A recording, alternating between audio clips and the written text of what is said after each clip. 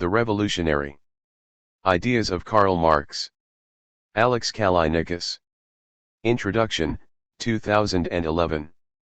Marx's great theme was capitalism, how to understand it, the better to overthrow it. The most famous text he and his friend and comrade Friedrich Engels wrote, the Communist Manifesto, appeared as Europe was being swept by revolutions in 1848, a historical moment somewhat similar to the Great Revolutionary Surge across the Arab world in 2011. It is an astonishingly prophetic work. At the time, industrial capitalism was firmly established only in Britain, above all in Engels's Manchester, in Belgium, and on the northeastern coast of the United States. But Marx understood that this new economic system would conquer the world and subject it to the remorseless logic of competitive accumulation. However, he also understood that it was a system that was deeply and fundamentally flawed. At its heart lay the antagonism between capital and wage labor. As Marx showed systematically in the great cycle of economic studies culminating in his unfinished masterpiece Capital, the profits sought by capitalists comes from exploiting the workers they employ. Capitalism is therefore riven with conflict, which is not some kind of accident or mistake but derives from its innermost nature. But the class struggle between capitalists and workers is exacerbated by the system's liability to regular and destructive economic crises. Marx was one of the first to recognize that capitalism goes through a regular cycle of booms and slumps, and one of his main preoccupations in his economic writings was to explain why this happens. In Capital he shows how the competitive struggles among rival firms lead them to increase investment more quickly than profits, causing a fall in the rate of profit that pushes the economy into crisis.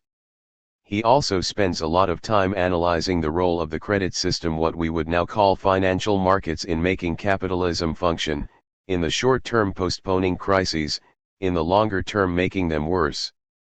This brief summary should make it perfectly clear why Marx is still worth reading.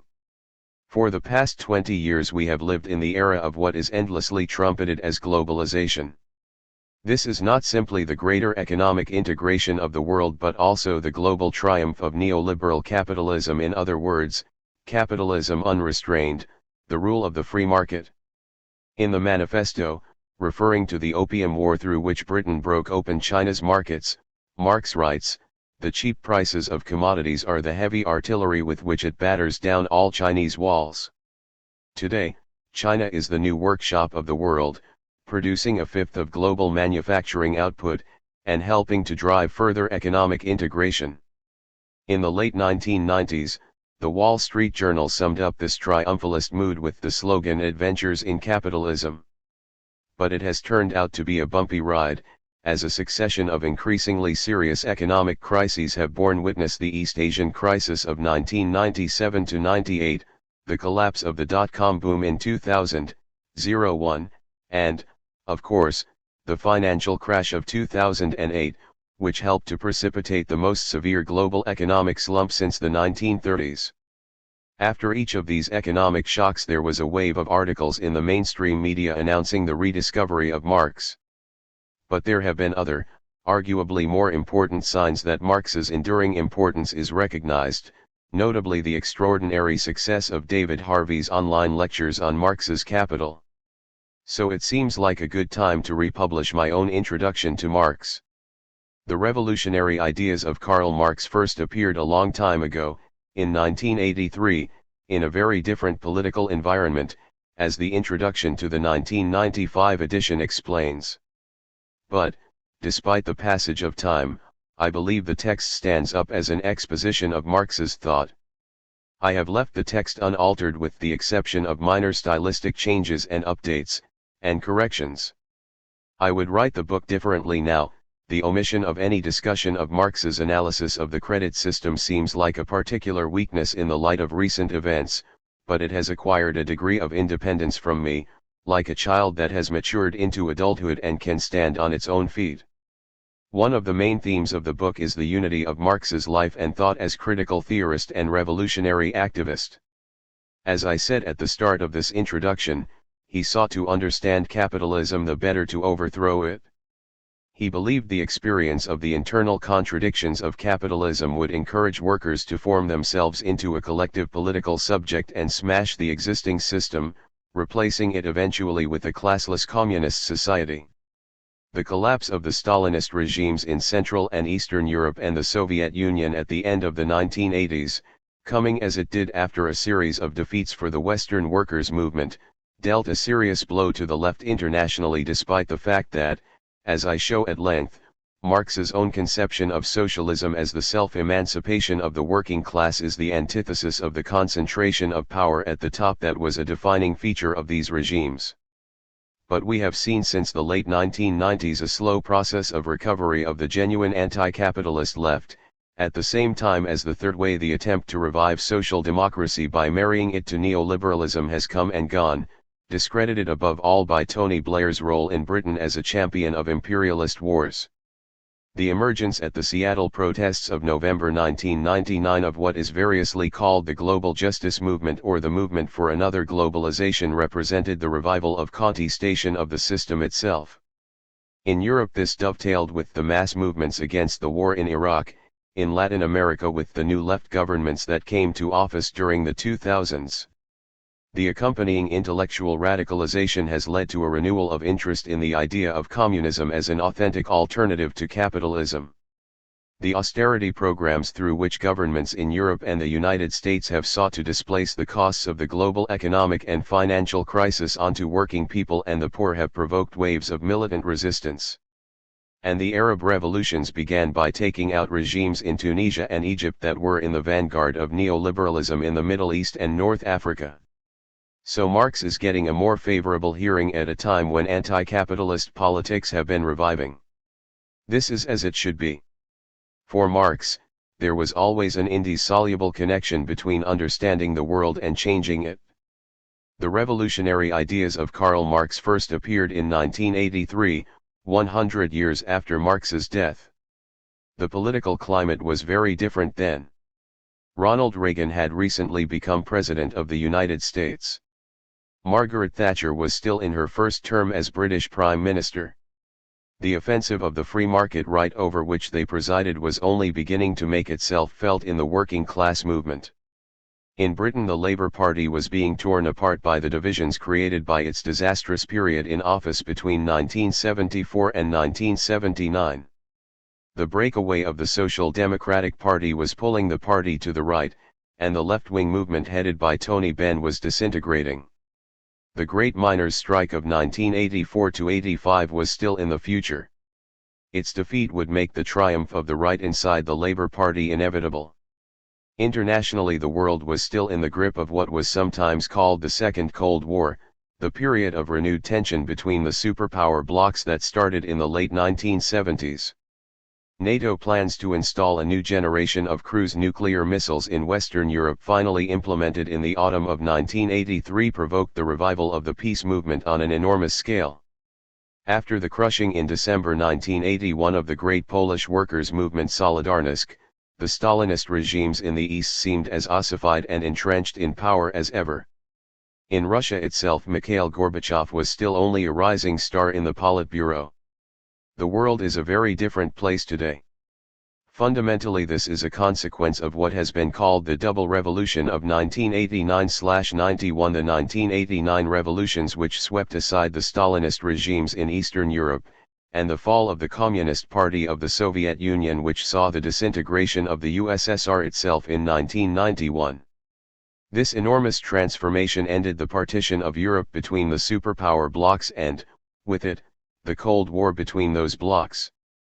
But as important as these geopolitical changes have been the ideological consequences of 1989–91. The collapse of the communist regimes was widely taken to refute Marx's ideas definitively. The free market right seized on the fall of Stalinism and proclaimed it the triumph of capitalism. Indeed, Francis Fukuyama, at the time an official in the State Department under President George Bush, announced the end of history. Liberal capitalism had, Fukuyama claimed, decisively defeated Marxism and with it any serious challenge to its dominance. All that humankind had to look forward to was century upon century of capitalism. It was natural enough for the right to exploit 1989/91 in this way. More surprisingly, many on the left went at least part of the way with Fukuyama.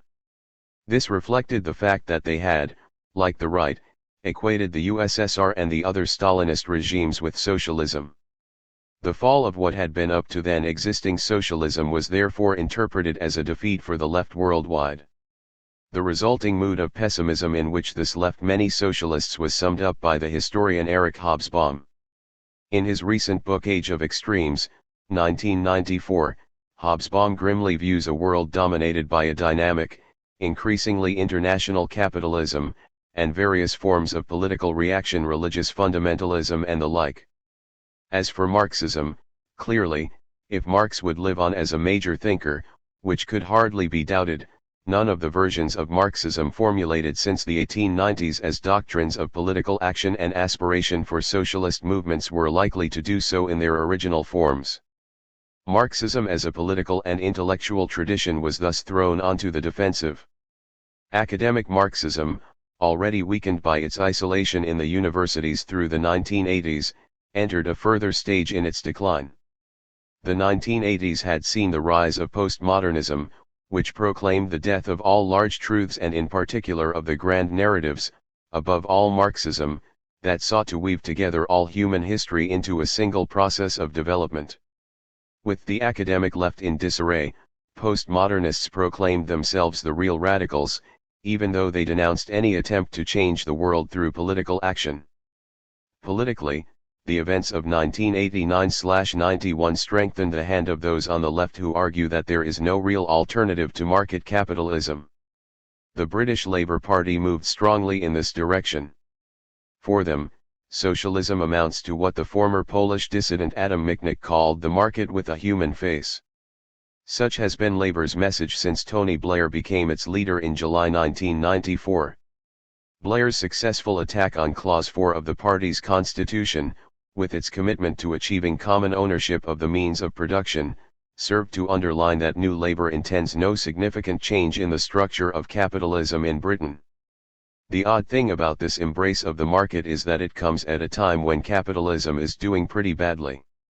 After a wave of speculative euphoria during the Reagan-Thatcher era in the 1980s, the world economy entered a major recession at the beginning of the 1990s.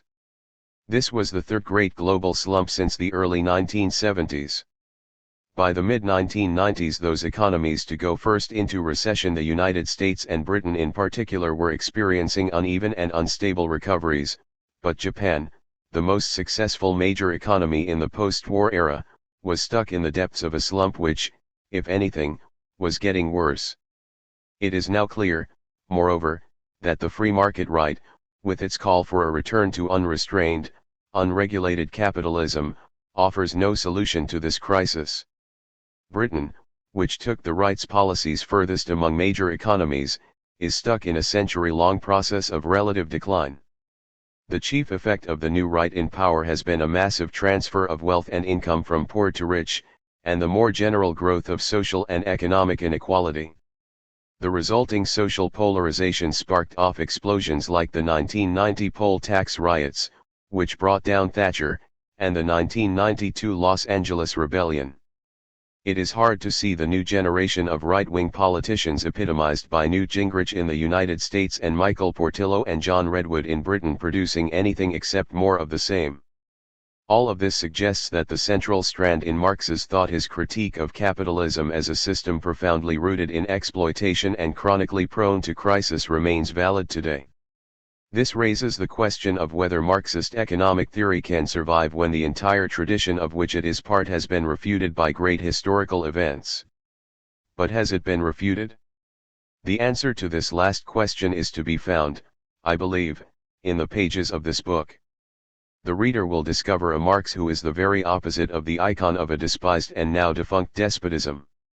This is the real Marx, for whom socialism is the self-emancipation of the working class, not something to be imposed on the mass of people, but something that they can only achieve by and for themselves, through their own struggles and organizations. One must then distinguish the real Marxist tradition, what is sometimes called classical Marxism, from its various distortions. The informing political theme of this tradition is the idea of, as the American socialist Hal Draper put it, socialism from below, a socialism that is inherently democratic because it is made by the mass of workers themselves. Classical Marxism was inaugurated, as I describe in Chapter 1, by Marx and his great friend and collaborator Friedrich Engels, and was continued by later generations of revolutionary socialists, above all by Vladimir Lenin, Leon Trotsky, and Rosa Luxemburg.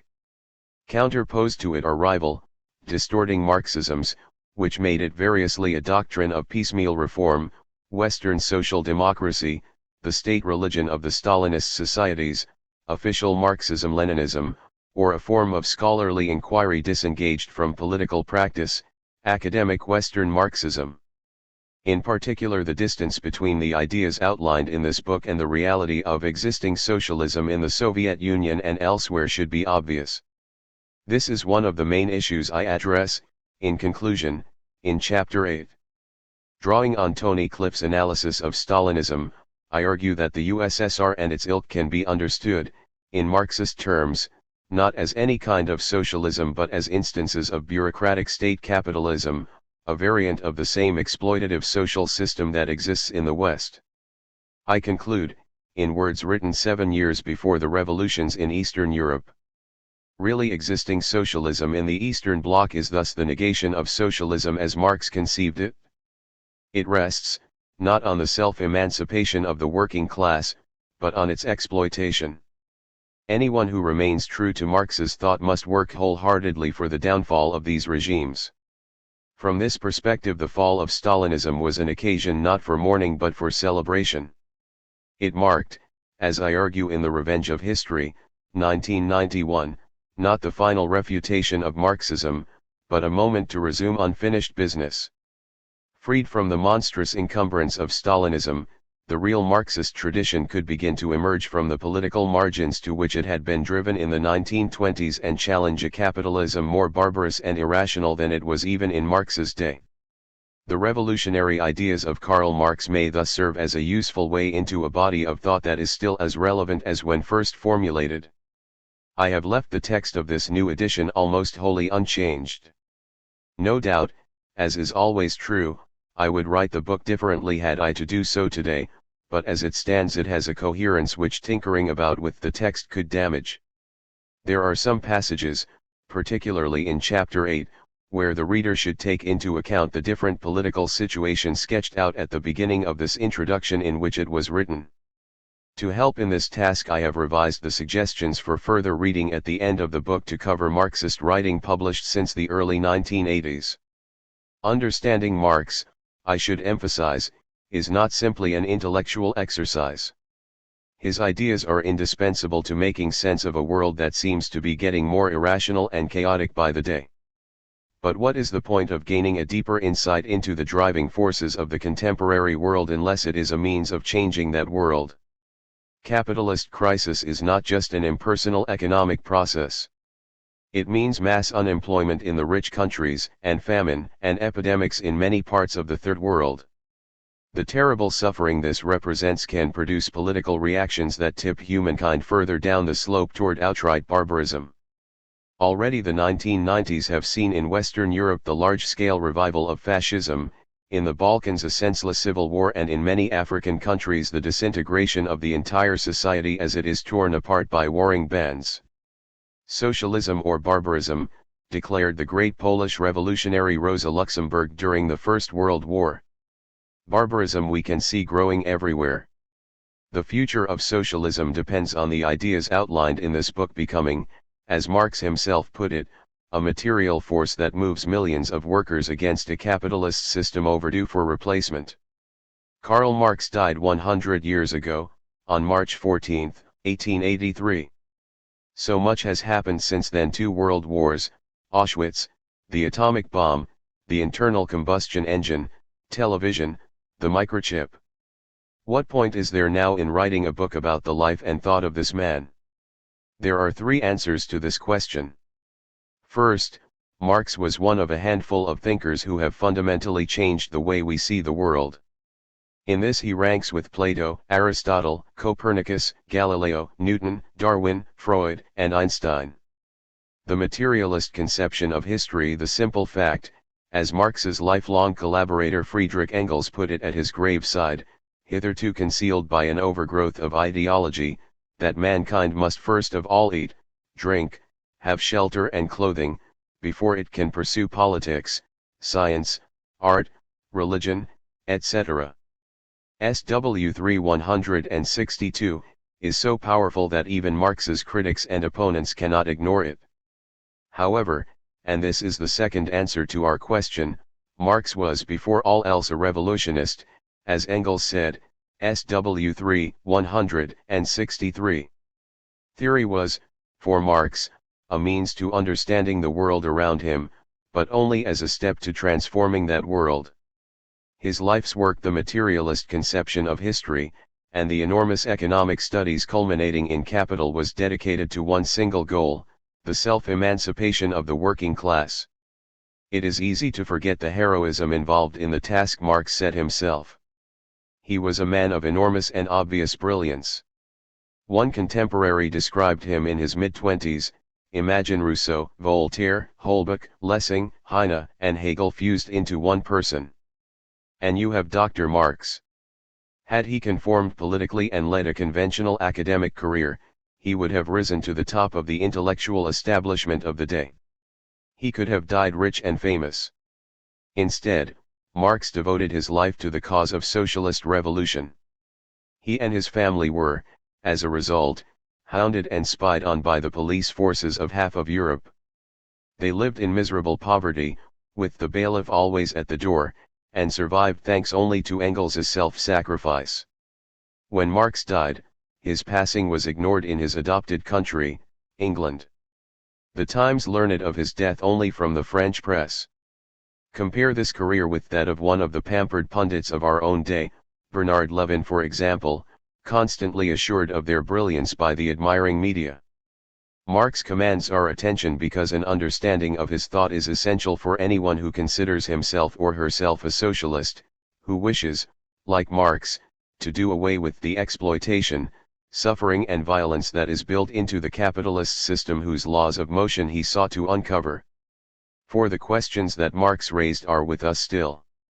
There are 30 million people without work in the Western industrial world alone. A number of major socialist experiments have taken place in the more developed countries: Chile 1970–73, Portugal 1974–75, France today. All have failed. None took the step Marx considered to be essential, of forcibly breaking the organized power of the capitalist class and setting up in its place a new and radically democratic form of workers' power. No serious socialist can avoid Marx's thought, because in it are found all the questions pressing on us now: crises and unemployment, revolution and reform. Unfortunately, understanding Marx is not always as simple as it should be. This is not mainly because, as legend has it, Marx's writings are obscure, ponderous, and Germanic. He was, on the whole, a clear writer, and his works are hard-going usually only when the subject matter they deal with is itself complex. The main difficulty, and the third reason for writing this book, is that Marx's ideas have suffered the most enormous distortion. The harm has been done partly, of course, by Marx's enemies, by the defenders of the existing order, the hired prize fighters of capitalism, as he called them. So many lies have been written about Marx. He has been called many things: fanatic, anti-Semite, and forerunner of Hitler, although he was a Jew and an internationalist. Even a fundamentally religious thinker, Marx was a lifelong atheist. His enormous correspondence has been quarried by bourgeois scholars in the hope, sometimes fulfilled, of catching him out in the odd vulgarity or racist remark. These calumnies are, however, comparatively easy to refute. More difficult to deal with are the distortions that Marx's thought has suffered at the hands of his followers. "All I know is that I am no Marxist," he said toward the end of his life. "God save me from my friends." There have been two main sources of this friendly misinterpretation of Marx's ideas. The first, and much the more important, arises from the fact that Marxism-Leninism has become the official ideology of a number of important and powerful states, most notably the Soviet Union and the People's Republic of China. Marx's socialism, as I shall try to show, was socialism from below. It foresaw the working class liberating itself through its own activity, and remaking society in its own image. Really existing socialism in the Eastern Bloc, however, is based on the denial of the self-activity of the workers and the denial of popular democracy. The rise and fall of Solidarnosc in Poland showed that beyond any doubt. One issue that I shall deal with in the final chapter is whether Marx's ideas can make sense of the states which rule in his name. The other source of distortion is the fact that Marx has been discovered by the academics. It isn't just that his works have become the subject of hundreds of commentaries and doctoral theses. A new species of Marxism has arisen, based not in the labor movement but in the universities, and whose aim is not to overthrow capitalism but to study Marxism itself. Western Marxism is the polite name for this species, because its members are found mainly in Western Europe and North America. Academic Marxism would be a more accurate name. Its practitioners remind one of Narcissus, who in the Greek legend fell in love with his own reflection. Not all the output of these academic Marxists can be dismissed out of hand. Sometimes it is necessary to devote time to clarifying and developing the concepts that we use, but for Western Marxists this activity has become an end in itself. The result is a body of writing incomprehensible to all but a tiny minority of highly qualified intellectuals. The aim of this book, then, is to rescue Marx from the distortions he has suffered, to present, in as clear and simple a manner as possible, his basic ideas. It should already be obvious that this isn't an easy task. In the first place, socialists of all varieties read Marx in order to find justification for their political views. Social Democrats, Orthodox Communists, Maoists, different sorts of Trotskyists, and so on. It should be made clear from the start that this book is written from a revolutionary socialist standpoint. In other words, I share with Marx the belief that capitalism is an exploitative social system whose contradictions must lead either to socialism or to barbarism, and that the only hope for humanity lies in the working class destroying the capitalist state machine and replacing it with its own rule. This doesn't mean that this book has no criticisms to make of Marx. The man whose favorite motto was "Doubt everything" would have despised the Soviet cult of him as an infallible sage. But the book is, first and foremost, an exposition and defense of Marx's ideas. Secondly, any account of Marx's ideas is bound to be controversial. His writings are surrounded by such a mass of conflicting interpretations that to explain what they say is to walk through a minefield. Moreover, Marx, being human, was sometimes ambiguous and inconsistent, and changed his mind on matters both large and small. In picking one's way through these difficulties, one has to tread a narrow path. It is easy to slip from what Marx really meant to say to what Marx should have said, but didn't. I hope I have avoided the latter. The only place where I might reasonably be accused of doing this is in Chapter 5, on Marx's theory of history. Here I believe that Marx's views did change, and develop, between the German ideology and capital, and have based my account on the latter and more mature work. Thirdly, there is the question of how far Engels's writings can be taken as a reliable guide to Marx's thought. Having been treated as the touchstone of orthodoxy by the Second International and in the Eastern Bloc, Engels is now regarded by many Marxists in the West as Marx's evil genius, who distorted the latter's thought. Both these views of Engels must be rejected. Engels himself would never have claimed to be as great or original a thinker as Marx. Marx was a genius, he wrote, we others were at best talented, SW 361. Nevertheless, Engels made his own independent contribution to Marxism, both as a writer on scientific, philosophical, political, and military subjects, and as a popularizer of Marx's ideas. He deserves to be studied in his own right. I shall cite his writings insofar as they complement, clarify, or develop Marx's own views. This book is a contribution to the struggle against capitalism, and for socialism. To the extent that it succeeds in changing a few people's beliefs, and persuading them that Marx was right, it must also alter their practice. For one cannot accept Marx's scientific theory and reject his revolutionary politics, the two go together. That is the fundamental point about Marxism. It is, in Antonio Gramsci's words, the philosophy of practice. If this book convinces only one person of the necessity of working to bring about the self-emancipation of the working class, then I shall be content.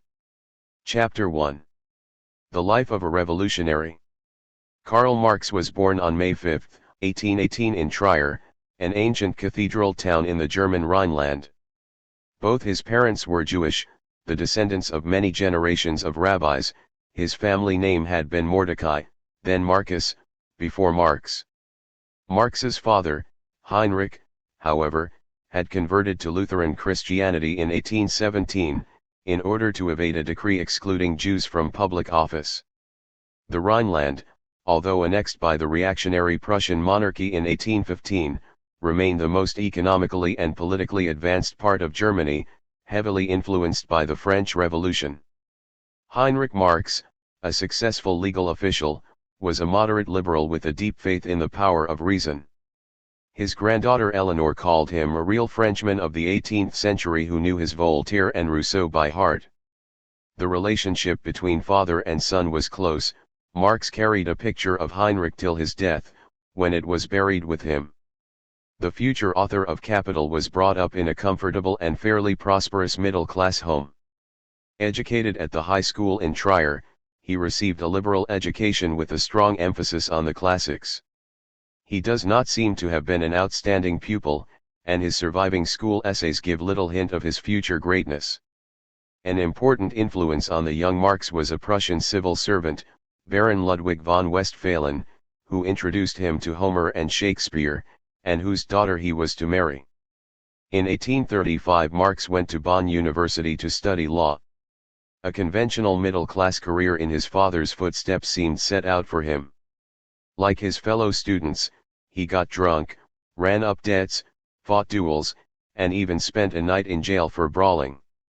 A taste for writing bad romantic poems, only some of which, thankfully, have survived, was made worse when he became secretly engaged to Jenny von Westphalen during the summer vacation of 1836. Jenny was 4 years his senior, from a higher social bracket, and something of a local belle. When Marx revisited Trier many years later, in 1862, he was asked daily, left and right, after the former prettiest girl in Trier and the queen of the ball. There was opposition to the match from both their parents. Some of the von Westphalens were extreme reactionaries. Jenny's brother became a Prussian cabinet minister in the 1850s, while Heinrich Marx was afraid that his son's demonic spirit would lead them to disaster. Will you ever, and that is not the least painful doubt of my heart, will you ever be capable of truly human, domestic happiness? This parental opposition may help to explain why it was 7 years before Karl and Jenny were to be married, on June 19, 1843. In October 1836 Marx moved to Berlin University. His original intention was to continue his legal studies, but he soon became distracted, as he explained to his horrified father in a famous letter of November 10, 1837. Dissatisfied with his love poetry as moonshine, Marx settled down to serious study. He was drawn first into the philosophy of law, and then into philosophy proper. Inevitably, he had to come to terms with the work of the most influential philosopher of the day, G.W.F. Hegel. At first repelled by its grotesque, craggy melody, Marx soon found himself, to his immense annoyance, converted. This conversion was more than an intellectual process. German philosophy in the 1830s and 1840s was a highly political business. Germany was then a politically divided and economically and socially backward country, a patchwork of petty princedoms each claiming absolute power over its subjects, dominated by the reactionary Holy Alliance of Austria, Prussia, and Russia. Yet intellectually the country flourished. The early decades of the 19th century were the golden age of German philosophy. It was almost as if this overdevelopment of abstract thought was a compensation for Germany's political impotence and economic backwardness. In politics, the Germans thought what other nations did, as Marx later put it, CW 3, 181. The contradictions of German society were reflected in Hegel's thought. At first an enthusiast for the French Revolution, and for Napoleon, Hegel later became a pessimist and reactionary, believing that the absolutist Prussian state was the embodiment of reason.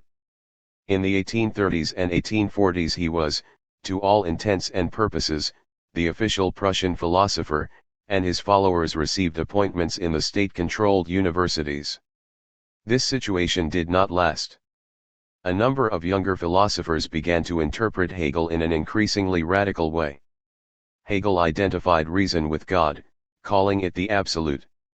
History was, for him, simply the story of the absolute's gradual journey toward consciousness of itself, a process whose climax was the Protestant Reformation.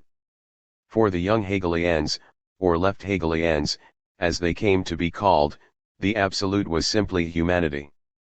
God vanished from the picture. They agreed with Hegel that the state should be the embodiment of reason, but they disagreed that the Prussian monarchy fulfilled this role. They were atheists, rationalists, and liberals. As first they hoped that the Prussian crown prince would introduce the democratic reforms they wanted. After he had succeeded to the throne as King Friedrich Wilhelm IV in 1840, and had shown himself as reactionary as his predecessors, the young Hegelians' opposition to the status quo in Germany became more and more radical. Into this intellectual and political scene Marx was drawn after his introduction to philosophy. The Hegelian left congregated in the Berlin Doctors' Club. Marx soon became a prominent member of the club and a close friend of Bruno Bauer, one of the foremost young Hegelians. They were a drunken, loose-living bunch. Heinrich Marx complained that as if we were men of wealth, my Herr son disposed in 1 year of almost 700 thalers contrary to all agreement, contrary to all usage, whereas the richest spend less than 500. Marx's links with his family were virtually broken off after his father's death in May 1838. He does not seem to have gotten along very well with his mother, although she provided him with quite large sums of money over the years. A satirical poem by the young Engels and Bruno's brother Edgar Bauer describes Marx at this time as a swarthy chap of Trier, a marked monstrosity / he neither hops nor skips, but moves in leaps and bounds / raving aloud. / he shakes his wicked fist, raves with a frantic air / as if 10,000 devils had him by the hair. Marx seems to have hoped to pursue a career as a professional philosopher. He devoted much time to studying the early Greek thinkers, and in April 1841 received his doctorate for a thesis entitled The Difference Between the Democritean and Epicurean Philosophy of Nature. Although obscurely written, and strongly Hegelian, the thesis shows Marx's growing impatience with the highly idealistic philosophy of his friend Bruno Bauer, who sought to reduce everything to human consciousness. The growing confrontation between the Prussian state and the young Hegelians put paid to Marx's hopes of an academic career. Friedrich Wilhelm IV suppressed the main left Hegelian journal, Arnold Ruges Jahrbucher, and appointed Hegel's old enemy, Schelling, professor of philosophy at Berlin, with instructions to root out the dragon seed of Hegelianism. Finally, in March 1842, Bauer was sacked from his teaching post at Bonn University. Marx, who had returned to Trier in 1841, now threw himself into political journalism. The Rheinischen had been set up by Rhineland industrialists to press for their economic interests. To its bourgeois shareholders' bemusement, however, it soon fell under the control of the young Hegelians, led by Moses Hess, one of the first German communists. Marx began writing for the paper in April 1842, and in October moved to Cologne to become its editor-in-chief.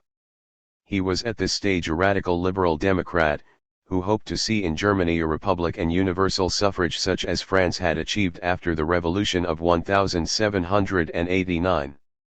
When another paper accused the Rheinische Zeitung of communism, he replied that the Rheinische Zeitung does not admit that communist ideas in their present form possess even theoretical reality, and therefore can still less desire their practical realization, CWI, 220.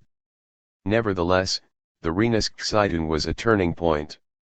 It was then, Marx later reminisced, that I experienced for the first time the embarrassment of having to take part in discussions on so-called material interests, contribution to the critique of Hegel's philosophy of right, Marx Engels Reader, 59. Marx, like the other young Hegelians, followed their master in believing that the state was, or should be, above classes, as the representative of the universal interests shared by every citizen. The function of the state was to reconcile the differences of interest and conflicts between classes. Studying the debates in the local Rhenish estates, or parliament, on proposals for tightening up the law against thefts of wood, Marx realized that both the industrial capitalists who financed his newspaper and the feudal landowners who supported Prussian absolutism shared a common interest in the preservation of private property. An investigation of the wretched conditions of the peasants in the Moselle wine country brought home to him the effects of private property.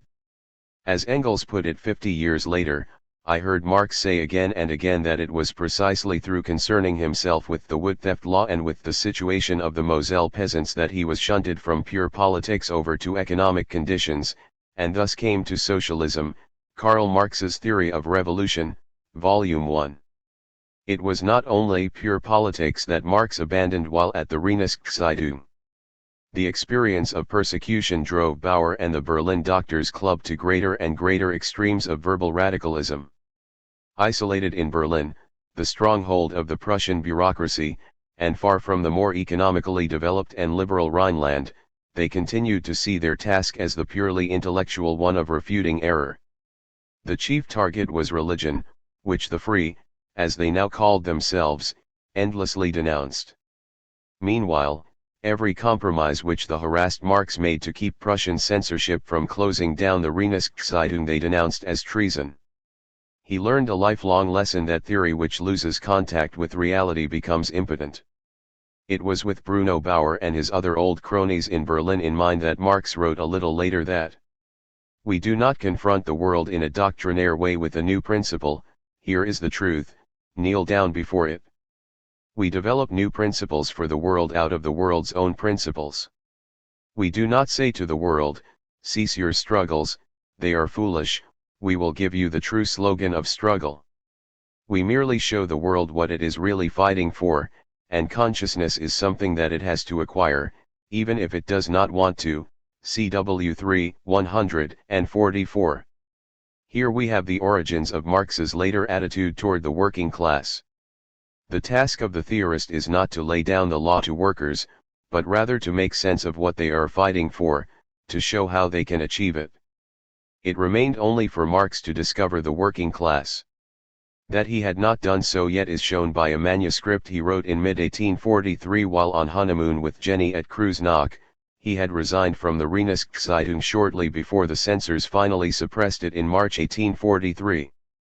Called Contribution to the Critique of Hegel's Philosophy of Right, it was not to be published until 1927. Here Marx set out to refute Hegel's idea that the state was above classes. He was clearly very much under the influence of the most radical of the young Hegelians, Ludwig Feuerbach, when he wrote it.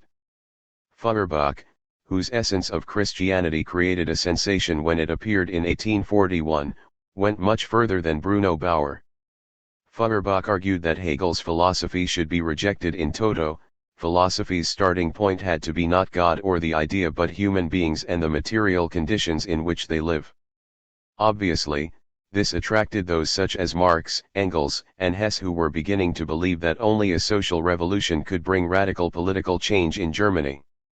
But Marx had not yet seized on the working class as the agent of this revolution. He still looked toward true democracy, universal suffrage as the means of bringing the state under the control, not of the propertied minority, but of the mass of the population. A year after writing the Critique, Marx was an open advocate of working-class revolution, a communist. The decisive factor behind this shift was his move to Paris. Prussian censorship had made work in Germany impossible.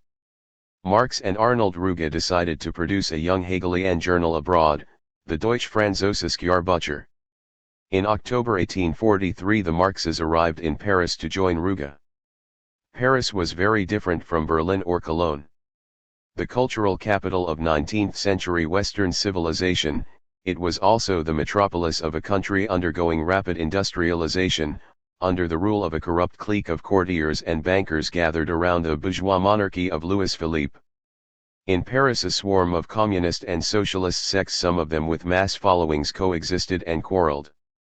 There were also 40,000 expatriate Germans, most of them artisans, many of them under the influence of a revolutionary secret society, the League of the Just. Marx's contacts with the French and German communist societies in Paris were his first experience of an organized working-class movement. The impact was enormous. He wrote to Feuerbach in August 1844. You would have to attend one of the meetings of the French workers to appreciate the pure freshness, the nobility which burst forth from these toil-worn men. It is among these barbarians of our civilized society that history is preparing the practical element for the emancipation of mankind, CW 355. This new view of the working class was expressed in Marx's two contributions to the only issue of the Deutsch-Französische Jahrbucher to appear, in March 1844, its editors quarreling, banned by the Prussian government, ignored by the French.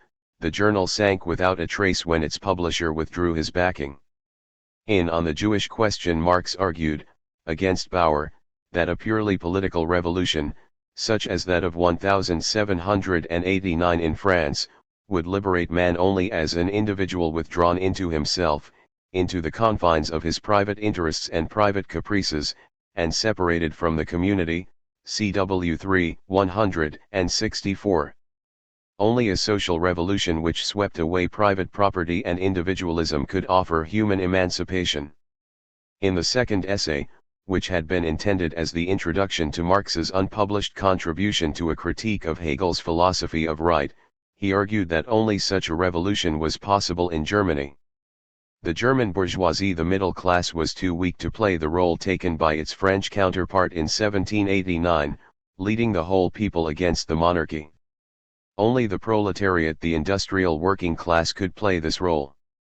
A class with radical chains, which cannot emancipate itself without emancipating itself from all other spheres of society and thereby emancipating all other spheres of society, which, in a word, is the complete loss of man and hence can win itself only through the complete rewinning of man, CW 186.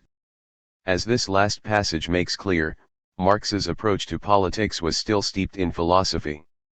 He thought in terms of an alliance between philosophy and the working class, one, indeed, in which philosophy would play the leading role. He called the workers the passive element of the revolution and wrote that the head of this emancipation is philosophy, its heart is the proletariat, CW 183, 187. Workers were to play a revolutionary role because they were the most wretched of classes, not, as he later came to believe, the most powerful. This rather patronizing and elitist attitude soon changed for two reasons. First, while in Paris, Marx undertook his first serious study of the writings of Adam Smith, David Ricardo, and the other political economists. As a result, he wrote, between April and August 1844, the economic and philosophic manuscripts. To be first published in 1932, these writings contain an early version of Marx's materialist theory of history. Most important of all, the revolutionary role of the working class is explained in terms of workers' role in the production of goods, which compels them to struggle against capitalism. From the relationship of estranged labor to private property, it follows that the emancipation of society from private property, etc., from servitude, is expressed in the political form of the emancipation of the workers, CW 280. The second reason for Marx's change of attitude was that the German working class gave dramatic proof that it was more than just a passive element. In June 1844 the Silesian weavers rebelled against their masters, and the army had to be called in to restore order. Ruge published an anonymous article in a German émigré paper in Paris in which he dismissed the revolt and attacked the weavers. He was probably speaking for most of the young Hegelians. The article was attributed to Marx, who wrote a furious reply denouncing Ruge and championing the workers for their courage and the high level of their organization and consciousness. He regarded the working class no longer as the passive but as the dynamic element of the German Revolution, CW 3, 202. Marx the revolutionary communist had finally emerged. Friendship and Revolution. At the end of August 1844, Friedrich Engels spent 10 days in Paris. During his stay Engels visited Marx, a meeting which resulted in a lifelong partnership. Engels was then 23, nearly 3 years Marx's junior, but had already enjoyed a brilliant career as a radical journalist and young Hegelian. Although Engels had contributed to the Reinigungszeitung, Marx had distrusted him as one of the Berlin Free whose toy revolutionism he had come to despise. However, in November 1842 Engels moved to Manchester to work in the family firm of Ehrman and Engels, to be confronted with the Industrial Revolution, working-class poverty, and Chartism, the first mass working-class movement in history, then still recovering from the defeat of the general strike of August 1842. This experience, recorded most memorably in the condition of the working class in England, led Engels, like Marx, to recognize the revolutionary role of the working class. An essay published in the Deutsche Französische Jahrbucher, Outlines of a Critique of Political Economy, anticipated Marx's later writings. Marx and Engels were, then, natural partners. Their first work together was an attack on Bauer and the Free, who were reacting to the repression they had suffered at the hands of the Prussian state by adopting an increasingly elitist and anti-democratic attitude. Bauer, who was to become an anti-Semite and supporter of the Tsarist autocracy in Russia, wrote that it is in the masses and there alone that one should look for the true enemy of the mind. The reply by Marx and Engels, The Holy Family, was intended originally to be a short pamphlet. However, and not for the last time, Marx's zeal got the better of him. His contribution swelled it into a 200-page book ranging from philosophy to literary criticism, and defending the principle of working-class self-emancipation. Engels protested mildly at the inclusion of his name on the title page, since I contributed practically nothing to it, and at its length. Otherwise the book is splendidly written and enough to make you split your sides. Marx was by this time a prominent figure among the exiled revolutionaries who populated Paris in the 1840s. He was on friendly terms with the fathers of anarchism, Pierre-Joseph Proudhon and Mikhail Bakunin, with whom he would discuss Hegel. The Marxes were also close to the poet Heinrich Heine, whom they persuaded for a while to overcome his fear of the masses and write socialist verses. It was of Marx and Engels that Heine later wrote, "The more or less occult leaders of the German communists are great logicians, the most powerful of which have come from the school of Hegel, and they are, without doubt, Germany's most capable thinkers and most energetic characters."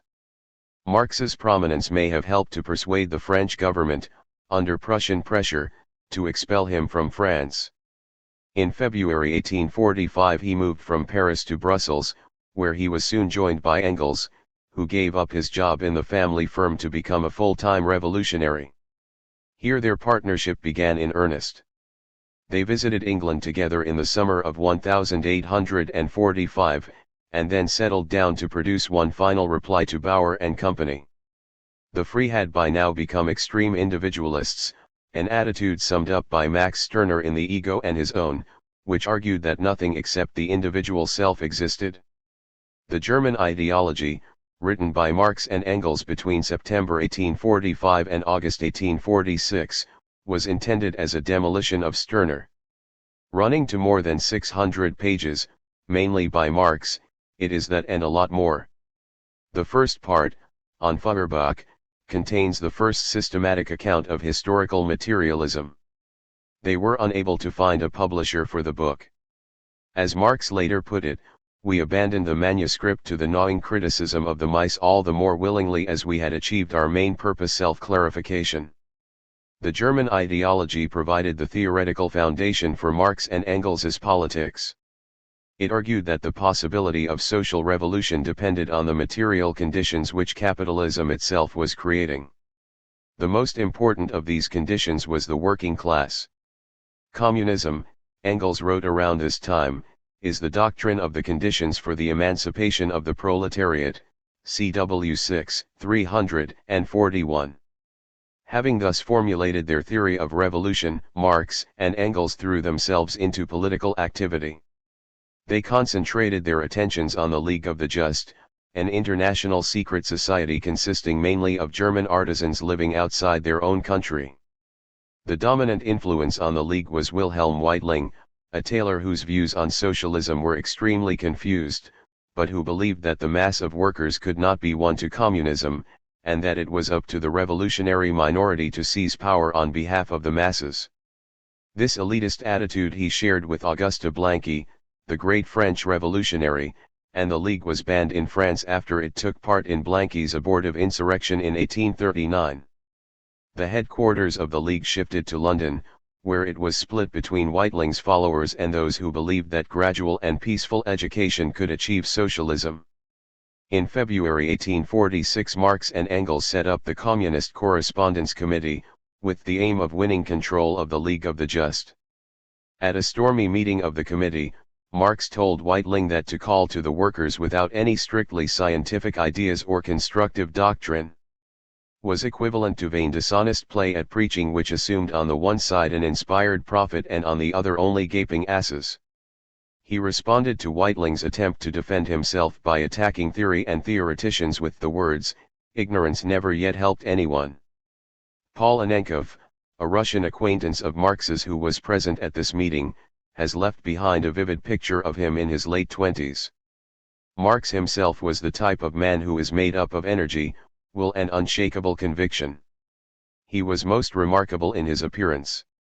He had a shock of deep black hair and hairy hands, and his coat was buttoned wrong, but he looked like a man with the right and power to demand respect, no matter how he appeared before you and no matter what he did. His movements were clumsy but confident and self-reliant, his ways defied the usual conventions in human relations, but they were dignified and somewhat disdainful. His sharp metallic voice was wonderfully adapted to the radical judgments that he passed on persons and things. McClellan, Marx. Another contemporary writes of Marx at this time. Marx was a born leader of the people. His speech was brief, convincing and compelling in its logic. He never said a superfluous word. Every sentence contained an idea, and every idea was an essential link in the chain of his argument. Marx had nothing of the dreamer about him. This formidable intellect was set to work to refute what Marx and Engels regarded as the erroneous versions of socialism current in the German workers' movement. One target was the true socialists, intellectuals who had discovered the social problem after the Weavers' Revolt, and who believed that society could be transformed through the moral conversion of the mass of the people. Another target was Proudhon. Marx wrote to him in May 1846 inviting him to become the Paris correspondent of the Brussels Committee. Proudhon replied with a patronizing letter in which he told my dear philosopher that he was opposed to revolution, preferring instead to burn property by a slow fire. In 1847 Marx published The Poverty of Philosophy, in which he demolished Proudhon's The System of Economic Contradictions, which had as its subtitle The Philosophy of Poverty. After lengthy maneuvers, Marx and Engels succeeded in winning control of the League of the Just. A congress in June 1847 transformed the League from a conspiratorial secret society into an open revolutionary organization, the Communist League. Its slogan was no longer "All men are brothers." Marx said there were plenty of men whose brother he did not want to be, but working men of all countries, unite. The Second Congress of the Communist League, meeting in December 1847, instructed Marx and Engels to draw up a manifesto stating its principles. The result was the Manifesto of the Communist Party, written by Marx in February 1848 and published that same month in London. It opens with the words, "A spectre is haunting Europe, the spectre of communism," CW 6, 481. It was the first popular exposition of Marxism, and is by far the most famous of all socialist writings. By the time the manifesto appeared, Europe was being swept by revolution. In February Louis-Philippe of France was overthrown and the Second Republic proclaimed. In March uprisings broke out in Vienna and Berlin. The reactionary Europe of the Holy Alliance had suddenly crumbled. The frightened Belgian government expelled Marx at the beginning of March. After a brief stay in Paris, he returned to Germany, to become editor-in-chief of the Neue Rheinische Zeitung, based, like its predecessor, in Cologne. According to Engels, the editorial constitution was simply the dictatorship of Marx. Werner Blumenberg writes of the Neue Rheinische Zeitung that with its 101 numbers it is not only the best newspaper of that revolutionary year, it has remained the best German socialist newspaper. The revolutions of 1848 represented the moment at which the struggle between capital and labor took on greater importance than that between the bourgeoisie and the old feudal landowning classes. This was confirmed by the events of June 1848 in Paris, when a workers' uprising was brutally crushed by the Republican government. Here, Marx wrote at the time, "Fraternite, the brotherhood of antagonistic classes, one of which exploits the other, this fraternite brotherhood which in February was proclaimed and inscribed in large letters on the facades of Paris, on every prison and every barracks, this fraternite found its true, unadulterated and prosaic expression in civil war in its most terrible aspect, the war of labor against capital, CW 7, 144, 147. Marx and Engels continued to believe, however, that in backward Germany the bourgeoisie could be pressed into playing a revolutionary role like its English and French forebears. The Communist League, with its few hundred members, found itself swamped in the mass movement which followed the March Revolution in Berlin. Rather than, as Engels put it many years later, preach communism in a little provincial sheet and found a tiny sect instead of a great party of action, they decided to take on the role of the forward-pressing, extreme left wing of the bourgeoisie, SW 166. The League was effectively dissolved and the Neue Rheinische Zeitung provided the focus of Marx's and Engels's political activity. Its political program, Engels explained, consisted of two main points: a single, indivisible, democratic German Republic and war with Russia, SW 166. The Russia of Tsar Nicholas I was the most powerful counter-revolutionary state in Europe and her armies were to play a crucial role in restoring order in 1848-49. Marx and Engels hoped that a Republican Germany could, like the French Jacobins in the 1790s, liberate Europe by waging a revolutionary war against the reactionary powers. These hopes were to be dashed. The German bourgeoisie, terrified of the rising workers' movement, sought an accommodation with the Prussian monarchy. The Neue Rheinische Zeitung had to record the triumph of the counter-revolution in country after country: Austria, Bohemia, Hungary, France, and Germany itself. Marx found himself waging an increasingly uphill struggle to keep the paper going. In February 1849 he and other editors of the Neue Rheinische Zeitung were put on trial twice, but were acquitted by sympathetic juries. Finally, in May the Prussian authorities suppressed the paper and expelled the editors. The last issue, of May 19, 1849, was printed entirely in red. The editorial by Marx concluded, "In bidding you farewell, the editors of the Neue Rheinische Zeitung thank you for the sympathy you have shown them. Their last word everywhere and always will be, emancipation of the working class." CW 9, 467. Exile and the wretchedness of existence. After his expulsion from Germany, Marx made his way first to Paris, and then, in August 1849, to London. At first he expected this exile to be brief, believing that the revolution had suffered only a temporary defeat. He was soon joined by Engels, who had taken part in the unsuccessful defense of the last Republican stronghold in Germany, the Palatinate, from Prussian invasion. The two friends played an active role in reviving the Communist League, whose central committee was based in London, and launched a new journal, the Neue Rheinische Zeitung, Politische Ökonomische Review. In its pages Marx published the class struggles in France, An Analysis of the Revolution of 1848–49. In March 1850 he drafted an address by the Central Committee which declared that the revolution is near at hand, CWX 279, and the following month the League concluded an alliance with the followers of Blanqui, the Universal Society of Revolutionary Communists, whose objective was the downfall of all privileged classes, and the submission of these classes to the dictatorship of the proletariat by keeping the revolution in continual progress and permanence until the achievement of communism, CWX 614.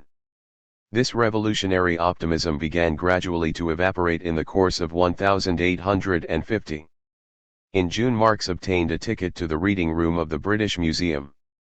Once installed there, he launched himself into intensive economic studies, drawing especially, as many have done after him, on the economist. The conclusion he drew, spelled out at length in the last issue of the Review, was that there was no immediate prospect of revolution. The upheavals of 1848 had as their background the general economic crisis which had gripped Europe after 1845. By 1850, however, the world economy had entered a new phase of expansion, stimulated by such developments as the discovery of gold in California, and the improvement in communications brought about by the widespread use of steamships. With this general prosperity, in which the productive forces of bourgeois society develop as luxuriantly as is at all possible within bourgeois relationships, there can be no talk of a real revolution. Such a revolution is possible only in the periods when both these factors, the modern productive forces and the bourgeois forms of production, come in collision with each other. A new revolution is possible only in consequence of a new crisis. It is, however, just as certain as this crisis, CWX 510. This pessimistic analysis angered and horrified the other leaders of the Communist League. After a bitter debate at a Central Committee meeting on September 15, 1850, Marx and Engels effectively withdrew from the League, which was in any case broken by mass arrests in Prussia the following May. When members of the League were put on trial, Marx sprang to their defense, writing a pamphlet which, typically, became a small book, Revelations Concerning the Communist Trial in Cologne. To all intents and purposes, however, Marx ceased to take part in political activity, from time to time sniping at some of the vast numbers of refugees who congregated in London after the defeat of the 1848 revolutions. I am very pleased with the public and genuine isolation in which we two, you and I, find ourselves, he wrote to Engels in February 1851. It entirely suits our position and principles. We have now finished with the system of mutual concessions, with half-truths admitted for reasons of propriety and with our duty of sharing in the public ridicule of the party with all these asses. Withdrawal from activity freed Marx to concentrate on his economic studies. He resumed work on the great book on economics which he had originally decided to write in 1845, but had given up for political work. Much of 1851 was spent in the British Museum, filling 14 notebooks with excerpts from the works of political economy that he read. When you visit him, one acquaintance wrote, you are received with economic categories instead of compliments. In April 1851 Marx told Engels, I am so far advanced that in 5 weeks I will be through with the whole economic shit. And that done, I will work over my economics at home and throw myself into another science in the museum. I am beginning to tire of it. When he died 32 years later, the economics was still unfinished. Marx left behind him the manuscripts of 2 of the 3 volumes of Capital for Engels to edit. One reason for this tardiness was that Marx was a perfectionist, constantly rewriting and expanding his drafts, and reading more books and articles till his research seemed endless. Another reason was the need to analyze and comment on current developments. In 1852 Marx published one of his most brilliant works, the 18th Brumaire of Louis Bonaparte, which sought to explain why the Second French Republic had given way to the Second Empire of Napoleon III. Dominating these years, however, were the sheer pressures of poverty. The Marxes were constantly short of money. Between 1850 and 1856 they lived first at 64 then 28 Dean Street in Soho, where 3 of their 6 children died. Life was a constant struggle with creditors: landlord, butcher, baker, greengrocer, milkman. 1852 seems in many ways to have been the worst year. When her daughter Franziska died that Easter, Jenny Marx could find the money to pay for her coffin only by borrowing from a French émigré. In December, Marx told a correspondent that he could not leave the house because he had pawned his coat and shoes. But the worst blow came in April 1855, when the Marx's 8-year-old son, Edgar, died of consumption, tuberculosis. Marx wrote to Ferdinand Lassalle a few months later. Bacon says that really important men have so many relations with nature and the world that they recover easily from every loss. I do not belong to these important men. The death of my child has deeply shaken my heart and mind, and I still feel the loss as freshly as on the first day. My poor wife is also completely broken down. It was during these terrible years that Helene de Muth, a von Westphalen family servant who had been the Marx's maid since 1845, gave birth to an illegitimate son, Frederick, whose father was almost certainly Marx. The scandal was hushed up. Engels agreed to pretend to be the child's father, only revealing the secret to Eleanor Marx on his deathbed in 1895. The affair revealed that Marx himself was not wholly hostile to the conventions of bourgeois respectability. Indeed, he and Jenny constantly sought to maintain a middle-class household, complete with Helene as loyal retainer. They brought up their surviving daughters, Jenny, Laura, and Eleanor, to the extent it was possible, as good bourgeois girls. None of this should come as any surprise, for there is no way in which individuals can escape the pressures of the society in which they live, however much they oppose that society. In 1856 Jenny Marx received 2 small bequests which enabled them to move out of their cramped Soho lodgings to 9 Grafton Terrace, as she put it, a small house at the foot of romantic Hampstead Heath, not far from lovely Primrose Hill. But their troubles were far from over. In January 1857 Marx wrote, "I have absolutely no idea what I shall do next, and now I am in an even more desperate situation than I was 5 years ago. I thought I had swallowed the ultimate filth. Mais non." A year or so later he told Engels that there is no greater stupidity than for people of general aspirations to marry and so surrender themselves to the small miseries of private and domestic life. In 1862 things were so bad that Marx tried to get a job as a railway clerk. His handwriting was so illegible that he was turned down. A few months afterwards he wrote, "Every day my wife tells me she wishes she and the children were dead and buried. And really I cannot argue with her. For the humiliations, torments and terrors that have to be gone through in this situation are really indescribable. I pity the poor children all the more because this has happened during the exhibition season, when all their friends are enjoying themselves, while they are only terrified in case someone should visit us and see the filth." That the Marxes survived at all during these years was due to Engels's self-sacrificing and constant support. In November 1850 he had returned to Manchester to take up his old job at Ehrman and Engels.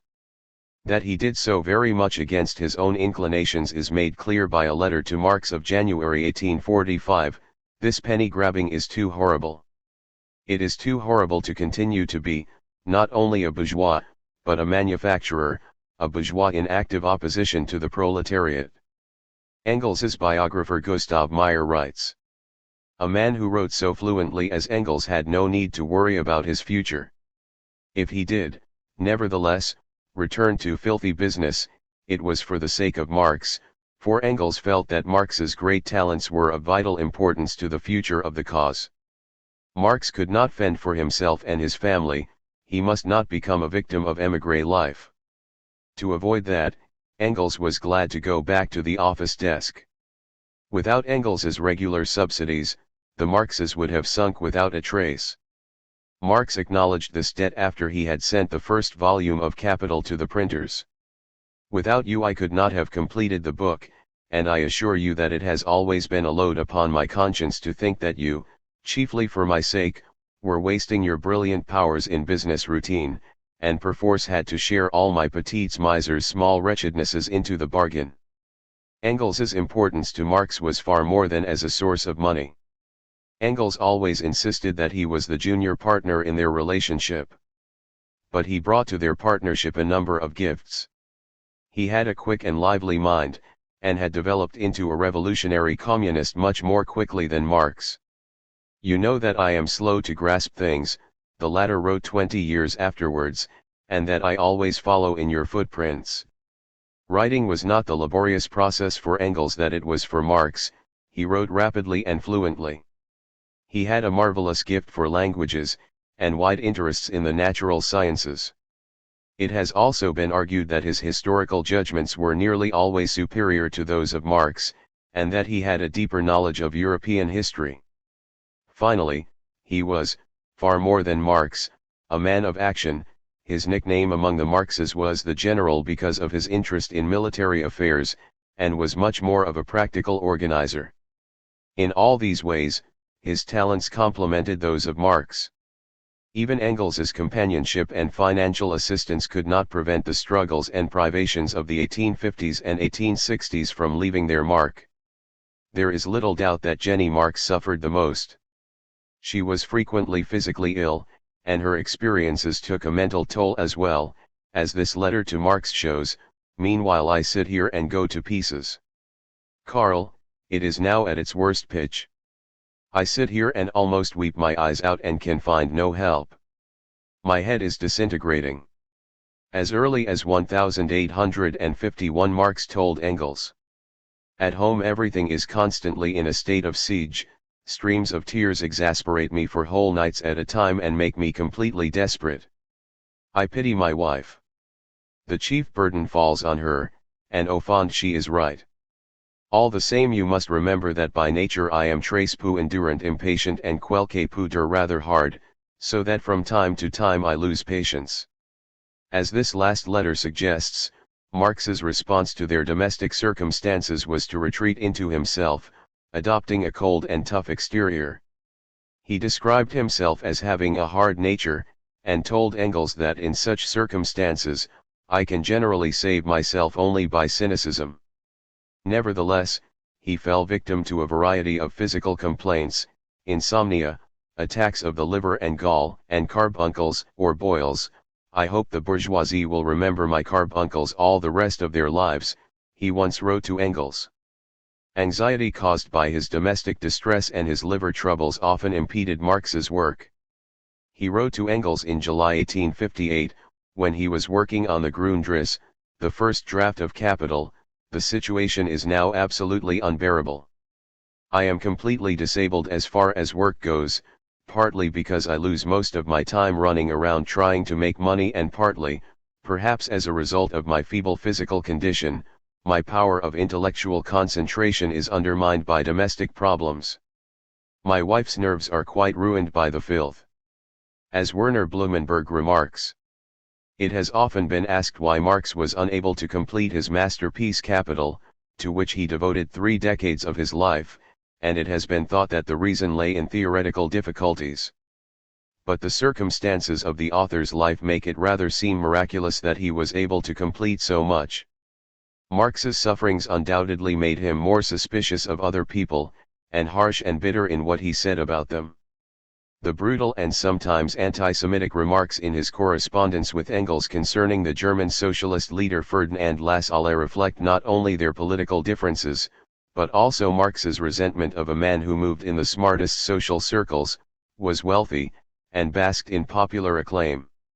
Their relationship never recovered from Lassalle's visit to the Marxes in 1862, when he infuriated Marx by spending £1 a day just on his cigars, while, Marx told Engels, Jenny had to take to the pawnbroker everything that was not actually nailed down to entertain their guest in the style to which he was accustomed. Early in the next year Marx's hard and cynical front nearly cost him his friendship with Engels. When Engels wrote to him with news of the death of his companion, Mary Burns, Marx replied in a letter which, after some rather perfunctory condolences, treated Engels to a lengthy account of his latest financial difficulties. Only after a Marx family row and the most profuse apologies was the understandably hurt Engels reconciled. Marx's writings of the 1850s also reflect his circumstances. In these years Engels could not afford to provide the Marxes with more than £1 or £2 at a time, so Marx had to supplement his income by writing for the New York Daily Tribune. Many of the articles were in fact written by Engels, whose English was at first better. Marx's judgment was not always wholly sure. When Britain and France went to war with Russia in the Crimea, 1854–56, Marx, who was fanatically anti-Russian because of the Tsar's role in cementing the reactionary Holy Alliance, formed a rather dubious alliance with an eccentric Tory MP, David Urquhart, in whose paper, the London Free Press, many of Marx's articles appeared. Marx also allowed himself to be dragged into émigré squabbles, most notably when a French government agent produced a pamphlet libeling him. The result was a 300-page book, Herr Voigt, 1860, notable chiefly for Marx's talent for abuse. One should not exaggerate the gloom of these years. There were regular Sunday outings to Hampstead Heath, when family and friends read the Sunday papers, rode donkeys, and recited Dante and Shakespeare. Marx was not an ascetic socialist. He liked a drink, preferring wine but being happy to settle for beer. On one memorable occasion, Marx, Edgar Bauer, an old friend and sparring partner from his young Hegelian days, and Wilhelm Liebknecht went on a pub crawl in London from Oxford Street to Hampstead Road, stopping at every pub on the way. All went well till they reached the end of Tottenham Court Road, where they nearly got into a fight with a party of celebrating Oddfellows and started to throw paving stones at street lamps. Naturally, the police appeared, and chased them. They got away, thanks partly to a surprising burst of speed on Marx's part. A Prussian police spy who visited Dean Street in 1852 painted this picture of the Marx household. As father and husband, Marx, in spite of his wild and restless character, is the gentlest and mildest of men. When you enter Marx's room, smoke and tobacco fumes make your eyes water so much that for a moment you seem to be groping about in a cavern, but gradually, as you grow accustomed to the fog, you can make out certain objects which distinguish themselves from the surrounding haze. Everything is dirty, and covered with dust, so that to sit down becomes a thoroughly dangerous business. Here is a chair with only 3 legs. On another chair the children are playing at cooking. This chair happens to have 4 legs. This is the one which is offered to the visitor, but the children's cooking has not been wiped away, and if you sit down you risk a pair of trousers. But none of these things embarrass Marx or his wife. You are received in the most friendly way and cordially offered pipes and tobacco and whatever else there may happen to be, and eventually a spirited and agreeable conversation arises to make amends for all the domestic deficiencies, and this makes the discomfort tolerable. Finally you grow accustomed to the company, and find it interesting and original. Capital and the First International. In 1857 the world economy entered the crisis which Marx had predicted would follow the prosperity of the early 1850s, to Engels's enormous delight. While all was gloom at the Manchester Stock Exchange, he told Marx, "People are worrying themselves to death about my sudden and strange good humor." The two friends hoped that the economic depression would revive the revolutionary movement. In 1848 we said, "Now our time is coming," and in a certain sense it came, Engels wrote. But this time it is coming in full measure, a life and death struggle. My military studies will at once become more practical. Alas, the general's hopes were to be dashed. There was no revolution of 1858. But the crisis did have the effect of encouraging Marx to resume his economic studies. He told Engels in December 1857, "I am working madly through the nights on a synthesis of my economic studies so that, before the deluge, I shall at least have the main outlines clear." Fortified by lemonade and an immense amount of tobacco, Marx succeeded in producing, between August 1857 and March 1858, the work now known as the Grundriss, the first rough draft of Capital. Although Lassalle found a German publisher for the manuscript, Marx decided that it was too much of a mess. In everything that I wrote I could detect an illness of the liver, he told La Salle. All that appeared of this manuscript in Marx's lifetime was a completely rewritten version of the first part, on money, which was published in June 1859 as a contribution to the critique of political economy. The preface to this contained an important statement by Marx on his intellectual development and on the basic principles of historical materialism. During the following 8 years, during which the Marxists suffered some of their worst domestic crises and Marx himself resumed serious political work for the first time since 1850, Capital itself took shape. Marx had originally intended the contribution to be merely the introduction to the economics, which would encompass 6 volumes, 1. Capital, 2. Landed property, 3. Wage labor, 4. The state, 5.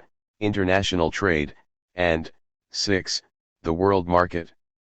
Between August 1861 and July 1863 Marx set to work on continuing the contribution. The result was 23 notebooks covering 1,472 pages, the work known as the 1861/63 manuscript, which has still to be entirely translated into English. Marx's investigations during these years led him to change his mind about the economics. He had already discovered the concept of surplus value, the key to his economic theory, in the Grundrisse, but it was only in the 1861/63 manuscript that he formulated his theory of profit. Marx abandoned the 6-volume scheme, and decided instead to call the whole work Capital, which would be divided into 4 volumes on production, circulation, the system as a whole, and theories of surplus value, incorporating much of the material he had intended to deal with in later volumes of the Economics. In 1863-64 the Marx's finances improved thanks to 2 bequests, from Marx's mother and from his old comrade Wilhelm Wolff. The first volume of Capital is dedicated to the latter. On the strength of this money, the household moved from Grafton Terrace to a much larger house nearby, at 1 Maitland Park Road. The money soon ran out, and Engels had yet again to dig into his pockets to support them. To add to the renewed money worries, Marx suffered terribly from carbuncles from 1863 onward. He dosed himself on arsenic, creosote, and opium, and sometimes cut the boils out himself. Despite all these distractions, Marx wrote the manuscripts of volumes 1, 2, and 3 of Capital in 1864 and 1865.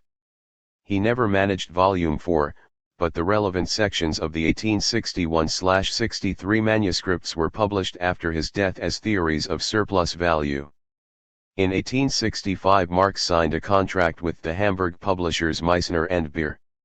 Urged on by Engels, he spent much of 1866 preparing Capital Volume 1 for the printers, polishing it up into a finished form. When the relieved Engels heard that the first batch of manuscripts had gone off to Meissner, he drank a special glass in celebration. On August 16, 1867, Marx announced that he had finished the proofs of Capital Volume 1. It was thanks to you alone that this became possible. Without your self-sacrifice for me I could never possibly have done the enormous work for the 3 volumes. I embrace you, full of thanks. Enclosed 2 sheets of corrected proofs. The £15 received with best thanks. Greetings my dear beloved friend. The book appeared a few weeks later. 1,000 copies were printed of the first edition. Other political involvements in the mid-1860s began to draw Marx away from his economic studies. Although the revolution Marx and Engels had expected after the crisis of 1857-58 did not materialize, the early 1860s saw a revival of the European workers' movement. Trade unionism made rapid strides in Britain and France, while La Salle was able to launch the first mass workers' political organization in Germany, the General Union of German Workers, ADAB. Political events stimulated the labor movement to think in terms of international solidarity. The American Civil War, even though it caused a depression in the English cotton industry, led the Lancashire textile workers to support the cause of the North. The Polish insurrection of 1863 against Russian rule won the backing of socialists and Democrats throughout Europe. In this climate the International Working Men's Association, IWMA, to give the first international its proper name, was launched.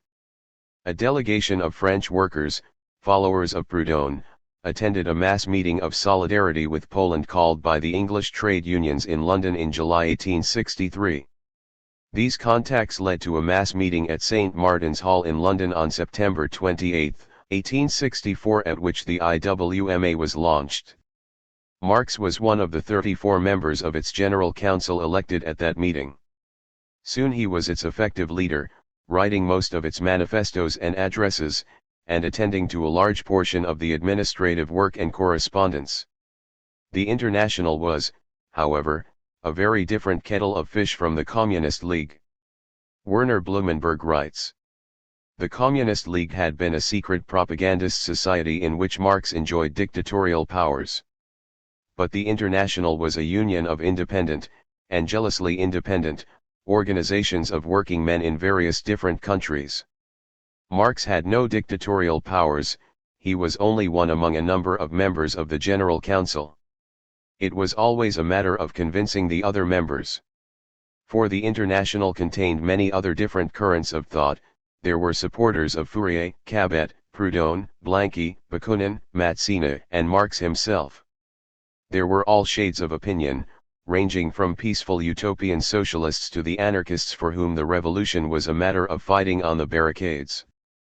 There were the English trade union leaders, whose unions, the organizational mainstay of the International, were rooted in a section of society where the old professional pride of the guilds still lived on. There were the Germans, easily organized and disciplined, and also the inflammable revolutionaries of the Latin countries. These political differences were eventually to doom the International, but its first 5 years were remarkably successful. The effectiveness of the International in preventing the use of foreign scabs to break the London tailors' strike of 1866 won it increased British trade union supporters, and it played a leading role in the Reform League, established with union support to win universal suffrage. The successive congresses of the International, London 1865, Geneva 1866, Lausanne 1867, Brussels 1868, and Basel 1869, took positions on a variety of issues such as working hours and child labor. A number of effective anti-scab operations were mounted on the continent. Marx also waged an ideological struggle for influence within the International, especially against the followers of Proudhon. It was to the General Council in June 1865 that Marx read the lectures which were to become the pamphlet Wages, Price, and Profit, showing that, contrary to the arguments of John Weston, a follower of Robert Owen, trade unions could win higher wages for workers. In Germany, although the Lassaline ADAV remained aloof from the International, the formation at Eisenach in 1869 of the Social Democratic Workers' Party, under the leadership of Wilhelm Liebknecht and August Bebel, gave Marx's ideas the backing of an organization in his native country for the first time since the split in the Communist League nearly 20 years earlier. Two developments decisively altered the situation of the International. First, war broke out between France and Prussia in July 1870. Prussia's rapid and crushing victory led to the abdication of Napoleon III of France and the proclamation of the Third Republic. The reactionary nature of the French provisional government under Thiers then led the workers of Paris to take up arms in March 1871 and proclaim their own government, the Commune. Thiers retreated to Versailles, and dispatched an army which, despite the Parisians' heroic defense, suppressed the Commune, drowning the uprising in blood. The International had little influence over the Commune, and Marx himself was doubtful whether the rising had any hope of success. But he sprang to its defense. On May 30, 1871, 3 days after the fall of the Commune, the General Council adopted an address entitled The Civil War in France, drawn up by Marx. It is one of the finest of Marx's writings, at once a moving vindication of the communards, a bitter denunciation of their murderers, and an important statement of Marx's theory of the state, which was later to inspire Lenin's The State and Revolution. The fall of the Commune led to an international hue and cry against all socialists. The International naturally became one of the main targets of this campaign. Marx was lifted by the press from obscurity to notoriety as the Red Doctor, puppet master of the Commune and, according to some of the more lurid accounts, an agent of Bismarck. The Civil War in France was a popular success, selling 8,000 copies. One result was that the English trade unions, which at this stage represented chiefly a comparatively privileged craft elite, withdrew their support from the International. Auger and Lucraft, the British members of the General Council, resigned after the Civil War in France was published. The second, and more serious, blow to the International was the result of Mikhail Bakunin's activities. Bakunin, a Russian aristocrat, had worked his way from orthodox to left Hegelianism in the late 1830s and early 1840s, concluding in 1842 that the urge to destroy is a creative urge. He stuck to this basically anarchist position for the rest of his life. After 1848 Bakunin fell into the hands of the Tsar, and was imprisoned in the dreadful Peter Paul fortress, where he wrote a secret confession addressed to Nicholas I as his spiritual father. In 1861 he turned up in London, having escaped from Siberia. Marx had been on friendly terms with Bakunin and sent him a copy of Capital Volume 1 as an old Hegelian. They were, however, very much opposites.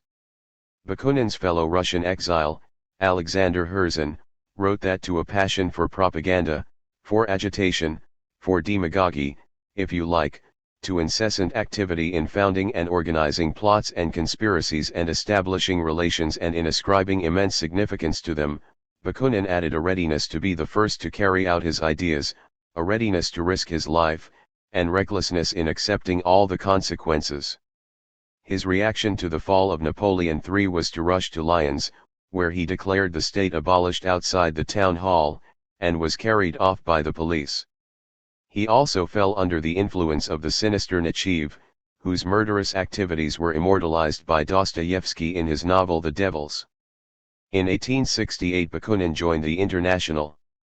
At the same time he set up the Alliance for Social Democracy, which soon assumed the role within the International of a state within a state, in Engels's words. The anarchists were especially strong in the Swiss, Italian, and Spanish sections of the International. The differences between Marx and Bakunin became especially pronounced after the defeat of the Commune. In a sense, it was a repetition of the split in the Communist League after 1848. Marx argued that revolutionary prospects were receding, while the Bakuninists urged immediate uprisings everywhere. Realizing that his position was becoming untenable with the effective withdrawal of the British unions, previously the mainstay of the General Council, Marx decided to dissolve the International. This took place at the Congress of the International held at The Hague in September 1872, ironically the only one Marx ever attended. His supporters succeeded in beating off an attack on the General Council, expelled Bakunin from the International, and moved its headquarters to New York, thus depriving it of any influence. The International was formally dissolved in 1876. Last years. After the collapse of the First International, Marx ceased to play much of an active part in politics. Financially, life for the Marxes was much better than it ever had been. Ehrman bought Engels out in 1869, which meant that the general now had a sizable capital sum whose income could support him and the Marxes in comfort. The next year he moved to London and bought a large house in Regent's Park Road, less than 10 minutes walk away from the Marxes. For the next quarter of a century, long after his friend's death, this house was to be the center of the international working class movement. Withdrawal from the International should have freed Marx to complete volumes 2 and 3 of Capital. Certainly he was not idle. He closely supervised the French translation of Capital Volume 1, revised the original German manuscript for a second edition which appeared in 1873, and undertook detailed studies of the agrarian question in Russia for his analysis of rent in Volume 3. The first translation of Capital Volume 1 appeared in Russia in 1872, the censors let it through because they thought few would read it and still fewer understand it, but it was an enormous success among the radical intelligentsia. According to Engels, after 1870 Marx studied agronomics, rural relations in America and, especially, Russia, the money market and banking, and finally natural sciences such as geology and physiology. Independent mathematical studies also figure prominently in the numerous extract notebooks of this period, c. 3-4. But Marx did little work on the manuscripts of Capital Volumes 2 and 3. The years of bourgeois misery had taken their toll. Marx suffered from constant headaches and insomnia, and went on regular health cures, visiting Carlsbad annually in 1874-76. As David McClellan puts it, he was now mentally and physically exhausted. In a word, his public career was over. Exhausted Marx may have been, but he did not lose that toughness of mind that had made him feared and respected among European radicals since the 1840s. H. M. Hyndman, an ex-Tory who became one of the main promoters, and vulgarizers, of Marx's ideas in England, recalled saying to him once that as I grew older I thought I became more tolerant. "Do you?" he said, "do you?" It was quite certain that he didn't. Marx's most important intervention in these years came when the two German workers' parties fused in 1875 to form the German Social Democratic Party, SPD. Marx and Engels believed that the program adopted by the new party's founding Congress at Gotha made too many concessions to Lassalle. In the critique of the Gotha program, Marx called his followers to order, in the process writing his most important discussion of the transition from capitalism to communism. The SPD leaders Babel and Liebknecht prevented the publication of the critique until 1891. Marx and Engels were often in conflict with the German socialists. Engels had to write Anti-Düring in 1877 to defend their ideas against an academic socialist, Eugen Düring, who was gaining some influence in the SPD. In 1879 they wrote a circular letter denouncing certain SPD leaders influenced by Düring, including the future father of revisionism, Edward Bernstein, whose version of socialism was little different from liberal democracy. It was in these years that Marx declared, "All I know is that I am no Marxist." The final years of tranquility suited Marx. An acquaintance portrayed him at this time as a highly cultivated gentleman of the Anglo-German pattern.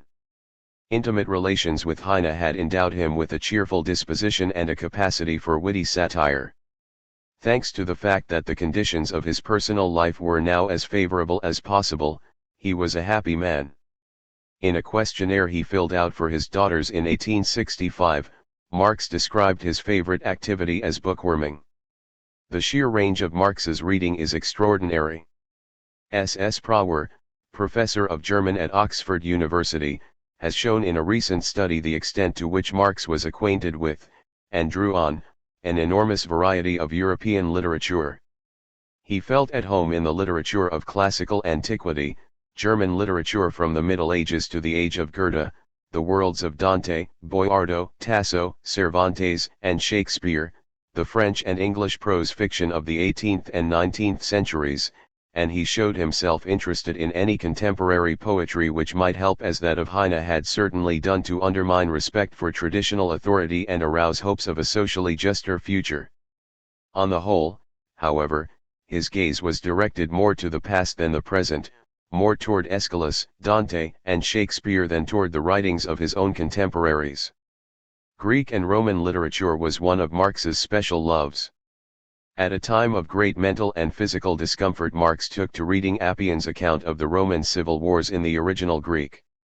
Spartacus appears as the most capital fellow to be found in the whole of ancient history. A great general, a noble character, a true representative of the ancient proletariat. Pompey, the Roman general who crushed the slave revolt led by Spartacus, is nothing but a turd. In a famous passage from the Grundrisse, Marx wondered why, even though the Greek arts and epic are bound up with certain forms of social development, they still afford us artistic pleasure and count as a norm and an unattainable model. G. 111. Marx also greatly admired Balzac for his realistic portrayal of class relations in post-revolutionary France. One of his many unrealized projects was a study of Balzac.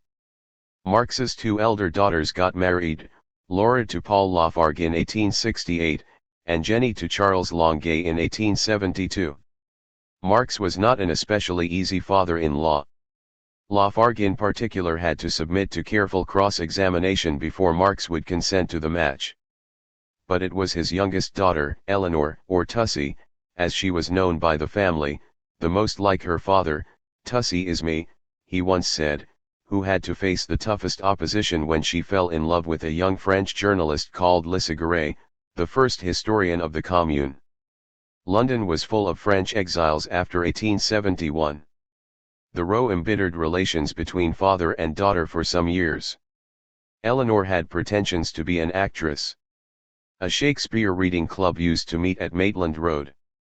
One of its members described Marx thus: "As an audience he was delightful, never criticizing, always entering into the spirit of any fun that was going on, laughing when anything struck him as particularly comic, until the tears ran down his cheeks, the oldest in years, but in spirit as young as any of us."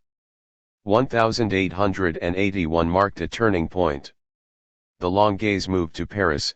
Marx bitterly missed their 3 children. By this time, Jenny Marx had been diagnosed as suffering from incurable cancer of the liver. Marx himself was ill with bronchitis. Eleanor recalled, "It was a terrible time. Our dear mother lay in the big front room, Marx's family nickname, in the small room behind. And the two of them, who were so used to one another, so close to one another, could not even be together in the same room. Never shall I forget the morning when he felt strong enough to go to mother's room. Then they were young again, she a young girl and he a loving youth, both on the threshold of life, not an old man devastated from illness and an old dying woman parting from each other forever." On December 2, 1881, Jenny Marx died. Engels told Eleanor, "Moore is dead, too." Marx spent some time in Algiers, visited the Longuets in Paris, taking refuge in the noise of children, this microscopic world that is much more interesting than the macroscopic, and went to Vevey in Switzerland with Laura. He returned to England and caught a cold in the Isle of Wight, only to learn of his daughter Jenny's death at the age of 38. On March 14, 1883, Engels visited Maitland Road to find the house in tears. It seemed that the end was near. When he and Helene Demuth went upstairs to see Marx, they found that he had died quietly in his sleep. Engels wrote to Friedrich Zarga with the news, "Mankind is shorter by a head, and that the greatest head of our time." Chapter 2. Socialism before Marx.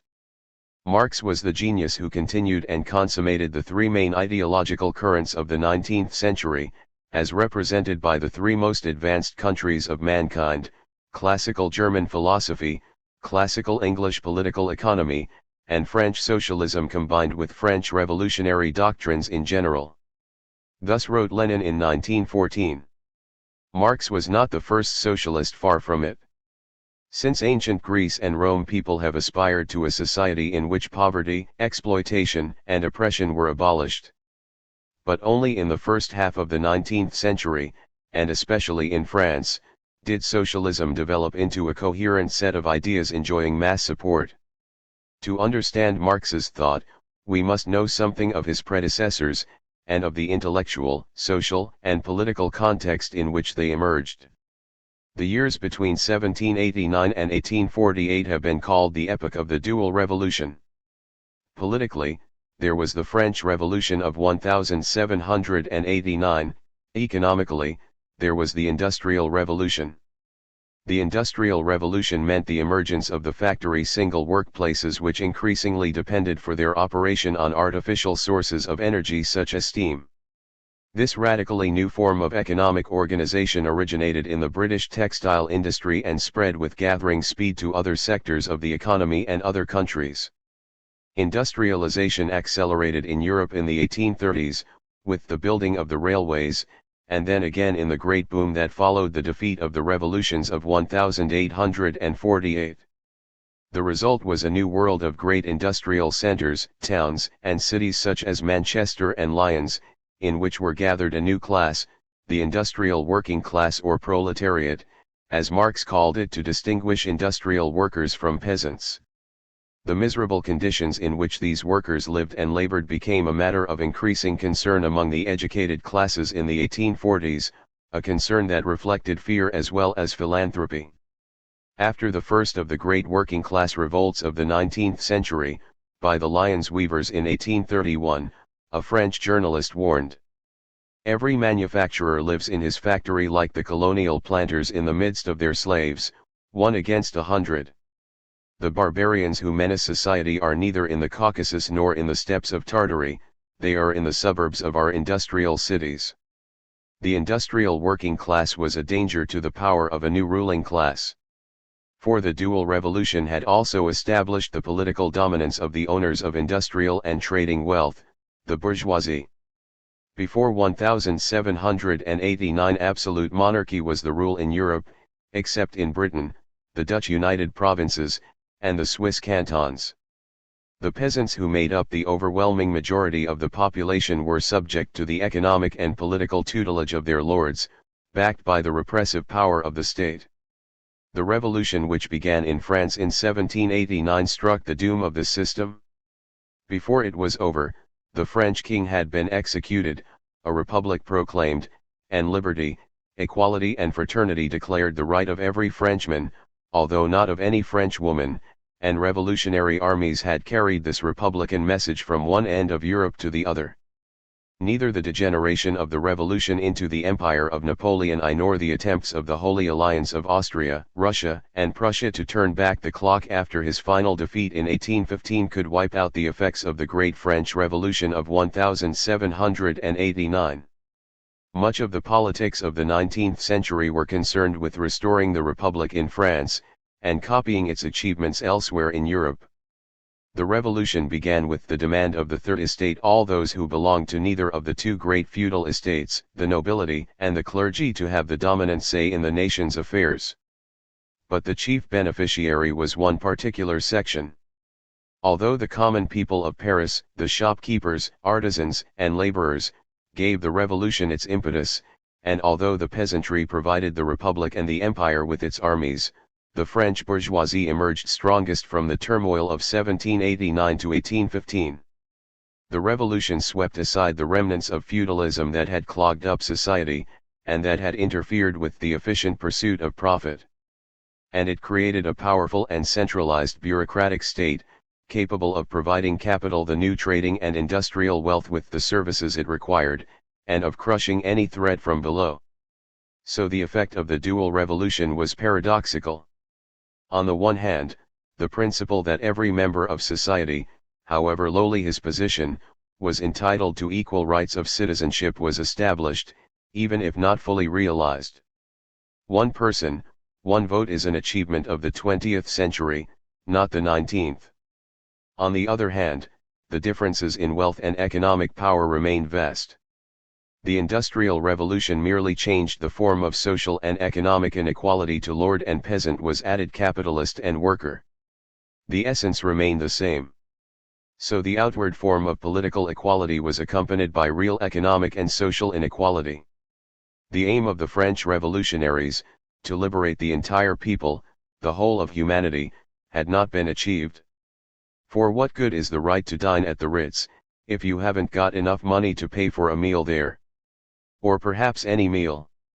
Out of this contradiction between the political and economic aspects of the dual revolution, between the promise of liberty, equality, and fraternity, and the real inequalities and exploitation of industrial capitalism, the modern socialist movement developed.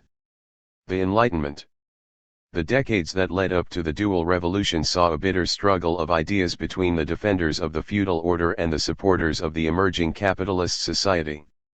At the center of this struggle was the movement known as the Enlightenment. The system of ideas, or ideology, that dominated feudal Europe had been wrought by the philosophers of the Catholic Church, who had modified the ideas of Aristotle, one of the greatest Greek thinkers, until they fitted in with Christianity. The result was a way of looking at the world which could explain much in considerable detail, without in any way placing in question the power of the feudal lords and the monarchy. According to Aristotle, everything in the world had a purpose. That purpose gave the thing its place in the world. So, for example, he argued that bodies were naturally at rest. Motion, change, was abnormal, something which happened when bodies were disturbed, shaken out of their natural places. And when disturbed, bodies would move back to their natural places, where they would be, once again, at rest. The purposes of individual beings, and the places they naturally occupy, all dovetailed together, according to Aristotle, to form the pattern of the universe. This way of looking at the world served two purposes. First, it provided a sophisticated version of the Christian myth, of the belief that the universe and everything in it had been created by God.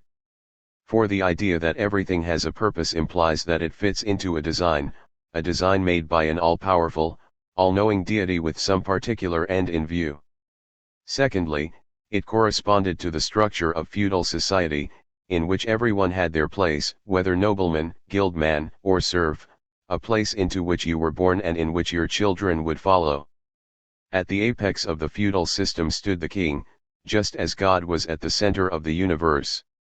According to this system of ideas, the stable and harmonious feudal order, in which everyone had their place, mirrored the stability and harmony of God's universe. But two developments began to challenge the system of ideas, the growth of science and the growth of a new class. The new traders and manufacturers, the new bourgeoisie, derived their power, not from the armed men they could command or the land that they owned, but from their control of money, capital, and their ability to make profit. So they chafed against the restraints of feudalism, just as the new scientists chafed against the feudal worldview as it increasingly clashed with what they were able to observe. The great scientific revolution of the 17th century, with which the names of Galileo, Kepler, Descartes, Boyle, Huygens, and Newton are associated, cannot be reduced to this ideological struggle. However, its effects on feudal ideology were devastating. Already in the late 15th century, Copernicus had argued that the Earth revolves around the Sun, rather than being, as Aristotle would have it, the stable center of the universe. Galileo went much further, introducing the law of inertia, according to which every object is naturally in motion, and not at rest. Suddenly, the minority of Europeans who could read found themselves thrust into a strange new world, in which everything was in motion, and the Earth was merely one small and insignificant planet in an infinite universe. "The silence of these infinite spaces fills me with dread," wrote Blaise Pascal, one of the most sophisticated defenders of 17th-century Catholicism. The strongholds of feudal ideology, in the shape of the Inquisition, tried to crush the new science with repression. Giordano Bruno was burned at the stake in 1600 for agreeing with Copernicus, while Galileo was silenced after being threatened with the same fate. Nevertheless, a century later their followers had triumphed. Sir Isaac Newton's mathematical principles of natural philosophy provided the physical sciences with their basis until the early 20th century. Acceptance of Newton's physics reflected the ideological and political supremacy which the bourgeoisie won in England as a result of the revolutions of 1640 and 1688 as much as it did its scientific merits. We have seen that Aristotelian physics explained things from the standpoint of their purpose. Bodies each had their rightful place in God's scheme, would move only when disturbed from this natural place, and would stop once they had regained it. The physics of Galileo and Newton, on the other hand, explained the movement of bodies mechanically. In other words, what objects did depended on the action of outside forces. The classic case of this is Galileo's law of free fall, according to which a falling object of whatever weight will accelerate at a rate of 32 feet per second per second. It does so as a result of gravitation, that is, of the attraction exercised by a much larger object, namely the Earth. The new science was materialistic. Its theories involved no purpose, no design, no God. We could understand the world just by taking into account the action of different bodies upon each other. It was a natural inference to say that physical bodies were all that there was. Souls, angels, devils, and God himself, everything that lacked a body, that had a purely spiritual existence, did not exist at all. Galileo, Newton, and the other great scientists of the 17th century did not, on the whole, make this inference, but others soon did. When Napoleon I asked one French physicist what role God played in his theories, he received the reply, "Sire, I do not have any need of this hypothesis." Obviously, just by expelling God and purpose from physics, the new science dealt a shattering blow to the ruling ideology. But there was a logical next step, which was to extend its method from the study of nature to the study of society. And indeed, during the English Revolution of 1640–60, Thomas Hobbes, the greatest of bourgeois political philosophers, took this step. His materialism earned Hobbes the epithet of the demon of Malmesbury from the Jesuits, and none of his successors went as far as he had, but in Hobbes's masterpiece, Leviathan, 1651, the scientific study of society was begun. The starting point was to find some basic principle similar to that of the principle of inertia, according to which all bodies are naturally in motion, in the study of nature. The candidate which they came up with for this role was the human passions. For Hobbes and the Enlightenment, the starting point of any study of society was the study of human nature. And human nature was in turn conceived as being unchanging. People's passions, the desires and inclinations which move them to act, are the same in every society and at every period of history. All that changes is the degree to which social and political institutions make it easier or more difficult for people to pursue these desires and inclinations. From the standpoint of earlier political theory, the ideas of the Enlightenment represented enormous progress. In the 17th century, Sir Robert Filmer had argued that the power of kings arose from the fact that they were the rightful heirs of Adam and Eve. Obviously, an approach to society which started from a serious attempt to understand human nature was infinitely superior to this sort of nonsense. Moreover, the idea that society should be judged by the degree to which it fitted people's desires and inclinations was highly subversive of the feudal order, which assigned everyone to a preordained position. But the Enlightenment suffered from three serious defects. The most basic was that it treated human nature as unchanging. More than that, the philosophers of the Enlightenment read into what they called human nature the self-interested behavior characteristic of people living in a capitalist society. This is true even of Adam Ferguson, one of the leading members of the Scottish Historical School, a group of thinkers who were well aware of the differences between societies. Ferguson wrote in his great essay on the history of civil society, 1767, that the instinctive desires tending to the preservation of the individual give rise to his apprehensions on the subject of property, and make him acquainted with that object of care which he calls his interest. He finds in a provision of wealth an object of his greatest solicitude, and the principal idol of his mind. Under this influence, men would enter, if not restrained by the laws of civil society, on a scene of violence or meanness, which would exhibit our species, by turns, under aspects more terrible and odious, or more vile and contemptible, than that of any animal which inherits the earth. Secondly, the Enlightenment theory of human nature was, in the main, a study of the human mind. People's passions and their thoughts were treated as being of greater importance than their economic and social positions. This meant that the Enlightenment philosophers' view of human history was idealistic. It was centered on ideas rather than the material world of the new science. In other words, change was seen as a result of old ideas being discarded and new ones adopted. This view was summed up by Condorcet in a book titled Sketch for a Historical Picture of the Progress of the Human Mind. The title says it all, for Condorcet history was precisely the progress of the human mind, society improving as knowledge expanded. Condorcet believed that this progress could continue indefinitely into the future. This view of history underlay the Enlightenment philosophers' political strategy. Political change, the reform or abolition of absolutism, would come about as a result of a battle of ideas. It would arise from enlightenment, that is, from the triumph of reason over superstition, science over faith. In line with their stress on the role of ideas, the Enlightenment philosophers saw organized religion as the main obstacle to progress. Despotism is the work of superstition, wrote Holbach. Consequently, the mere power of reason would be enough to dissolve religion, and thereby to undermine absolutism. As soon as man dares to think, said Holbach, the priest's empire is destroyed.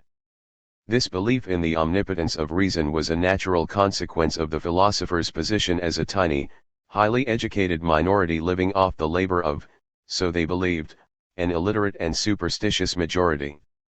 Their social position helps to explain the Enlightenment's third defect, its elitism. What does it matter, wrote Voltaire to Helvetius, that our tailor and cobbler are governed by the priests? The point is that those with whom you live are forced to lower their eyes before the philosopher.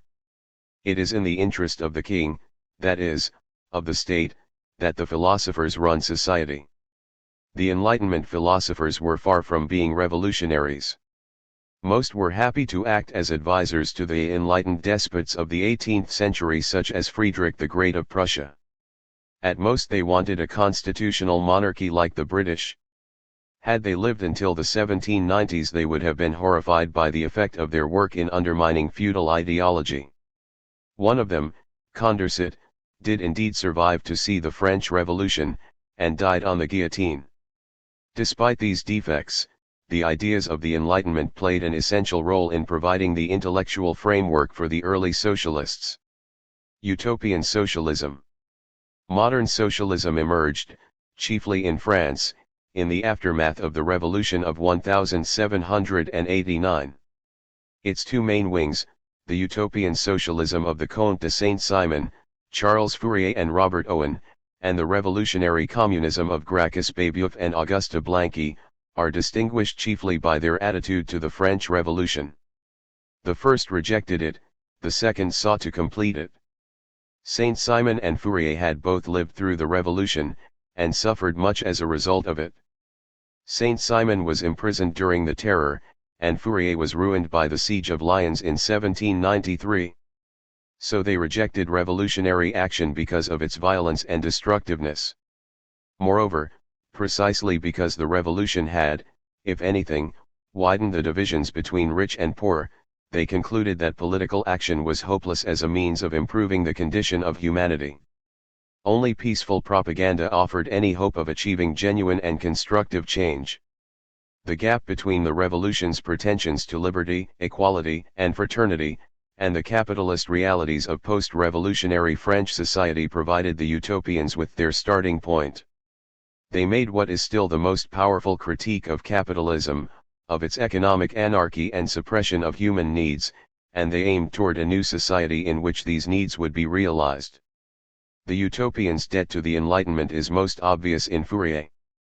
Fourier too started from a conception of human nature. But where Enlightenment philosophers had held self-interest to be the most basic of human instincts, Fourier vastly widened the scope. According to his account of the 12 basic passions, human beings desire love and friendship as well as material satisfaction. They wish to enjoy a variety of different pursuits, as well as to compete successfully with each other. The implication of this argument was that capitalism, far from being as the Enlightenment thinkers had believed the most natural form of human society, was the most unnatural because it denied some of the most important human needs and desires. So where the Enlightenment had criticized despotism and superstition, Fourier mounted an assault on the whole of civilization, by which he meant class society. To the social hell of contemporary society, the utopians counterposed a vision of the future. Saint-Simon spoke for them all when he said that the golden age of the human race lies not behind but ahead of us. Again, it was Fourier who developed the most powerful, if also sometimes the dottiest, account of what socialism would be like. The basic unit of harmony, as he called the new society, would be the phalanstery, a primarily agricultural community of exactly 1,620 people who would live, work and eat together. According to Fourier's theory of attractive labor, people would change their occupations every few hours, and compete in groups and series of fellow workers, in order to satisfy their desire for, respectively, variety and emulation. Every human passion would be realized. It is easy to make fun of the more fantastic aspects of utopian socialism. Fourier believed that in harmony the seas would turn to lemonade. What was important about the utopians, however, was their stress on the liberating aspects of socialism. All the different ways in which people's desires and abilities had been suppressed by class society, the cultural and sexual as well as the economic and political, would be done away with in their new society. Fourier was the most virulent critic of the bourgeois family, and an advocate of women's liberation. It was he who coined the term feminism. The problem was, of course, how to get from civilization to harmony. Here again, the influence of the Enlightenment was decisive. Saint Simon and his followers, the most historically minded of the utopians, followed Condorcet in believing that social change was a consequence of the progress of the human mind. Saint Simon was aware of the role of class struggle in history. Thus he divided contemporary French society into the industrials and the oisifs, those who worked, and the rich parasites who lived off their labor. But he believed that change came about as a result of new scientific discoveries.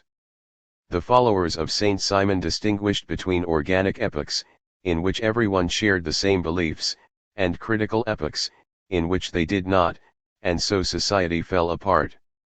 Ideas are thus the motor of historical change. The utopian socialists believed that reason would triumph as a result of a process of enlightenment. Education, the gradual spread of socialist ideas, would transform the world. And they appealed especially to capitalists. Both Fourier and Saint Simon were opposed to the abolition of classes. Fourier, for example, hoped to get enlightened businessmen to finance a phalanstery, which he believed would bring a good return on their investment as well as do away with the evils of civilization. Once a few phalansteries had been set up, Fourier expected they would propagate by example until harmony had conquered the globe.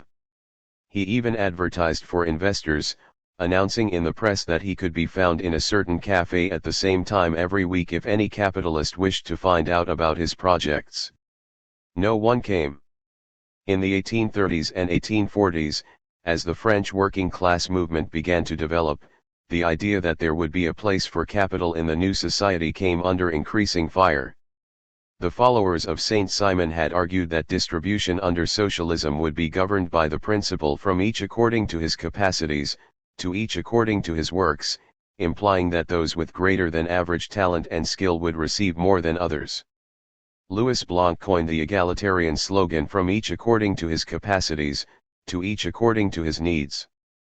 In the highly regimented utopia depicted by Etienne Cabet in his Voyage en Icarie, 1840, there was no place for capital. Thus was born French communism, which under Cabet's leadership won mass working class support. Cabet, despite his belief in equality, was no revolutionary. If I held a revolution in my hand, he declared, I would keep my hand closed, even if this should mean my death in exile. The same was true of Cabet's opponent, Pierre-Joseph Proudhon, who rejected the communists' conception of a centralized future society in which everything was owned and managed in common. Proudhon's utopia was a paradise of the small peasant and artisan, in which the banks and big capital had been abolished, but private property preserved. Like Cabet, however, Proudhon believed that socialism could be introduced as a result of peaceful propaganda. There were others who preferred action to words. Blanqui said, communism, meaning the idea of Cabet, and Proudhonism stand by a river bank arguing whether the field on the other side is maize or wheat, let's cross and see. The revolutionary communist tradition of which Blanqui, before Marx, was the greatest representative, stemmed from the extreme left wing of the radical republicans in the French Revolution. At the high point of that revolution, in 1793–94, the Jacobins had imposed a centralized dictatorship which saved France from enemies both abroad and at home, crushed internal opposition by the use of the guillotine, and imposed restrictions such as price controls on the free play of the market, before it was overthrown by the moderates. In 1797 Babeuf and his fellow members of the Conspiracy of Equals were executed for planning to restore the revolutionary dictatorship. They had intended this time to go much further than the Jacobins, hoping to realize the ideals of liberty, equality, and fraternity by abolishing private property and imposing absolute equality. Blanqui followed the utopians in virulently criticizing capitalism, and in looking forward to a future society, which he called communism. He followed Babeuf, however, in believing that communism could be achieved only through the armed overthrow of the existing state, and the establishment of a revolutionary dictatorship. It was Blanqui who coined the expression dictatorship of the proletariat. By this he meant, however, a dictatorship over the proletariat. For Blanqui believed that the influence of the ruling ideology, and especially of religion, would prevent the mass of the population from actively supporting the revolution. Power would have to be taken on behalf of the working class, not by it. The first duty of the dictatorship would be to wipe out all religions as assassins of the human race. Only once this task had been achieved would the workers be ready for communism. Blanqui's strategy clearly followed from his conception of how socialism would come about. A secret society of professional revolutionaries was necessary in order to organize the armed insurrection. Capitalism would be overthrown, in other words, by the action of an enlightened minority. The reason, Blanqui's German co-thinker, Wilhelm Weitling, made clear. To want to wait, until everyone is sufficiently enlightened, as people usually propose, means to give the matter up completely, for an entire people will never be equally enlightened, at least as long as inequality and the struggle of private interests in society continue to exist. With great consistency and courage, Blanqui acted on his beliefs. In the 1830s he was involved in two conspiracies which led to the insurrection of May 1839, easily crushed by the forces of the state. Blanqui's life followed a cycle of brief periods of revolutionary activity followed by prolonged imprisonment or exile. He was jailed by every regime that ruled France between 1815 and 1880.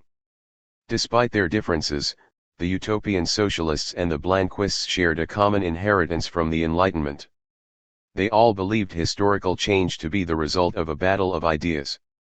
The establishment of socialism would depend upon the enlightenment of the mass of the population. This led naturally to elitism. For since most workers and peasants were manifestly not enlightened, social change could be initiated only through the action of the few people who had grasped the truth. Whether the action took the form of setting up phalansteries or organizing armed uprisings was less important than the fact that the workers were expected to be passive witnesses of their own liberation. Marx wrote of the utopians. In the formation of their plans they are conscious of caring chiefly for the interests of the working class, as being the most suffering class.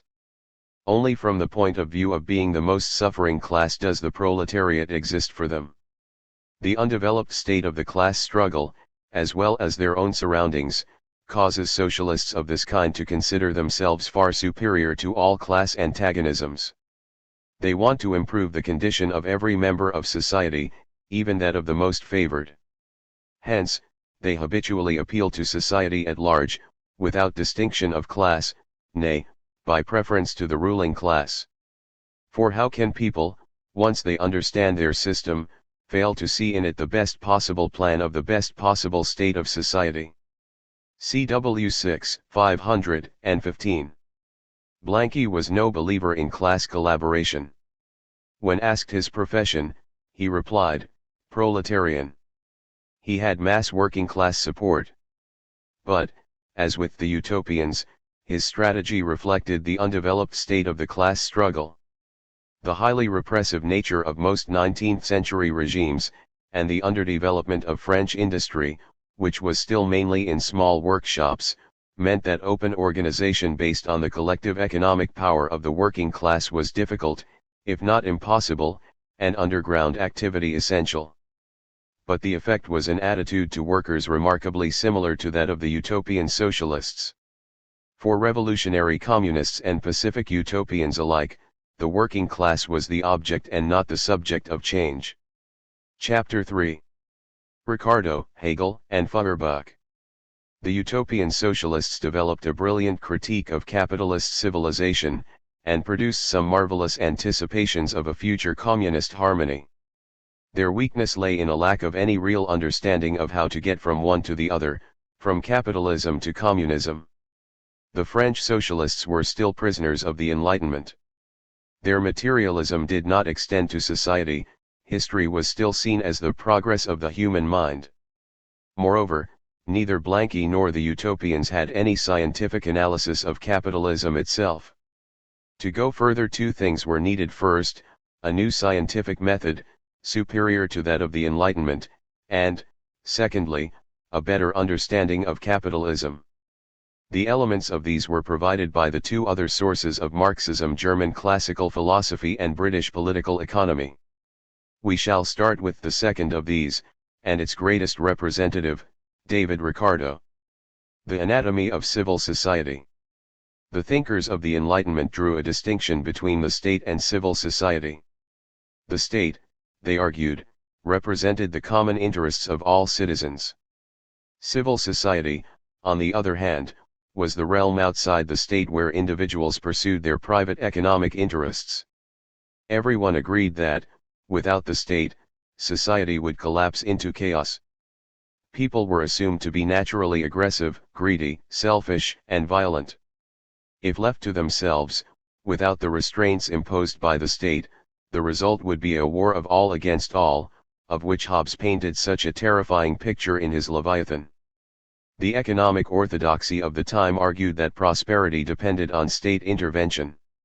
Sir James Steuart, for example, tried to show that capitalists would earn a profit on their investments only if the government stepped in to fix prices at a level higher than the costs of production. This theory fitted closely with the way states operated in the 17th and 18th centuries, imposing strict controls on the economic activities of their subjects. The school of thinkers known as the classical political economists shared with the rest the assumption that people were naturally competitive and self-interested. But they argued that the pursuit by individuals of their own self-interest would guide the economy onto the best course without state intervention. Adam Smith, the greatest of the Scottish historians, wrote The Wealth of Nations in 1776, in which he argued that state intervention in the economy could only be harmful. If individuals were left to pursue their own private interests, this would bring about an economic equilibrium in which all the resources of society were fully used. Adam Smith was a university professor in Glasgow, one of the main centres of the Industrial Revolution, and he enjoyed close connections with the industrial and commercial bourgeoisie of the city. He wrote The Wealth of Nations very much as the spokesman of an innovative and self-confident capitalism impatient with what it saw as unnecessary state interference. Smith was not opposed, however, to such government measures as the Navigation Acts, which gave British capitalists a monopoly of colonial trade. These he regarded as in the interests of the class he represented. The concept of the market was central to Adam Smith's ideas. For the wealth of which he writes appears as an immense collection of products or commodities which are bought and sold. It was logical, therefore, to seek to establish the factors which govern the prices at which these products are bought and sold, to try to establish the value of these products. These factors Smith identified as supply and demand. If there is more of a particular product around than there are people wanting it, he said, then the price will fall to attract more buyers. On the other hand, if there are more buyers around than there are products, then the price will rise until some of the buyers drop out. Smith's theory of value was based on the idea that every commodity has a natural price. This is the price for which it will sell when supply and demand balance.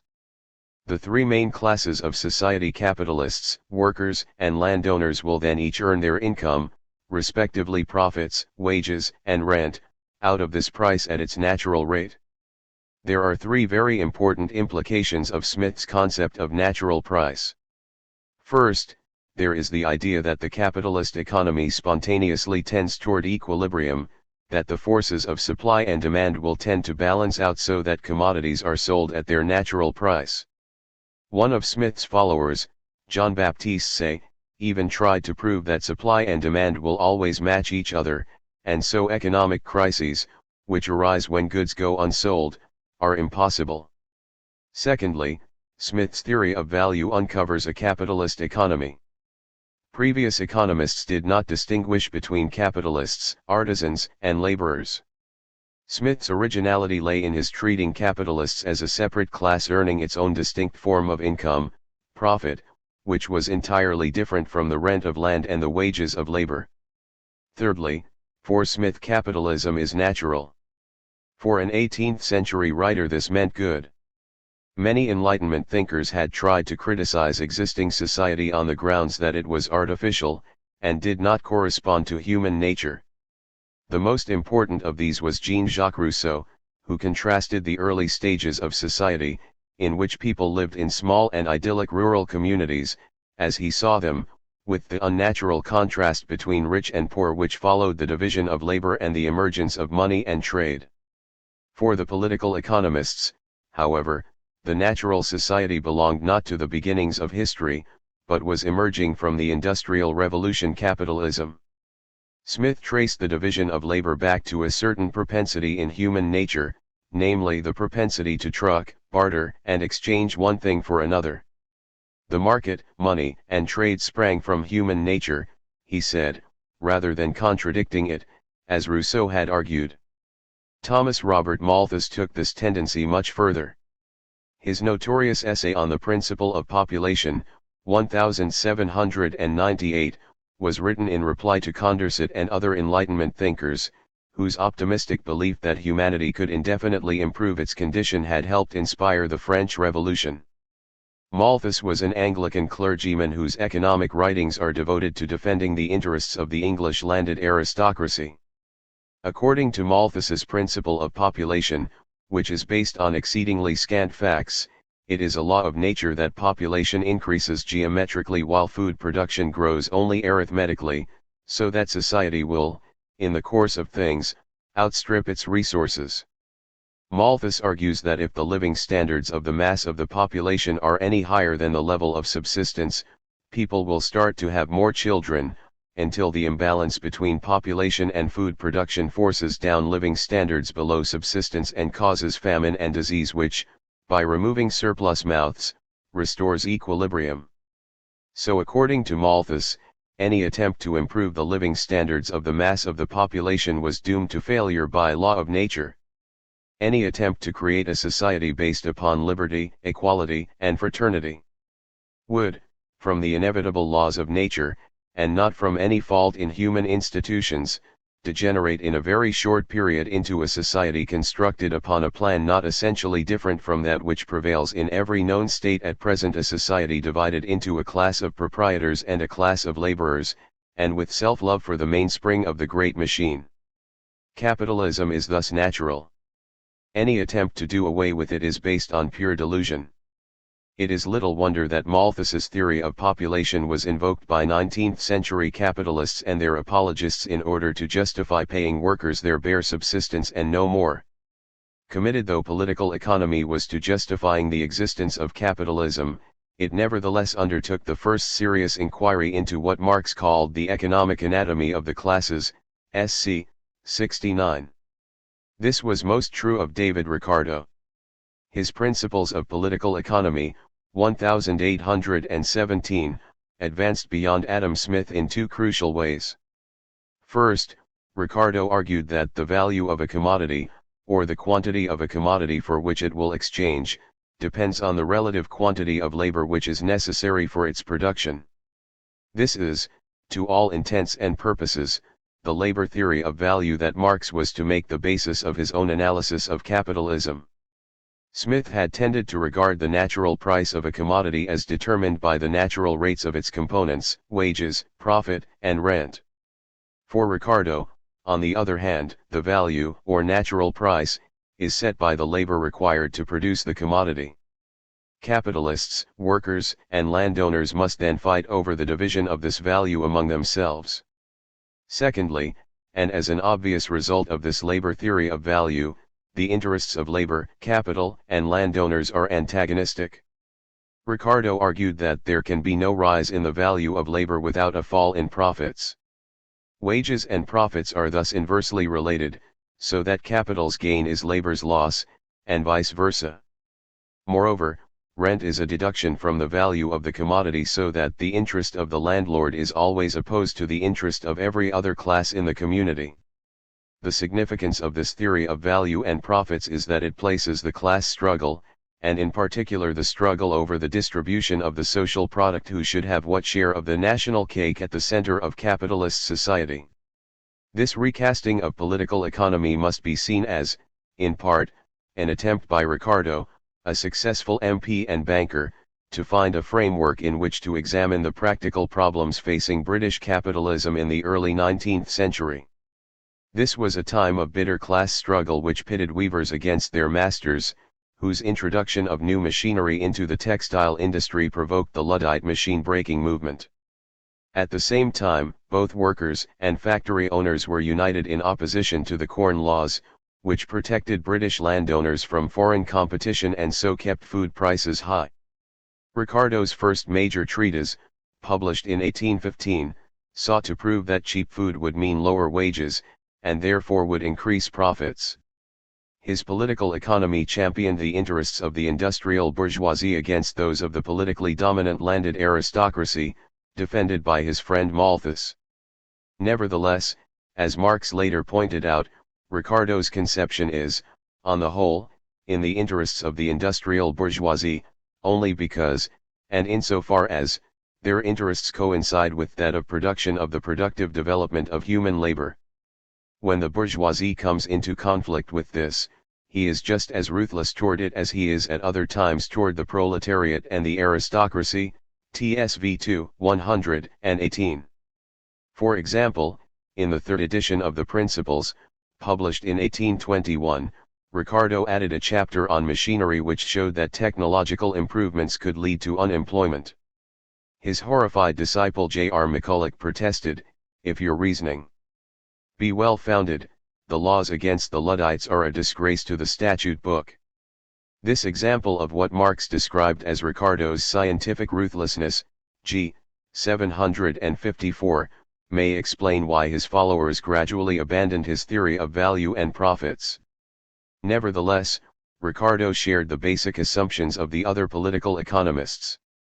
He held that class struggle took place over the distribution of the social product. The division of society into a class of capitalists, owning the means of production, the factories and machines, and a class of workers, owning only their labor power, their strength and skills, he saw as natural. Similarly, although Ricardo, like Marx after him, believed that the rate of profit tended to fall, he looked outside society for the explanation.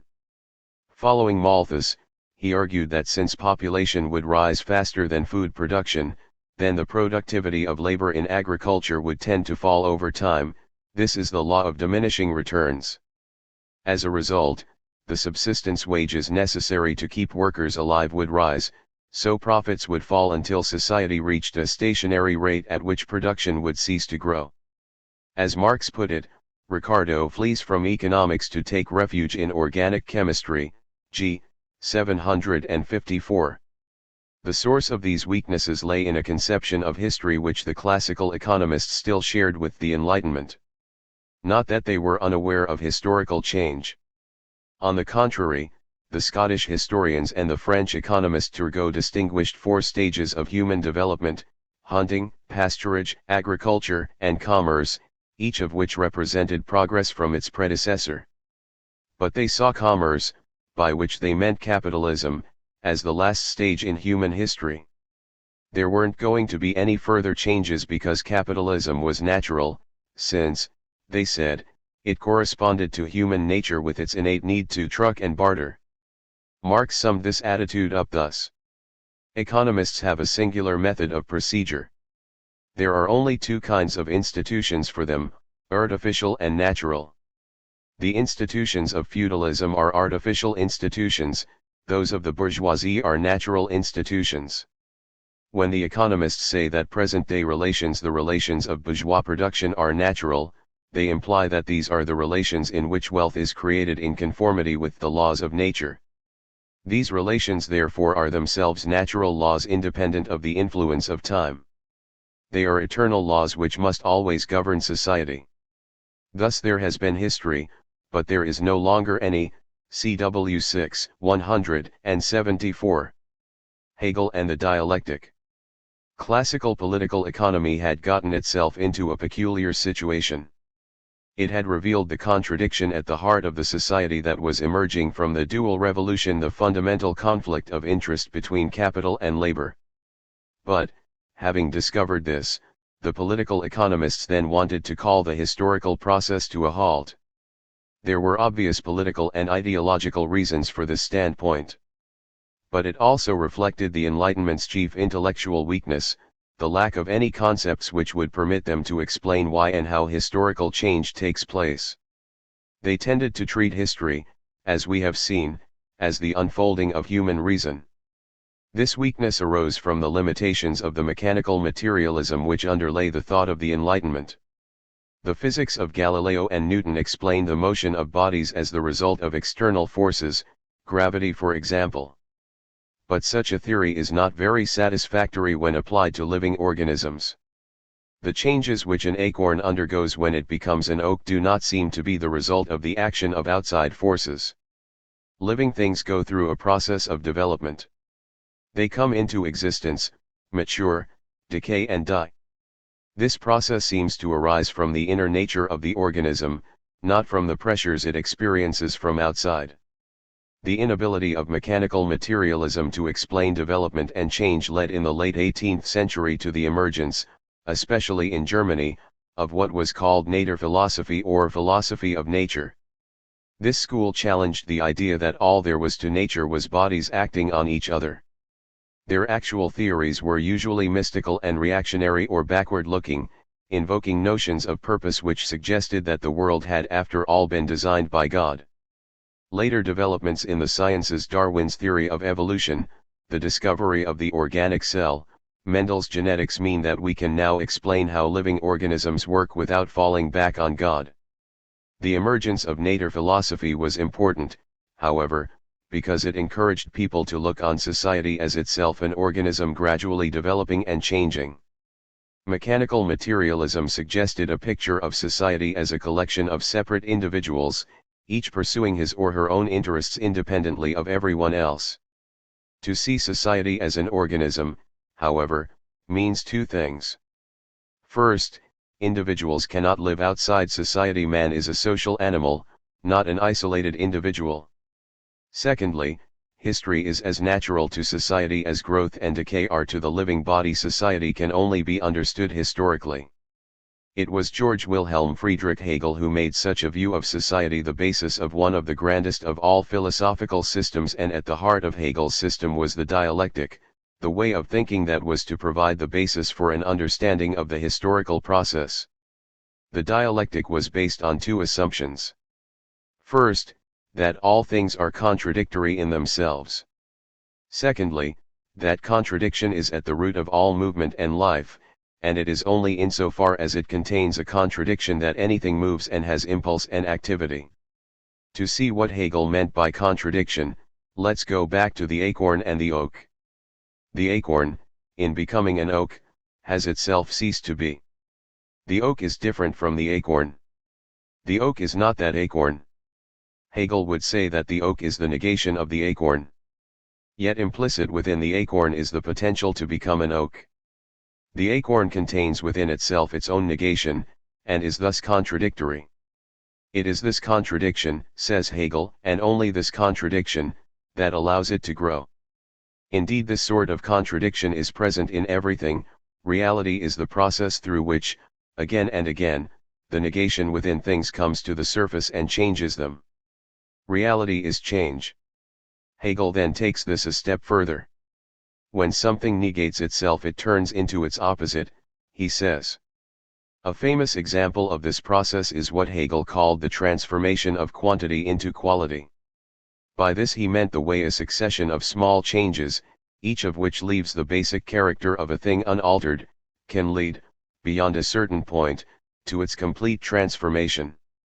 For example, gradually reducing the temperature of water will make no significant difference to it until it reaches 0 degrees Celsius, when it will freeze, changing from a liquid to a solid.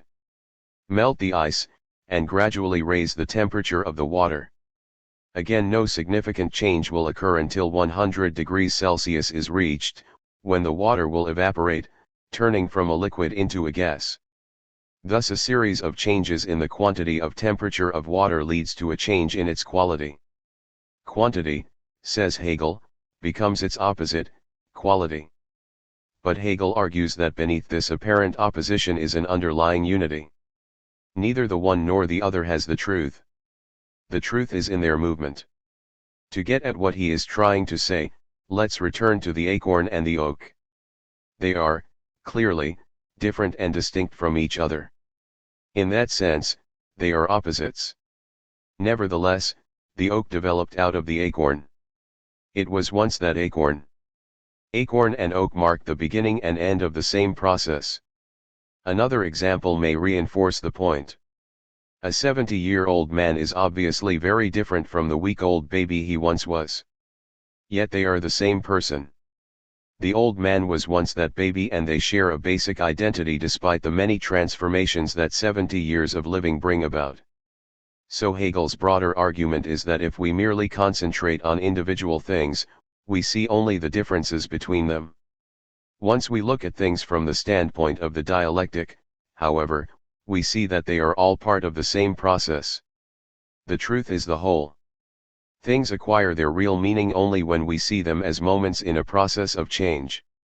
The dialectic, Hegel's new philosophical method, his new way of looking at things, thus has three stages. First, simple unity, when we see the object itself before any change takes place.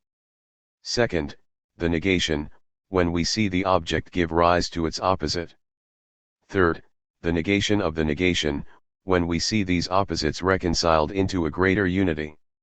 So far I have tried to illustrate Hegel's dialectic by choosing rather banal examples for the sake of simplicity.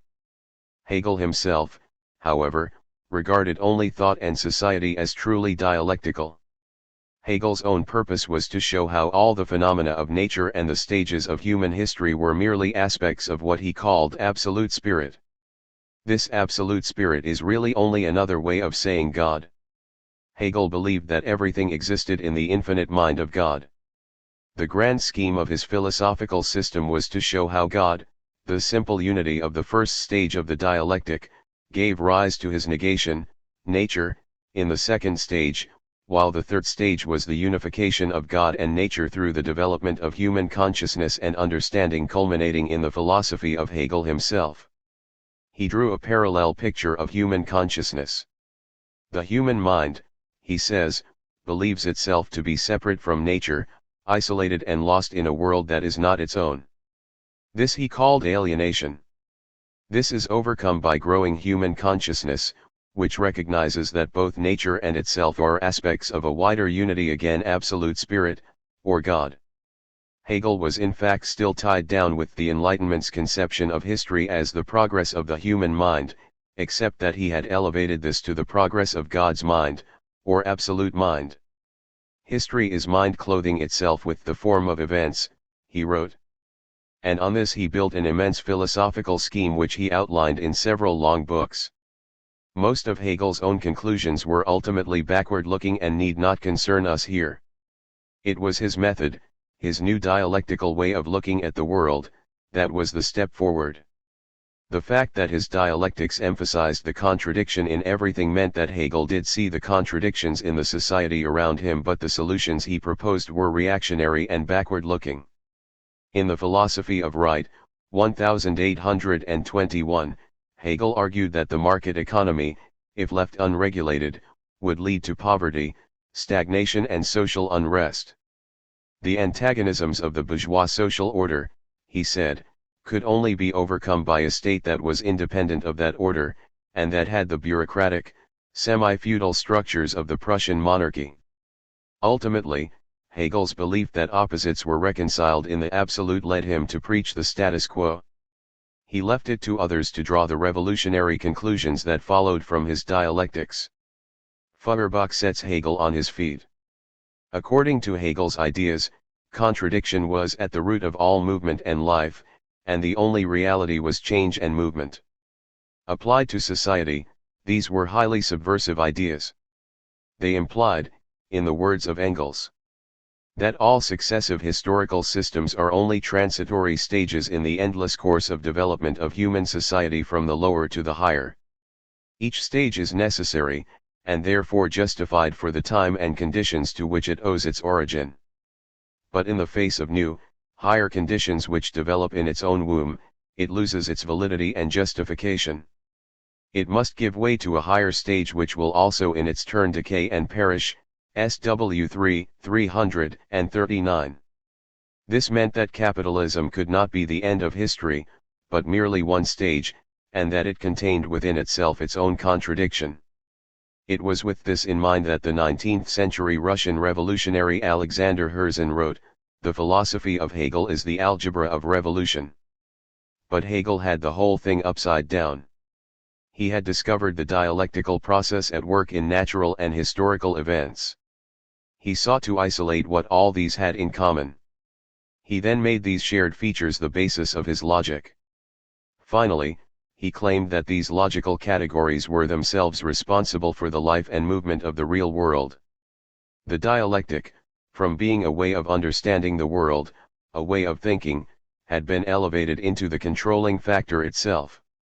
Thought created reality, said Hegel, just as in the Bible God creates the world. Hegel fell into the illusion, wrote Marx, of conceiving the real as the product of thought, but the real subject retains its autonomous existence outside the head. G. 101. The dialectic, he said, is standing on its head. It must be inverted, in order to discover the rational kernel within the mystical shell. CI 103. The dialectical categories, like all products of thought, merely reflect the real, material world. They could be a tool to understanding the material world, but first they had to be released from their mystical shell. And it was Ludwig Feuerbach who set Hegel's ideas back on their feet. Hegel had said that the first simple unity was God, the absolute idea. Then came the negation, the material world, which was opposed to and alienated from God, until the third stage of the dialectic, the growth of man's consciousness, which would reconcile God and the material world in absolute spirit. Feuerbach argued that Hegel had turned something that is merely the property of human beings, the faculty of thought, into the ruling principle of existence. Instead of seeing human beings as part of the material world, and thought merely as the way they reflect that material world, Hegel had turned both man and nature into mere reflections of the all-powerful absolute idea. This, said Feuerbach, is at the root of all religion. Religion takes what are human powers, the ability to think, to act on and change the world, and so on, and transfers them to an imaginary being, God. Thus human beings turn their own powers into something alien from themselves. So this product of human thought, God, is made all-powerful and all-knowing, while human beings themselves are devalued, regarded as sinful, weak, and foolish creatures, the puppets of their own invention. They are alienated from their own powers. Feuerbach's analysis of religion, and the materialist philosophy on which his analysis rested, had an enormous impact on the left Hegelians of the 1840s. Engels writes of the essence of Christianity, 1841, that it placed materialism on the throne again. Nature exists independently of all philosophy. It is the foundation upon which we human beings, ourselves products of nature, have grown up. Nothing exists outside nature and man, and the higher beings our religious fantasies have created are only the fantastic reflections of our own essence. One must have experienced the liberating effect of this book to get an idea of it. Enthusiasm was general, we all became at once Feuerbachians, SW 344. Feuerbach's achievement was that he reinstated the materialism of the Enlightenment. His most basic concept was that of human nature, which he called species being. But Feuerbach did not simply return to the Enlightenment. Like Fourier and the other utopian socialists, he widened the concept of human nature so that it included more than mere self-interest. The essence of man is contained only in community, in the unity of man with man, he wrote. But, like the philosophers of the Enlightenment, Feuerbach still conceived human nature as something which did not change. What was necessary, he argued, was to make people aware of their true nature. This could be achieved only through a process of education whose aim would be to destroy the influence of religion on people's minds. Marx aptly summed up Feuerbach's position when he wrote that insofar as Feuerbach is a materialist he does not deal with history, and insofar as he considers history he is not a materialist, CWV, 41. Nevertheless, Feuerbach's critique of Hegel provided the starting point for Marx's own distinctive position. Materialism, the belief that thought reflects the world, and does not create it, lay at the basis of his conception of history. It is not the consciousness of men that determines their being, but, on the contrary, their social being which determines their consciousness, SWI, 503. In the Holy Family Marx championed the materialism of the 17th century scientific revolution and the 18th century Enlightenment against the young Hegelians. He lampooned the latter's belief that thought ruled the world in the preface to the German ideology. Once upon a time a valiant fellow had the idea that men were drowned in water only because they were possessed with the idea of gravity. If they were to get this notion out of their heads, say by avowing it to be a superstitious, a religious concept, they would be sublimely proof against any danger from water. His whole life long he fought against the illusion of gravity, of whose harmful consequences all statistics brought him new and manifold evidence. This valiant fellow was the type of the new revolutionary philosophers in Germany, CWV, 24. For the Hegelian left, all that people had to do to become free was to think themselves free, to rid themselves of the illusion of unfreedom. Max Stirner, the main target of the German ideology, dismissed the material apparatus of the state, with all its repressive power, as a spook, a phantom created by our own imagination. Marx's criticism of Feuerbach was that he did not go far enough. History as well as nature had to be understood materialistically. Chapter 4. Marx's Method. If there ever should be time for such work again, I would greatly like to make accessible to the ordinary human intelligence, in 2 or 3 printers' sheets, what is rational in the method which Hegel discovered but at the same time enveloped in mysticism, SC 100. Marx never had time, of course, to realize the desire expressed in this letter to Engels of January 1858, and the question of the dialectic has haunted later Marxists. This chapter will not try to solve this problem, merely to outline the main features of Marx's approach to understanding society. Labor and alienation. The oldest argument against socialism, that it is contrary to human nature, is also the most popular. Socialism is a good idea, people say, but it will never happen, because you can't change human nature. Any attempt to create a society free of poverty, exploitation, and violence is bound to run up against the fact that human beings are naturally selfish, greedy and aggressive. The argument presumably goes back to the old Christian concept of original sin.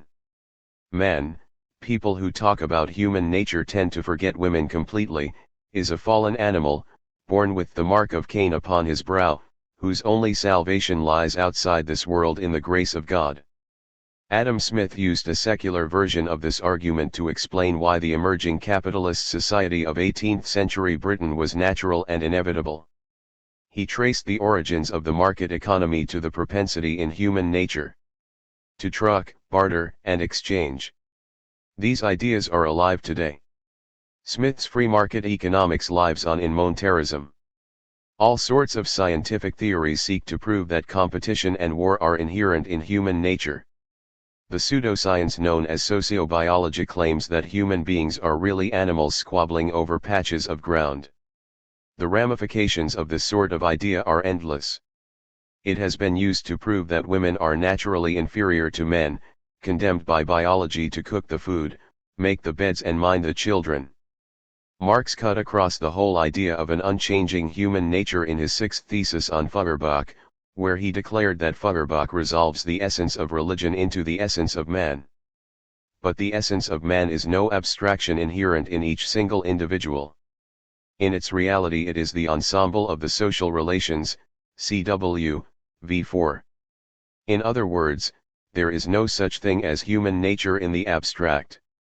Rather, as society changes, so also do the beliefs, desires, and abilities of men and women. The way people are cannot be separated from the sort of society in which they live. So in order to understand how people behave, we must first analyze the historically changing ensemble of social relations. My analytic method, Marx wrote toward the end of his life, does not proceed from man but from the period of society given by economics, v. 217. Although Marx thus rejected the notion of an unchanging human nature, he continued to believe that human beings in widely differing societies share certain things in common. Indeed, it is precisely these common properties which explain why human societies change, and with them the beliefs, desires, and abilities of the people composing them. Marx's thoughts on the subject were developed at length in the economic and philosophic manuscripts of 1844, where he takes over Feuerbach's concept of species being, but gives it a radically different content. To quote the theses on Feuerbach again, the essence of man.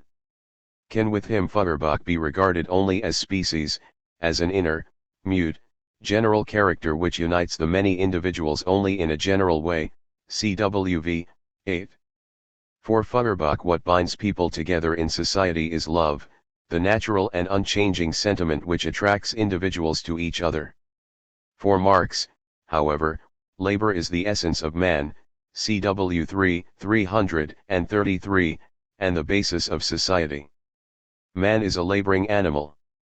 It is just in his work upon the objective world that man proves himself to be a species being. This production is his active species life. Through this production, nature appears as his work and his reality, cw. 277. Like the other animals, man is a part of nature, and, like them, he is motivated by the need to survive, and to reproduce himself. But what sets human beings apart from other animals is the wide variety of ways in which human beings can meet their needs. This is possible because human beings are conscious and self-conscious creatures. The animal is immediately one with its life activity. It does not distinguish itself from it. It is its life activity. Man makes his life activity itself the object of his will and of his consciousness. He has conscious life activity. Conscious life activity distinguishes man immediately from animal life activity, cw. 276. Marx's point may be made clearer if we borrow an analogy he himself used on a number of occasions. A beehive is a case of a highly organized division of labor in which each bee has its allotted task to fulfill in the hive's economy. But the bee's work is repetitive. It has not changed for many millions of years. What a bee can do is limited in advance to a very narrow range of activities determined by its genetic makeup. Human beings are not subject to this limitation. They can change, and improve on, their methods of production. They are able to do this because of their superior mental equipment. Human beings possess the power of reflection. They can, in other words, step back from what they are doing, and compare it with other ways of achieving the same objective. They can thus criticize and improve on what they are doing. They can even think up new goals to pursue. This is why humanity has a history. Natural history is concerned with discovering what kinds of animals there are, and with studying their behavior. Change enters the natural world only when a new species emerges. Human history, on the other hand, is about the changing ways in which the same species has organized to meet its needs.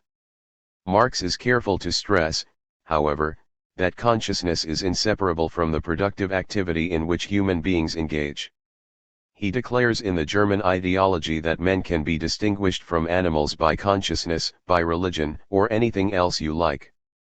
They themselves begin to distinguish themselves from animals as soon as they begin to produce their means of subsistence, a step which is conditioned by their physical organization, cwv. 31. The proposition that men and women are first and foremost producers radically challenged basic assumptions about society that had been accepted by almost all earlier thinkers. Aristotle had defined man as a rational animal. This definition separates the power to think and reason from all other activities, and especially from the daily drudgery of manual work to which most people in history have been condemned. Aristotle was the product of a slave society. The ruling class of the ancient world despised manual labor as an activity fit only for their slaves. The Roman legal definition of a slave was instrumentum vocale, a tool that talks. Aristotle's image of the good man is that of a slave owner who, free from the need to work for his living, is able to pursue the higher things of the mind. The same separation of mental and manual labor, itself a reflection of the class societies in which they lived, was made by all the great bourgeois philosophers, from Descartes to Hegel. All treated the life of the mind as the only important thing about human beings, and all assumed that someone else would do the work to provide them with the sordid material goods, food, clothing, lodging that they needed in order to pursue the truth. As Marx wrote, the only labor which Hegel knows and recognizes is abstractly mental labor, cw 333. Marx overturned this by treating productive labor as fundamental to what human beings are. He saw labor as what binds them to nature. Man lives on nature. Nature is his body, with which he must remain in continuous interchange if he is not to die, cw 275. And this continuous interchange between man and nature is a two-way process. Human labor transforms nature. Marx ridiculed the idea of an unchanging nature as much as he did that of an eternal human species being. He wrote of Feuerbach.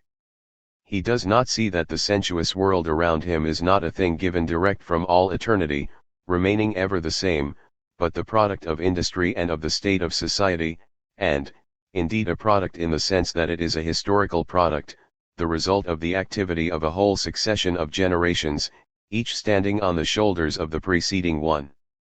Even the objects of the simplest sensuous certainty are only given him through social development, industry, and commercial development.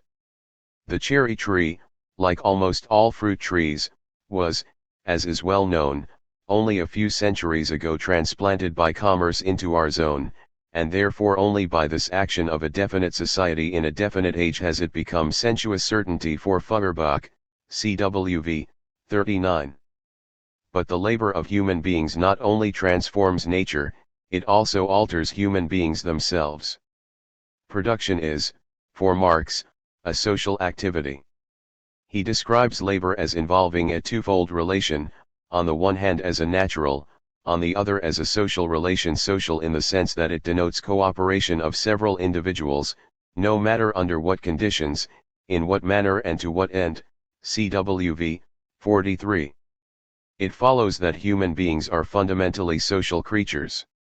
It doesn't make any sense to conceive of people as existing outside society.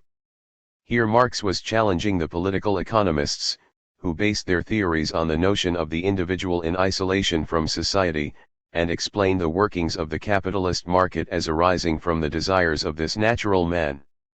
This view of man as an isolated individual could easily serve to justify capitalist society, based as it is on what Hobbes called the war of all against all, the constant struggle for power and wealth. Marx called these fantasies Robinsonades, because they viewed people as if they were like Robinson Crusoe on his island. In this society of free competition, the individual appears detached from the natural bonds, etc., which in earlier historical periods make him the accessory of a definite and limited human conglomerate, g. 83. But this is only an appearance.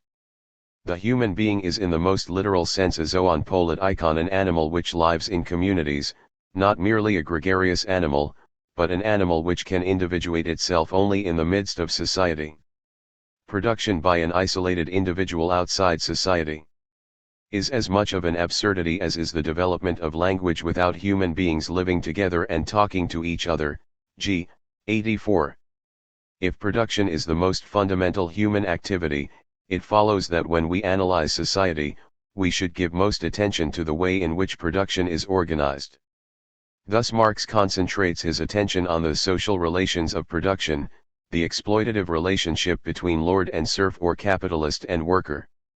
If production is a social activity, then it follows that changes in the organization of production will bring about changes in society, and therefore, since the essence of man is the ensemble of the social relations, changes also in people's beliefs, desires, and conduct. This is the core of Marx's materialist conception of history, the mature version of which we shall consider in the next chapter. Here let us take a brief look at Marx's first sketch of historical materialism, in the economic and philosophic manuscripts of 1844, since it is closely related to his criticisms of Hegel and Feuerbach, and so to how he saw his own analytical method. For both Hegel and Feuerbach, alienation is a purely intellectual phenomenon, the result of seeing the world in a certain mistaken way. But Marx considered alienation to be a material and social process. Under capitalist society, the worker is compelled to sell his strength and his skills to the capitalist. As a result, he controls neither the products of his labor, nor his labor itself. What should be his life activity, through which he affirms his humanity, or species being, becomes a mere means to an end. And because he has thus become alienated from his own human nature, the worker is also alienated from nature, for it is through labor that he transforms nature, and thus humanizes it, and he is also alienated from other human beings. This condition of alienated labor gives rise to the relationship between worker and capitalist, in which a non-worker controls, and profits from, the labor of others. Capitalism, for Marx, is a world in which the worker is dominated by the products of his labor, which have taken on the shape of an alien being, capital. This vision, so powerfully developed in the 1844 manuscripts, is to be found in Marx's later writings, including Capital. But his analysis of alienated labor still bears the marks of his philosophical past. In the first place, everything is built around the contrast between human nature as it is debased, distorted, alienated, and as it should be. In the manuscripts, capitalism is still primarily an unnatural society, the social hell which Fourier and the other utopians had denounced for its failure to fulfill human beings' genuine needs. Such a primarily moral diagnosis of the weaknesses of capitalist society is an essential part of any socialist theory.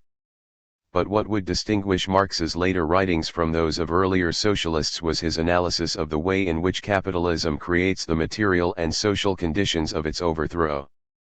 Marx is not yet in the manuscripts really concerned with what he would call in Capital the economic law of motion of modern society, ci.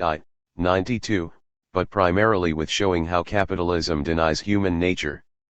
Again, it is true that the class struggle is seriously considered by Marx for the first time here. The first of the manuscripts begins with the words, "Wages are determined through the antagonistic struggle between capitalist and worker," CW 3, 235. Nevertheless, there is no real discussion of how the class struggle plays a crucial role in both the development and the overthrow of capitalism. Communism figures still in the manuscripts as a philosophical category, as the goal from which the whole of history takes its meaning. Marx calls it the riddle of history solved, CW 3, 297. The influence of Hegel's circular dialectic, in which the outcome of history, the reconciliation of contradictions in absolute spirit, is determined from the outset, is still strong. These philosophical traces have their political effects. One implication of the analysis of alienated labor is that the capitalists are themselves alienated, themselves condemned to live a less than human, debased existence. This sort of argument had been used by the utopian socialists to justify appealing to capitalists as well as workers, arguing that they too stood to benefit from the overthrow of bourgeois society. What Engels said in 1892 of his own early writings is true of Marx's economic and philosophic manuscripts of 1844. Modern international socialism did not exist in 1844. My book represents one of the phases of its embryonic development, and as the human embryo, in its early stages, still reproduces the gill arches of our fish ancestors, so this book exhibits everywhere the traces of the descent of modern socialism from one of its ancestors, German philosophy. Thus great stress is laid on the dictum that communism is not a mere party doctrine of the working class, but a theory encompassing the emancipation of society at large, including the capitalist class, from its present narrow conditions. This is true enough in the abstract, but absolutely useless, and sometimes worse, in practice. So long as the wealthy classes not only do not feel the want of any emancipation, but strenuously oppose the self-emancipation of the working class, so long the social revolution will have to be prepared and fought out by the working class alone. SW 3, 444. In later works, including the German ideology, the poverty of philosophy, Capital, and its drafts, Marx fully developed his theory of history, and showed how capitalist exploitation forces workers to organize collectively for its overthrow. The analysis of alienated labor in the 1844 manuscripts is, as Engels says, an embryo of that later, mature theory. The logic of capital. If Marx did not leave behind him a logic, with a capital letter, he did leave behind the logic of capital, wrote Lenin. By this Lenin meant that although Marx never wrote 2 or 3 printer's sheets extracting the rational kernel of Hegel's dialectic, Capital shows his method at work. Its study, therefore, should enable us to understand the principles underlying Marx's version of the dialectic. Marx's starting point was different from Hegel's. My dialectical method is, in its foundations, not only different from the Hegelian, but exactly opposite to it. For Hegel, the process of thinking, which he even transforms into an independent subject, under the name of the idea, is the creator of the real world, and the real world is only the external appearance of the idea. With me the reverse is true, the ideal is nothing but the material world reflected in the mind of man, and translated into forms of thought, c.i. 102. Marx's approach was, in other words, materialist.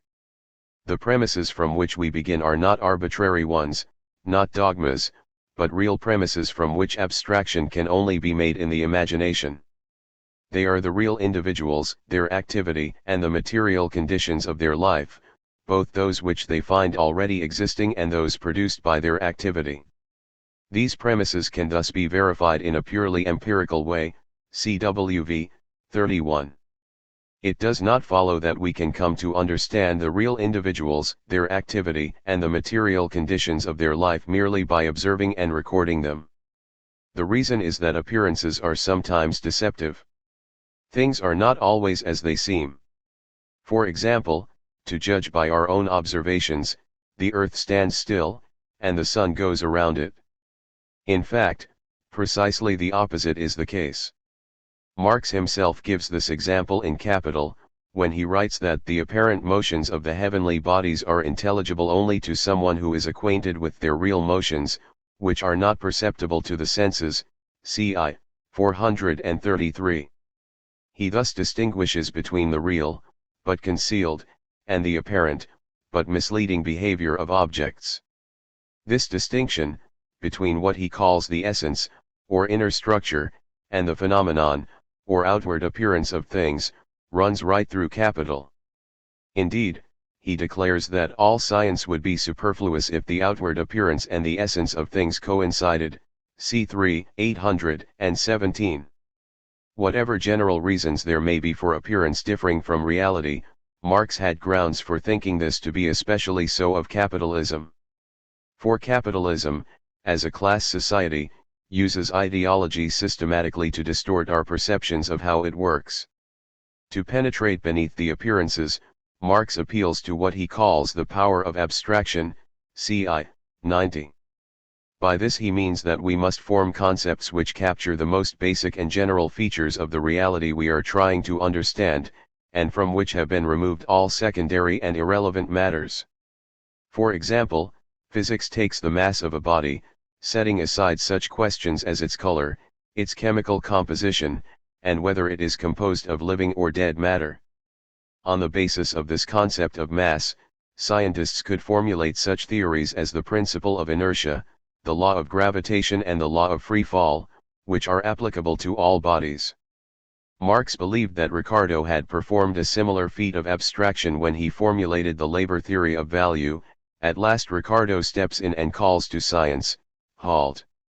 The basis, the starting point for the physiology of the bourgeois system for the understanding of its internal organic coherence and life process is the determination of value by labor time, TSV 2, 165-66. The problem is that such abstractions usually contradict the appearances. Indeed, if they didn't, then, as Marx says, there would be no need for science. The law of free fall, for example, according to which all bodies fall at an acceleration of 32 feet per second, is true only in a vacuum. In reality, because of air friction, a stone and a feather will not hit the ground at the same time. Again, as Ricardo and Marx both knew, commodities do not actually exchange in proportion to the labor time required to produce them. What this means is that abstraction is only the starting point of any scientific analysis. It permits us to isolate the basic features. We must then explain how these features are related to what we can observe with our eyes. Marx was highly critical of Ricardo's method, objecting that he merely juxtaposed the abstract concept he had formulated, the labor theory of value, to the living reality which he wished to explain. The two were left quite unrelated to each other, merely sitting side by side. For Marx, on the other hand, abstraction was simply a means to an end, a detour through which better to understand the world. Marx takes as an example the general rate of profit, which, as we shall see later, apparently contradicts the labor theory of value. Ricardo had simply accepted the existence of the general rate of profit, without, as Marx did, using the labor theory of value to explain it. Instead of postulating this general rate of profit, Ricardo should have examined how far its existence is in fact consistent with the determination of value by labor time, and he would have found that, instead of being consistent with it, it contradicts it, and that its existence would therefore have to be explained through a number of intermediary stages, TSV 2, 174. This process of explaining appearances by starting from abstractions, and working through a number of intermediary stages, Marx called the method of rising from the abstract to the concrete, g. 101. By concrete Marx means the actually existing world, as we observe it. He writes, "It seems to be correct to begin with the real and the concrete. Thus to begin, in economics, with for example the population, which is the foundation and subject of the entire social act of production. However, on closer examination this proves false. The population is an abstraction if I leave out, for example, the classes of which it is composed. These classes in turn are an empty phrase if I am not familiar with the elements on which they rest. For example wage labor, capital, etc. These latter in turn presuppose exchange, division of labor, prices, etc. For example, capital is nothing without wage labor, without value, money, price, etc. Thus, if I were to begin with population, this would be a chaotic conception of the whole, and I would then, by means of further determination, move analytically toward ever more simple concepts, from the imagined concrete toward ever thinner abstractions until I had arrived at the simplest determinations. From there the journey would have to be retraced until I had finally arrived at the population again, but this time not as the chaotic conception of a whole, but as a rich totality of many determinations and relations, g. 100. This, then, is Marx's method of analysis. First we must recognize that reality is complex, made up of many different elements. As Marx puts it, the concrete is the concentration of many determinations, hence unity of the diverse, g. 101. To understand this reality, we have then to use the power of abstraction to break it into these simplest determinations. And having isolated these, we can use them to reconstruct concrete reality, this time as a rich totality of many determinations and relations. So we move first from concrete to abstract, breaking down the concrete into its simplest determinations, and then from abstract to concrete, using these to reconstruct the whole. We shall see this method at work when Marx analyzes capitalist society in Capital. Marx calls concrete reality, despite its complexity, a totality, unity of the diverse. The notion that society forms a whole is central to his method. The different aspects of society can only be understood as parts of the whole, they do not make any sense in isolation from one another. Resolving the whole into its simplest determinations is only a preliminary to recomposing them into a rich totality of many determinations and relations. Marx criticized the political economists because they tended to treat society as a collection of isolated individuals lacking any real relation to one another, so that the limbs of the social system are dislocated. CW 6, 166 to 167. Once we see society as a totality, then the idea that it changes through time is easy to grasp. Another of Marx's criticisms of the political economists was that they treated the laws they established for capitalism as applicable to every form of society. Economists express the relations of bourgeois production as fixed, immutable, eternal categories. As a result, they explain how production takes place in the above-mentioned relations of production, but what they do not explain is how these relations themselves are produced, that is, the historical movement which gave them birth.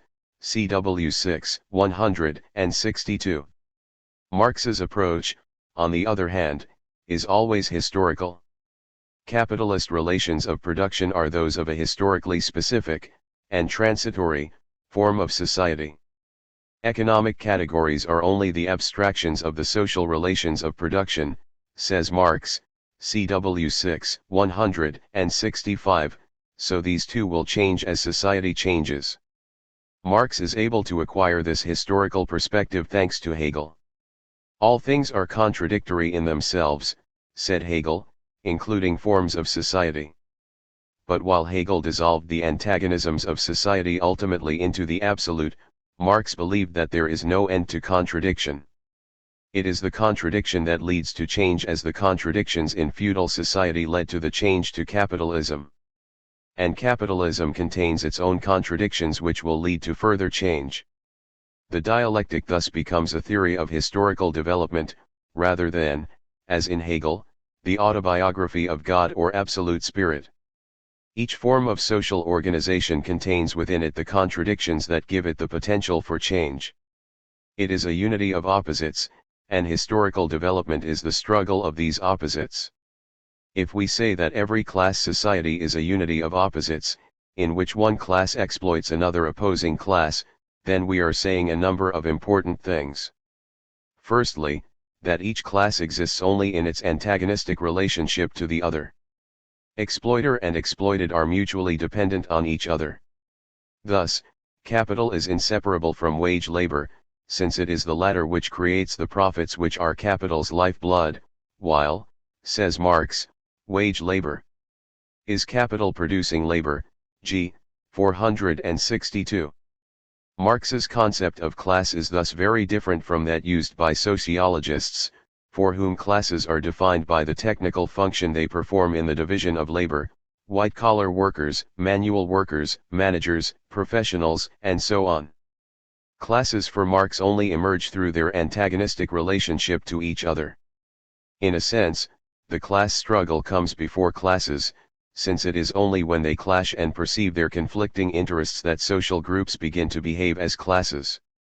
Another important implication of the notion of the unity of opposites is that the class struggle is inherent in societies divided into classes. Many sociologists and historians are prepared to admit the existence of, and to study, social conflict. However, this conflict is seen as something accidental, the product of abnormal and temporary tensions, which can be eliminated by skillful social engineering without damaging the fabric of the existing order. Society, for most non-Marxist thinkers, is essentially harmonious.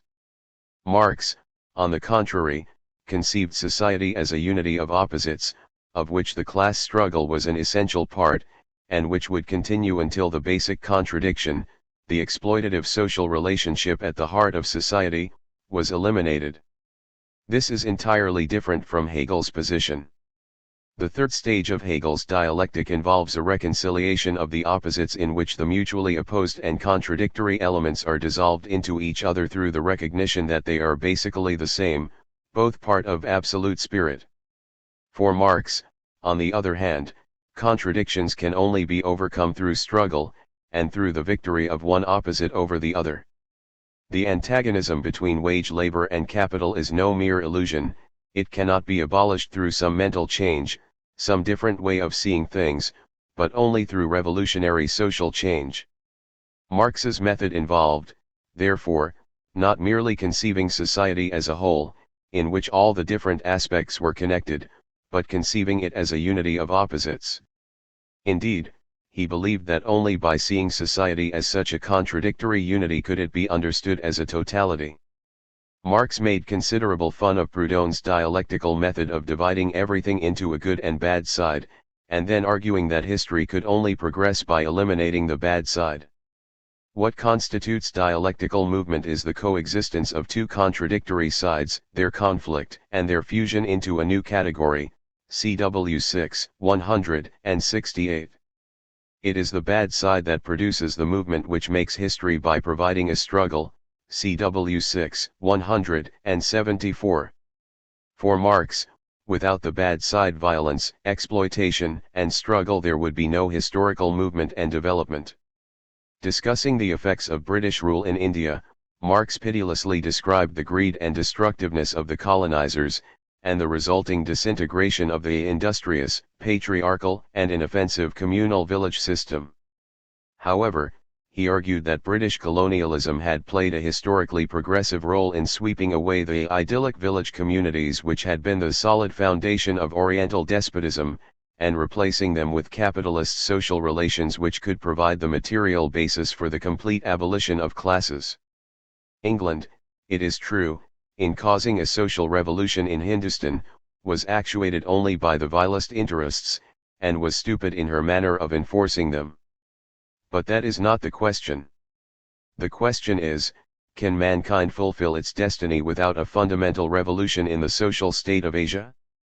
If not, whatever may have been the crimes of England, she was the unconscious tool of history in bringing about that revolution, CW 12, 132. The violence and exploitation characteristic of capitalism are thus necessary conditions of the development of communism. They are unavoidable.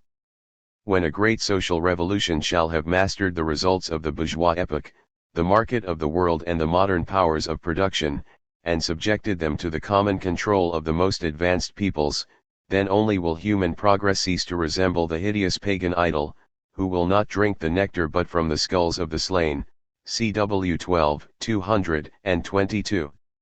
The philosophy of practice. Both Marx and Hegel, despite their other differences, saw history as an objective process, one that took place independently of the consciousness and will of the human beings caught up in it. Both would have agreed with Spinoza that the attitude of the true thinker was neither to laugh, nor to weep, nor to condemn, but to understand. Marx also took from Hegel a rejection of purely moral criticism. Such criticism, typical of both the Hegelian left and the utopian socialists, merely contrasts an existing state of affairs with an ideal one which is in some way preferable, a contradiction between how society is and how it ought to be. But this contradiction is one between mind and reality. It is not a contradiction in reality itself, so it is a contradiction which can never be overcome.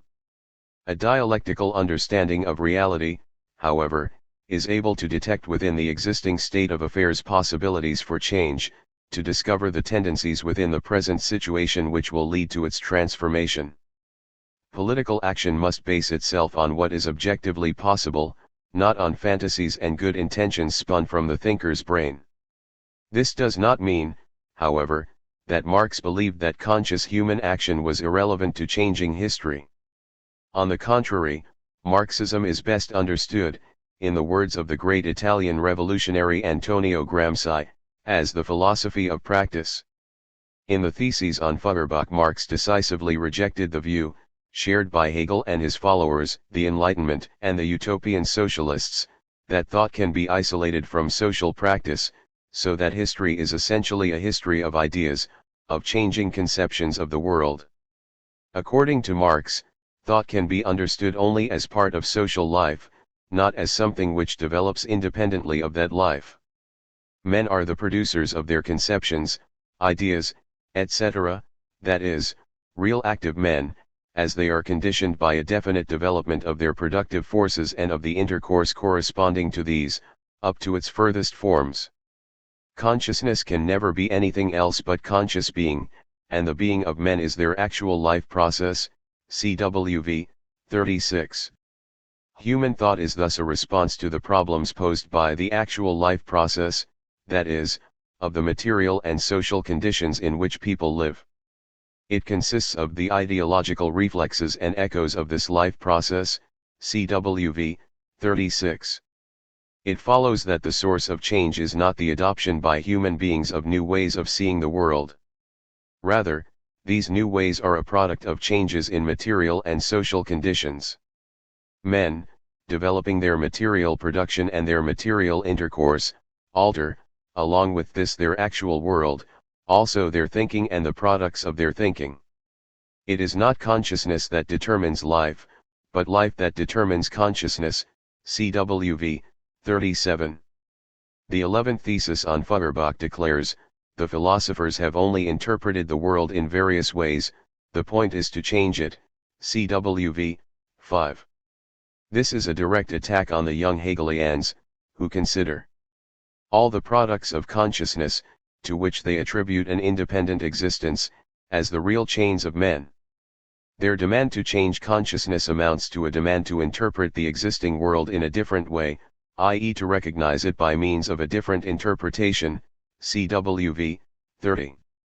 In other words, the belief that a change of ideas will transform reality simply produces a new way of looking at reality, which itself remains unchanged. Idealism is thus a profoundly conservative viewpoint, because it allows us to think that the battle of ideas is a substitute for the struggle to change the material and social conditions of which thought is a reflection. At the same time, Marx argued that it was an equally serious mistake to regard people as merely the victims of society. It is very easy for critics of capitalism to regard workers as being so shaped and deformed by their exploitation as to be incapable of independent thought and action.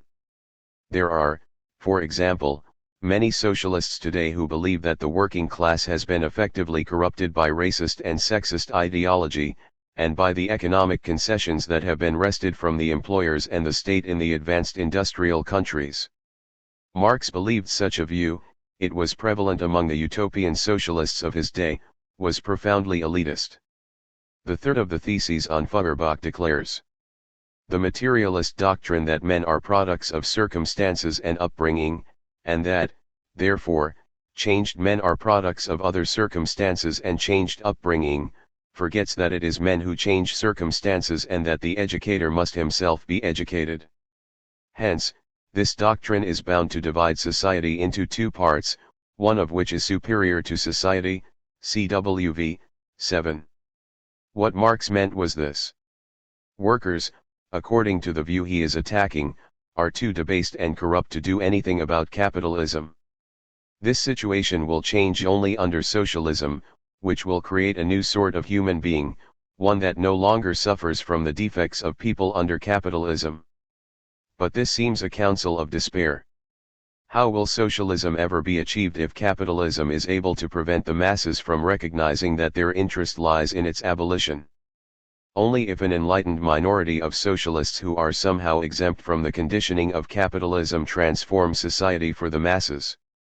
This apparently highly materialist view thus collapses into idealism, since it supposes that there are people who have risen above the pressures of bourgeois society, and therefore above the class struggle.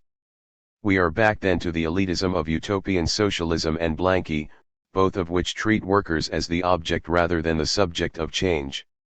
Marx argues that this whole analysis is fundamentally mistaken, since it fails to grasp the role played by struggle in transforming both people and society.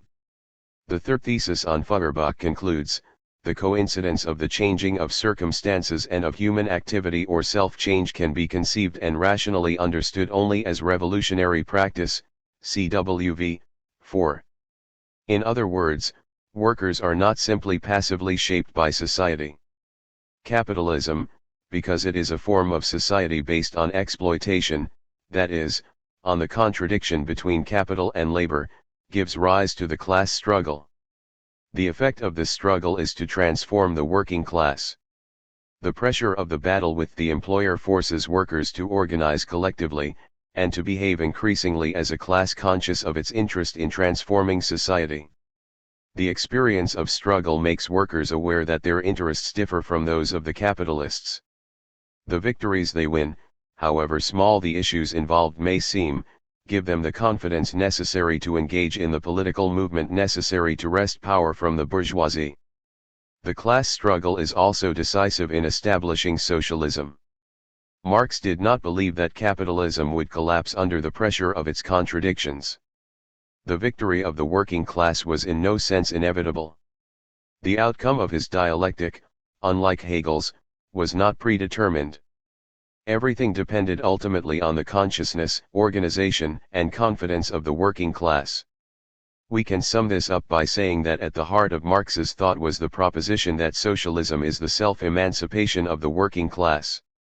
It is only by their own efforts that workers can be rid of capitalism. They are their own liberators.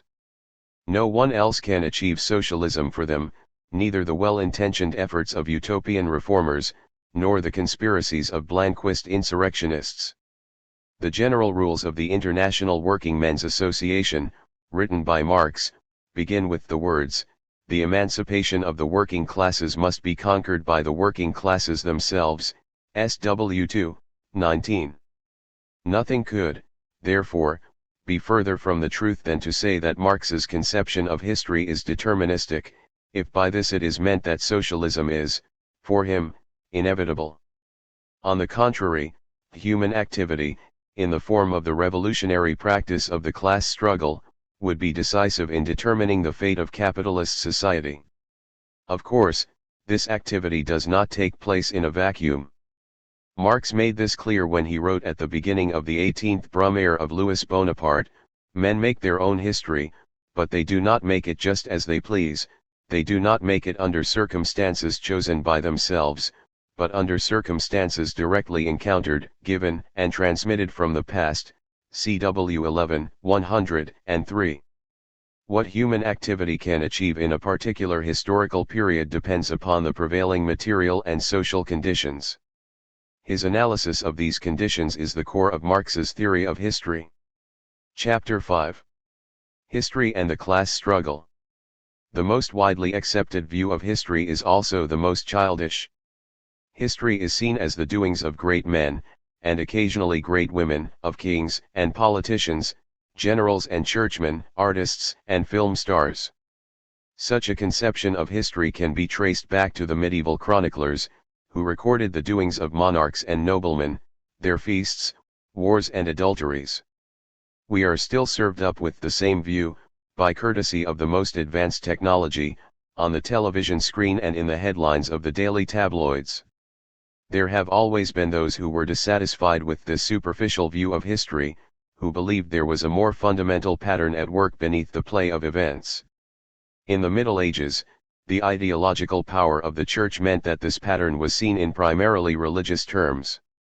The doings of men and women were interpreted as the workings of divine providence.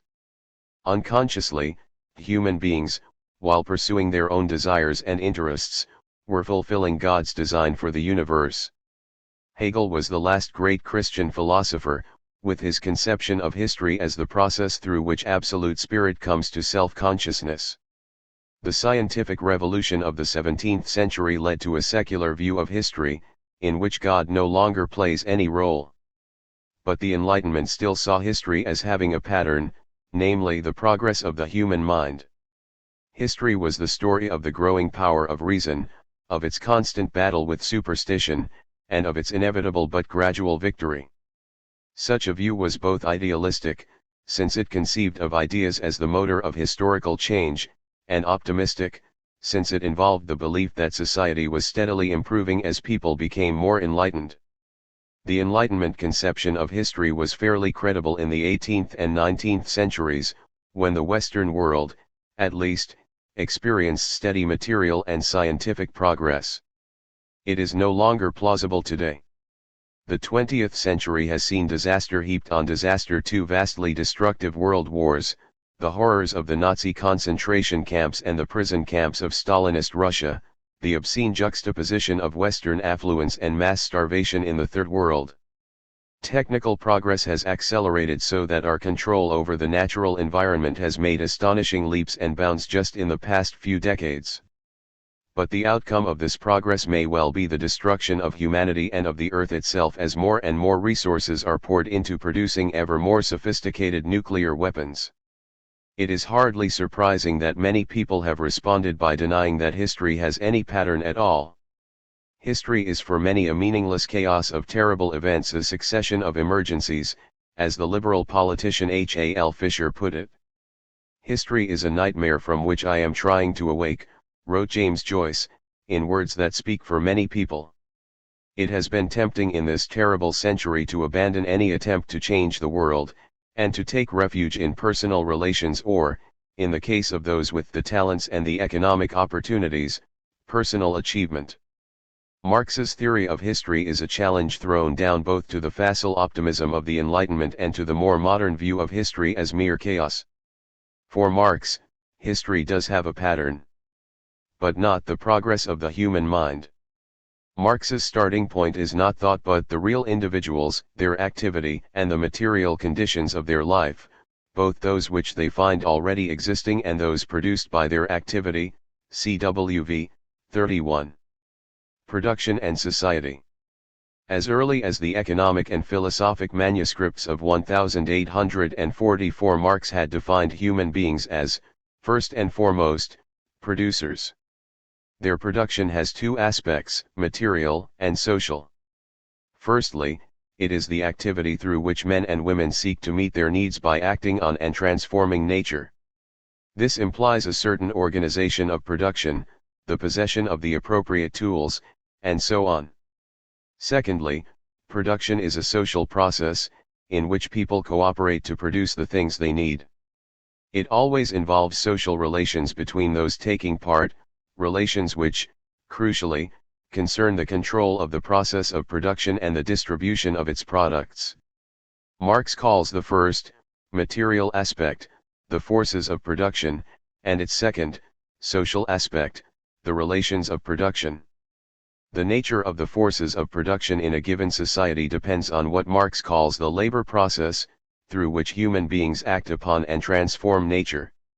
Labor, he writes, is first of all a process between man and nature, a process by which man, through his own actions, mediates, regulates and controls the metabolism between himself and nature.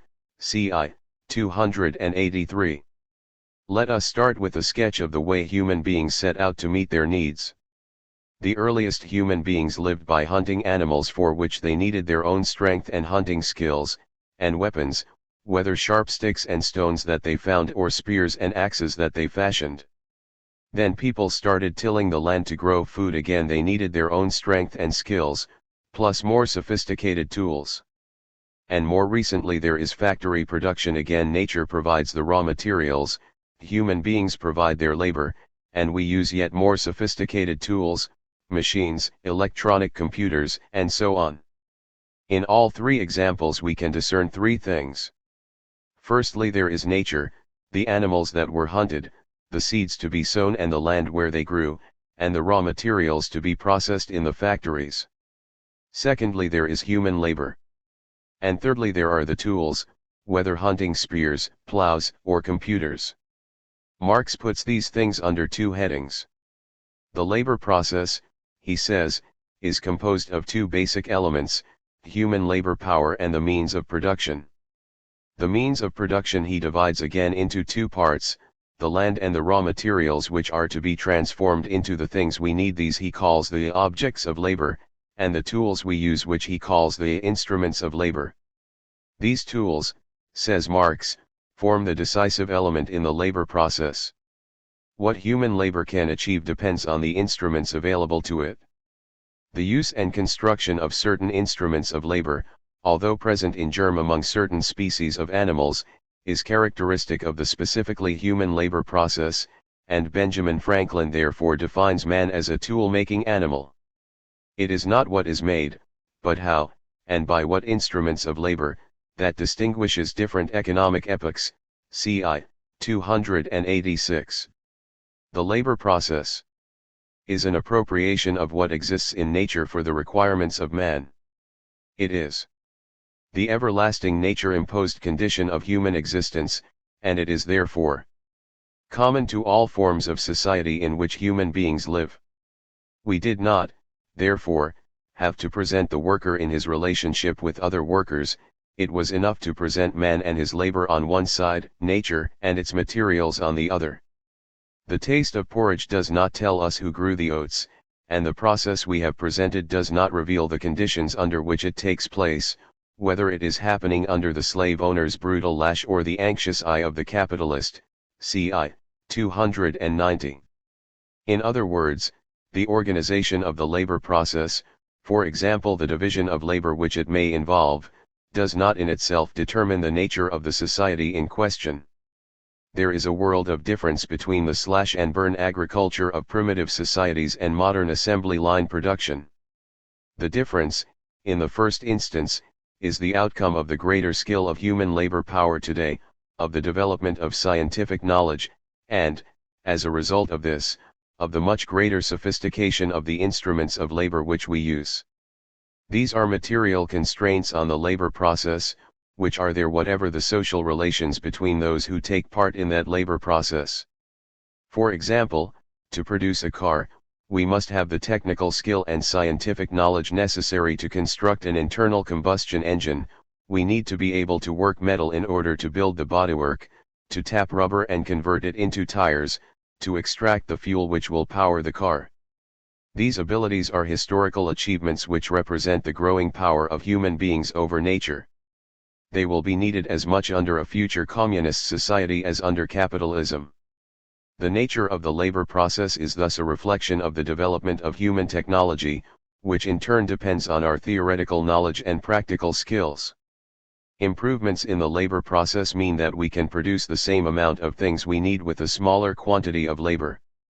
Potentially, therefore, they reduce the burden of material production on humanity. At the same time, they make us less dependent on the vicissitudes of our natural environment. They increase our control over nature. Today, whether there is a shortage or plenty no longer depends on whether the summer has been a good one or not. Marx believed that this development of the productive forces is cumulative. In other words, the technical and scientific achievements of one society provide a basis on which future societies can build.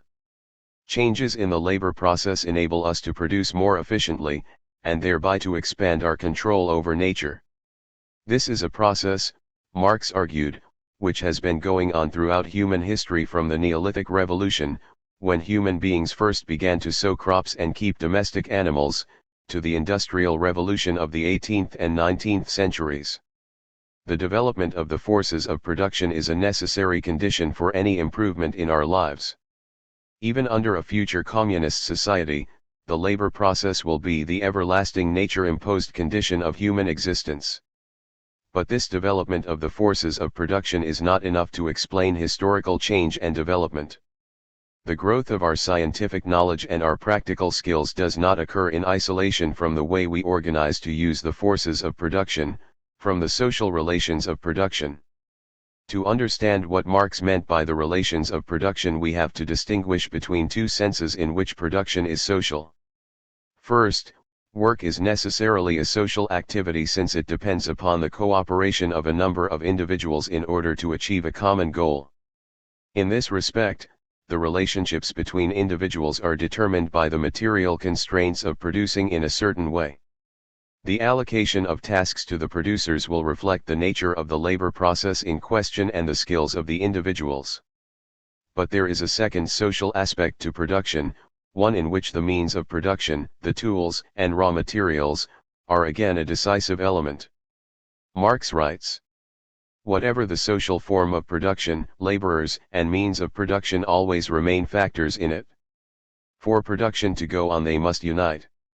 The specific manner in which this union is accomplished distinguishes the different economic epochs of the structure of society from one another." See 2:36-37. Marx argues that we cannot understand the nature of production, and therefore the nature of society, without examining who controls the means of production, for two reasons. First, once we get beyond the most primitive forms of agriculture, no labor process can take place without means of production. Indeed, even slash-and-burn agriculture depends on having relatively free access to land. Secondly, the distribution of the means of production provides the key to the division of society into classes. For there is no inherent necessity in the labor process which requires that the producers, those who do the actual work, should control the means of production, the tools and raw materials with which they work. Classes arise when the direct producers have been separated from the means of production, which have become the monopoly of a minority. This separation only takes place once the productive forces have developed to a certain level. Looking at the working day in a class society, Marx discerns two portions. During the first, the direct producer performs necessary labor. In other words, he or she produces the means of subsistence needed to keep him or herself and dependents alive. Under capitalism, the worker produces not the actual means of subsistence, but their equivalent in other goods for which he or she is paid in money, but the basic relationship is the same. During the second portion of the working day, the producer performs surplus labor. The product of these hours is taken, not by the person who did the actual work, but by the owner of the means of production. This is done in exchange for permitting the worker the privilege of using those means of production to do the labor without whose products he or she would perish. As Marx writes, "Wherever a part of society possesses the monopoly of the means of production, the worker, free or unfree, must add to the labor time necessary for his own maintenance an extra quantity of labor time in order to produce the means of subsistence for the owner of the means of production, whether this proprietor be an Athenian aristocrat, an Etruscan theocrat, a Roman citizen, a Norman baron, an American slave owner, a Wallachian boyar, a modern landlord or a capitalist." CI 344-45. Class society rests, therefore, on exploitation, that is, on the appropriation of surplus labor by a minority which controls the means of production. However, in the early phases of human development, what Marx called primitive communism, in which the means of production were owned in common, there was little or no surplus labor. Almost all the working day was taken up with necessary labor to meet society's basic needs. Only gradually, thanks to improvements in productive technique, do people become able to produce more than is necessary simply to keep them alive. This surplus product, however, is too small to improve everyone's standard of living significantly. Instead, it is appropriated by a minority, who, for various reasons such as their greater efficiency or political power, gain control of the means of production. Thus do classes arise. As Engels puts it, all historical antagonisms between exploiting and exploited, ruling and oppressed classes to this very day find their explanation in this same relatively undeveloped productivity of human labor. So long as the really working population were so much occupied with their necessary labor that they had no time left for looking after the common affairs of society, the direction of labor, affairs of state, legal matters, art, science, etc., so long was it necessary that there should constantly exist a special class, freed from actual labor, to manage those affairs, and this class never failed, for its own advantage, to impose a greater and greater burden of labor on the working masses. 217. 18. Control, or, more precisely, effective possession, of the means of production is not necessarily the same as their legal ownership. In this Marx set himself on the side of the materialist bourgeois philosophers, such as Thomas Hobbes, who regarded might as the basis of right. If power is taken as the basis of right, as Hobbes etc. do, then right, law, etc., are merely the symptom, the expression of other relations upon which state power rests, cwv. 329. The distinction between relations of production and legal property forms is important. Many people believe that capitalism depends upon there being individual capitalists who own and control the means of production. They therefore argue that the rise of the modern corporation, in which the business is actually run by top managers who are employees of the firm and own, at best, only a few shares, shows that we no longer live under capitalism. Nothing could be further from the truth. It is the effective possession of the means of production by a minority which defines class society, not the legal forms in which these relations of power are dressed up. Modes of production and the class struggle. Relations of production are, in class society, not relations between individual and individual, but between worker and capitalist, between farmer and landlord, etc. CW 6, 159.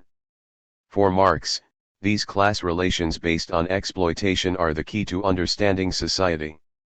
The specific economic form, in which unpaid surplus labor is pumped out of the direct producers, determines the relationship between rulers and ruled. It is always the direct relationship of the owners of the conditions of production to the direct producers, a relation always naturally corresponding to a definite stage in the development of the methods of labor and thereby its social productivity, which reveals the innermost secret of the entire social structure.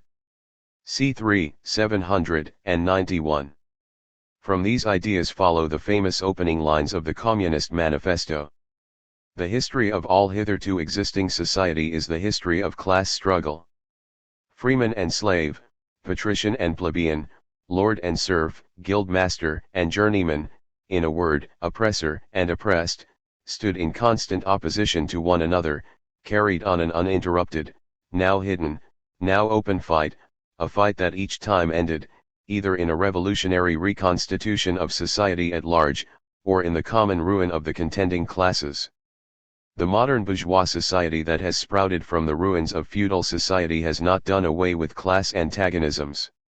It has but established new classes, new conditions of oppression, new forms of struggle in place of the old ones, CW 6, 483, 485.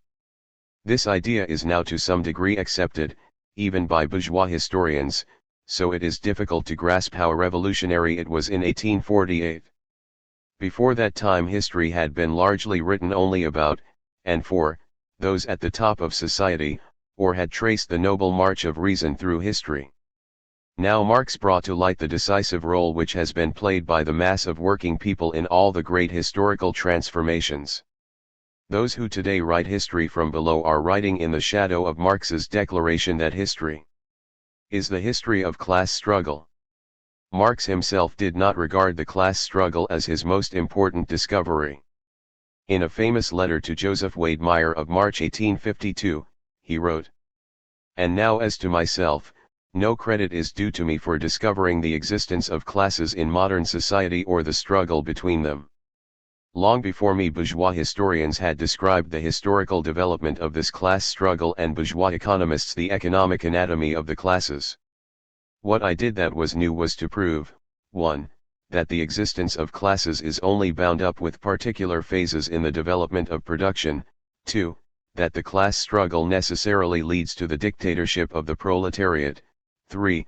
That this dictatorship itself only constitutes the transition to the abolition of all classes and to a classless society, SC 69. Marx was perhaps being too modest. Nevertheless, his basic point stands. The class struggle arises from certain historically specific relations of production, themselves always naturally corresponding to a definite stage in the development of the methods of labor and thereby its social productivity, in other words, to a certain level of development of the productive forces. Marx called relations of production which correspond to a definite stage of development of the productive forces a mode of production. He distinguished between four main types of class society, in broad outlines Asiatic, ancient, feudal, and modern bourgeois modes of production can be designated as progressive epochs in the economic formation of society, SWI, 504. What distinguishes the various economic formations of society? The distinction between, for example, a society based on slave labor and a society based on wage labor is the form in which the surplus labor is in each case extorted from the immediate producer, the worker, CI 325. The form of exploitation itself depends on the distribution of the means of production. In the case of slavery, the laborer is an instrument of production, the property of the master in the same way as the land which the slave works, and the tools he or she uses. It actually seems that all the slave's labor is surplus labor, since he or she is entitled to none of its product, it all goes to the master. However, since the slave is a valuable investment for which the owner has spent money, she or he has to be kept alive. So a portion of the slave's product is set aside to feed, clothe, and house him or her. In the case of feudalism, on the other hand, the peasant may actually control some of the means of production, tools and animals, perhaps, but does not own the land on which he works. So he is compelled to divide his time between necessary labor, for himself and his family, and surplus labor, when he works for his lord. The one he does on his own field, the other on the seigneurial estate. Both parts of this labor time thus exist independently, side by side with each other, CI 346. In both these modes of production, exploitation is quite visible and depends on the physical power of the property owner over the direct producers. The slave owner can, if he wishes, torture or kill a lazy or recalcitrant slave. Feudal lords possessed military power, in the form of their armed retainers. The landowner's power to squeeze surplus labor from his peasants depends on his monopoly of force. Indeed, on the surface it might even appear that this power relationship, the domination of ruler over ruled, is what really matters, as the superficial view of history implies, and not the economic relationship that it supports. Under capitalism, however, the worker is legally free. He or she is not tied to the capitalist in the way the slave is to the master or the serf to the lord. Exploitation depends not on the physical subjection of producer to property owner, but on economic pressures, and above all the fact that the worker does not own the means of production. Marx wrote that workers are free in a double sense, free from the old relations of clientship, bondage, and servitude, and secondly free of all belongings and possessions, and of every objective, material form of being, free of all property, g. 507. In England the peasantry were separated from the land on which their livelihoods depended between the 15th and 18th centuries by means of various stratagems, evictions, the enclosure of the common land, and so on. It was only thus, through the creation of a working class owning nothing but its ability to work, its labor power, that the capitalist mode of production could develop. The capitalist mode of production depends upon the separation of the direct producer from the means of production, which are controlled by a small group of capitalists. For the worker, the alternative to selling his or her labor power to the capitalist is ultimately starvation. The capitalist uses his control of the means of production to force people to work for him, and, once he has employed them, to work longer than is necessary to replace their wages, thus creating surplus labor. Exploitation in this case depends, in the first instance, on the property owner's economic power, and not on his monopoly of violence. Because there is no physical compulsion involved, because the worker is legally free, and his or her agreement to work for the capitalist is apparently quite voluntary, exploitation is here concealed. It is no less real for that. Marx writes that the relations of production correspond to a definite stage of development of their productive forces. What precisely does correspond mean here? Some commentators have thought that, for Marx, the productive forces were directly responsible for the rise and fall of modes of production. This view of history is sometimes called technological determinism, because it considers technological change the motor of social change. There are passages in Marx's writings where he seems to support such a view. For example, he declares that social relations are bound up with productive forces. In acquiring new productive forces, men change their mode of production, and in changing their mode of production, in changing the way of earning their living, they change all their social relations. The hand mill gives you society with the feudal lord, the steam mill, society with the industrial capitalist, CW 6, 166. Some later Marxists used remarks such as these to justify a perversion of Marx's theory of history, saying that, once the productive forces have reached a certain level, social revolution is inevitable. Karl, the chief theoretician of the Second International, 1889–1914, argued that the downfall of capitalism was fated, and would take place of natural necessity. All that socialists had to do was to sit back and wait for this inevitable event. This sort of do-nothing Marxism encouraged the parties of the Second International not to organize mass opposition to the First World War in 1914. Instead, they supported their own national governments, and the international labor movement disintegrated as workers went off to slaughter each other. Fatalistic Marxism, which passively observes history rather than trying to influence its outcome, is a complete falsification of Marx's own views. To say that social relations are closely bound up with productive forces is not to say that the former simply responds to changes in the latter.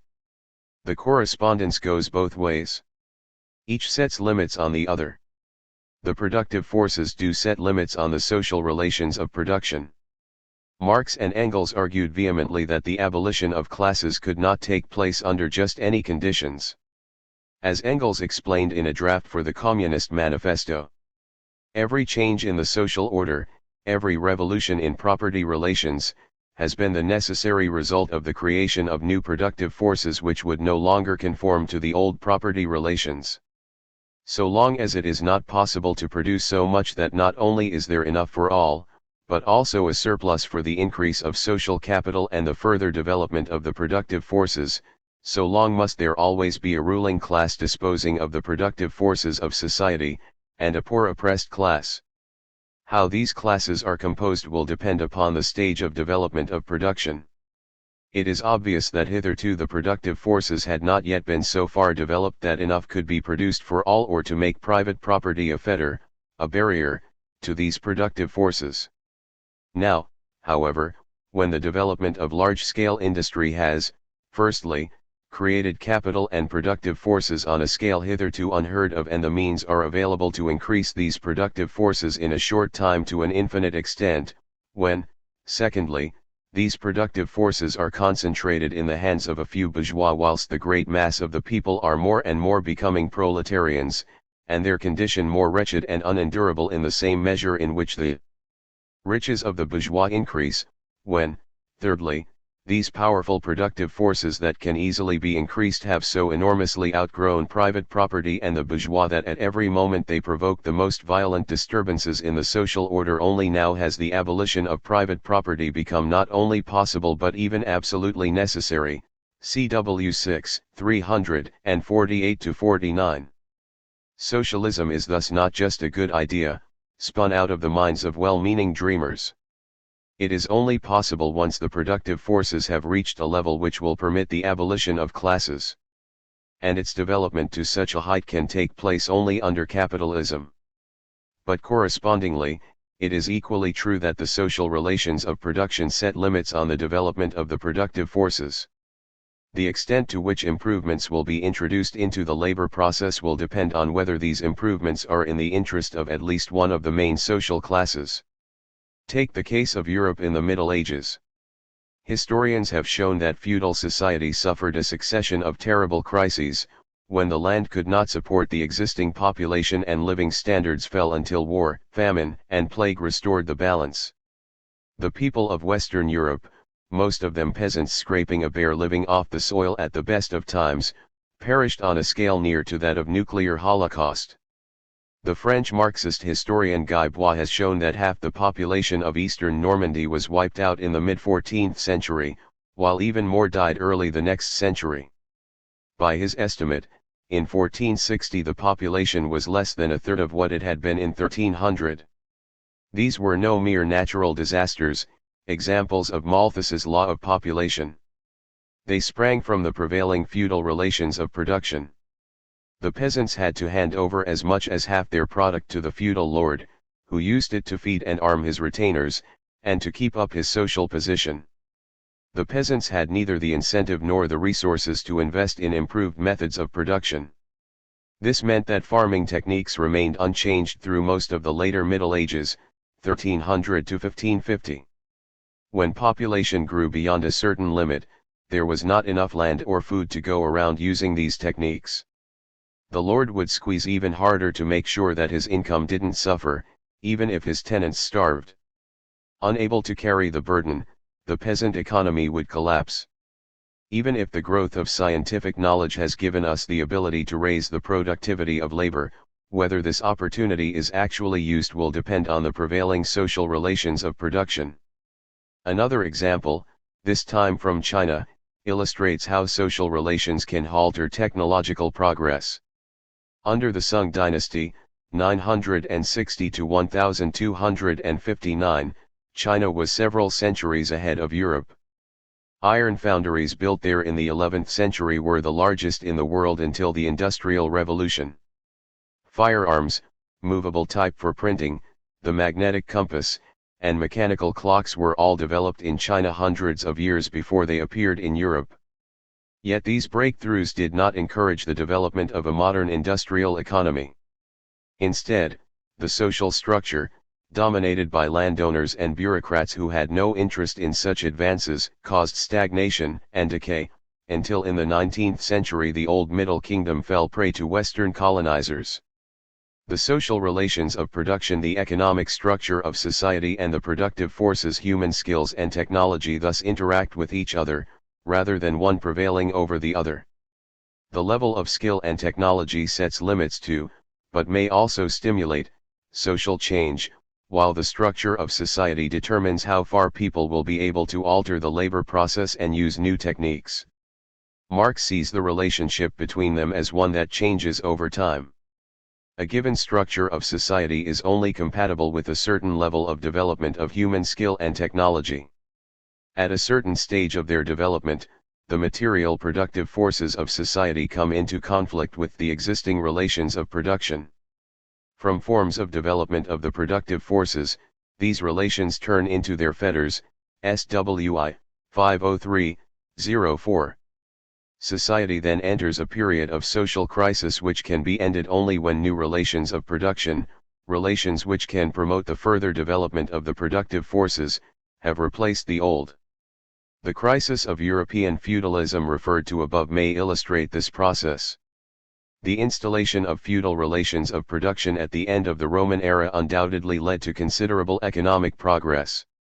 Between the 10th and the 13th centuries, agricultural output rose considerably, considerable amounts of land were brought into cultivation, the towns expanded, and population grew. Many scientific discoveries, made by the Greeks and Romans but ignored because the slave relations of production prevailing in the ancient world had discouraged their practical application, were now put to economic use. But in the 13th century this economic growth ran into limits set by the feudal relations which had stimulated it. As we have already seen, neither lord nor peasant had much interest in making the agricultural improvements necessary to feed the rapidly growing population. The result was prolonged crisis. Social crises, therefore, arise from the contradictions within the prevailing mode of production. At the same time they create the conditions from which a new mode of production can emerge. For example, in the case of feudalism, the scarcity of labor which followed the Black Death in the 14th century put the English peasantry in a strong enough position, despite the defeat of the Great Revolt of 1381, to force the abolition of serfdom. Peasants were no longer tied to the soil. They were not strong enough, however, unlike their French counterparts, to make themselves owners of the plots of land they worked. English landowners were able, from the 16th century onward, to push the peasants off the soil, and enclose land into farms. These they then rented to capitalist tenants employing wage laborers and producing goods for the market. The gradual undermining of feudal relations of production had given rise to the beginnings of capitalism. The class struggle, argued Marx, has to be understood in the light of these contradictions. The replacement of one mode of production by another does not take place peacefully and gradually, but requires a violent revolution, in which the old ruling class is expropriated and a new class put in its place. The contradiction between the productive forces and the forms of intercourse necessarily on each occasion burst out in a revolution, taking on at the same time various subsidiary forms, such as all-embracing collisions, collisions of various classes, contradictions of consciousness, battles of ideas, etc. CWV, 74. These famous lines from the preface to a contribution to the critique of political economy sum up Marx's theory of history. In the social production of their life, men enter into definite relations that are indispensable and independent of their will, relations of production which correspond to a definite stage of development of their material productive forces. The sum total of these relations of production constitutes the economic structure of society, the real foundation, on which rises a legal and political superstructure and to which correspond definite forms of social consciousness.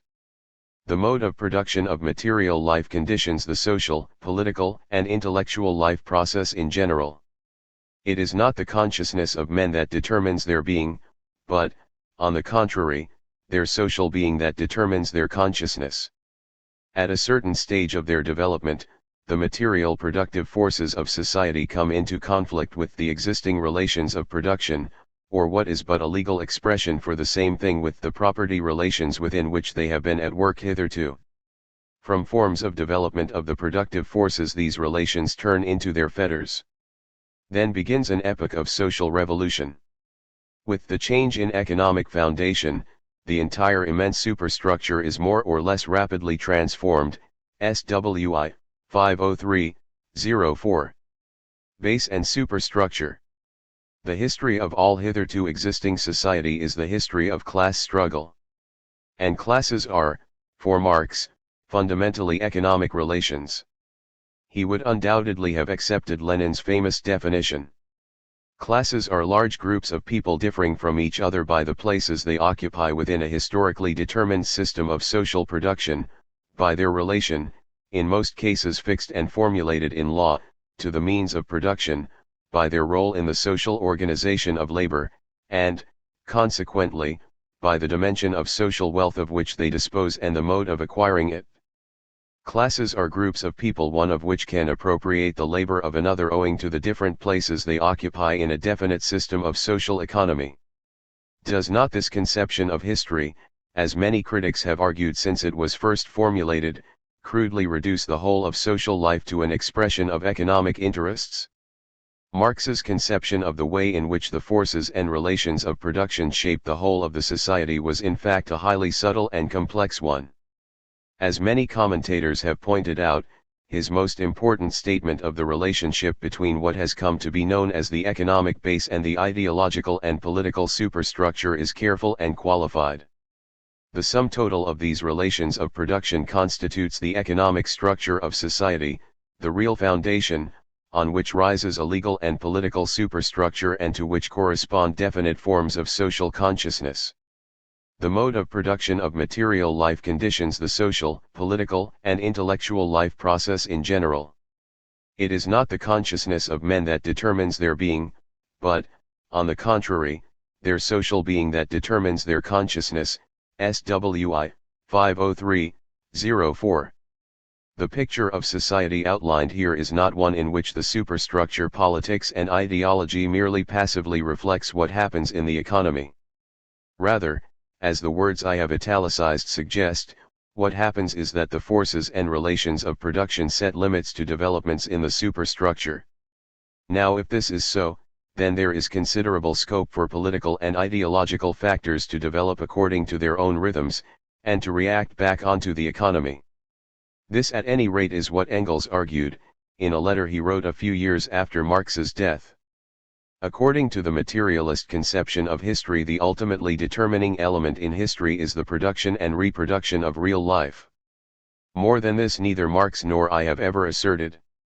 Hence if somebody twists this into saying that the economic element is the only determining one, he transforms that proposition into a meaningless, abstract, senseless phrase. The economic situation is the basis, but the various elements of the superstructure political forms of the class struggle and its results, to wit, constitutions established by the victorious class after a successful battle, etc., juridical forms, and even the reflexes of all these actual struggles in the brains of the participants, political, juristic, philosophical theories, religious views and their further development into systems of dogma also exercise their influence upon the course of the historical struggles and in many cases preponderate in determining their form. There is an interaction of all these elements, in which, amid all the endless host of accidents, the economic movement finally asserts itself as necessary, SC 417. Establishing what relations of production prevail within a given society is, then, only the starting point for trying to understand that society. A proper understanding will involve grasping the way in which ideological and political factors interact with the economy, always bearing in mind, however, that the relations of production are the real foundation of society. To arrive at a clear idea of what is involved in the relationship between base and superstructure, let us look at the two most important elements of the superstructure, namely, ideology and the state.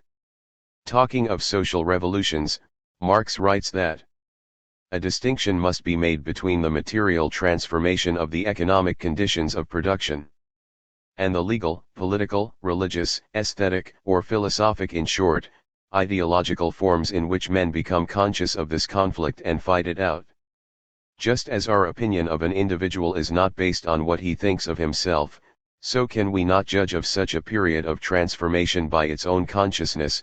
On the contrary, this consciousness must be explained rather from the contradictions of material life, from the existing conflict between the social productive forces and the relations of production, SWI 504.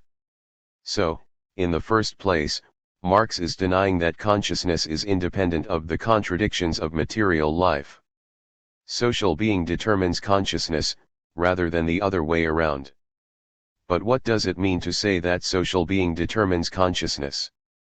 Above all, it means that the beliefs which people have will be formed under the pressure of the material and social circumstances in which they live. Human beings are not disembodied spirits living in some realm of pure reason. They are men and women struggling to survive in conditions which deny most of them more than a bare subsistence. The beliefs they have will be attempts to make sense of their situation, and to guide their everyday actions. Moreover, people have, since the end of primitive communism, lived in class societies. This means that it is important for the ruling class to persuade the direct producers to accept their situation. This acceptance can take a variety of forms. It can be simply resignation, based on the belief that the ruling class is too strong to overthrow. It can, however, be the positive belief that the present social order is a just and desirable one. In either case, the direct producers' beliefs play a crucial role in their acceptance of the status quo.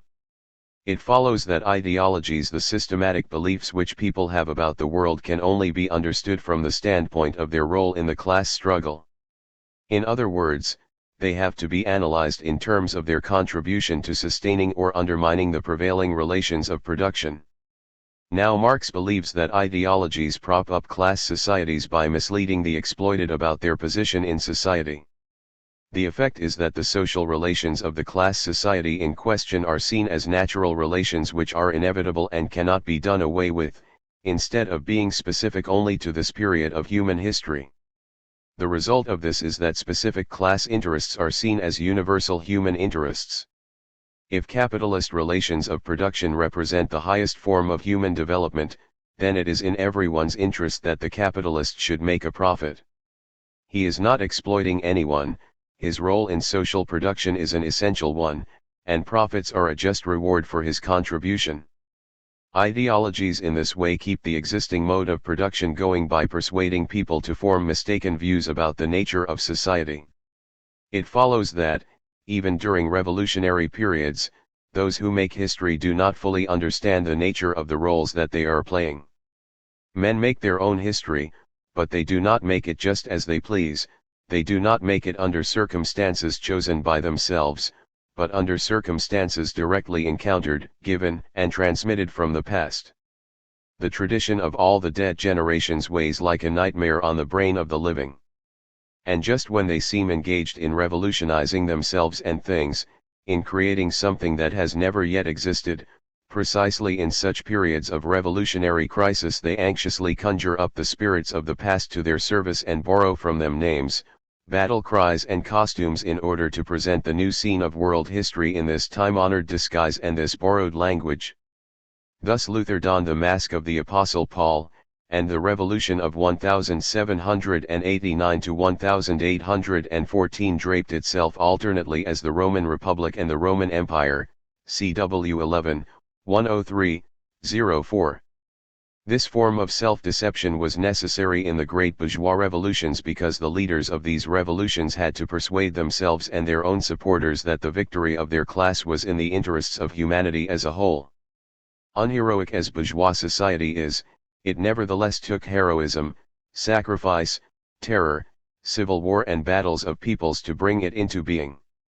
And in the classically austere traditions of the Roman Republic its gladiators found the ideals and the art forms, the self-deceptions they needed in order to conceal from themselves the bourgeois limitations of the content of their struggles and to maintain their passion on the high plane of historical tragedy. Similarly, at another stage of development, a century earlier, Cromwell and the English people had borrowed speech, passions, and illusions from the Old Testament for their bourgeois revolution, CW 11, 104-05. Marx believed that ruling class ideologies prevail among the masses thanks to the economic and political power of the ruling class. The ideas of the ruling class are in every epoch the ruling ideas, i.e., the class which is the prevailing material force of society is at the same time its ruling intellectual force, CWV 59. The ruling class uses its control of the means of production and of the state to create and sustain a variety of institutions through which people's beliefs are formed. In medieval times the most important of these institutions was the church. To this has now been added a variety of others, of which the education system and the mass media are the most important. It is clear, however, that for Marx the ideological power of the ruling class was inseparable from its economic and political power. The economically dominant class was also the ruling class, that is, the class which controlled the means of production also controlled the state. The state was, for Marx, first and foremost a means through which the domination of a particular class could be maintained. The executive of the modern state is, in the celebrated words of the Communist Manifesto, but a committee for managing the common affairs of the whole bourgeoisie, CW 6, 486.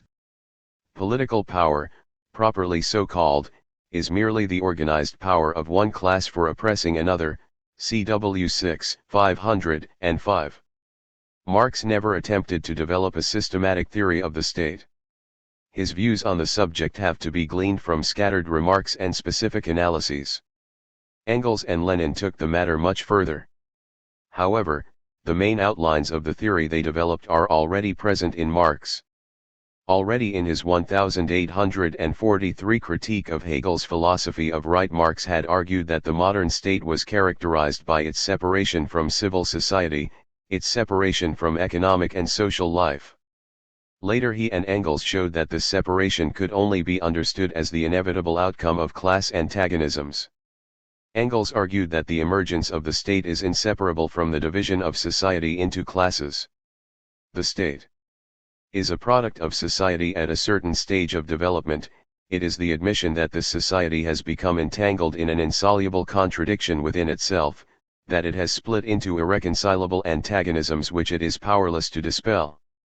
But in order that these antagonisms and classes with conflicting economic interests might not consume themselves and society in fruitless struggle, it became necessary to have a power seemingly standing above society that would alleviate the conflict, and keep it within the bounds of order, and this power, arisen out of society but placing itself above it, and alienating itself more and more from it, is the state, SW 326-27. The essence of this power is that the state controls the means of coercion, at its most basic, armed force. In pre-class societies, there was no distinction between the mass of the population and those who did whatever fighting was necessary. With the emergence of class antagonisms, however, this ceases to be the case. The use of force becomes the preserve of a specialized minority whose role is as much the repression of the mass of the population as fighting external enemies. Thus, the separation of the state from society is primarily the separation of the means of coercion from the direct producers on whose surplus labor the ruling class depends. The formation of the state, Engels explains, involves the establishment of a public power which no longer directly coincides with the population organizing itself as an armed force. This special public power is necessary because a self-acting armed organization of the population has become impossible with the split into classes. This public power exists in every state. It consists not merely of armed men but also of material adjuncts, prisons, and institutions of coercion of all kinds. It grows stronger in proportion as class antagonisms within the state become more acute, and as adjacent states become larger and more populous. We have only to look at our present-day Europe, where class struggle and rivalry in conquest have tuned up the public power to such a pitch that it threatens to swallow the whole of society and even the state, SW 327-28. Engels thus recognizes two main factors in the formation and evolution of states: the development and sharpening of class antagonisms, and struggles between rival states for military domination. Marx developed this idea in a more historically concrete way in his writings on the Paris Commune, where he traced the origins of the modern capitalist state to the absolute monarchies which emerged in Europe at the end of the Middle Ages. The centralized state machinery, which, with its ubiquitous and complicated military, bureaucratic, clerical and judiciary organs entoils the living civil society like a boa constrictor, was first forged in the days of absolute monarchy as a weapon of nascent modern society in its struggle of emancipation from feudalism. The seigneurial privileges of the medieval lords and cities and clergy were transformed into the attributes of a unitary state power, displacing the feudal dignitaries by salaried state functionaries, transferring the arms from medieval retainers of the landlords and the corporations of townish citizens to a standing army, substituting for the checkered anarchy of medieval powers the regulated plan of a state power, with a systematic and hierarchic division of labor. The First French Revolution, with its task to found national unity, had to break down all local, territorial, townish, and provincial independence. It was, therefore, forced to develop what absolute monarchy had commenced, the centralization and organization of state power, and to expand the circumference and the attributes of the state power, the number of its tools, its independence, and its supernaturalist sway of real society, cwf. 162-63. The triumph of capitalism had thus led to an enormous strengthening of the power and efficiency of the state apparatus. But was not this apparatus more and more independent from the bourgeoisie as well as the exploited classes? This, at least, was what was suggested by the phenomenon of Bonapartism, the First and Second French Empires, of Napoleon I and Napoleon III respectively, when an individual adventurer whose power rested simply on military strength was able to win control of the state and to rule independently of capitalists as well as workers and peasants.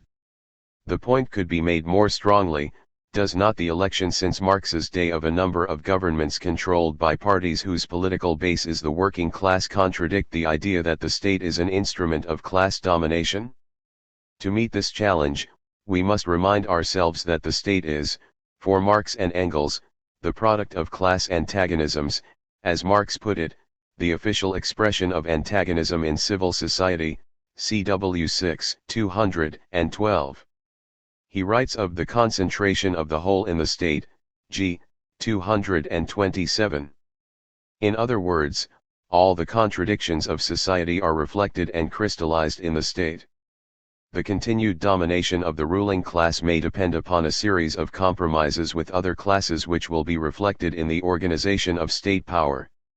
For example, Marx argued that the triumph of Napoleon III after the Revolution of 1848 was the only way in which capitalist power could be preserved in France after several years of open civil war between bourgeoisie and proletariat.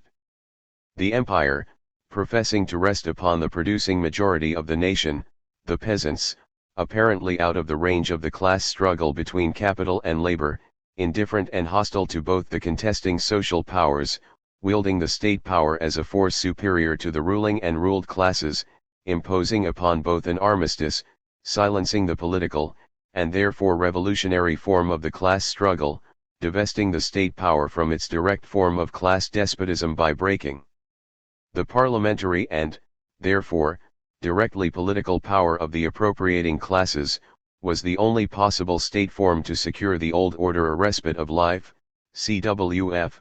230-31. Such an apparently paradoxical situation, in which the ruling class does not directly rule, in the sense of actually running the state apparatus, is possible under capitalism because exploitation does not depend on the day-to-day physical coercion of the direct producers. Instead, economic pressures, ultimately the choice between working or starving, compel workers to submit to exploitation. The silent compulsion of economic relations sets the seal on the domination of the capitalist over the worker. Direct extra-economic force is still of course used, but only in exceptional cases, c.i. 899. It is, therefore, common in capitalist societies for economics and politics to appear as quite separate. The underlying reality is, however, different. On the one hand, capitalist control of an economy sets limits on what the state can do. If the bourgeoisie do not like what a government is doing, they can, for example, take their money out of the country. This sort of pressure has forced successive labor governments in Britain to tone down or abandon the more radical of their policies. On the other hand, there is a division of labor within the state itself, between elected bodies such as Parliament and the Cabinet, and the permanent military and civil bureaucracy. The latter's close links with the capitalist class mean that they will sabotage, or, if pushed to it, simply rebel against a government committed to overthrowing bourgeois relations of production. Nevertheless, the relative separation of politics and economics under capitalism does permit situations in which the bourgeoisie does not control the state apparatus. This enables them to enter into compromises with other classes, or fractions of classes, which will tone down social antagonisms and render their underlying domination more secure. Marx believed that the Britain of his day illustrated such a situation. The British Constitution is nothing but an antiquated, obsolete, out-of-date compromise between the bourgeoisie, which rules not officially but in fact does rule in all decisive spheres of civil society, and the landed aristocracy, which governs officially. Originally, after the Glorious Revolution of 1688, only a section of the bourgeoisie, the aristocracy of finance, was included in the compromise. The Reform Bill of 1831 admitted another section, the millocracy as the English call it, i.e., the high dignitaries of the industrial bourgeoisie. Even if the bourgeoisie was on the whole acknowledged also politically as the ruling class, this was only on the condition that the entire system of government in all its detail, even the executive department of the legislative power, i.e., the actual making of laws in both houses of parliament, remained safely in the hands of the landed aristocracy, CW 14, 53-54. The bourgeoisie can thus rule without governing. Engels argued that a similar division existed in Germany under Bismarck, where the industrial bourgeoisie were the chief beneficiaries of national unification, but the junker classes of rural squires continued actually to govern. Some later Marxists have argued that it is a general feature of capitalism that the bourgeoisie rules but does not govern. Without going so far, we can see that Marx's theory of the state, like his general account of the relation between base and superstructure, was complex and subtle.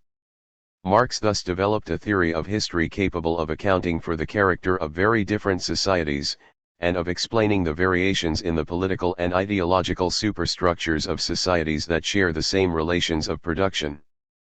The emergence, especially since the Second World War, of a rich body of Marxist historical writing is a confirmation of the fertility of this theory. Nevertheless, Marx was not concerned primarily with formulating a more scientific theory of history than Condorcet's or Hegel's. The cutting edge of historical materialism lay in Marx's scientific analysis of capitalism, and his theory of revolutionary politics. Chapter 6. Capitalism. Capital was Marx's crowning achievement, the centerpiece of his life's work. Its object was, as he put it in the preface to Volume 1, to reveal the economic law of motion of modern society, CI 92. Previous economic thinkers had grasped one or other aspect of capitalism's workings. Now Marx sought to understand it as a whole. In line with the method of analysis and conception of history set out in the two previous chapters, Marx analyzed capitalism not as the end of history, as the form of society corresponding to human nature, but as a historically transitory mode of production whose internal contradictions would lead to its downfall. It may be helpful to readers unfamiliar with the dismal science of economics, as Thomas Carlyle called it, to outline the subject matter of this chapter briefly. It starts with the cornerstone of capital, the labor theory of value, according to which commodities products sold in the marketplace exchange in proportion to the socially necessary labor time required for their production. We shall then see how this theory underlies Marx's account of capitalist exploitation, for it is the surplus value created by workers which is the source of the profits on which capitalism as an economic system rests. Competition between capitals, whether individual capitalists, companies, or even nations each out to grab the largest amount of surplus value, leads to the formation of a general rate of profit, and therefore, as we shall see, to a modification of the labor theory of value.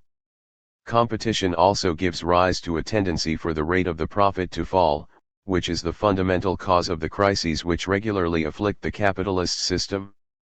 Labor and value.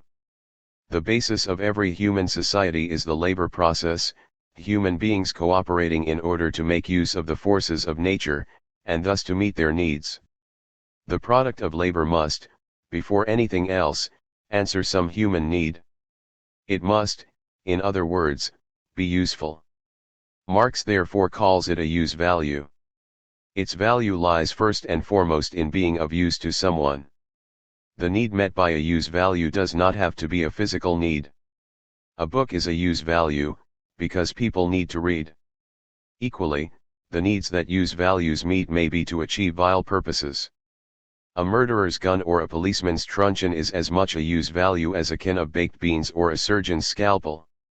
Under capitalism, however, the products of labor take the form of commodities. A commodity, as Adam Smith pointed out, does not merely have a use value. Commodities are made, not to be directly consumed, but to be sold on the market. They are produced in order to be exchanged.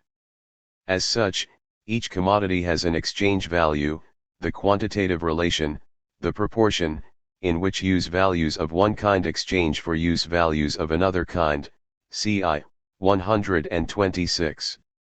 Thus, the exchange value of a shirt might be 100 cans of baked beans. Use value and exchange value are very different from each other.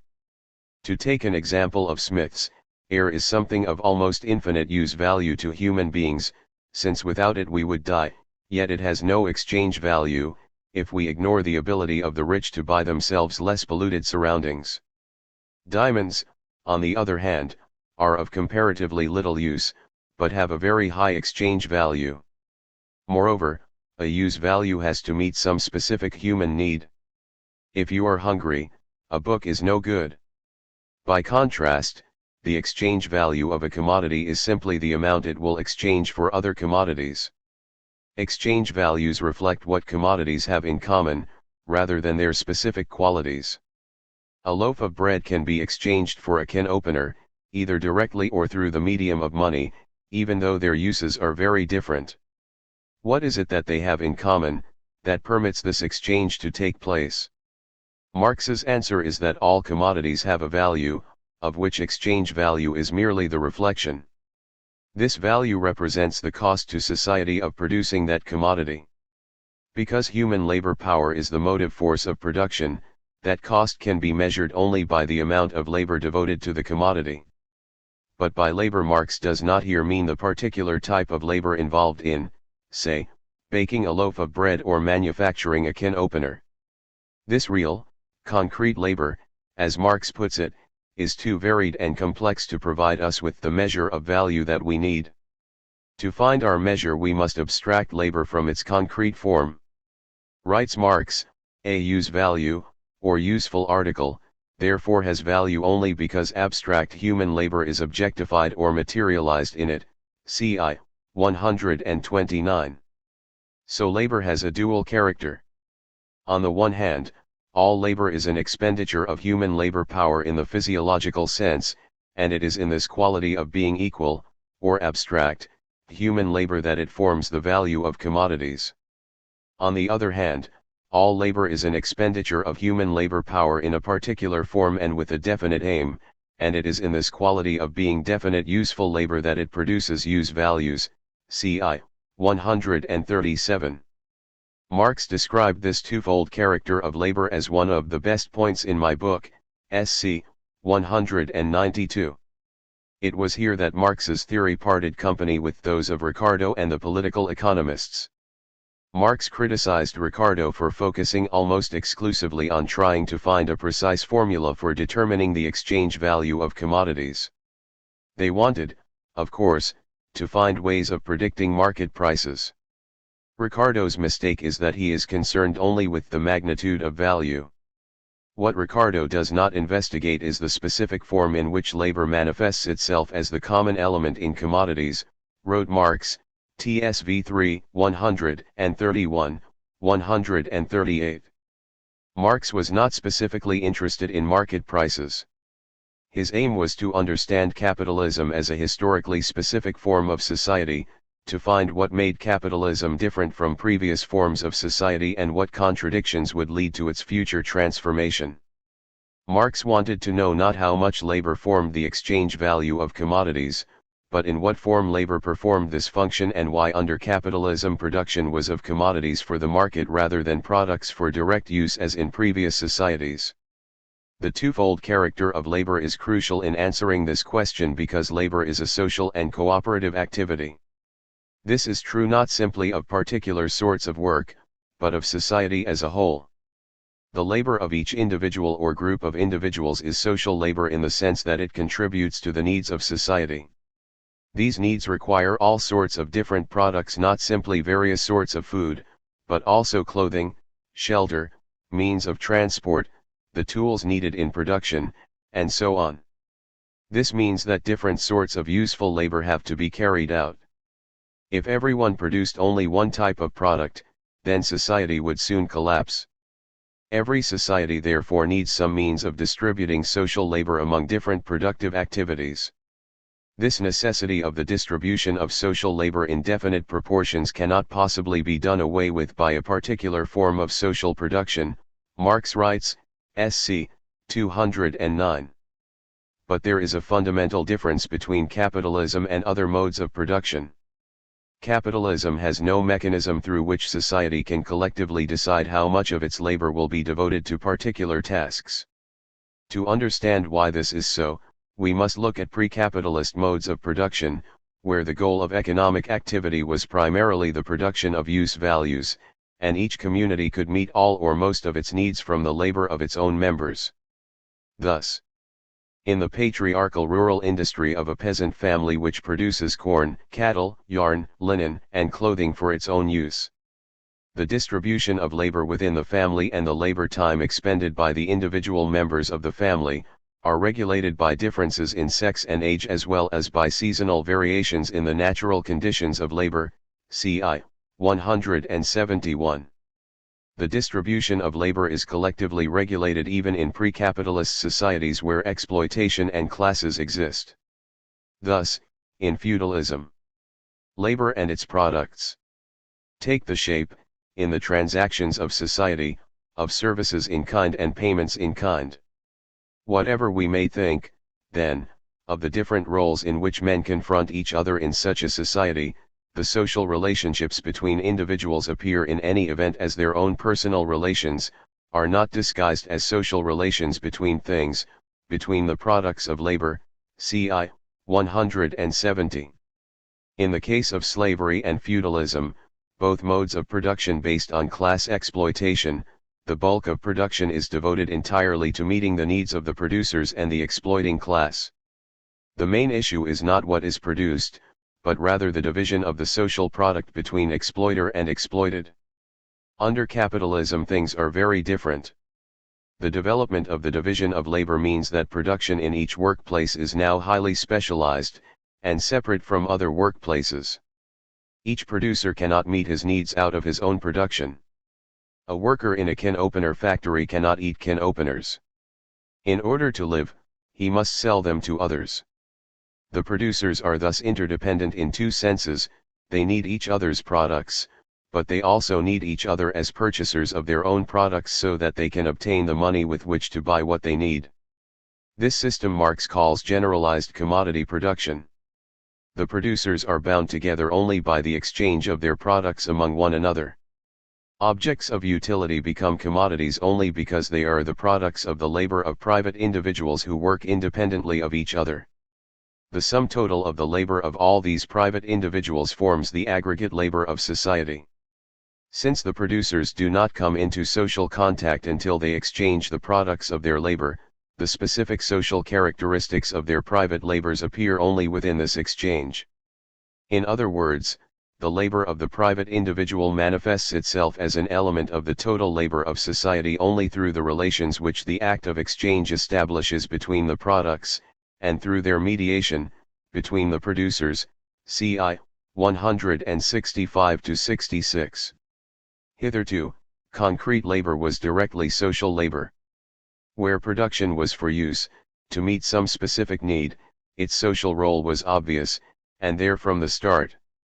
Where production is for exchange, however, there is no necessary connection between the useful labor carried out by a particular producer and the needs of society.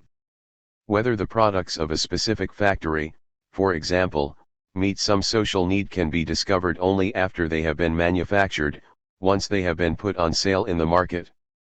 If no one wants to buy these goods, then the labor that produced them was not social labor. There is a second respect in which there is a difference between social and private labor under capitalism. Makers of the same product will compete for the same market. Their relative success will depend on how cheaply they sell their products. This involves increasing the productivity of labor. In general, the greater the productivity of labor, the less the labor time required to produce an article, the less the mass of labor crystallized in that article, and the less its value, writes Marx, ci. 131. The pressure of competition forces producers to adopt similar methods of production to their rivals, or find themselves undercut. Consequently, the value of commodities is determined not by the total amount of labor used to produce them, but rather by the socially necessary labor time, that is, by the labor time required to produce any use value under the conditions of production normal for a given society and with the average degree of skill and intensity of labor prevalent in that society, ci. 129. An inefficient producer who uses more than the socially necessary labor to produce something will find that the price he gets for it will not compensate him for his extra labor. Only socially necessary labor is social labor. Abstract social labor is thus not merely a concept, something that exists only in the mind. It dominates people's lives. Unless producers are able to meet the normal conditions of production, they will find themselves forced out of business. But this is not all.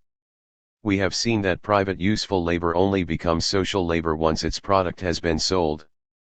But for exchange to take place, there must be some way of telling how much socially necessary labor each commodity contains.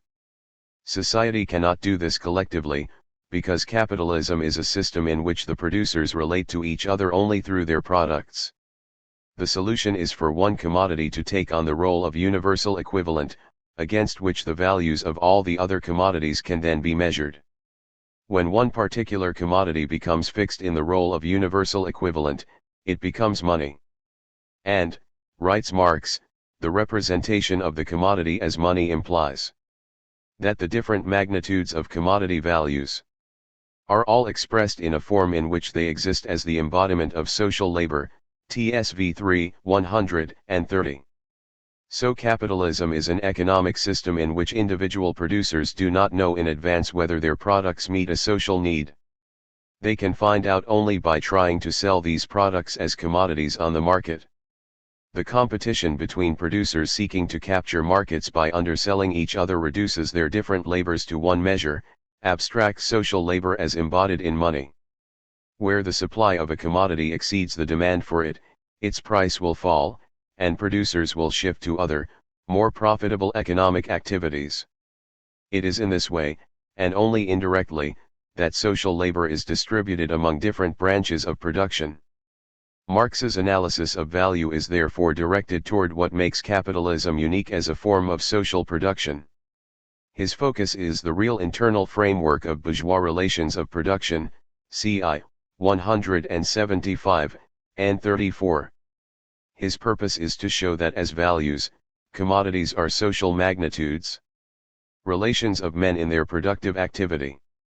Where labor is communal, the relations of men in their social production do not manifest themselves as values of things, TSV 3, 129. Almost as soon as Capital was published, bourgeois economists objected that Marx's account of value at the beginning of Volume 1 does not prove that commodities actually exchange in proportion to the socially necessary labor time required to produce them. They have continued to do so to this very day. Marx commented on one such critic. The unfortunate fellow does not see that, even if there were no chapter on value in my book, the analysis of the real relations which I give would contain the proof and demonstration of the real value relation. Science consists precisely in demonstrating how the law of value asserts itself. So that if one wanted at the very beginning to explain all the phenomena which seemingly contradict that law, one would have to present science before science, SC 209-10. The whole of Capital is thus the proof of the labor theory of value. Marx considered the correct scientific method to be that of rising from the abstract to the concrete, g. 101. He starts off by setting out the labor theory of value in the very abstract form in which we have been so far considering it. But this is only the starting point of his analysis. He then proceeds, step by step, to show how the complex and often chaotic behavior of the capitalist economy can be understood on the basis of the labor theory of value, and only on that basis.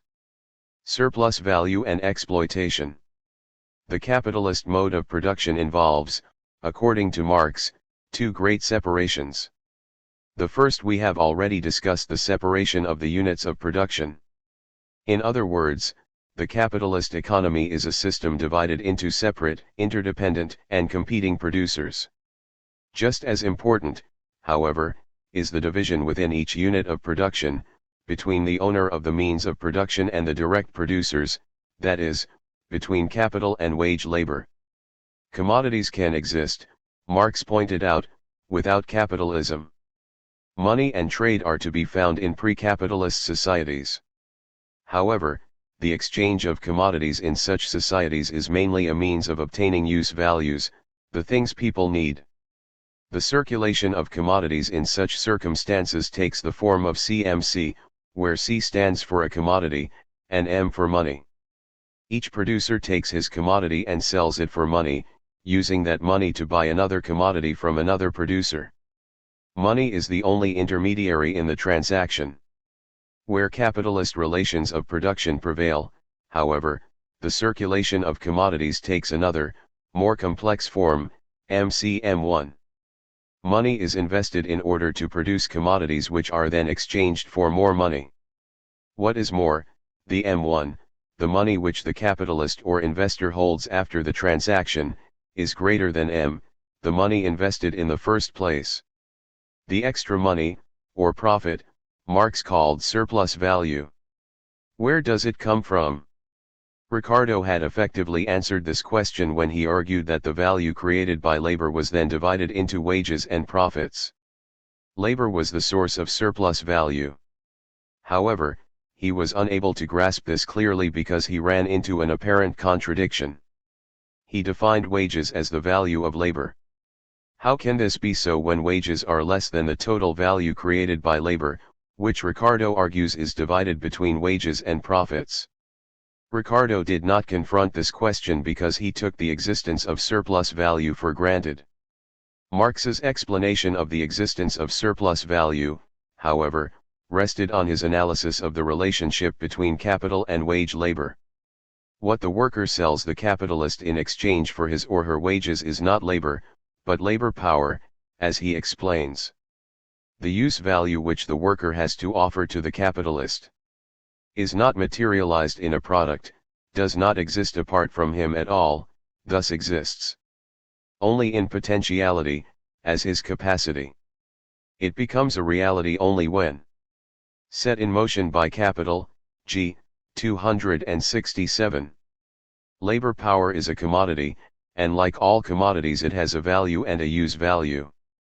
Its value is determined by the socially necessary labor time involved in keeping the worker alive, and bringing up the children to replace him or her. Its value, like that of every other commodity, is already determined before it enters into circulation, for a definite quantity of social labor has been spent on the production of that labor power.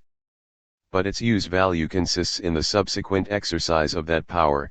CI 277. Labor power's use value is labor, and once the worker has been employed, the capitalist sets him or her to work. But labor is the source of value, and moreover the worker will normally create during a working day more value than the daily wages with which the capitalist purchased his or her labor power. What was really decisive for him, the capitalist, was the specific use value which this commodity possesses of being a source not only of value, but of more value than itself. CI 300-01.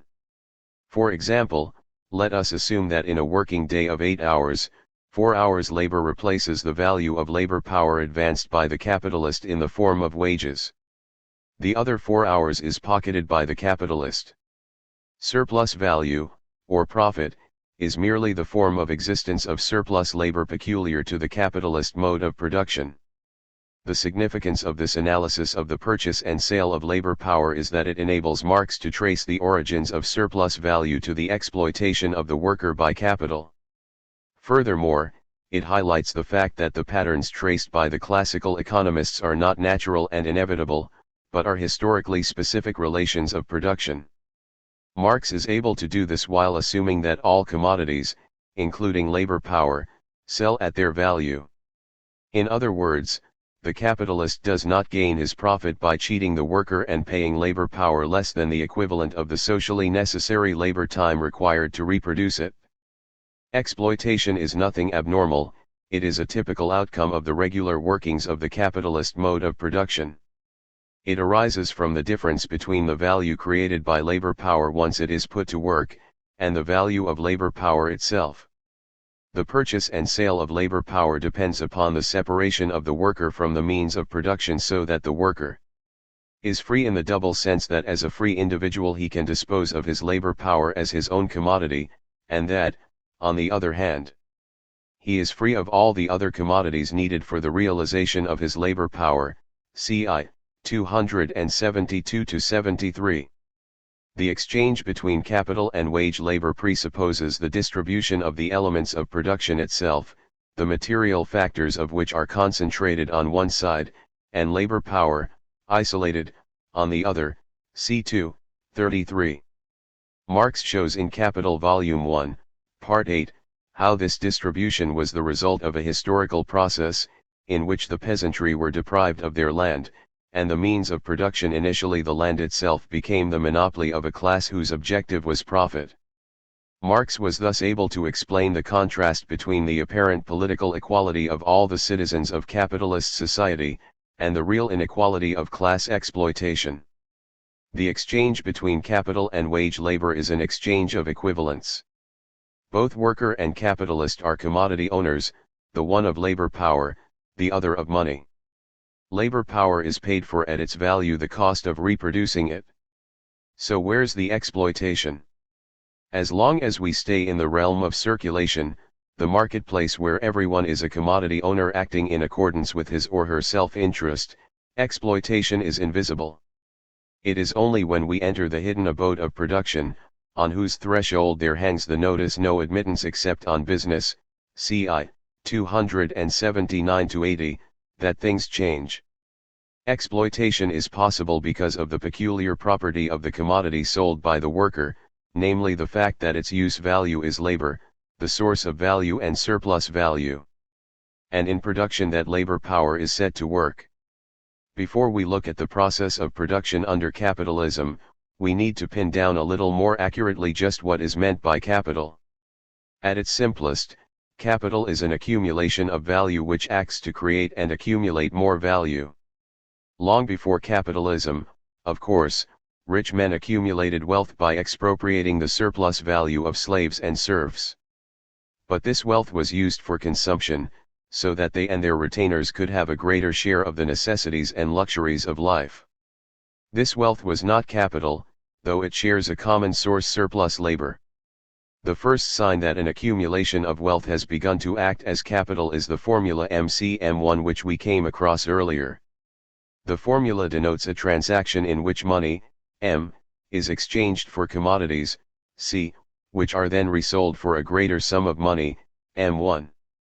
At first such transactions were made by traders, who would, for example, import spices from the East and resell them in Northern Europe, where the demand for spices to preserve meat meant they could get a higher price. But capital proper really only comes into existence when the commodity being bought and sold is labor power, for this wage labor then defines the relations of production that are peculiar to capitalism. Capital, therefore, is defined by two things: what it is and how it acts. It is an accumulation of surplus value produced by labor, and this accumulation can take the form of money, commodities, or means of production, and usually a combination of all three. It acts to secure further accumulation. Marx described this as the self-expansion of value. Capital is not necessarily identified with individual capitalists. In the early development of capitalism, wealthy individuals did play a major role, but this is far from the case today. It is in the nature of capitalism, in fact, that capital takes on a life of its own, operating according to an economic logic that transcends any individuals. Individual units of capital, which are usually termed capitals, can be anything from a small company to a major corporation, a financial institution to a nation-state. In order to grasp the peculiar nature of the capitalist production process, Marx formulated a number of new concepts. We saw in the previous chapter that there are two main elements of any labor process: labor power and the means of production. Under the capitalist mode of production, both elements take the form of capital. The capitalist has to invest money in purchasing both labor power and the means of production before he can hope to increase his initial investment. The money used to buy labor power Marx called variable capital, that advanced to obtain infrastructure, equipment, raw materials, and other means of production he called constant capital. The reason for these names should be obvious in the light of the labor theory of value. Variable capital expands in value, because it is invested in labor power, the commodity which is the source of value. Constant capital does not. Capitalist production thus involves both living labor, the labor of the worker which replaces the value of labor power and at the same time creates surplus value, and dead labor accumulated in the means of production. This dead labor is the labor of the workers who made the means of production in the first place. As the machinery gradually deteriorates through its use to make new commodities, its value is transferred to these commodities. The rate of surplus value was the name Marx gave to the ratio between surplus value and variable capital, the capital invested in labor power. This measured the rate of exploitation, in other words the degree to which the capitalist was successful in pumping surplus labor out of the worker. To go back to our previous example, if necessary labor is 4 hours, and surplus labor is 4 hours, then the rate of surplus value is 4:4, or 100%. There were two ways, Marx argued, in which capitalists could increase the rate of surplus value, one common to all modes of production, the other specific to capitalism. These were the production of, respectively, absolute and relative surplus value. Absolute surplus value is created by lengthening the working day. Thus, if workers spend 10 instead of 8 hours a day at work, while necessary labor is still only 4 hours, then another 2 hours of surplus labor have been added. The rate of surplus value has risen from 4:4 to 6:4, or from 100 to 150%. Some of the most brilliant and powerful pages in Capital are those in which Marx describes how, especially in the early phases of the Industrial Revolution, capitalists sought to extend the working day as long as possible, forcing even 9-year-old boys to work 3 12-hour shifts running in the hellish conditions of the iron foundries. Capital, he writes, is dead labor which, vampire-like, lives only by sucking living labor, and lives the more labor it sucks, c.i. 342. There are, however, objective limits to the extension of the working day. Pushed too far, it not only produces a deterioration of human labor power by robbing it of its normal moral and physical conditions of development and activity, but also produces the premature exhaustion and death of this labor power itself, c.i.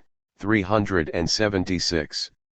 Capital, which depends on labor power as the source of value, thus acts against its own interests. At the same time, the remorseless extension of the working day engenders organized resistance by its victims. Marx chronicles the role played by collective working class action in forcing British capitalists to accept the Factory Acts limiting the hours of work. Hence, in the history of capitalist production, the establishment of a norm for the working day presents itself as a struggle over the limits of that day, a struggle between collective capital, i.e. the class of capitalists, and collective labor, i.e. the working class, c.i. 344. Capital can nonetheless raise the rate of surplus value also by the production of relative surplus value. An increase in the productivity of labor will lead to a fall in the value of the commodities it produces. If some technical improvement in the conditions of production thus cheapens the consumer goods which workers buy with their wages, then the value of labor power has fallen. Less social labor will now be needed to reproduce labor power, and the portion of the working day devoted to necessary labor will fall, leaving more time spent creating surplus value. Let us say that higher productivity in consumer industries leads to a halving of the value of consumer goods. To go back to our original example, necessary labor will now take up only 2 hours out of an 8-hour day. So the rate of surplus value is now 6:2. It has risen from 100 to 300%. Marx argues that although both absolute and relative surplus value will be found in all phases of capitalist development, there tends to be a historical shift in their importance. When capitalist relations of production are first introduced, it is on the basis of methods of production inherited from the artisan industries of feudal society. These handicraft methods are not at first fundamentally altered. Workers are simply grouped together into larger units of production, and subjected to a more complex division of labor. New relations of production are grafted onto an old labor process.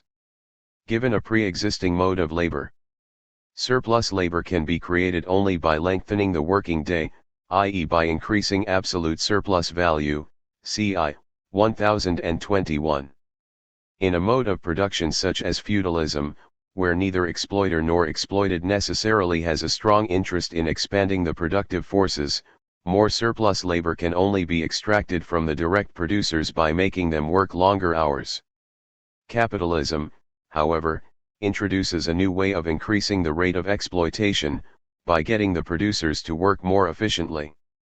With the production of relative surplus value, the entire form of production is altered and a specifically capitalist form of production comes into being, c.i. 1024. What Marx calls manufacture, based on the broad foundation of the town handicrafts and the domestic industries of the countryside, c.i. 490, is supplanted by modern large-scale industry, or machinofacture, in which production is organized around systems of machines, and the labor process is constantly altered in the light of technological innovations. There now arises a technologically and otherwise specific mode of production, capitalist production, which transforms the labor process and its actual conditions, CI 1034-35. The most important consequence is that the labor process is increasingly socialized. Production now takes place in large units organized around machines, and involving a highly complex division of labor. The real lever of the overall labor process is increasingly not the individual worker but labor power socially combined, CI 1039-40. Capitalism thus creates what Marx calls the collective worker, of which individuals are limbs, bound together by their joint effort in producing commodities. Marx emphasizes that the purpose of the constant transformation of the labor process under capitalism is that of increasing the rate of exploitation by producing relative surplus value.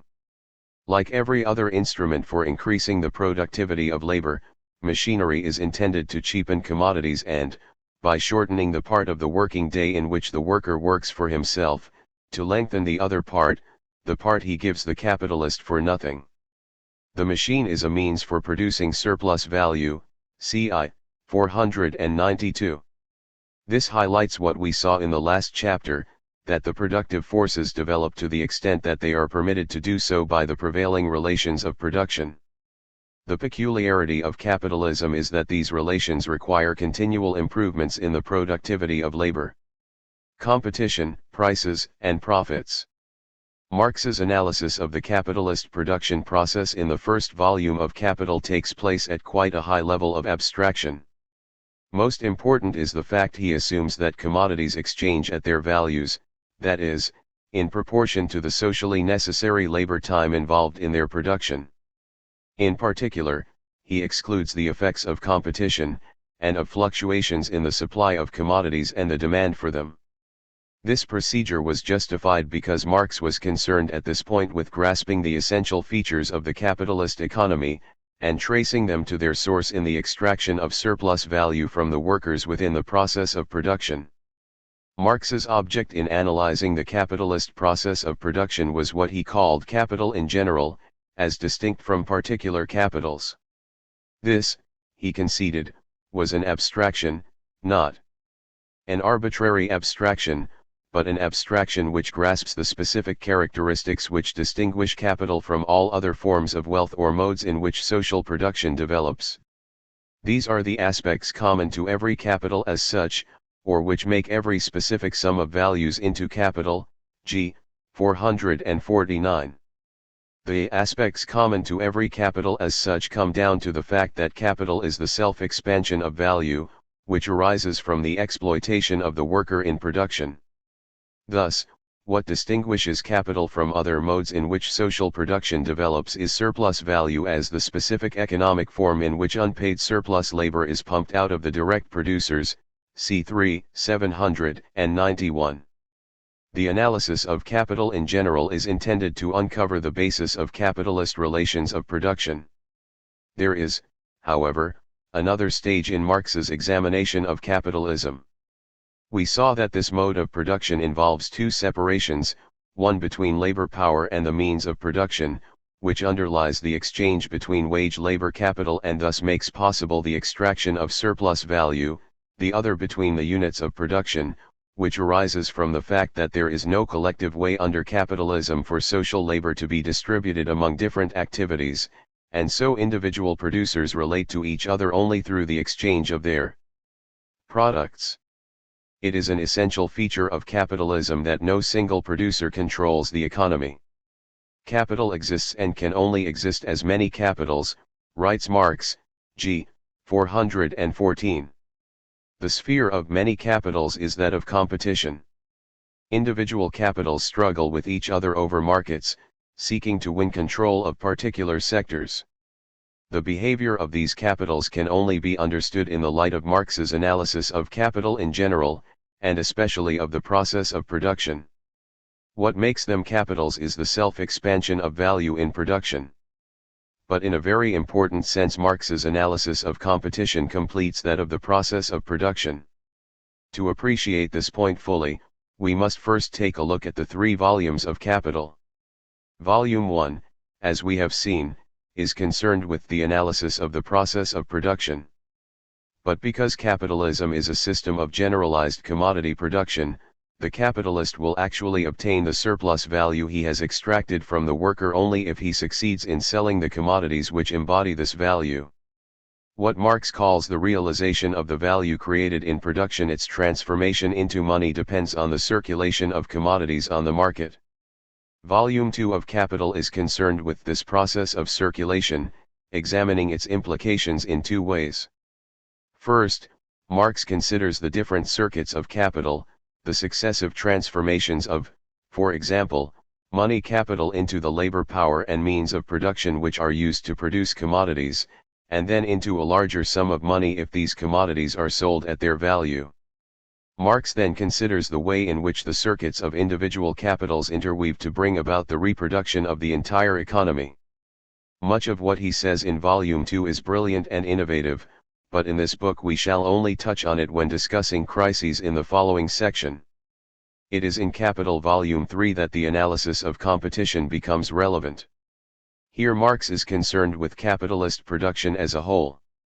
Because the realization of the value generated in production depends on the circulation of commodities. The capitalist process of production taken as a whole represents a synthesis of the processes of production and of circulation. The various forms of capital as evolved in this book, approach step by step the form which they assume on the surface of society, in the action of different capitals on one another, in competition, and in the ordinary consciousness of the agents of production themselves. C. 3:26. The central importance of competition is that through its pressure individual producers are forced to behave as capitals. The influence of individual capitals on one another has the effect precisely that they must conduct themselves as capital. G. 657. The law of value, the exchange of commodities in proportion to the socially necessary labor time involved in their production, depends upon competition in 2 ways. Marx distinguishes between the value of a commodity, and its market price. Value is the social labor expended on it, the market price is the amount of money which it will fetch at any one time. The 2 will often differ, because the market price will fluctuate in response to oscillations in supply and demand. Marx argues that these fluctuations cancel themselves out over time. A commodity's value, however, as we saw in the opening section of this chapter, is the socially necessary labor involved in its production. This may well differ from the actual amount of labor used to produce it.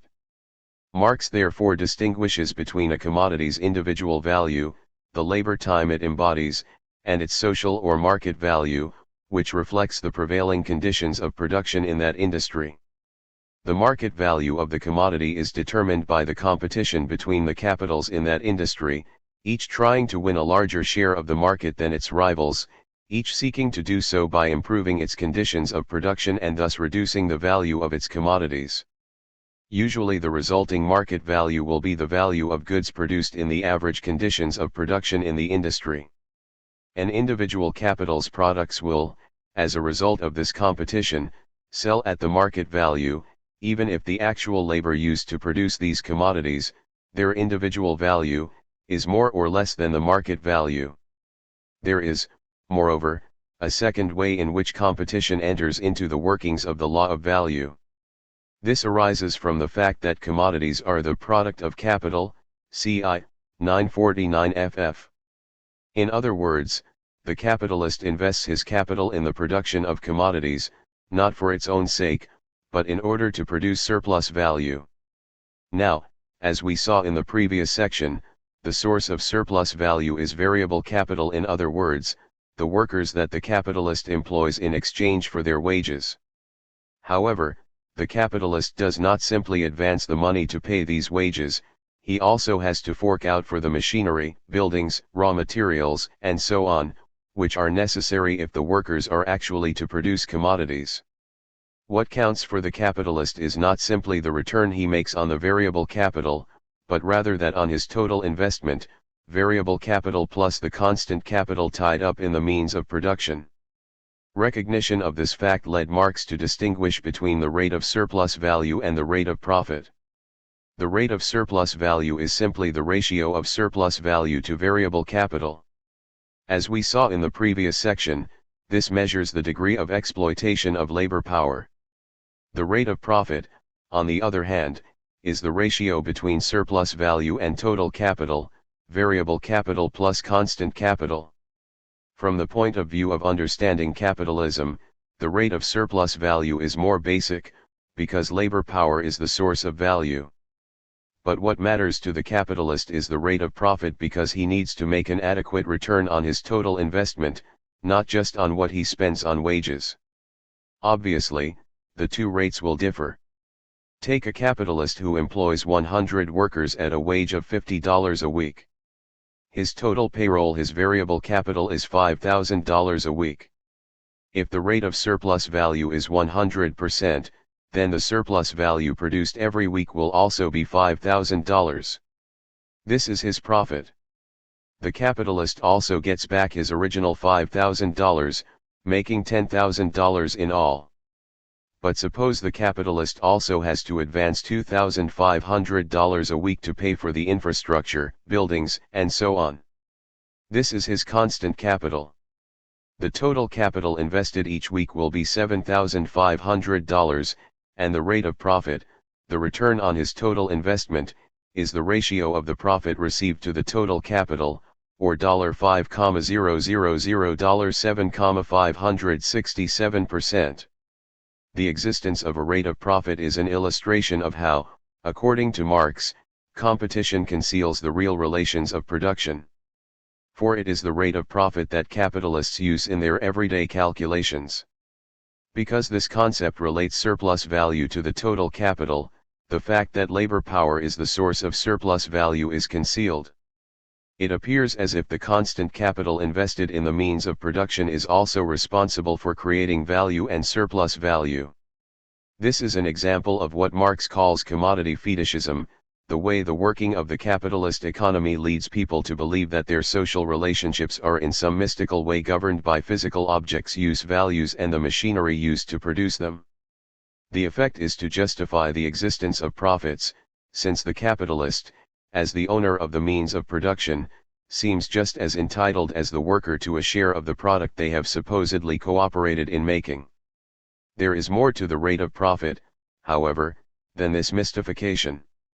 Marx argues that the rate of profit will differ from industry to industry depending on the prevailing conditions of production. To explain this, he uses another concept, that of the organic composition of capital. This is the ratio of constant capital to variable capital.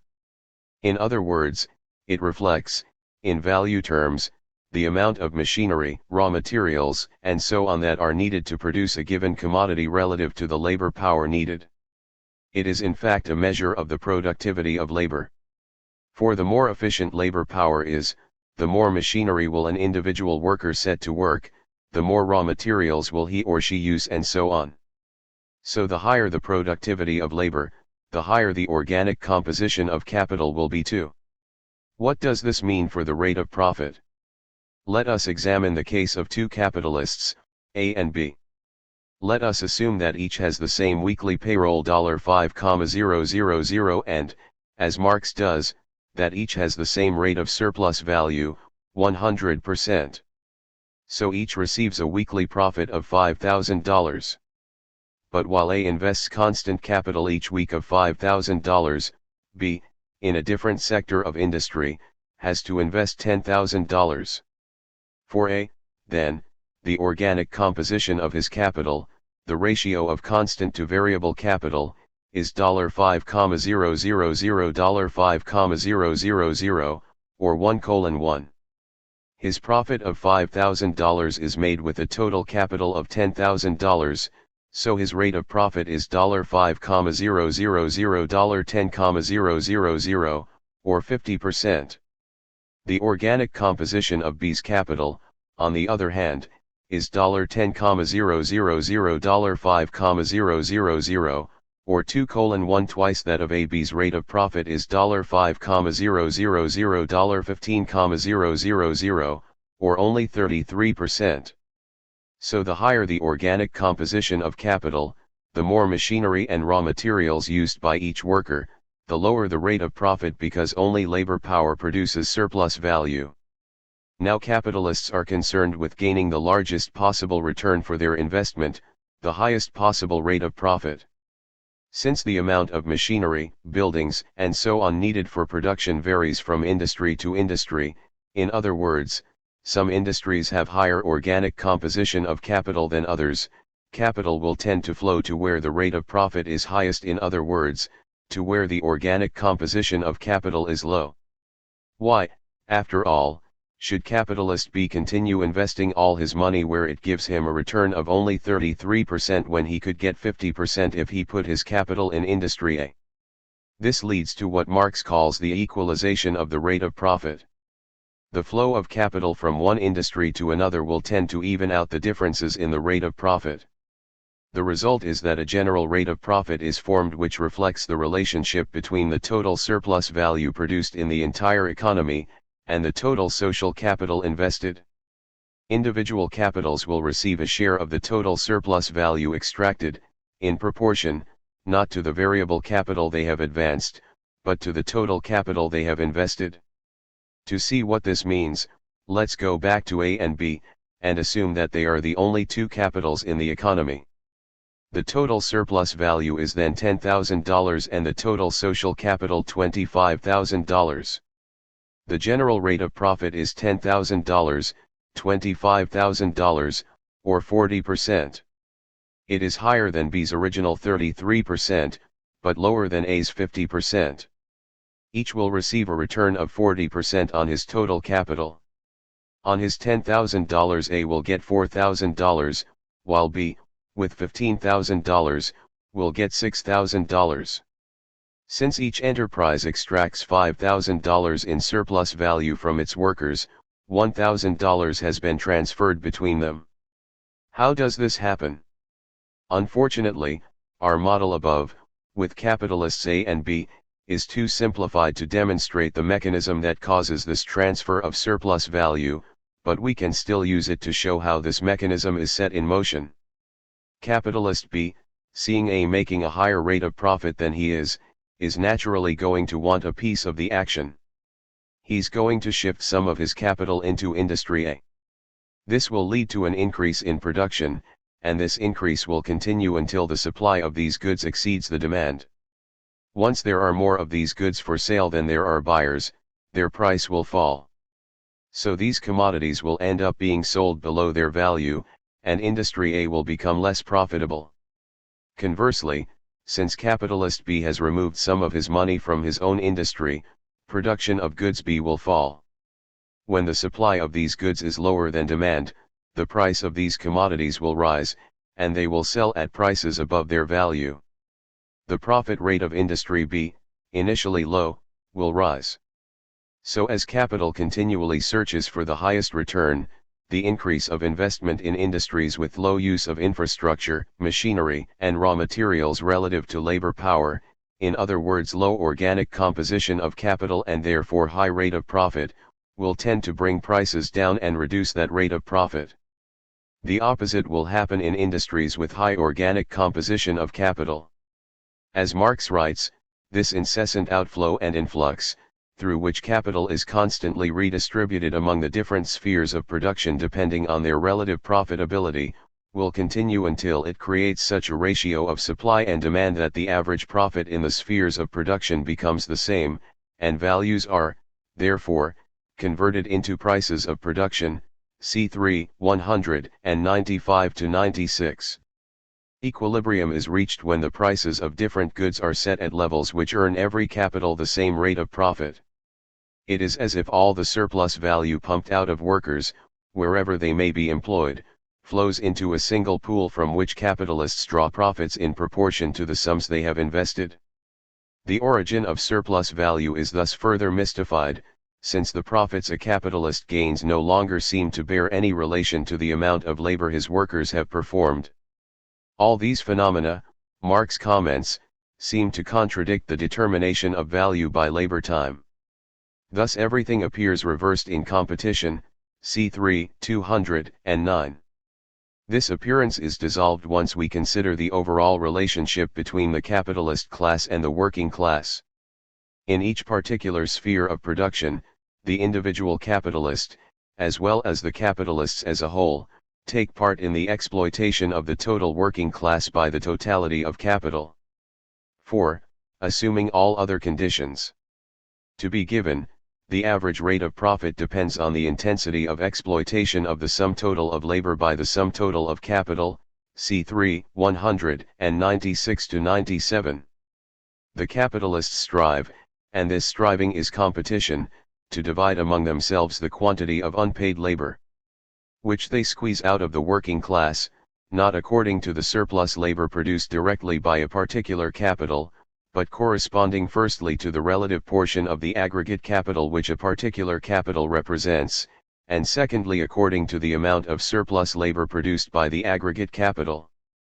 The capitalists, like hostile brothers, divide among themselves the loot of other people's labor so that on average one receives the same amount of unpaid labor as the other, TSV 2, 29. Here, then, we have a mathematically precise proof why capitalists form a veritable Freemason society vis-a-vis the whole working class, while there is little love lost between them in competition among themselves, C3, 198. One consequence of the equalization of the rate of profit is that the law of value must be modified.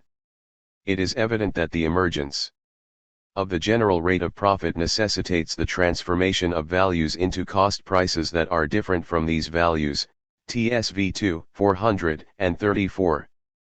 To see why this is so, let's go back to our old friends the capitalists A and B. To arrive at the value of their weekly products, let us assume that the value of all the constant capital they advance each week is transferred to the commodities they produce. The total value of their weekly product is then equal to variable capital plus surplus value plus constant capital. In A's case this is $5,000 plus $5,000 plus $5,000 equals $15,000. In B's case it is $5,000 plus $5,000 plus $10,000 equals $20,000. But the equalization of the rate of profit means that $1,000 of surplus value has been transferred from A to B. So the values produced must be modified to take account of this redistribution.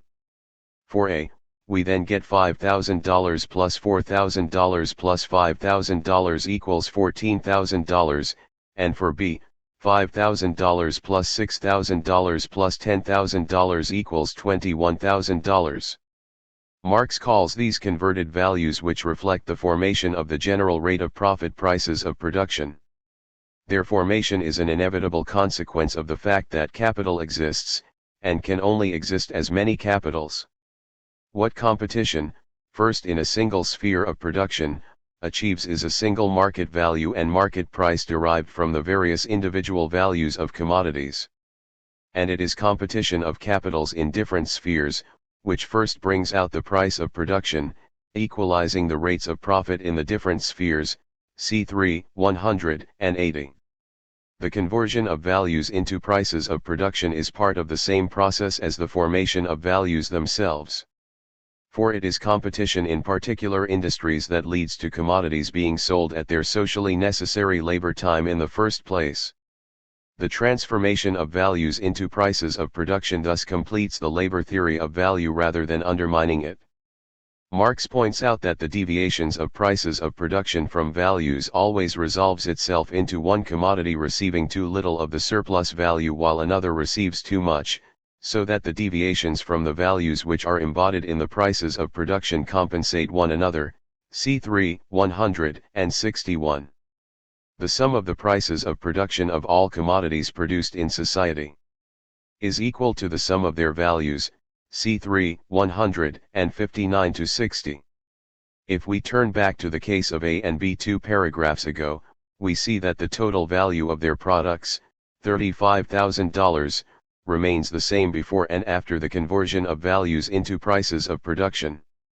The so-called transformation problem has nevertheless caused an enormous controversy, which began when Capital Volume 3 was published in 1894 and shows no sign of abating today. Some of the criticisms are simple matters of ignorance. For example, the Austrian economist Eugen von Bohm-Bawerk, author of one of the first discussions of the transformation problem, argued that Marx had changed his mind after writing Capital Volume 1, and decided that commodities did not after all exchange at their values. This ignores the fact, as Engels pointed out when he published Capital Volume 3 after Marx's death, that the manuscripts on which it is based were written by Marx in 1864 and 1865, before he completed the final draft of Volume 1. In any case, theories of surplus value, taken from the even earlier 1861-63 manuscripts, shows that Marx, like Ricardo before him, was perfectly well aware that the existence of the general rate of profit implied that the law of value must be modified. There are some more valid technical criticisms. Marx, in his examples of the transformation, ignored the fact that the value of the commodities represented by variable and constant capital must themselves be converted into prices of production. It will not do, therefore, as I did in my own illustration, to leave A's capital at $10,000 and B's at $15,000 both before and after the transformation.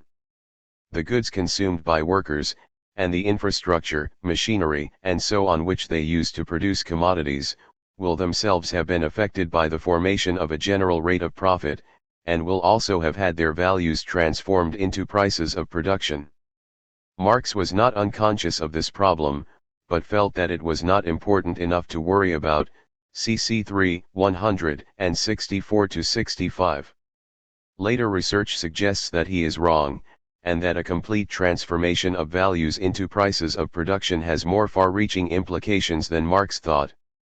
However, those mathematical solutions to the problem which have been reached do not invalidate Marx's basic account of the conversion of values into prices of production. Some economists, including a number of Marxists, still insist that the transformation problem proves that the labor theory of value must be rejected. Their main argument for this is that there are techniques for determining the prices of commodities that do not involve starting from their values. This is perfectly true, but mistakes the point of the labor theory of value. Its main purpose is not to provide us with a formula for determining the ratio in which commodities will exchange for each other, although it does do that, once we have corrected Marx's version of the transformation. Marx's intention is to reveal the economic law of motion of modern society, to uncover the tendencies of historical development contained in the capitalist mode of production. The labor theory of value is an instrument toward this end. Marx's procedure in Capital reflects his general method of rising from the abstract to the concrete. In volumes 1 and 2, where he is analyzing capital in general, the basic characteristics of capitalist relations of production, he assumes that commodities exchange at their values. This is a perfectly valid assumption to make, because the transformation problem arises only when we start considering the differences between capitals. It is only when Marx comes to consider the sphere of many capitals, and the competition which takes place between them, as in Capital Volume 3, that he is obliged to drop the assumption that commodities exchange at their values. This is necessary if we are to locate and describe the concrete forms which grow out of the movements of capital as a whole, C3, 26. However, we can do this successfully only if we have made the initial abstraction, that of assuming that commodities exchange at their values, which was necessary to analyze capital in general. Marx's chief criticism of Ricardo was that he simply assumed the existence of the general rate of profit, failing to consider value and surplus value in isolation from competition. His error was lack of the power of abstraction, inability when dealing with the values of commodities, to forget profits, a factor which confronts him as a result of competition, TSV 2, 191. So far we have considered the relationship between capital in general and many capitals statically, merely looking at how it affects the formation of value. Let's now take a more dynamic view, and examine the role played by competition between capitals in the development of the bourgeois economy. Accumulation and crises. One of the main features of capitalism, which sets it off from other modes of production, is the accumulation of capital. In slave or feudal societies, the exploiter will consume the bulk of the surplus product which he has seized from the direct producers. Production is still dominated by use value, its objective is consumption. This changes once the capitalist mode of production prevails. Most of the surplus value squeezed out of the workers is not consumed. Rather, it is reinvested in further production. It is this process, through which surplus value is constantly plowed back into the production of yet more surplus value, that Marx calls the accumulation of capital. In a famous passage in Capital Volume 1, Marx shows how this gives rise in the capitalist class to an ideology of abstinence, in which the bourgeoisie are encouraged to deny even their own consumption, and to save as much surplus value as possible so that it may be reinvested. Accumulate, accumulate. That is Moses and the prophets. Industry furnishes the material which saving accumulates, says Adam Smith. Therefore save, i.e. reconvert the greatest possible portion of surplus value or surplus product into capital. Accumulation for the sake of accumulation, production for the sake of production, this was the formula in which classical economics expressed the historical mission of the bourgeoisie in the period of its domination, c.i. 742. But, says Marx, the motive for this is not greed, though as an individual the capitalist might be greedy. We don't need to look for some natural propensity to truck and barter in human nature. The system itself provides the capitalist's motive. Insofar as he is capital personified, his motivating force is not the acquisition and enjoyment of use values, but the acquisition and augmentation of exchange values. As such, he shares with the miser an absolute drive toward self-enrichment. But what appears in the miser as the mania of an individual is in the capitalist the effect of a social mechanism in which he is merely a cog, c.i. 739. This social mechanism is competition between many capitals. We have seen that Marx believed the influence of individual capitals on one another has the effect precisely that they must conduct themselves as capital. This is especially true of accumulation itself. A capital which does not reinvest surplus value will soon find itself outstripped by its rivals. Those who have invested in improved methods of production are able to produce more cheaply and can undercut the price of the first capital's goods. A capital which fails to accumulate will soon find itself driven into bankruptcy. The accumulation process, just because it is inseparable from competition between capitals, is not a smooth or even a fair. Marx argues that the accumulation process is also the reproduction of capitalist relations of production. What he means is that society cannot go on existing unless production is constantly renewed, and this depends on capitalists plowing the value they have realized on the market back into production. Marx distinguishes between two forms of reproduction. Simple reproduction takes place when production is renewed at the same level as previously and the economy stagnates rather than grows. Extended reproduction, however, involves surplus product being used to increase production. This latter case is the norm under capitalism. In Volume 2 of Capital, Marx analyzes the conditions under which simple or extended reproduction takes place. He shows that here use value plays a very important role. For reproduction to happen, it is not enough for there to be the money to buy labor power and the instruments of production. There must also be enough consumer goods to feed the workers, and enough machinery, raw materials, and so on for them to put to work.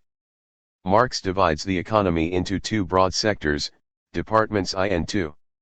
Department I of the economy produces the means of production, for instance, mining for raw materials and factories producing machinery.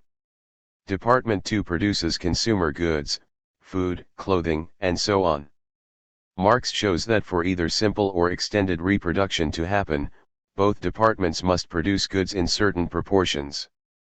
But whether these proportions between the different sectors of the economy actually hold is a matter largely of accident. Capitalists produce, not for themselves, but for the market. There is no guarantee whatsoever that what is produced will be consumed. Whether this happens depends on there being effective demand for the commodity. In other words, not only must someone want to buy it, but they must have the money to do so. Often this demand does not exist. The result is an economic crisis. For example, let us say that capitalists in Department I, means of production, cut the wages of their workers in order to increase the rate of surplus value. These workers will then be able to buy fewer of the products of Department II, consumer goods. Capitalists in Department II may react to this decline in their markets by cutting back on their orders for new infrastructure and equipment. Department I capitalists, hit in turn by this fall in demand for their products, may lay off workers, which then causes their Department II counterparts to do the same. And so on. This process, only really understood by bourgeois economists since the appearance of J. M. Keynes's general theory of employment, interest, and money in 1936, was analyzed by Marx in Capital Volume 2 some 70 years earlier. The possibility of economic crises is inherent in the very nature of the commodity. Let us recall that the simple circulation of commodities takes the form of CMC. A commodity is sold, and the money used to buy another commodity. But there is no reason why a sale must necessarily be followed by another purchase. Having sold his commodity, the seller may decide to hoard the money he has received. There are often conditions in which capitalists decide to do precisely this, because the rate of profit is too low for it to be worth their while to invest. The source of crises is thus ultimately the unplanned character of capitalist production, where a balance is itself an accident owing to the spontaneous nature of this production, as Marx writes, c. 499. However, this merely shows that crises are possible. To understand why they actually happen, we have to dig deeper into the nature of the accumulation process. Marx's explanation of economic crises is based on what he called the law of the tendency of the rate of profit to fall, in every respect the most important law of modern political economy, and the most essential for understanding the most difficult relations, he wrote, g. 748. The rate of profit has a general tendency to fall under capitalism, says Marx. Not just in specific areas of the economy nor just in particular periods but generally, and the reason, he says, is the continual increase in the productivity of labor. To use his own words, the progressive tendency of the rate of profit to fall is just an expression, peculiar to the capitalist mode of production, of the progressive development of the social productivity of labor, c. 212. The higher the productivity of labor, the more machinery and raw materials an individual worker is responsible for. In other words, the amount of constant capital invested in infrastructure, equipment, and raw materials grows relative to the variable capital used to pay the workers' wages. In value terms, this means that the organic composition of capital is higher. And we have already seen how, because labor power is the source of surplus value, the higher the organic composition of capital, the lower the rate of profit. So as productivity increases, the rate of profit falls. But if this is so, then why should any capitalist ever invest for higher productivity? The answer is that, in the short term, he benefits from doing so, and in the long term he is forced to do so by competition. Let us recall that the individual value of a commodity, the actual labor embodied in it, may differ from the social or market value, which is determined by the average conditions of production in that industry. Now take the case of an individual capitalist using these average conditions of production. Suppose that he introduces a new technique, which raises the productivity of his workers above the average. The individual value of his commodities will fall below their social value because they have been produced more efficiently than is normal in that sector. The capitalist can now fix their prices at a level that is lower than the social value, thus undercutting his competitors, but still higher than their individual value, thus realizing an extra profit. But this situation will not last indefinitely. Other capitalists will adopt the new technique to prevent themselves being undercut and driven out of business. Once this innovation becomes the norm in the industry, the social value of its products will fall to match the individual value of the innovator's commodities, wiping out his advantage. Through the pressure of competition, Capitals are therefore compelled to adopt new techniques and raise the productivity of labor. The law of determination of value by labor time thus acts as a coercive law of competition, writes Marx, c. 436. For the individual capitalist, the determination of value as such interests him only insofar as it raises or lowers the cost of production of commodities for himself, thus only insofar as it makes his position exceptional, c. 873. Each capitalist is concerned with raising the productivity of labor only as a means of outstripping his competitors. The effect is to force all the many capitals to conform to the law of value, and to increase the productivity of labor constantly. However, the outcome of all these self-seeking actions by capitalists out to increase the amount of surplus value they can seize from their workers and their competitors is to bring down the general rate of profit. No capitalist ever voluntarily introduces a new method of production, no matter how much more productive it may be, and how much it may increase the rate of surplus value, so long as it reduces the rate of profit. Yet every such new method of production cheapens the commodities. Hence, the capitalist sells them originally above their prices of production, or, perhaps, above their value.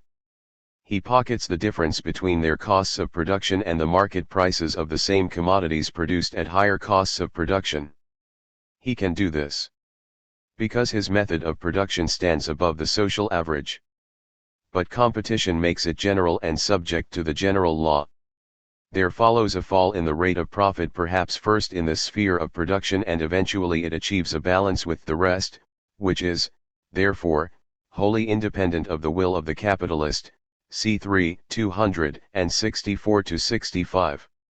This tendency of the rate of profit to fall is a reflection of the fact that beyond a certain point, the development of the powers of production becomes a barrier for capital, hence the capital relation a barrier for the development of the productive powers of labor, g. 749. The greater productivity of labor, which reflects humanity's growing power over nature, takes the form, within capitalist relations of production, of a rising organic composition of capital, and hence a falling rate of profit. It is this process which underlies economic crises.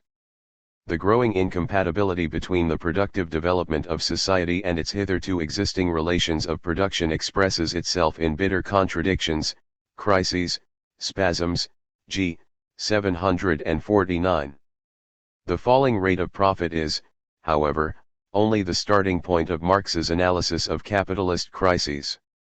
He stresses that there are counteracting influences at work, which cross and annul the effect of the general law, and which give it merely the characteristic of a tendency, a law whose absolute action is checked, retarded and weakened, c. 232-235. Indeed, the same influences which produce a tendency in the general rate of profit to fall, also call forth counter-effects, which hamper, retard and partly paralyze this fall, c. 239. For example, the rising organic composition of capital means that a smaller number of workers can produce a given amount of commodities. The capitalist may well react by firing the surplus workers. This may indeed have been his aim in introducing the new technique in the first place. The result is that the accumulation of capital involves the constant expulsion of workers from production. What Marx calls relative overpopulation is created. It is not, as Malthus and his followers claimed, that there are more people than there is food to keep them alive. Rather, there are more people than capitalism needs, and so the surplus is deprived of the wages on which workers depend for their existence. The capitalist economy consequently generates an industrial reserve army of unemployed workers, which plays a crucial role in the accumulation process.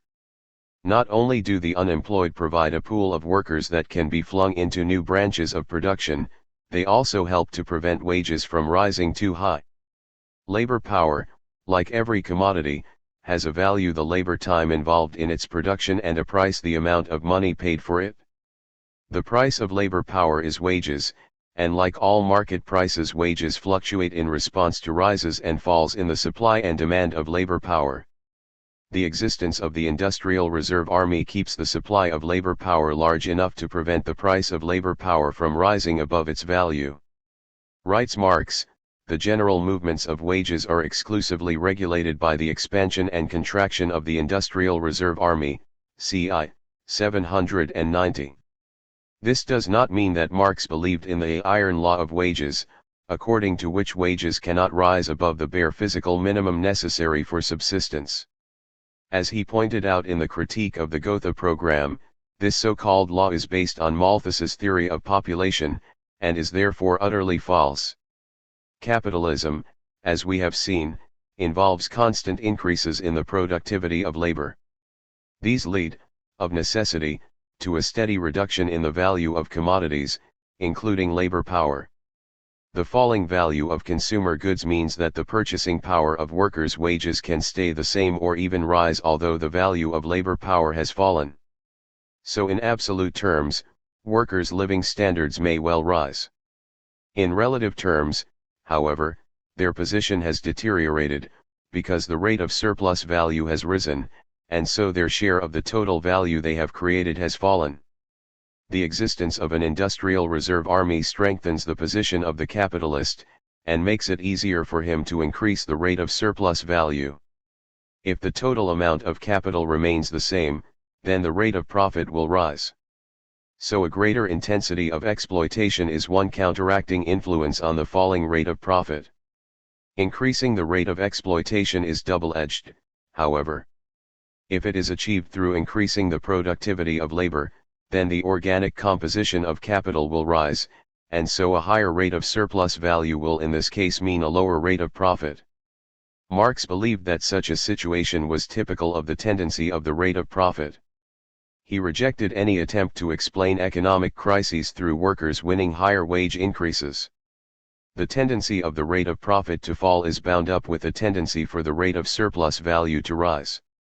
Nothing is more absurd, for this reason, than to explain the fall in the rate of profit by a rise in the rate of wages, although this may be the case by way of an exception.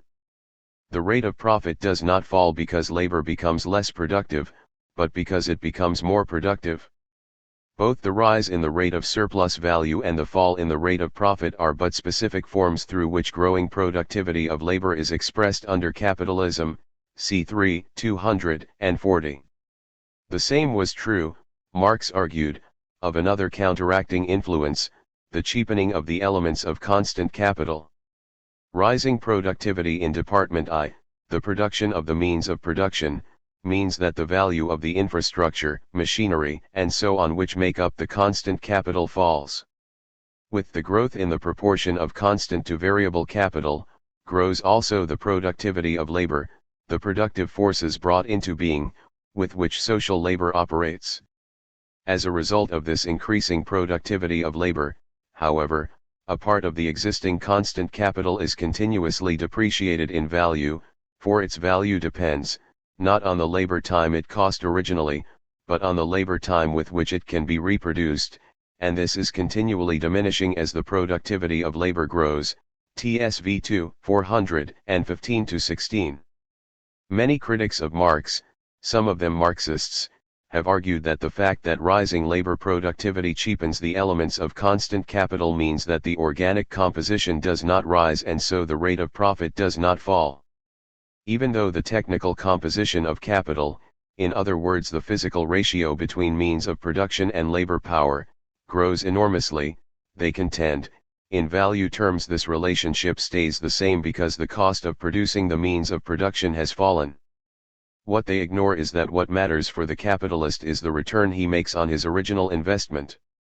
The money he laid out on infrastructure, equipment, and so on will have been to buy these means of production at their original values, not the labor time it would now cost to replace them. He must make an adequate profit on this investment, not on what it might now cost him to make it. But let us now look at crises themselves. It is indeed mainly through crises that the value of constant capital is brought in line, not with the labor time it cost originally, but with the labor time with which it can be reproduced. Economic crises may be precipitated by a variety of factors. For example, one may be brought on by a sudden rise in the price of some important raw material, such as the fourfold rise in the price of oil in 1973 to 74. Often crises start through some disruption of the financial system, for example, a major bank going bankrupt, or a stock market crash. A large portion of Capital Volume 3 is devoted to explaining how development of the credit system, as a result of which more and more money is created by the banks themselves, plays a vital role in both preventing and bringing about crises. However, the underlying cause of crises is always the tendency of the rate of profit to fall, and the counteracting influences which it brings into play. We have seen that the nature of the commodity is such that CM does not necessarily lead to MC. Money gained by selling a commodity may be hoarded rather than used to buy another commodity. This takes place on a massive scale during economic crises. Vast numbers of commodities go unsold. This sets capitalism apart from earlier modes of production. In slave and feudal societies, crises were those of underproduction, of shortage, in which there was not enough to feed everyone. Capitalist crises, however, are those of overproduction. This does not mean, Marx emphasizes, that the amount of products is excessive in relation to the need for them. The limits to production are set by the profit of the capitalist and in no way by the needs of the producers. TSV 2, 527. Too many commodities have been produced to realize an adequate profit for the capitalist. If we want an example, we need look no further back than the butter mountains and wine lakes created to keep the price of agricultural goods high, while more than 700 million people starve in the Third World. At the same time as crises are produced by the internal contradictions of capital accumulation, they are always momentary and forcible solutions of the existing contradictions. C3, 249. This takes place through what Marx called the depreciation or devaluation of capital. The collapse of the markets for their goods forces many capitals out of business. Effectively, large amounts of capital are destroyed. The destruction of capital is sometimes literal: machinery rusts, stocks of goods rot or are destroyed.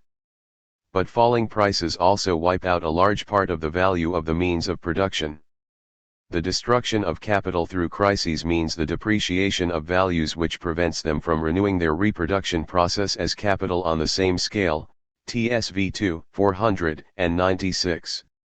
It is in this way, through economic crises, that the value of constant capital is brought in line, not with the labor time originally used to produce it, but with what it would now cost to reproduce it. In this manner the organic composition of capital is reduced and the rate of profit recovers. So crises serve to restore capital to a condition in which it can be profitably employed. The periodical depreciation of existing capital, one of the means imminent in capitalist production to check the fall of the rate of profit and hasten accumulation of capital value through the formation of new capital, disturbs the given conditions within which the process of circulation and reproduction of capital takes place, and is therefore accompanied by stoppages and crises in the production process. C3, 249. There are other ways in which crises serve to offset the tendency of the rate of profit to fall. Marx writes that crises are always prepared by a period in which wages rise generally and the working class actually gets a larger share of that part of the annual product which is intended for consumption. C2, 414-15. This reflects the fact that at the height of economic booms many commodities become scarce because they are in demand by so many capitals eager to get as large a share of the market as possible. This is true of labor power. As the pace of economic growth quickens, so the industrial reserve army is run down, and workers, especially skilled ones, become scarce. The workers' improved bargaining position then enables them to bid up the price of labor power, and so the rate of wages rises. An economic recession, by forcing up unemployment, makes it easier for the employers to drive down wages, and to compel those workers still with jobs to accept worse conditions of production. Crises, then, are periods when the capitalist system is reorganized and reshaped in order to restore the rate of profit to a level at which investment will take place. Not all capitals benefit equally from this process. The weaker and less efficient firms, and those with an especially large burden of out-of-date machinery, will be driven out of business. The stronger and more efficient capitals survive, and emerge from the recession stronger. They are able to buy up land and instruments of production at bargain basement prices, and to force on workers changes in the labor process which will increase the rate of surplus value. Crises therefore contribute to the process which Marx called the centralization and concentration of capital. Concentration takes place when capitals grow in size through the accumulation of surplus value.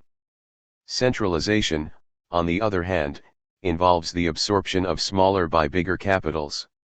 The process of competition itself encourages this trend, because the more efficient firms are able to undercut their rivals and then to take them over.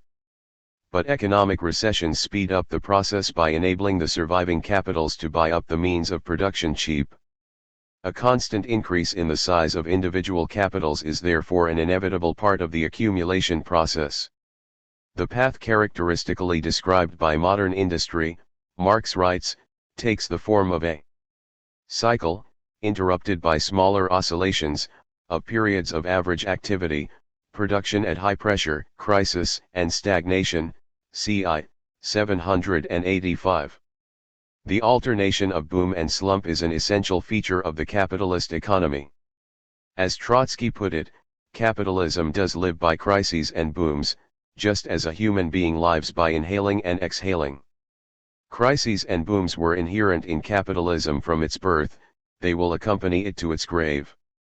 The analysis of the way in which crises are built into the accumulation of capital, which Marx develops in Capital, is conducted at quite a high level of abstraction.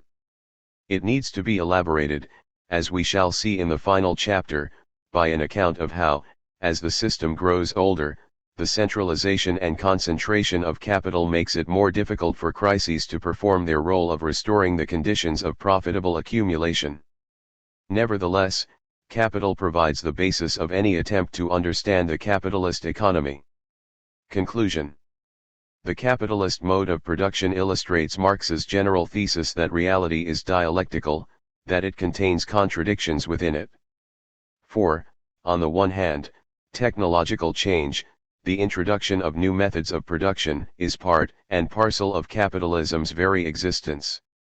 The pressure of competition forces capitalists constantly to innovate, and thereby to increase the forces of production. On the other hand, the development of the productive forces under capitalism leads inevitably to crises. As Marx puts it in the Communist Manifesto, the bourgeoisie cannot exist without constantly revolutionizing the instruments of production, and thereby the relations of production, and with them the whole relations of society. Conservation of the old modes of production in unaltered form was the first condition of existence for all earlier industrial classes. Constant revolutionizing of production, uninterrupted disturbance of all social conditions, everlasting uncertainty and agitation distinguish the bourgeois epoch from all earlier ones, CW 6, 487. The difference between capitalism and its precursors arises from the relations of production. It is clear that in any economic formation of society where the use value rather than the exchange value of product predominates, surplus labor will be restricted to a more or less confined set of needs, and that no boundless thirst for surplus labor will arise from the character of production itself, CI 345. The feudal lord, for example, was content so long as he received enough rent from his peasants to support himself, his family and his retainers in the style to which they were accustomed. The capitalist, however, has a voracious appetite, a werewolf-like hunger for surplus labor, CI 349, 355, which springs from the need to match the technical improvements of his competitors or be driven out of business. Marx was a firm defender of what he called the great civilizing influence of capital, g. 409, against those, such as the Romantics, who looked back nostalgically to pre-capitalist societies.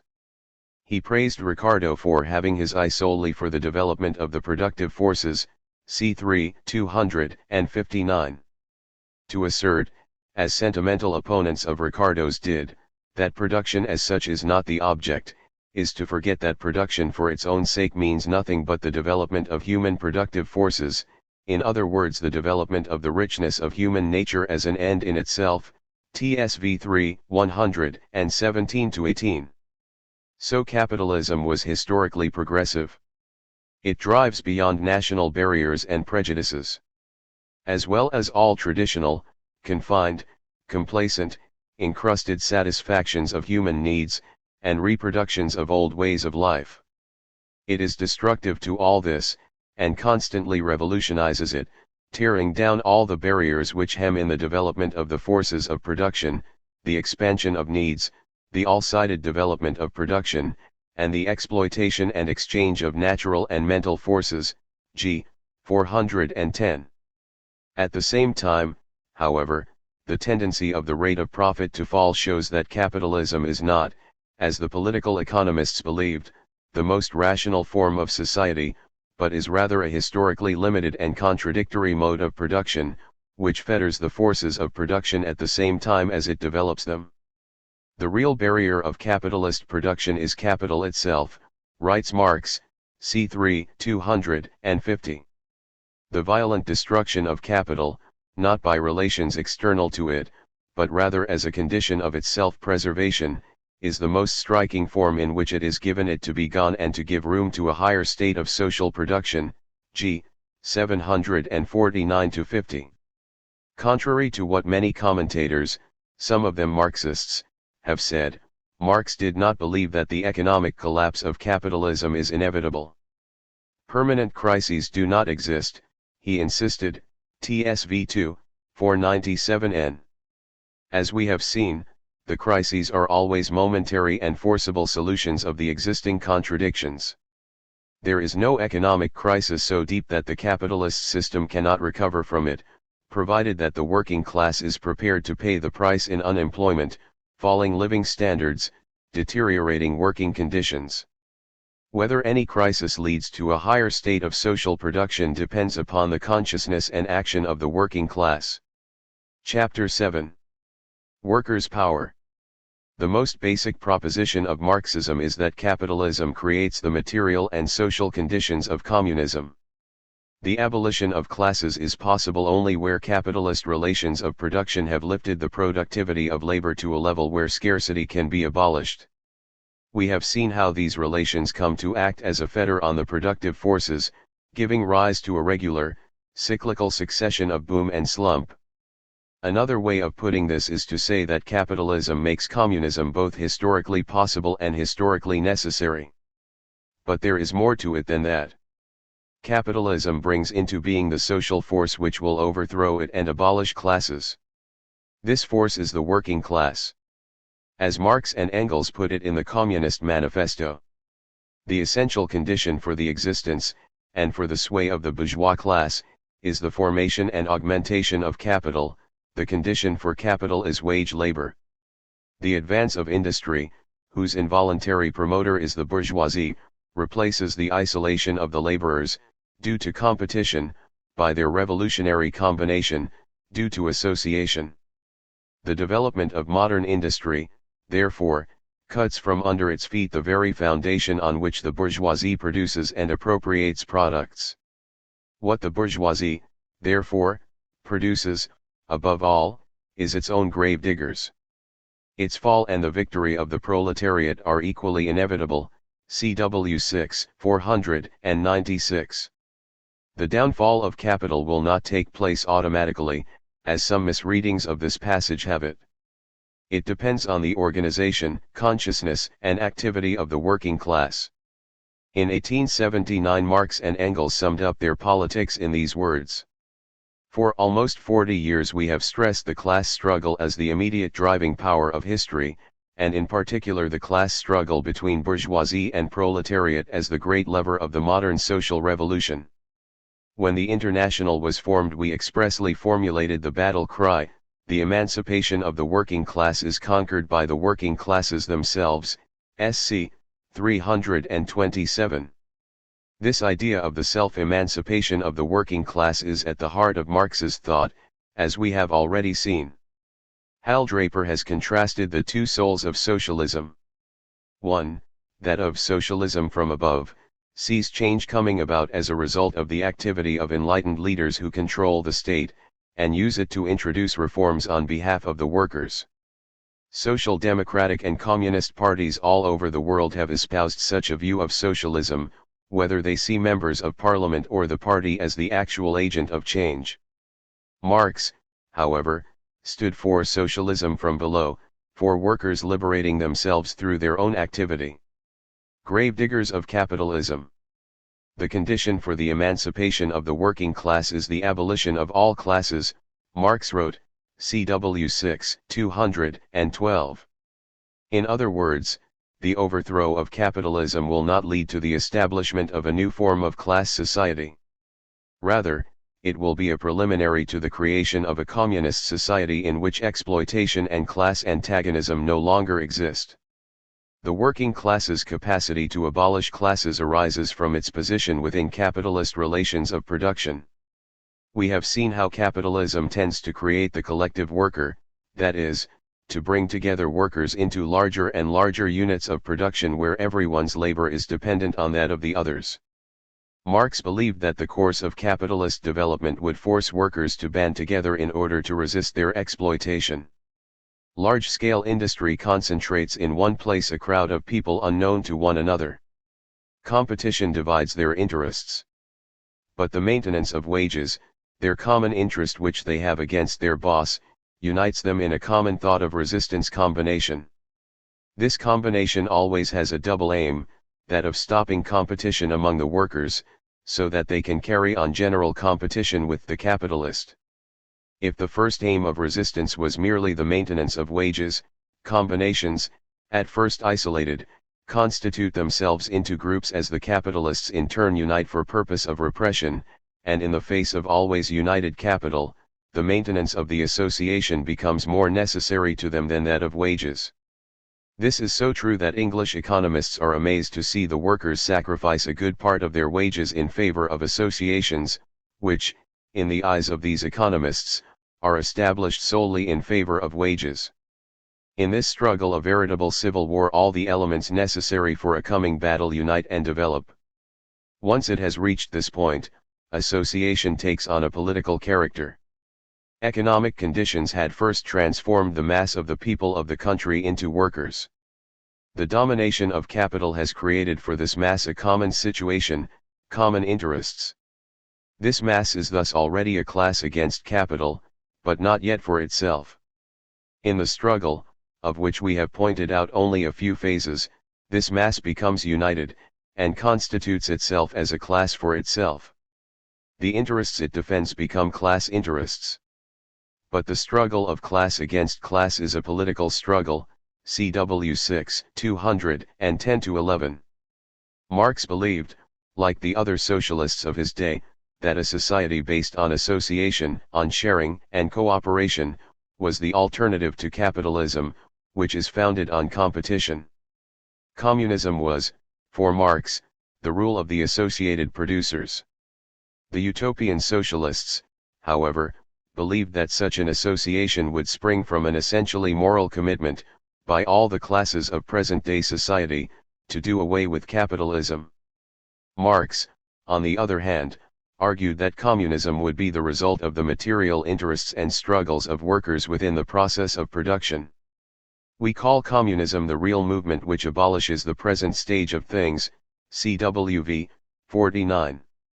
The pressure of capitalist exploitation forces workers to organize and act collectively. Only thus can they tap the source of their real power, which springs from their position within capitalist relations of production.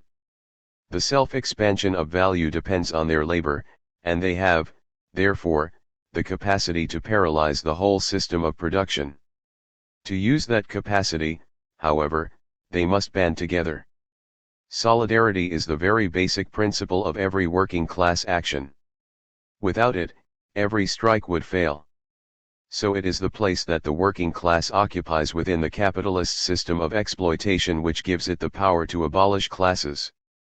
Capitalism socializes the labor process, vastly increasing the size of the means of production, making them dependent on the combined labor of the collective worker. These instruments of production cannot be operated by individuals. Equally, the working class can only seize the means of production collectively, as a class. It doesn't make any sense to talk about sharing a factory out among the workers, breaking it up into little bits. If that was done, it would cease to be a factory, and all its benefits would be lost. The decisive role which workers play in the struggle against capitalism does not arise from their being the most oppressed section of society. On the contrary, there may be others in a worse position.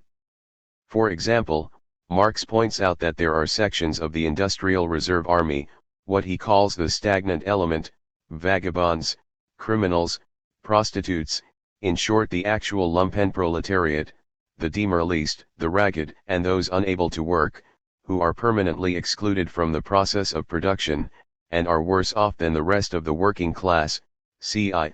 797. It does not follow that they are more revolutionary. On the contrary, just because they are never subject to the discipline of capitalist production, they are more liable to be picked up by reactionary movements able to exploit their misery. The lumpenproletariat's conditions of life, Marx predicted in the manifesto, prepare it for the part of a bribed tool of reactionary intrigue, CW 6, 494. Thus Louis Bonaparte formed in the aftermath of the 1848 revolution the Society of December 10, a private army which was to help him to power as Napoleon III. Similarly, the unemployed are always fertile recruiting grounds for fascist movements because they are no longer subject to the pressure of capitalist exploitation which leads workers to band together against the boss. But if misery is not enough to make a social group the motive force for communism, neither is exploitation.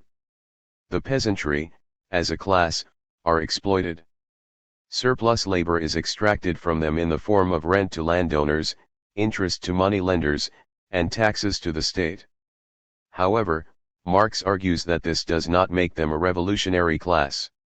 In the 18th Brumaire of Louis Bonaparte, he shows how the French peasantry provided Napoleon III with the passive support which enabled him to present himself as an arbiter between the bourgeoisie and the proletariat. The small-holding peasants form a vast mass, the members of which live in similar conditions but without entering into manifold relations with one another. Their mode of production isolates them from one another instead of bringing them into mutual intercourse. Their field of production, the small holding, admits of no division of labor in its cultivation, no application of science and, therefore, no diversity of development, no variety of talent, no wealth of social relationships. Each individual peasant family is almost self-sufficient. It itself directly produces the major part of its consumption and thus acquires its means of life more through exchange with nature than in intercourse with society. A small holding, a peasant and his family, alongside them another small holding, another peasant and another family. A few score of these make up a village, and a few score of villages make up a department. In this way, the great mass of the French nation is formed by simple addition of homologous magnitudes, much as potatoes in a sack form a sack of potatoes. Insofar as millions of families live under economic conditions of existence that separate their mode of life, their interests, and their culture from those of other classes, and put them in hostile opposition to the latter, they form a class. Insofar as there is merely a local interconnection among these small-holding peasants and the identity of their interests begets no community, no national bond and no political organization among them, they do not form a class. CW 11, 187. Marx is not arguing that the peasantry can never play a positive role in social and political struggles. The three great revolutions of modern times, France 1789, Russia 1917, and China 1949, all saw the small-holding peasantry make a decisive contribution to their victory. But because the relations of production confine peasants' horizons to the limits of their small holding, their village, at best their province, their uprisings have a parochial character. The local landlord is lynched, his manor house burned down, and his estate divided among the peasants. And things improve, until the army arrives, executes a few ringleaders, and restores the landowner's son to his inheritance. It is only when peasant risings coincide with a confrontation between the ruling class and another class which is challenging their power that they can play a part in transforming society. Peasants can become a national political force when they are led by another class. In France in 1789 that class had been the bourgeoisie. Marx believed that, with the advent of capitalism, the working class could weld the discontent of the peasantry into a national movement against bourgeois society. The conclusion of his analysis of the French peasantry in the 18th Brumaire was that the peasants find their natural ally and leader in the urban proletariat, whose task is the overthrow of the bourgeois order, CW 11, 191. Again, in the Civil War in France, Marx declared that the Commune was perfectly right in telling the peasants that its victory was their only hope, and asked how the peasants' traditional loyalty to Bonapartism, which had been betrayed completely by Napoleon III, could have withstood the appeal of the Commune to the living interests and urgent wants of the peasantry, CWF 75, 77. Marx was, therefore, in favor of the workers' movement seeking to win the peasantry to its side by appealing to their material interests. But only the working class itself could overthrow capitalism, and, in liberating itself, also free all the other exploited and oppressed sections of society. Marx and Engels learned from the utopian socialists, and especially from Fourier, a bitter and unremitting hatred of sexual oppression, the subjection of women to men. The Communist Manifesto contains a savage attack on the bourgeois family, and Engels sought to show in the origin of the family, private property and the state that the oppression of women was bound up with the emergence of the monogamous family, of classes, and of the special bodies of armed men whose duty it is to defend the interests of property. The emancipation of women, he concluded, was inseparable from that of the working class. There are a number of defects in Engels's analysis. It is now clear that sexual inequality predates the emergence of class antagonisms, and its origins may have had more to do with factors such as wars between tribal societies than Engels had thought. Moreover, he and Marx were wrong to predict that the development of capitalism would lead to the disappearance of the working class family. Nevertheless, their conclusion still stands. The family, in the form in which it has existed since the triumph of industrial capitalism, is based on the isolation and confinement of married women to the home. The condition of the housewife is one of the most alienated in bourgeois society. The separation of women in the home makes it difficult for them to organize and act collectively.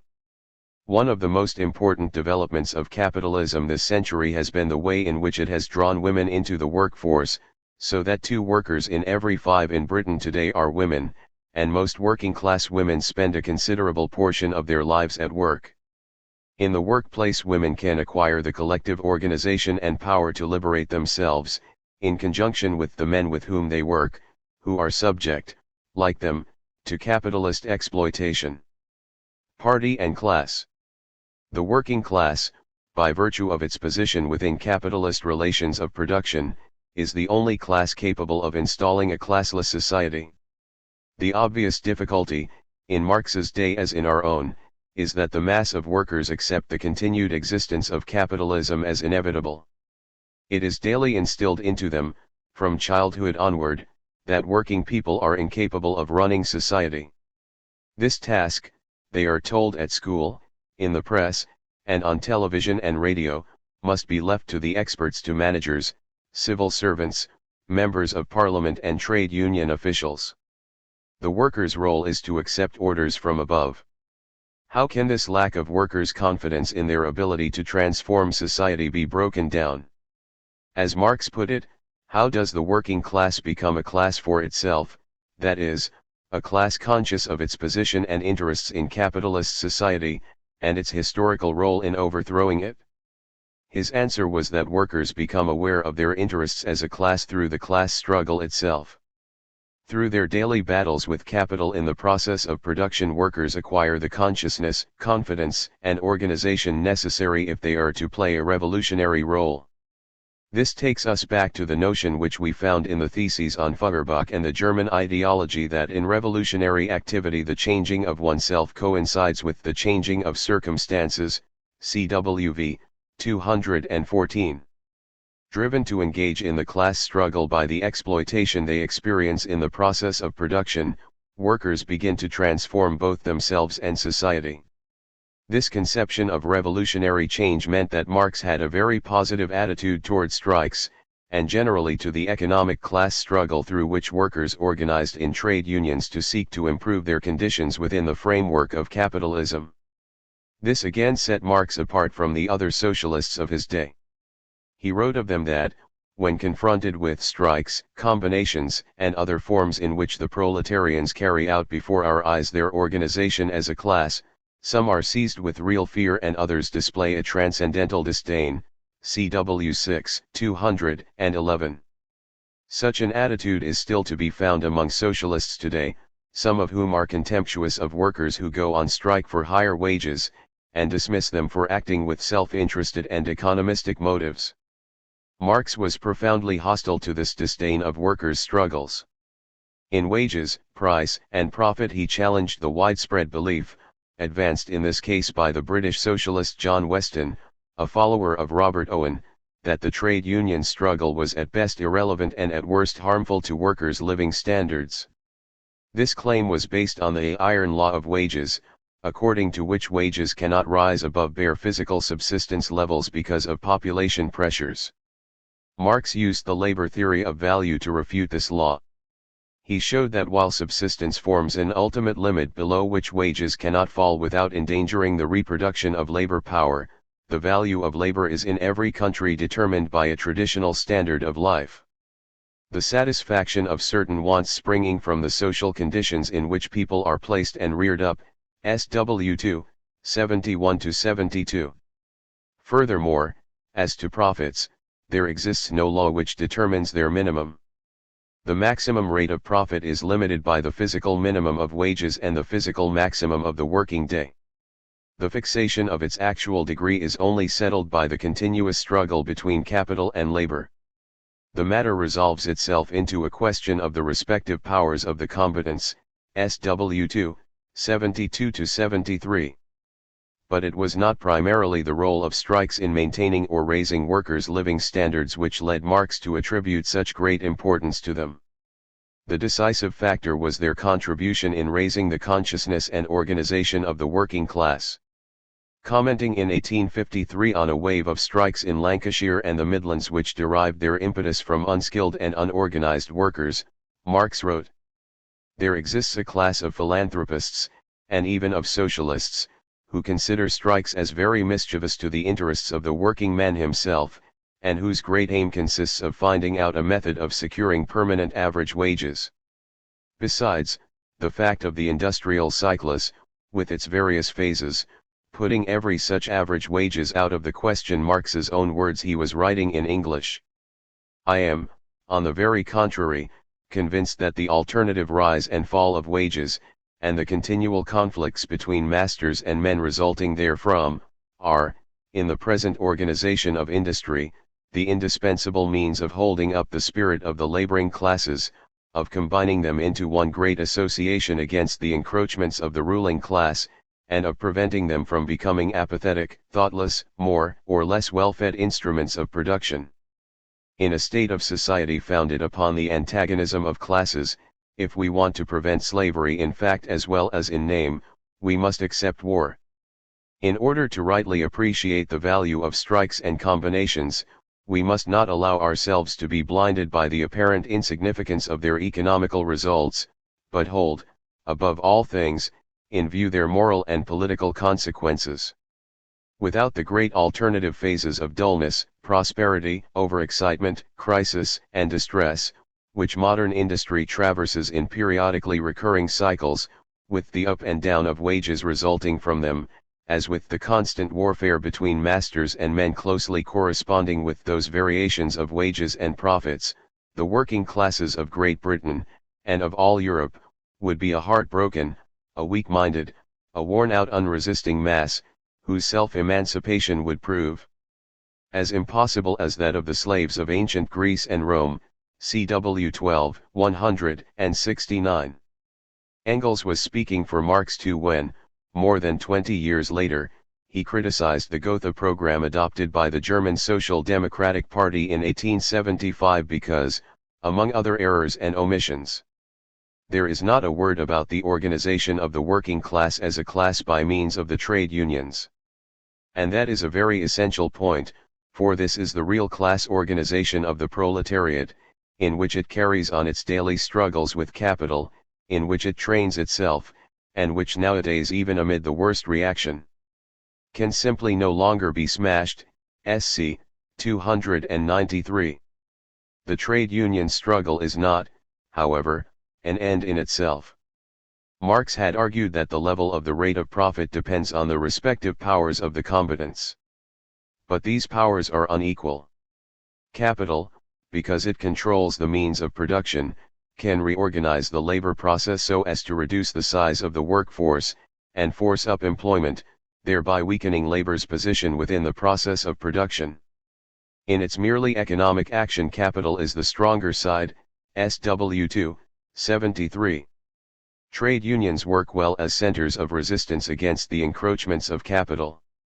They fail, generally, from limiting themselves to a guerrilla war against the effects of the existing system, instead of simultaneously trying to change it, instead of using their organized forces as a lever for the final emancipation of the working class, that is to say, the ultimate abolition of the wages system.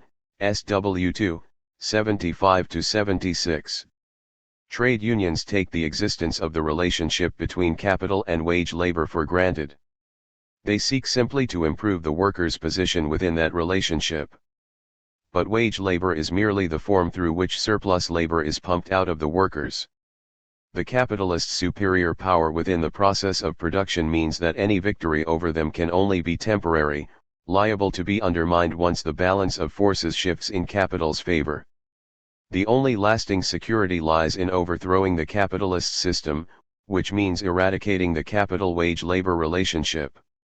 Instead of the conservative motto, "a fair day's wage for a fair day's work," said Marx, workers ought to inscribe on their banner the revolutionary watchword, "abolition of the wages system." SW 75. So the class struggle of the working class can succeed only if it is transformed from an economic into a political struggle, that is, into the struggle of class against class, in which workers become aware of their historic interests and seek to wrest political power from the capitalists. Marx believed that the economic class struggle in fact had an inherent tendency to become political. The struggle to secure legislation limiting the working day was an example of this. It was the product of a protracted and more or less concealed civil war between the capitalist class and the working class, CI 412-13. However, the result was not to be attained by private settlement between the working men and the capitalists. It was achieved by legislative interference, by the state passing a law, even though without the working men's continuous pressure from without that interference would never have taken place. SW 73. The class struggle would develop, Marx believed, from being a battle between capital and labor in specific workplaces or industries into a global confrontation between the two classes in which the state would play an increasingly prominent role. Marx welcomed this development. He was highly contemptuous of those, such as Bakunin and Proudhon, who opposed the class struggle taking a political form. He believed that the working class could emancipate itself only by seizing power, destroying the capitalist state machine, and setting up a new form of state controlled by the workers. To conquer political power, Marx declared in the First International's inaugural address, is the great duty of the working classes. SW 17. The two forms of struggle interacted with each other. The political movement of the working class has as its object, of course, the conquest of political power for this class, and this naturally requires a previous organization of the working class developed up to a certain point arising precisely from their economic struggles. On the other hand, however, every movement in which the working class comes out as a class against the ruling classes and tries to coerce them by pressure from without is a political movement.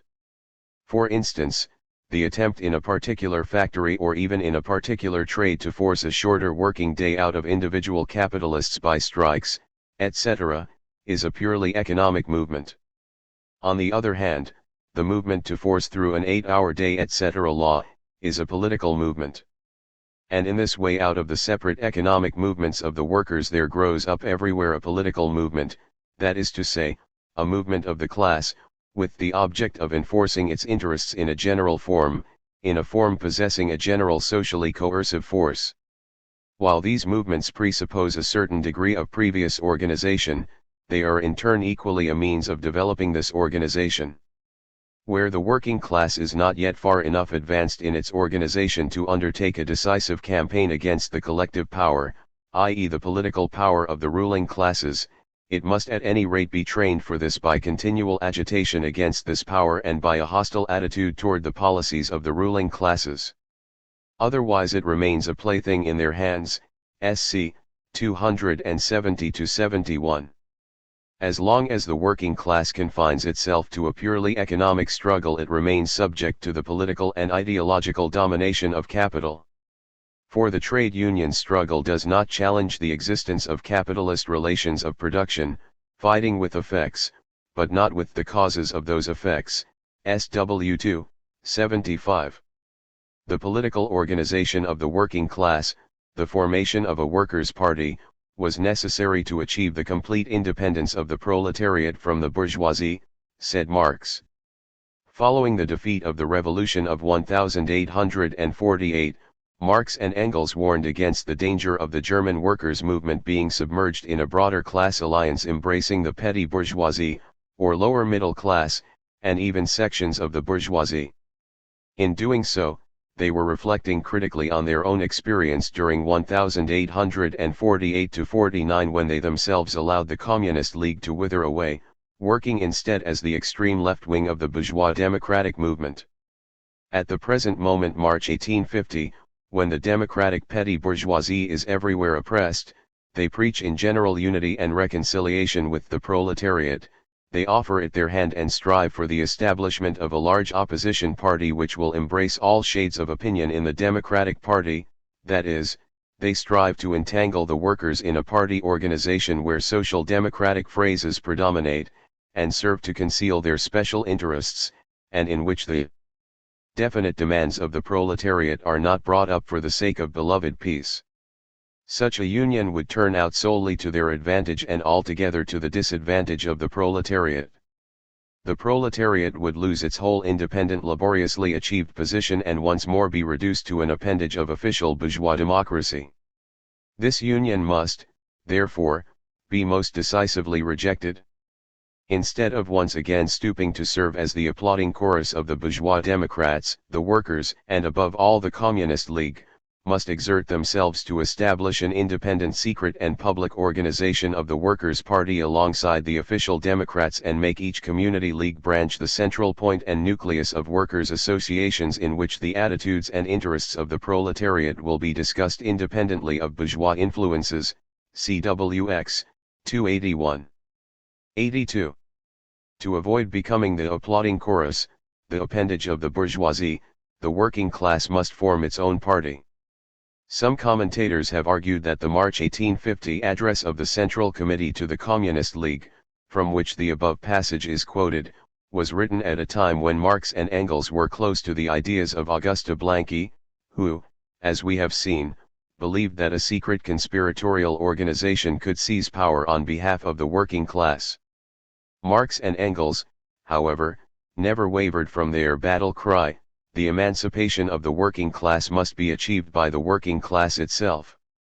At much the same time as they wrote the March 1850 address, they penned a brilliant portrait of the Blanquist professional conspirator, unemployed, hanging around taverns, enjoying an ambiguous relationship with the secret police who were quite happy to use him for their own ends, belonging to the lumpenproletariat rather than the working class. It need scarcely be added that these conspirators do not confine themselves to the general organizing of the revolutionary proletariat. It is precisely their business to anticipate the process of revolutionary development, to bring it artificially to crisis point, to launch a revolution on the spur of the moment, without the conditions for a revolution. For them the only condition for revolution is the adequate preparation of their conspiracy. They are the alchemists of revolution and are characterized by exactly the same chaotic thinking and blinkered obsessions as the alchemists of old. They leap at inventions which are supposed to work revolutionary miracles, incendiary bombs, destructive devices of magic effect, revolts which are expected to be all the more miraculous and astonishing in effect as their basis is less rational. Occupied with such scheming, they have no other purpose than the most immediate one of overthrowing the existing government and have the profoundest contempt for the more theoretical enlightenment of the proletariat about their class interests. CWX 318. The task of communists, then, is not to substitute themselves for the working class, to anticipate the process of revolutionary development by attempting to seize power as an enlightened and conspiratorial minority. Rather, communists must involve themselves in the general organizing of the revolutionary proletariat, and in its theoretical enlightenment. It is in this light that we are to understand these famous lines of the Communist Manifesto. The Communists do not form a separate party opposed to other working class parties. They have no interests separate and apart from those of the proletariat as a whole. They do not set up any sectarian principles of their own, by which to shape and mold the proletarian movement. The Communists are distinguished from other working class parties by this only: 1. In the national struggles of the proletarians of the different countries they point out and bring to the front the common interests of the entire proletariat, independently of all nationality. 2. In the various stages of development which the struggle of the working class against the bourgeoisie has to pass through, they always and everywhere represent the interests of the movement as a whole. The Communists, therefore, are on the one hand, practically the most advanced and resolute section of the working class parties of every country, that section which pushes forward all the others. On the other hand, theoretically, they have over the great mass of the proletariat the advantage of clearly understanding the line of march, the conditions and the ultimate general results of the proletarian movement. CW 6, 497.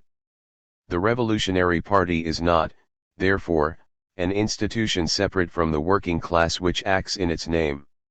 It is, rather, the most advanced and resolute section of the class, which possesses a clear and scientific understanding of the conditions under which the workers' movement can succeed. It fights, therefore, for the broadest possible unity of workers, seeking to combat the national and racial divisions fostered by capitalism. In all this, the task of the Communists is to act as a stimulus to the self-education of the working class. We have seen how, for Marx, workers learn in struggle. When workers are involved in strikes, and so confront the employers and the state, their direct experience clashes most sharply with the view of the world instilled in them by the institutions of capitalist society. The Revolutionary Party must orient itself on these struggles, says Marx, because it is here that workers are most open to communism. This stress on the class struggle as the school of revolutionary politics was made by Marx and Engels throughout their lives. When they split from the Communist League in September 1850, Marx denounced the left, by whom the revolution is seen not as the product of realities of the situation but as the result of an effort of will. By contrast, we say to the workers, you have 15, 20, 50 years of civil war to go through in order to alter the situation and to train yourselves for the exercise of power. CWX 626. Marx does not literally mean 50 years of continuous armed struggle, he often uses civil war as a metaphor for the class struggle. Similarly, Engels was highly critical in the 1880s and 1890s of the first Marxist groups in Britain and America, who reduce the Marxist theory of development to a rigid orthodoxy which workers are not to reach as a result of their class consciousness, but which, like an article of faith, is to be forced down their throats at once and without development. SC 474. Writing about America, he argued, The masses must have time and opportunity to develop, and they can have the opportunity only when they have a movement of their own, no matter in what form, so long as it is their movement in which they are driven further by their mistakes and learn to profit by them. What the Germans, most American Marxists until as late as the 1930s were of German or Russian origin, ought to do is to act up to their own theory if they understand it, as we did in 1845 and 1848, to go in for any real general working class movement, accept its actual starting point as such, and work it gradually up to the theoretical level by pointing out how every mistake made, every reverse suffered, was a necessary consequence of mistaken theoretical views in the original program. SC 396. 399. Within this broad conception of how the working class would become a class for itself, Marx and Engels took a fairly matter-of-fact approach toward how to organize. In the 1840s they struggled to build a separate communist party which would aim to stimulate the general development of the working class movement rather than to run secret conspiracies. After breaking with the League, they abstained from systematic practical activity until 1864. Even then, although Marx exercised enormous influence on the First International, this was a coalition of disparate groupings which inevitably fell apart under its internal strains. Marx and Engels had a tendency to refer to our party even when no communist organization, however rudimentary, existed. This approach was connected with a sometimes rather fatalist attitude, which treated the formation of revolutionary class consciousness as the inevitable outcome of a process of natural development. For example, Engels wrote in 1886 that the great thing is to get the working class to move as a class, that once obtained, they will soon find out the right direction, and all who resist will be left out in the cold with small sects of their own. SC 398. This passage, and others like it, suggests that Marx and Engels believed that the logic of the historical process somehow guaranteed the attainment of socialist consciousness by the working class. Pushed to the limit, this conception leads to the claim that the workers' revolution is itself inevitable. Marx writes in Capital of it happening with the inexorability of a natural process, ci. 929. These views cut across the main thrust of Marx's conception of history, that men make their own history, but they do not make it just as they please, CW 11, 103. Instead, it seems as if history is a juggernaut, pursuing its own ends independent of the beliefs and actions of human beings.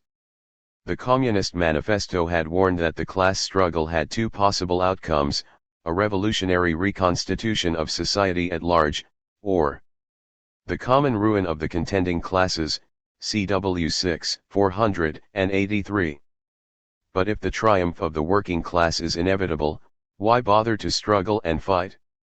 The stress placed by Marx and Engels on the development of class consciousness as an objective process is understandable when we remember that most 19th-century revolutionaries regarded the fall of capitalism as the result of an effort of will, the product of an elitist conspiracy. Moreover, their political life took place largely at a time when trade unions organized only a very small, and usually highly privileged, section of skilled workers. Only toward the end of Engels's life, and especially after the foundation of the Second International in 1889, did there emerge in Europe a mass working class movement, organizing millions of workers in trade unions, and winning their votes in elections to bourgeois parliaments chosen increasingly on the basis of universal suffrage. It was then that the dangers of Marx and Engels's conception of the party came to the fore. For the new mass labor movement spawned a conservative bureaucracy based in both party and trade unions, which saw its role as negotiating the improvement of workers' conditions within the framework of capitalism. These labor lieutenants of capital, as the American revolutionary Daniel de Leon called them, could quite happily live with a formal commitment to Marxism. The German Social Democratic Party, SPD, which adopted a Marxist program in 1891, was presided over by Karl, theoretical pope of the Second International, who preached the inevitability of the proletarian revolution, while the party and trade union leaders gradually accommodated themselves to German capital and the state.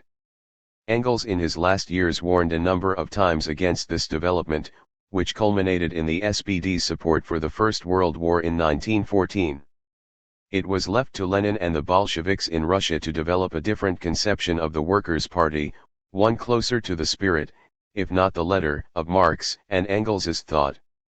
Just as the latter had argued in March 1850 that the political independence of the working class required a separate communist party, so Lenin urged that such a party should combine a firm commitment to revolutionary principles, excluding all those who did not accept these principles in word and deed, with constant and active involvement in the life and struggles of the working class. In this way, Marx's basic idea that the working class would become a revolutionary class for itself as a result of a continual interaction between the party and rest of the class was preserved. The dictatorship of the proletariat. Marx, as we have seen, believed that the struggle of the working class would increasingly transform itself into a political movement whose objective would be the conquest of state power. The state, he believed, was a product of class antagonisms and an instrument of class domination. Political power, properly so called, is merely the organized power of one class for oppressing another, CW 6, 505. The working class could, therefore, triumph only by overthrowing the capitalist state. The Communist Manifesto declares that the first step in the revolution by the working class must be to raise the proletariat to the position of ruling class, CW 6, 504. Marx made it clear from the start that this change could not take place peacefully, but would require the destruction of the existing state apparatus. In the 18th Brumaire, he traced the evolution of the modern capitalist state in France with its enormous bureaucratic and military organization, with its extensive and artificial state machinery, with a host of officials numbering 500,000, besides an army of another 500,000, this appalling parasitic body whose triumph Napoleon III embodied, CW 11, 185. Marx noted that all revolutions perfected this machine instead of breaking it. The parties that contended in turn for domination regarded the possession of this huge state edifice as the principal spoils of the victor, CW 11, 186. The workers' revolution would concentrate all its forces of destruction against it, CW 11, 185. During the Paris Commune of 1871, Marx wrote to one of his supporters, Ludwig Kugelmann.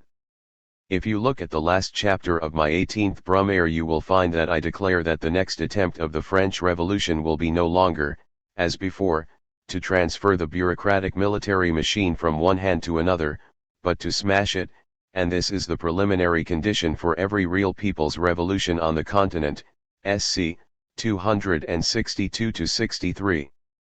On the ruins of the capitalist state, Marx wrote, in the class struggles in France, there would be established the class dictatorship of the proletariat as the necessary transit point to the abolition of class distinctions generally, CWX 127. This famous phrase, the dictatorship of the proletariat, naturally makes many people uneasy. In a century that has seen Stalin's bloody despotism, it is easy to believe that the dictatorship of the proletariat would be a dictatorship over the working class by a small minority. And that is, indeed, how Blanqui, who coined the phrase, saw it. We should remember, however, that in the 19th century the term dictatorship was not so strongly associated with images of secret police and concentration camps. Educated people would have been aware that the dictator was originally an official of the ancient Roman Republic, appointed to rule for a limited period of 6 months in times of emergency. Marx indeed saw the dictatorship of the proletariat as temporary, the necessary transit point between capitalism and a classless communist society.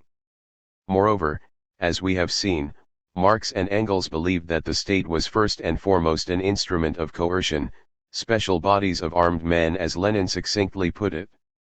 In this respect, the dictatorship of the proletariat would be no different from any previous form of state, since all were based on coercion, and would not necessarily be any more arbitrary or repressive than its predecessors.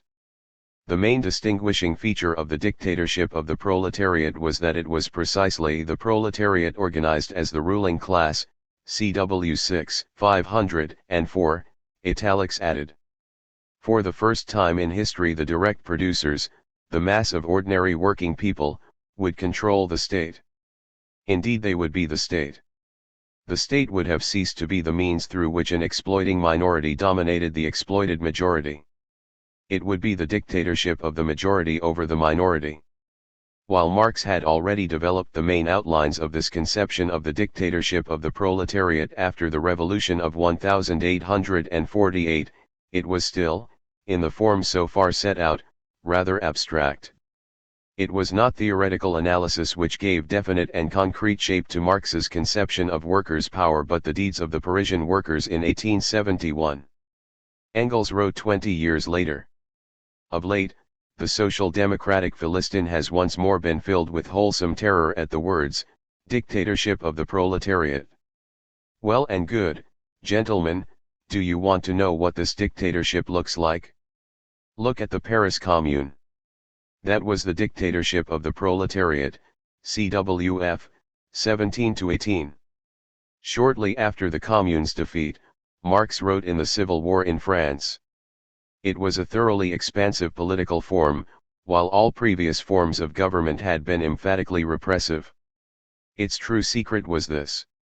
It was essentially a working-class government, the product of the struggle of the producing against the appropriating class, the political form at last discovered under which to work out the economic emancipation of labor, CWF, 72.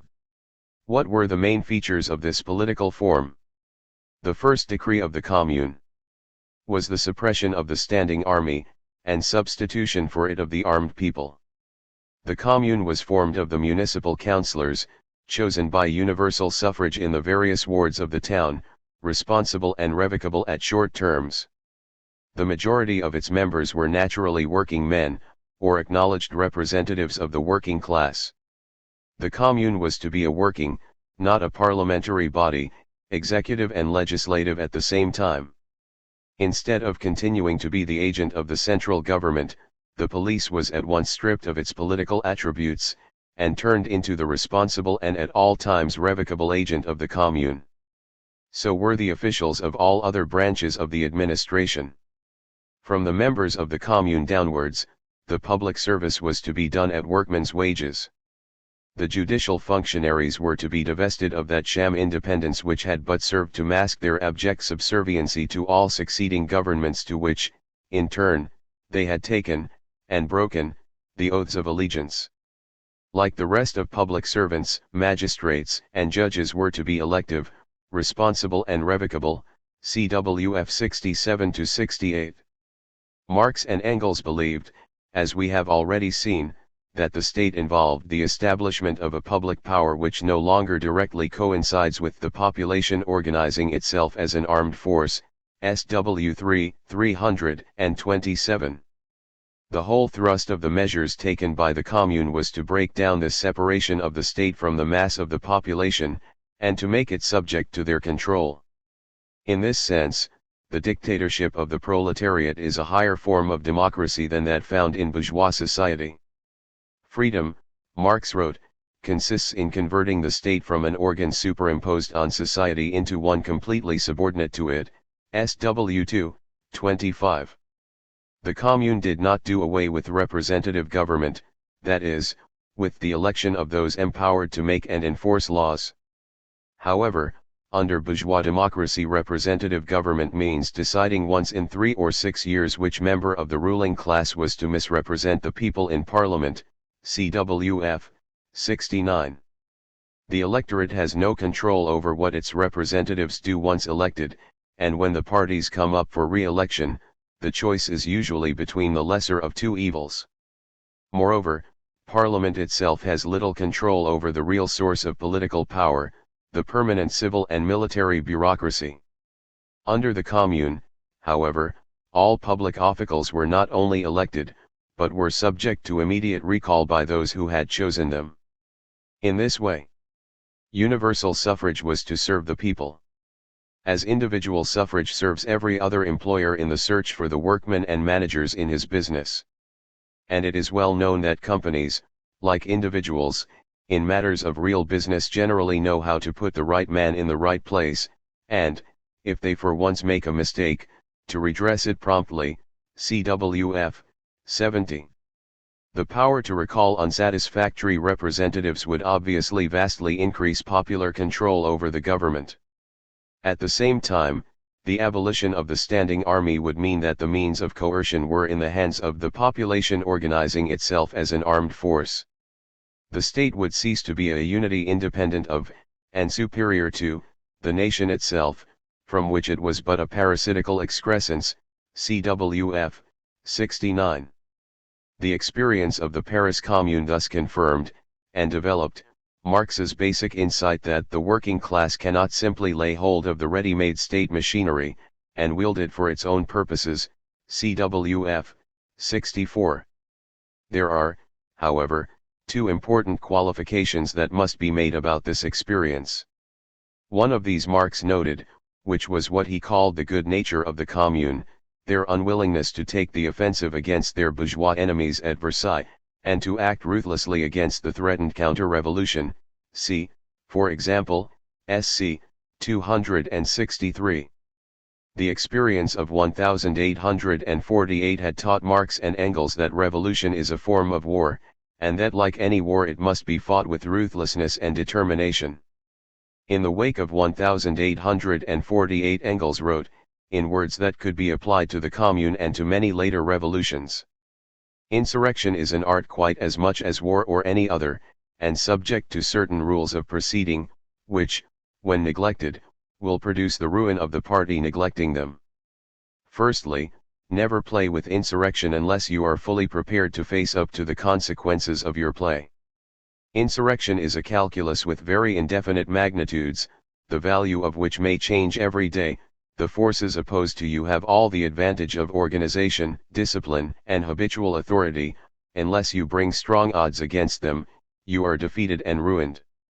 Secondly, the insurrectionary career once entered upon, act with the greatest determination, and on the offensive. The defensive is the death of every armed rising, it is lost before it measures itself with its enemies. Surprise your antagonists while their forces are scattering. Prepare new successes, however small, but daily. Keep up the moral ascendant which the first successful rising has given to you. Rally thus those vacillating elements to your side which always follow the strongest impulse, and which always look for the safer side. Force your enemies to a retreat before they can collect their strength against you. In the words of Danton, the greatest master of the revolutionary policy yet known, de l'audace, encore de l'audace. Boldness, boldness, yet more boldness. CW 11, 85-86. Historical experience since that of Marx and Engels has shown that these rules of insurrection can only be successfully applied where there exists a revolutionary party whose eyes are firmly fixed on the seizure of political power. The victory of the Russian working class in October 1917 would have been impossible without the Bolsheviks under the leadership of two masters of revolutionary policy greater than Danton, Lenin and Trotsky. To this extent, Marx and his successors agreed with Blanqui, the conquest of power by the working class requires a party which is prepared to practice the art of insurrection. Where they parted course with Blanqui was in their insistence that such a party could contemplate taking power only with the active support of a majority of workers. Marx did not recognize the second weakness of the Commune. It was elected by all the male citizens of Paris, divided into separate wards.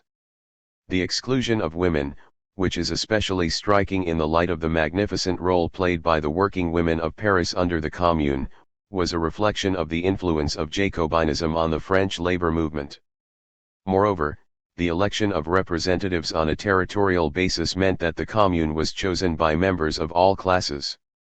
Just as in bourgeois elections, all citizens were treated as equal irrespective of their class position.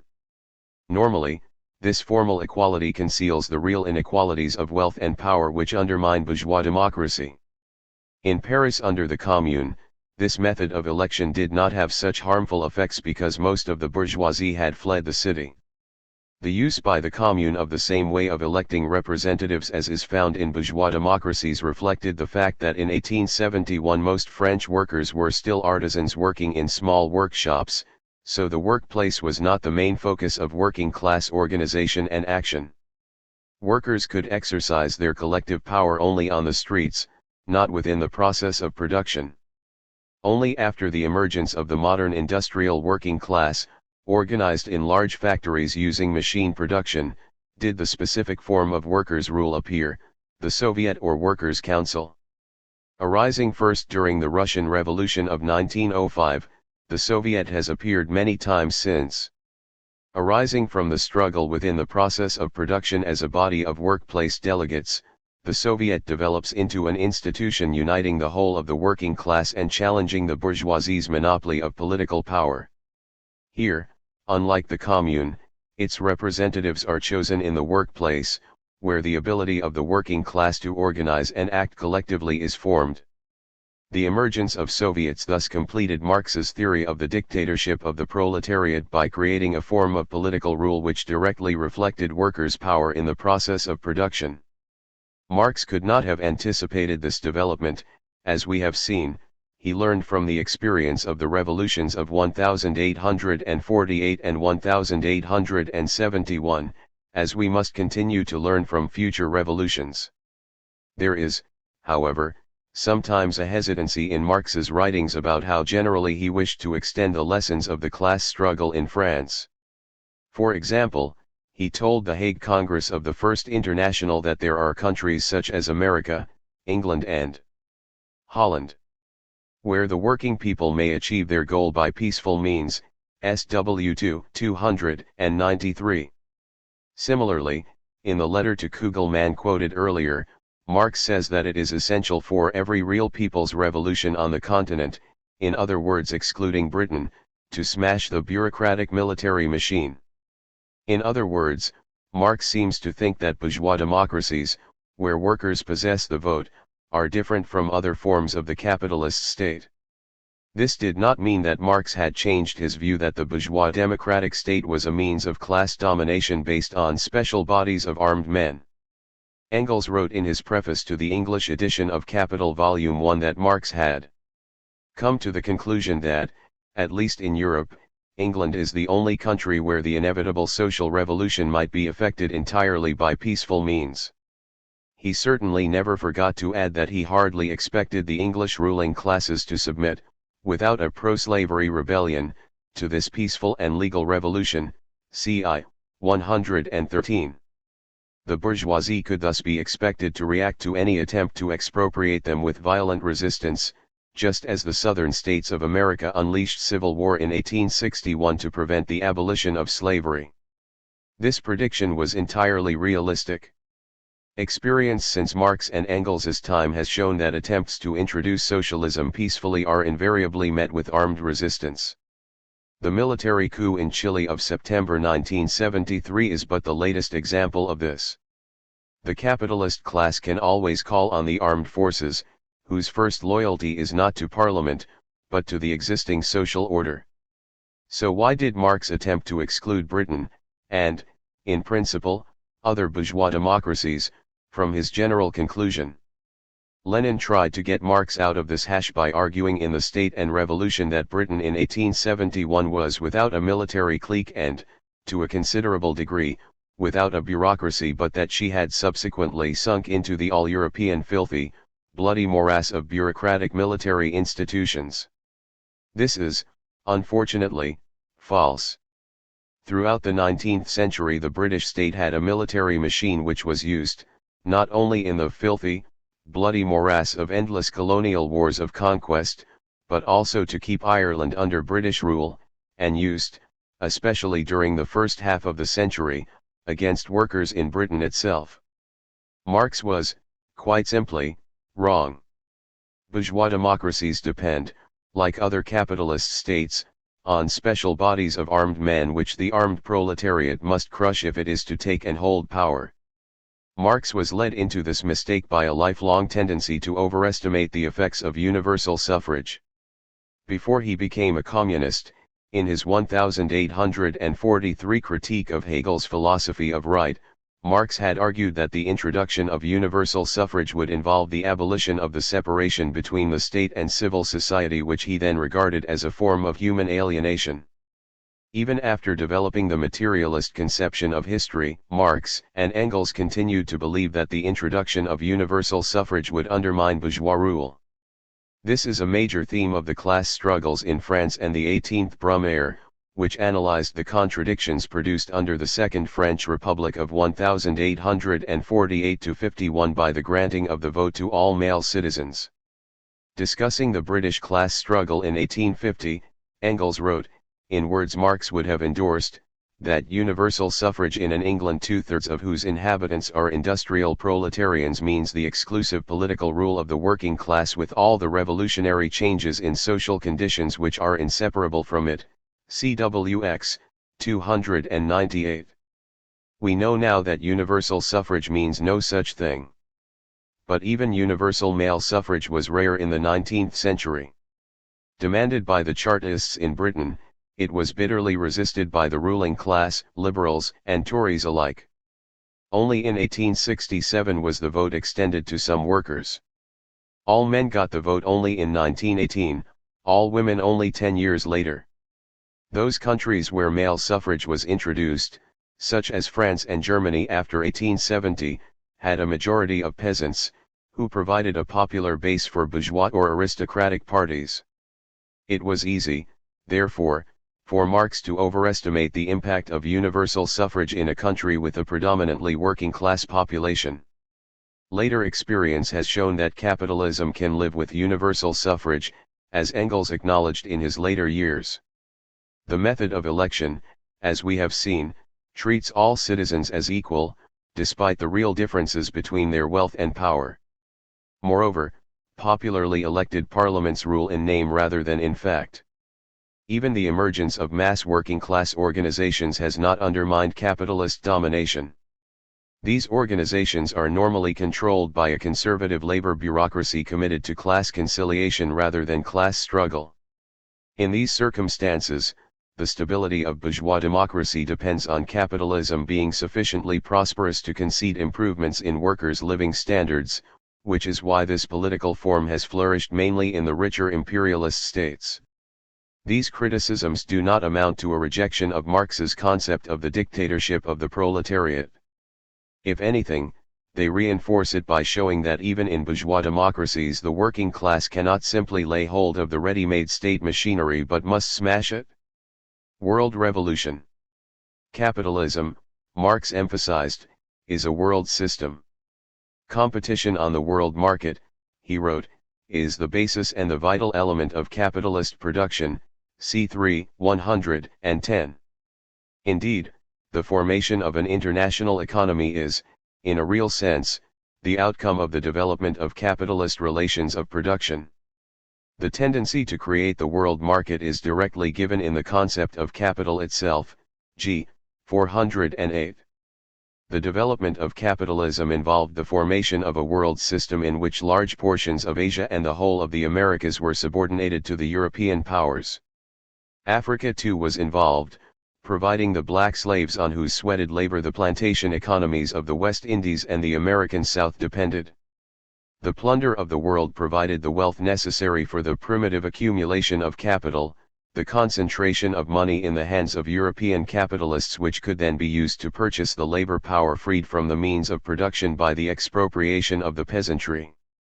The discovery of gold and silver in America, the extirpation, enslavement, and entombment in mines of the indigenous population of that continent, the beginnings of the conquest and plunder of India, and the conversion of Africa into a preserve for the commercial hunting of black skins, are all things which characterize the dawn of the era of capitalist production. These idyllic proceedings are the chief moments of primitive accumulation. Hard on their heels follows the chimerical war of the European nations, which has the globe as its battlefield. It begins with the revolt of the Netherlands from Spain, assumes gigantic dimensions in England's anti-Jacobin war against revolutionary and Napoleonic France, and is still going on in the shape of the Opium Wars against China, etc.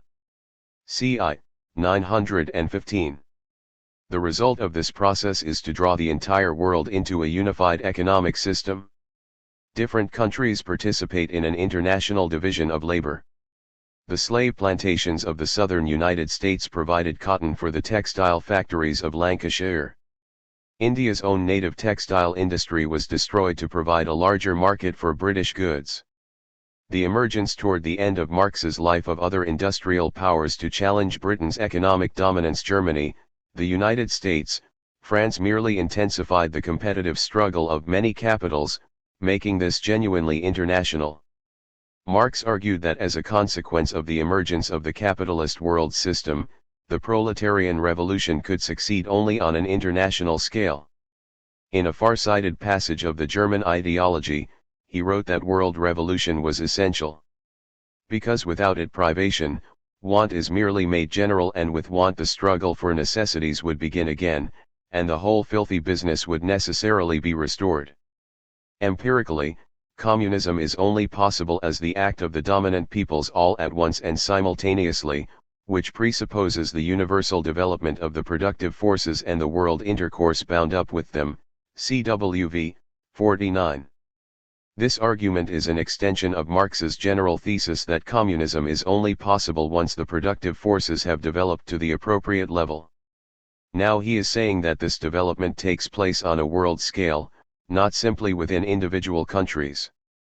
As a result, revolutions confined to individual countries will fail, because they will not be able to tap the resources necessary to abolish classes, which are available only internationally. The pressure of the world system, still intact despite the victory of the working class in one country, will mean that want is merely made general. And the whole filthy business would necessarily be restored. The productive forces of the country concerned would not be sufficient to abolish classes, so the class struggle would continue. Engels, in Principles of Communism, a draft program of the Communist League written in 1847, answered the question, will it be possible for this revolution to take place in one country alone, with an emphatic no. Large-scale industry, already by creating the world market, has so linked up all the peoples of the earth, and especially the civilized peoples, that each people is dependent on what happens to one another. Further, in all civilized countries large-scale industry has so leveled social development that in all these countries the bourgeoisie and the proletariat have become the two decisive classes of society, and the struggle between them the main struggle of the day. The communist revolution will therefore be no merely national one, it will be a revolution taking place simultaneously in all civilized countries, that is, at least in England, America, France, and Germany. CW 6, 351-52. Stalin, when trying to justify the idea of socialism in one country in the 1920s, poked fun at the idea of simultaneous revolutions, dismissing it as a youthful excess on the part of Marx and Engels. But such a vista of international upheavals had been confirmed hardly before the ink had dried on Principles of Communism. 1848 did see uprisings in different countries, each following rapidly on the others. In that respect, the notion of simultaneous revolutions wasn't at all silly. Nevertheless, matters are undoubtedly more complex than Marx and Engels believed in the 1840s. Lenin laid great stress on the problem of uneven development, the way in which societies evolve at different rates, and in different forms, so that even those sharing the same relations of production may have very different social and political structures. America today is very different from 18th-century Britain, or from Nazi Germany, yet all are capitalist social formations. In his writings on the Russian Revolution of February 1917, Lenin stressed how each revolution is the outcome of different factors, economic, political, social and cultural, unique to the country concerned. Marx, in his writings on individual countries, whether France, Spain, Britain, or the United States, was similarly sensitive to the specific characteristics of different social formations. It was Trotsky who drew attention to the phenomenon of what he called combined development. All these different societies are part of a single world system, and subject to its pressures, which forces states and capitals to compete with each other. Therefore, even if the revolution may start in an individual country, it can only be completed on a world scale. So although simultaneous revolutions are improbable because of uneven development, world revolution is essential, because of combined development. The famous concluding words of the Communist Manifesto: "Working men of all countries, unite." CW 6, 519, are thus no mere flourish of the pen, no mere ethical or emotional commitment to the brotherhood of man. The international victory of the working class is an absolute practical necessity if communism is to be built. The conquest of power by the working class in one country could only be the prelude to such a victory, and the first task of the dictatorship of the proletariat in that country would be to spread the revolution internationally. Internationalism was at the heart of the socialism of Marx and Engels. Marx was, as we have already seen, the dominating figure of the First International, while Engels devoted the last 25 years of his life to the development of the international working class movement, engaging in an enormous correspondence in a variety of languages in order to give advice and encouragement to socialists all over the world. How, then, did Marx and Engels, committed revolutionary internationalists, cope with a Europe dominated by rival nationalisms, whether they were those of the great powers, or of the various independence movements within the multinational empires of Russia, Austria, and Turkey? The 19th century was the epoch when nations which had been absorbed into larger European states, Poles, Irish, Czechs, Serbs, Hungarians and many others, claimed their right to self-determination. Marx and Engels' starting point was that no serious revolutionary could ignore the existence of national differences. Often, as Marx pointed out at a meeting of the General Council of the First International in June 1866, when Proudhon's followers came out with the announcement that all nationalities and even nations were antiquated prejudices, such an attitude can strengthen national chauvinism. He told Engels afterwards, "The English laughed very much when I began my speech by saying that our friend Lafargue and others, who had done away with nationalities, had spoken French to us, i.e. a language which 9/10 of the audience did not understand. I also suggested that by the negation of nationalities he appeared, quite unconsciously, to understand their absorption into the model French nation, SC 179. Abstract internationalism, which ignores the existence of national oppression, could conceal nationalism." However, neither were Marx and Engels supporters of the abstract principle of nationality.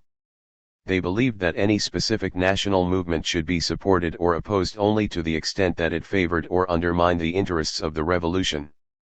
But how to judge these interests? It is important here to bear in mind the general nature of the epoch in which Marx spent the bulk of his life.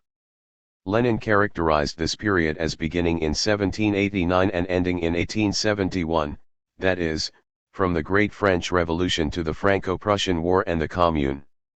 The general feature of the epoch was the progressiveness of the bourgeoisie, i.e. its unresolved and uncompleted struggle against feudalism. It was perfectly natural for the elements of present-day democracy, and for Marx as their representative, to have been guided at the time by the unquestionable principle of support for the progressive bourgeoisie, i.e. capable of waging a struggle against feudalism. It is quite natural that no other question could have been posed at this time except the following: the success of which bourgeoisie, the success of which combination of forces, the failure of which reactionary forces, the feudal absolutist forces which were hampering the rise of the bourgeoisie, promised contemporary democracy more elbow room? In Europe until 1871 the central question was that of the uncompleted bourgeois democratic revolution. Marx and Engels believed that the most radical solution of this question, that is, the establishment of revolutionary democratic republics on the model of the First French Republic in the 1790s, would favor the interests of the working class, since it would provide the clearest expression of the class struggle between capital and labor, unencumbered by feudal survivals. The country where this issue was most sharply posed was their own country, Germany, which lacked even the most essential condition of bourgeois statehood, national unity. The principal obstacle to the bourgeois democratic revolution in Germany and in Europe generally was provided by Tsarist Russia, whose vast peasant armies were used with such deadly effect against the revolutions of 1848. Marx and Engels therefore judged national movements from the standpoint of how they fitted into this European alignment of forces, by their relationship to those nations which were in the vanguard of the bourgeois democratic revolution against Russia and her allies. Engels advocated in 1849 an alliance of the revolutionary peoples against the counter-revolutionary peoples, an alliance which comes into being not on paper, but only on the battlefield, CW 8, 363. Engels identified three chief revolutionary peoples: the Germans, the Poles, and the Hungarians. The main plank of the Neue Rheinische-Zeitung in 1848-49 was a call for a united German Republic to wage revolutionary war, in alliance with Poland and Hungary, against Russia, just as the Jacobins had launched Europe-wide revolutionary war against the monarchies of the Ancien regime in the 1790s. Marx and Engels consistently supported Polish independence throughout their long political career, never wavering from the belief stated by Marx in 1848 that Poland's emancipation has become the point of honor for the democrats of Europe, CW 6, 549. The other side of the coin, however, was that there were counter-revolutionary peoples. Marx and Engels were especially hostile to the doctrine of panslavism espoused by both supporters of the Tsarist monarchy and some of its opponents, notably Bakunin. According to this theory, the Russians and Poles should unite with their fellow Slavs ruled by Austria and Turkey, the Czechs, Slovaks, and Southern Slavs, Serbs, Croats, Bulgarians and others, to form a single nation. The political reasons for rejecting this program were obvious in the light of Marx and Engels' general strategy. Panslavism could too easily become a stalking horse for Tsarist expansionism. Behind this ludicrous theory, Engels wrote, stood the terrible reality of the Russian Empire, that empire which by every movement proclaims the pretension of considering all Europe as the domain of the Slavonic race and especially of the only energetic part of this race, of the Russians, CW 11, 47. He pointed to the way in which the Austrian monarchy used its southern Slav subjects to crush the Hungarian Revolution in 1849. Engels toyed with the concept, borrowed from Hegel, of people which have never had a history of their own, of which the southern Slavs were an example, CW 8, 367. Such a notion of historyless nations is a dubious one, based as it is on Hegel's assumption that in the history of the world, only those peoples can come under our notice which form a state. The thrust of Engels' analysis was, however, a materialist one.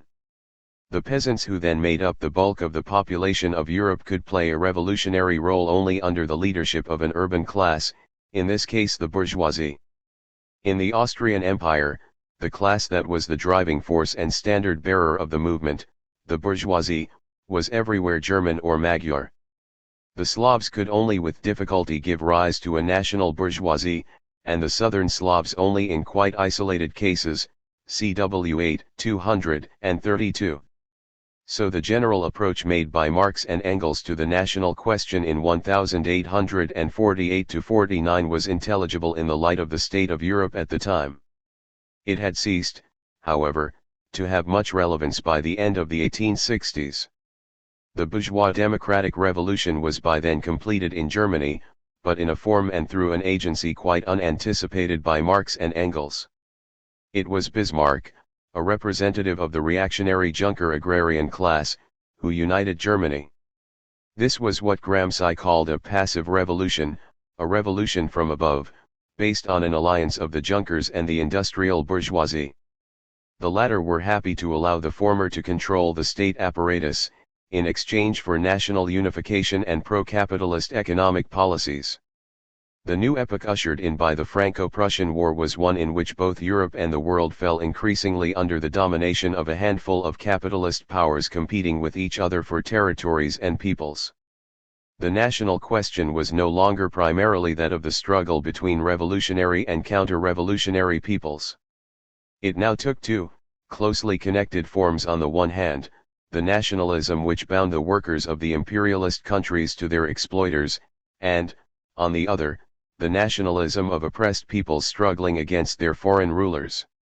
Marx confronted this problem in the concrete form it took in Britain, namely, the age-old struggle of the Irish for national independence, which in the 1860s and 1870s took the spectacular form of the armed actions of the Fenians. While condemning their terrorist excesses, Marx firmly endorsed the demand for Irish national independence, and persuaded the International to adopt this position. He had two main reasons. The first is of less interest now. Marx regarded Ireland as the main bulwark of the English landed aristocracy, many of whom had estates there, and therefore believed that the victory of the Irish independence movement and the consequent expropriation of these estates would bring down the ruling class in Britain. The analysis was simply wrong. The late 19th century was a time when the British landowning class was in steep economic and political decline. Their diminishing importance was reflected in the policies of the Gladstone and Balfour administrations in the 1880s and 1900s, which together organized the peaceful transfer of the bulk of the Anglo-Irish estates to the Catholic peasantry. Much more interesting was Marx's second argument for supporting the Irish national movement, namely that the oppression of Ireland helped to cement British workers to their exploiters. Every industrial and commercial centre in England now possesses a working class divided into two hostile camps, English proletarians and Irish proletarians. The ordinary English worker hates the Irish worker as a competitor who lowers his standard of life. In relation to the Irish worker, he feels himself a member of the ruling nation and so turns himself into a tool of the aristocrats and capitalists against Ireland, thus strengthening their domination over himself. He cherishes religious, social, and national prejudices against the Irish worker.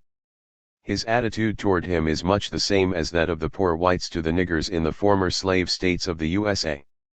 This antagonism is artificially kept alive and intensified by the press, the pulpit, the comic papers, in short by all the means at the disposal of the ruling class.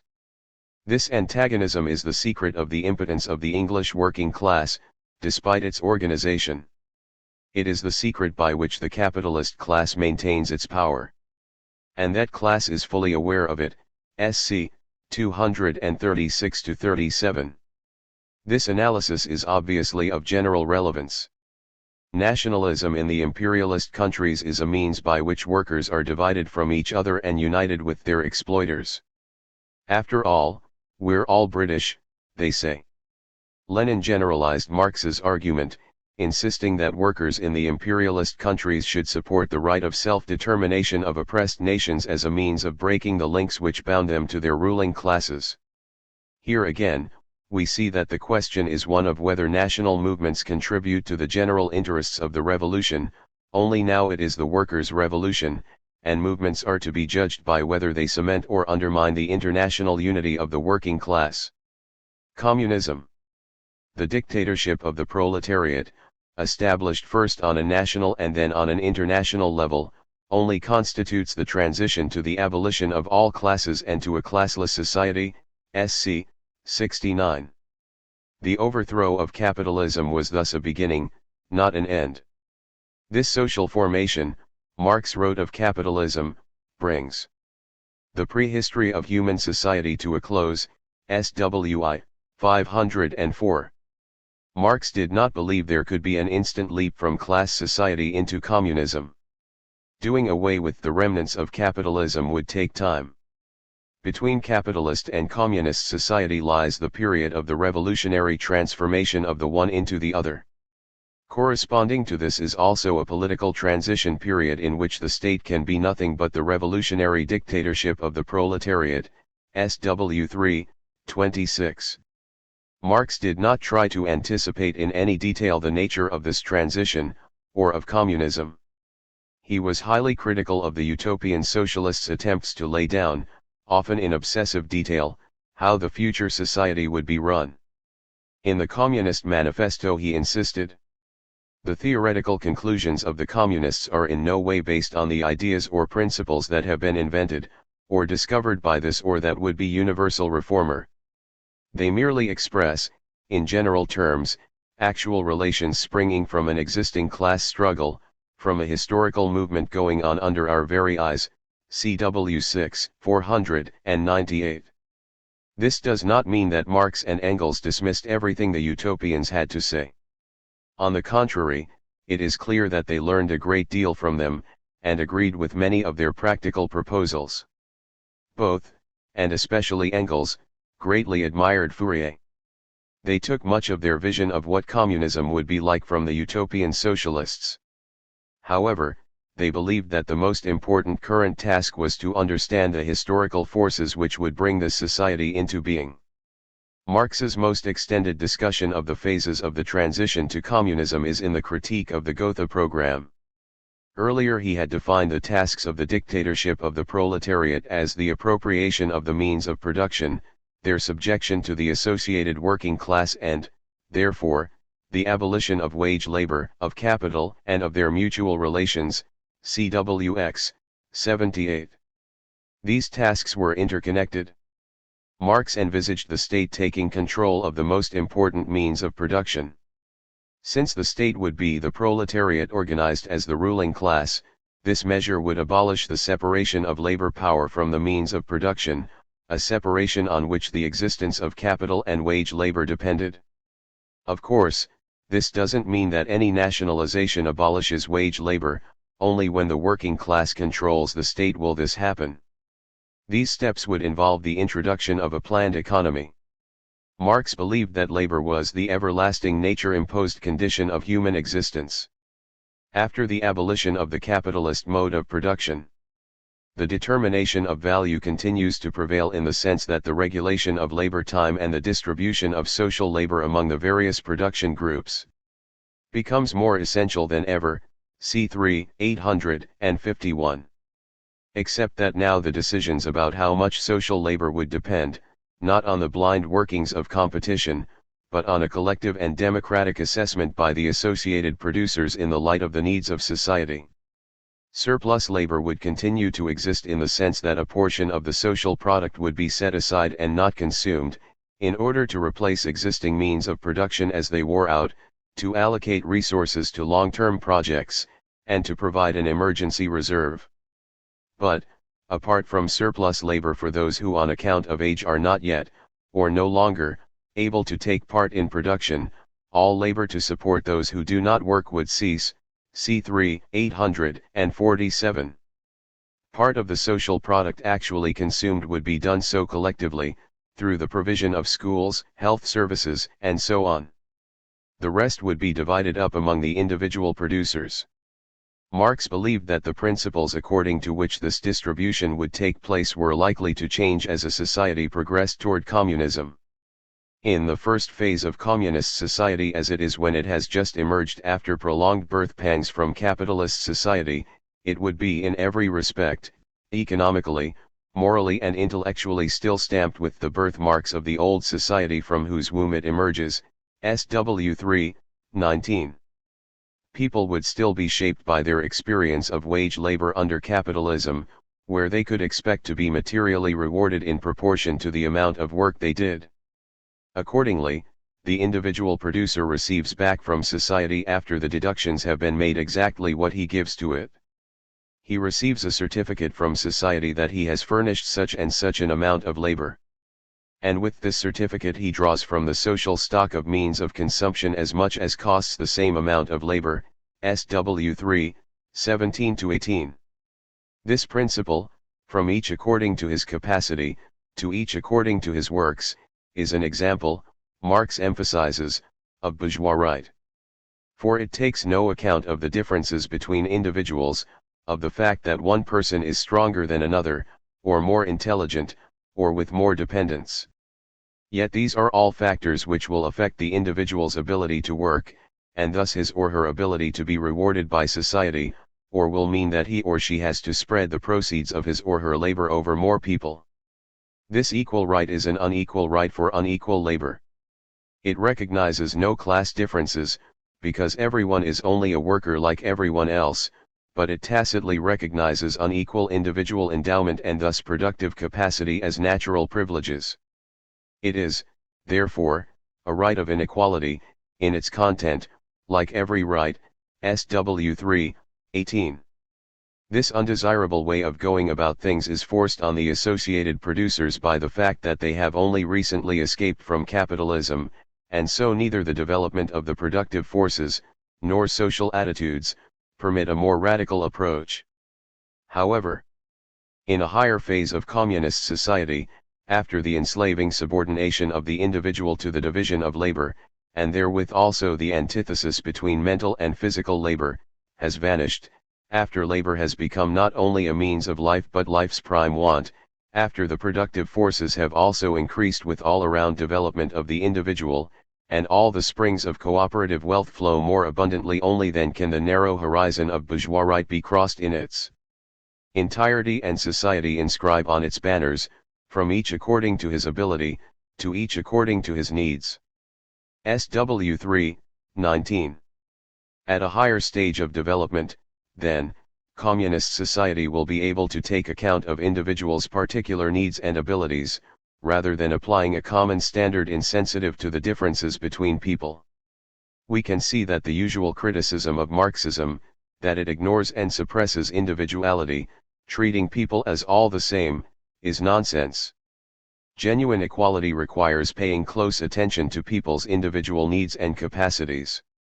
The higher stage of communism will be an association in which the free development of each is the condition for the free development of all, CW 6, 506. A communist society would be, in the words of the Marxist philosopher Theodor Adorno, one in which people could be different without fear. The transition to communism will also lead, Marx argues, to the disappearance of the state as a distinct institution. When, in the course of development, class distinctions have disappeared, and production has been concentrated in the hands of a vast association of the whole nation, the public power will lose its political character. Political power, properly so called, is merely the organized power of one class for oppressing another. If the proletariat during its contest with the bourgeoisie is compelled, by the force of circumstances, to organize itself as a class, if, by means of a revolution, it makes itself the ruling class, and, as such, sweeps away by force the old conditions of production, then it will, along with these conditions, have swept away the conditions for the existence of class antagonisms and of classes generally, and will thereby have abolished its own supremacy as a class, CW 6, 505, 06. The state is a product of class antagonisms, and, therefore, will vanish along with them. The possibility of such a withering away of the state is present in the dictatorship of the proletariat from the start. Engels analyzes the consequences of socialist revolution for the state as follows. The proletariat seizes political power and turns the means of production in the first instance into state property. But, in doing this, it abolishes itself as proletariat, abolishes all class distinctions and class antagonisms, abolishes also the state as state. Society thus far, based upon class antagonisms, had need of the state, that is, of an organization of the particular class, which was pro tempore for the time being the exploiting class, for the maintenance of its external conditions of production, and, therefore, especially, for the purpose of forcibly keeping the exploited classes in the condition of oppression corresponding with the given mode of production, slavery, serfdom, wage labor. As soon as there is no longer any social class to be held in subjection, as soon as class rule, and the individual struggle for existence based upon our present anarchy in production, with the collisions and excesses arising from these, are removed, nothing more remains to be repressed, and a special repressive force, a state, is no longer necessary. The first act by virtue of which the state really constitutes itself the representative of the whole of society, the taking possession of the means of production in the name of society, this is, at the same time, its last independent act as a state. State interference in social relations becomes, in one domain after another, superfluous, and then withers away of itself. The government of persons is replaced by the administration of things, and by the conduct of processes of production. The state is not abolished. It withers away, AD 332-33. The dictatorship of the proletariat is thus, to use Lenin's words, no longer a state in the proper sense of the word. It is important to note, however, that the withering away of the state does not take place instantly, but over time. It is a process, and one which depends upon other factors, such as rising labor productivity, and a consequent reduction in the working day, which would free workers for participation in running society. Socialist democracy in some respects would mirror the democracy of ancient Athens. Slave labor permitted the citizens of Athens to devote the bulk of their time to public affairs, to discussion in the marketplace, to decision-making in the sovereign assembly of all citizens, and to involvement in administration. Most public offices were undertaken by ordinary citizens by rotation. With communism, on the other hand, thanks to the enormous development of the productive forces in the past 2.5 millennia, citizens would enjoy their free time thanks to the work, not of wretched slaves, but of inanimate machines produced by human ingenuity. The replacement of the government of persons by the administration of things, a notion developed originally by Saint Simon, does not involve the utopian belief that communism would involve no coercion. It suggests, rather, that with the abolition of classes the main source of social conflict would be removed, so there would be no need for a special repressive force. Obviously, there would be many issues on which the associated producers might disagree over sources of energy, styles of architecture, methods of child rearing.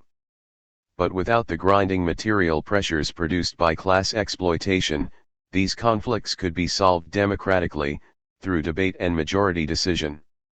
Where individuals rejected the outcome of these procedures, any necessary compulsion would be the action of the associated producers themselves, not that of a special military apparatus.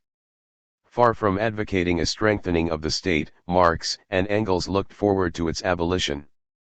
The notion, for example, of state socialism was for them a contradiction in terms.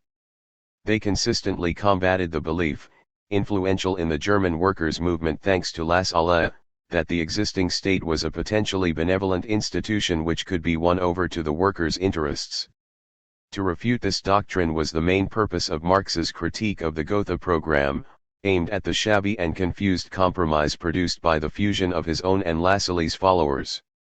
The attribution to him of a totalitarian desire to dissolve the individual into the state is a result of liberal misrepresentation, and of Stalin's terrible corruption of Marxism. Closely connected with the claim that the transition to communism would involve the withering away of the state was Marx's belief that it would also require the abolition of the distinction between mental and manual labor. From the economic and philosophic manuscripts of 1844 onward, Marx had denounced this division as one of the main ways in which human beings were stunted, distorted, turned into something less than human, under capitalism. People, he believed, could live happy and fulfilled lives only if they used all their capacities, mental and physical alike, rather than being restricted to one narrow type of work. In a famous passage of the German ideology, Marx writes, "In communist society, where nobody has one exclusive sphere of activity but each can become accomplished in any branch he wishes, society regulates the general production and thus makes it possible for me to do one thing today and another tomorrow, to hunt in the morning, fish in the afternoon, rear cattle in the evening, criticize after dinner, just as I have a mind, without ever becoming hunter, fisherman, shepherd, or critic." CWV 47. Commentators have often denounced this picture as utopian. One can indeed wonder how literally Marx meant it to be taken, and it is worth noting that all the pursuits he lists are ones to be found in a traditional pre-industrial society. Nevertheless, there is a serious point underlying the passage, which is that the development of the productive forces under communism will be such as to free people from their existing role as cogs of the economic machine. Marx pursues this point in one of the most brilliant passages of the Grundrisse. He argues that the tendency under capitalism to increase the productivity of labor, and therefore the organic composition of capital, the share of the means of production in total investment, will lead to the transformation of the labor process into an automatic system of machinery, which the worker merely supervises and guards against interruptions, g. 692. The result is to reduce the role of manual labor in production. To the degree that labor time, the mere quantity of labor, is posited by capital as the sole determinant element, to that degree does direct labor and its quantity disappear as the determinant principle of production of the creation of use values, and is reduced both quantitatively, to a smaller proportion, and qualitatively, as an of course indispensable but subordinate moment, compared to general scientific labor, technological application of the natural sciences, on the one side, and to the general productive force arising from social combination on the other side, g. 700. This passage is a brilliant anticipation of developments in capitalism this century: the introduction of mass assembly line production during its first half, and the increasing automation of the labor process during its second half. Within the framework of capitalist relations of production, these changes take an antagonistic form: unemployment for many workers, speed up for those left on the job, the deskilling of craft labor. But they create the potential for a society in which the drudgery of heavy, repetitive manual labor has been abolished, in which people are no longer tied daily to many hours of back-breaking and boring physical work. The resulting reduction of the working week to a fraction of its present length, hotly resisted by capitalists because it would reduce their profits, would free people to develop their intellectual powers and physical skills. In communist society, thanks to the development of the productive forces and their subjection to common social control, many of the utopian socialists' dreams would become reality. As Fourier had anticipated, the barrier between work and play could be broken down. Labor for the sake of physical survival and labor for sheer enjoyment's sake would no longer be separated from, and opposed to each other. Engels argued that the antithesis between town and country would also be abolished, with the establishment of communes like those advocated by Fourier and Robert Owen, in which both agriculture and industry would be carried on. The development of new forms of technology in recent years, requiring decentralized units of production linked together by advanced communication systems, has made such arrangements more feasible. Marx emphasized that all this depended on the development of the productive forces. The realm of freedom actually begins only where labor, which is determined by necessity and mundane consideration, ceases. Thus, in the very nature of things, it lies beyond the sphere of actual material production.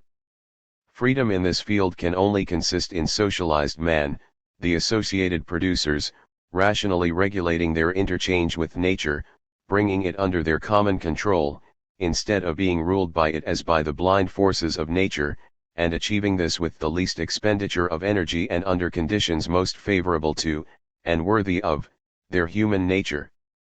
But it nonetheless remains a realm of necessity. Beyond it begins that development of human energy which is an end in itself, the true end of freedom, which can blossom forth only with this realm of necessity as its basis. The shortening of the working day is its basic prerequisite, c. 820. Communism thus both drastically reduces the burden of extracting a living from nature, freeing us for other pursuits, and subjects the labor process, the realm of necessity, to rational and collective control. In Engels's words, it is humanity's leap from the kingdom of necessity to the kingdom of freedom, AD 336. Chapter 8. Marx today. No discussion of Marx's life and thought can ignore developments since his death. Marx had set out, after all, to lay the basis of a scientific theory of history, and, in particular, of the capitalist mode of production. Now the only way in which we can establish even the approximate truth of a scientific theory is by comparing its predictions with what actually happened. Many would argue that by this criterion Marxism must be judged false. The course of history, they claim, has completely refuted Marx's thought. Most of his predictions have allegedly been contradicted by later developments, while even where his ideas have triumphed it is supposedly in a form quite contrary to his hopes and expectations. Indeed, within the labor movement itself, there has been a succession of crises of Marxism, the first within a few years of Engels's death in 1895, in each of which the irrelevance of Marx's ideas to contemporary society has been proclaimed. A book such as this obviously cannot discuss these criticisms at any length. Here I wish merely to confront, briefly, the three most important arguments against Marx. The first concerns the origins and nature of the so-called socialist countries today, the second the condition of capitalism today, and the third the position of the working class within it. Really existing socialism. The Russian Revolution of October 1917 was undoubtedly the most important event of the 20th century. A working class under avowedly Marxist leadership seized power. Yet innumerable critics have argued that the revolution and its aftermath completely refute Marx. There are two main strands of this argument. First, it is claimed that Marx expected revolutions to happen first in the advanced industrial countries. How then could he account for the fact that the first successful socialist revolution took place in a backward, largely rural country?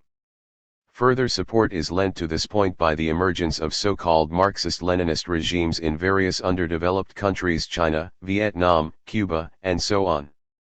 Secondly, the subsequent degeneration of the Russian Revolution into Stalin's bloody despotism supposedly proves that Marx was wrong again. The dictatorship of the proletariat does not lead to an extension of democracy and to the eventual abolition of classes, but to a tyranny even more vile than the one it replaced. The first part of the argument is comparatively easy to deal with.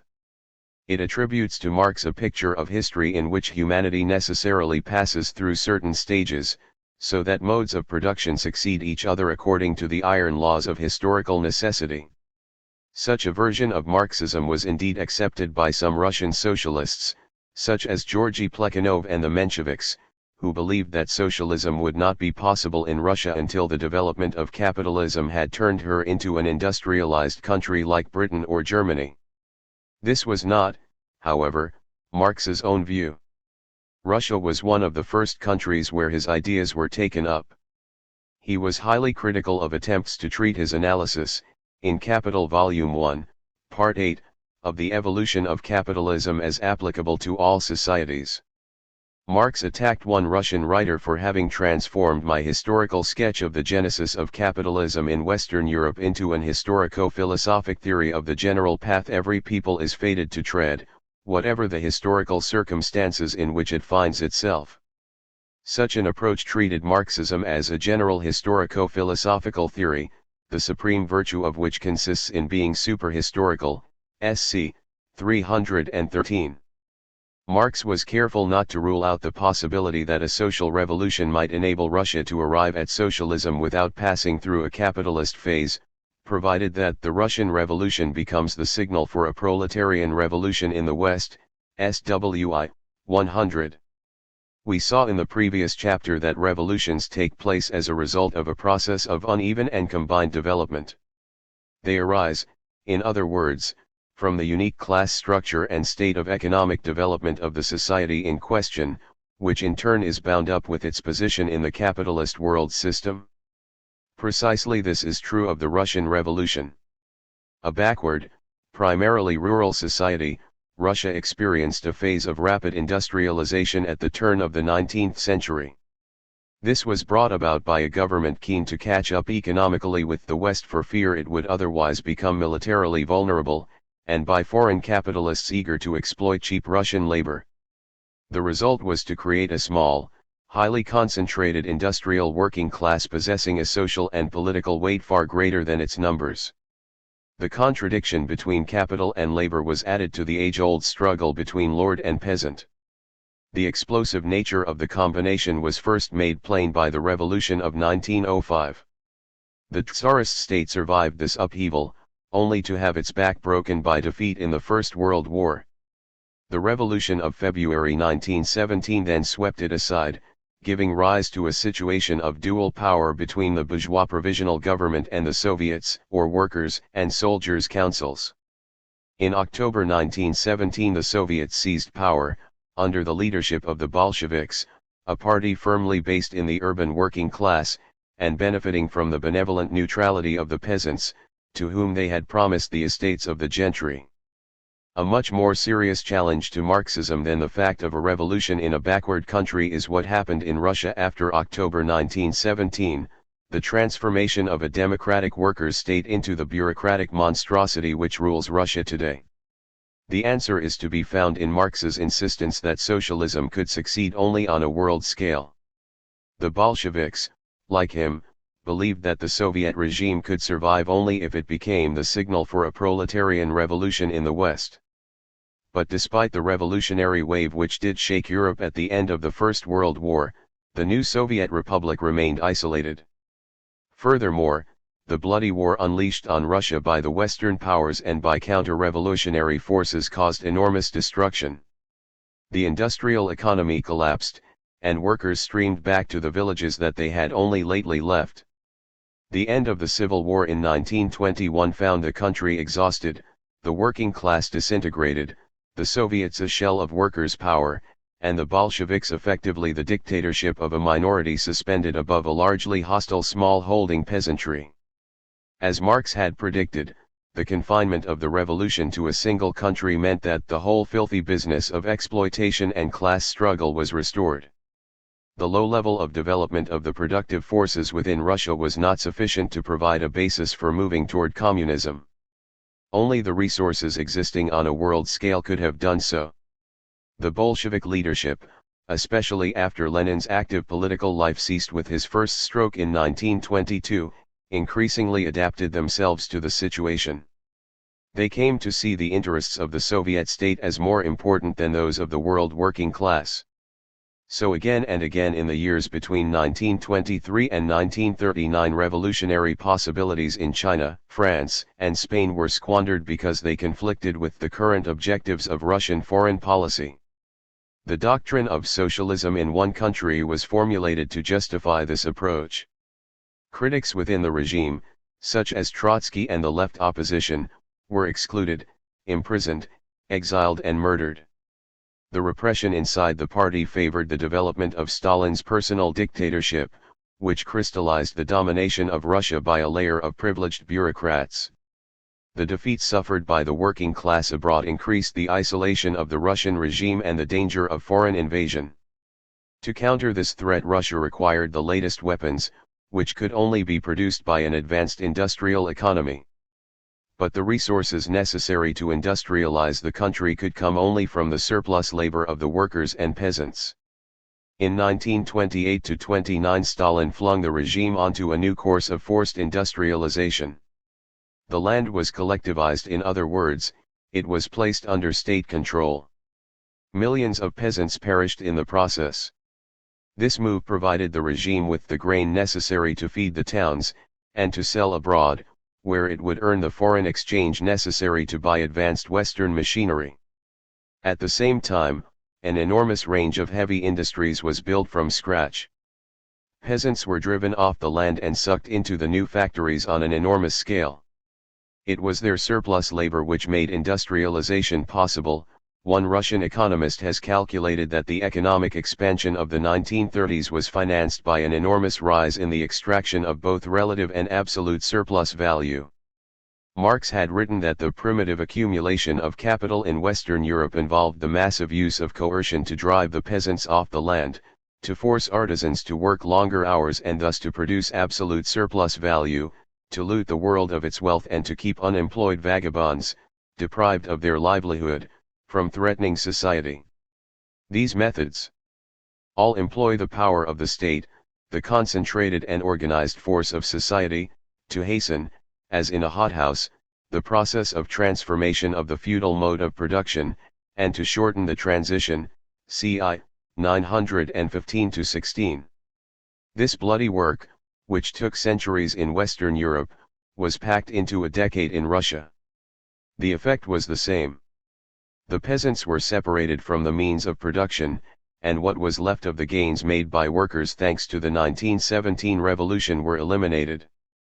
The effect was, as surely as the process of primitive accumulation analyzed by Marx, to separate the direct producers from the means of production, and compel them to sell their labor power. It is true that this situation was concealed by what Marx would call the metaphysical or juridical illusion, CW 1899, created by the fact that, legally, the state owned the means of production, and the workers controlled the state.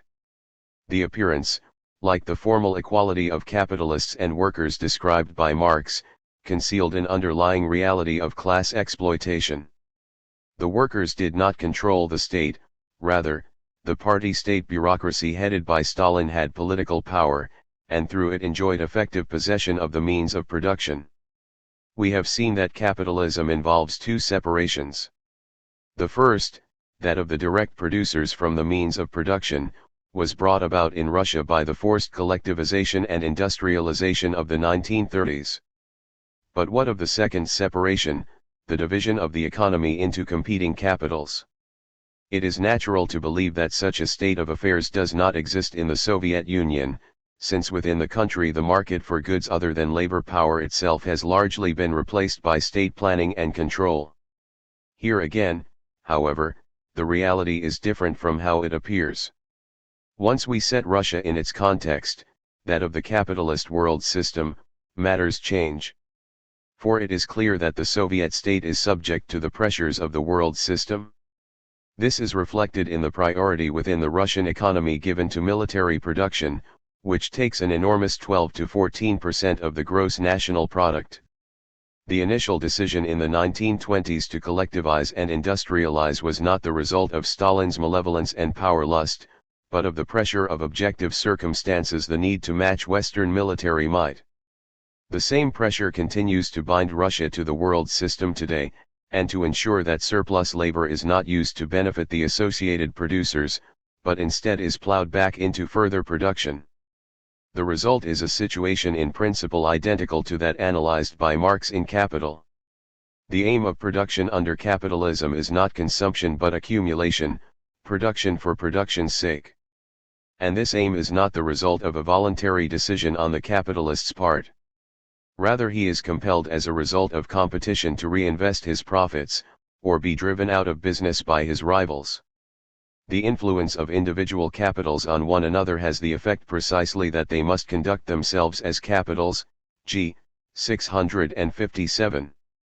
The position is the same when we look at the relationship between Russia and the West, only now we are dealing with state capitals, rather than private firms, and they compete militarily as well as economically. The prevailing relations of production in the Soviet Union are thus not socialist, but rather are those of bureaucratic state capitalism. The working class is exploited collectively by a state bureaucracy which competes with its Western counterparts. The fate of the Russian Revolution therefore does not refute Marx, rather, it can be explained only on the basis of his theory, as the inevitable consequence of the failure of the revolution to spread, and of the pressures of the capitalist world system. The emergence of socialist regimes elsewhere in the world can be understood in this light. In Eastern Europe they are an extension of Soviet military power, created as a chain of buffer states against invasion from the West. Events in Poland since August 1980 have revealed how little these are workers' states. We have seen the working class organize against its state only to be crushed by the military. The appearance of socialist regimes in the Third World reflects the difficulties faced by bourgeois democratic revolutions in backward countries. Marx had noted in 1848 that the German bourgeoisie developed so sluggishly, timidly, and slowly that at the moment when it menacingly confronted feudalism and absolutism, it saw menacingly confronting it the proletariat, CW 8, 162. So it was unwilling to act in the decisive and revolutionary fashion of its English and French forebears. Marx argued that the resulting vacuum could only be filled by the working class.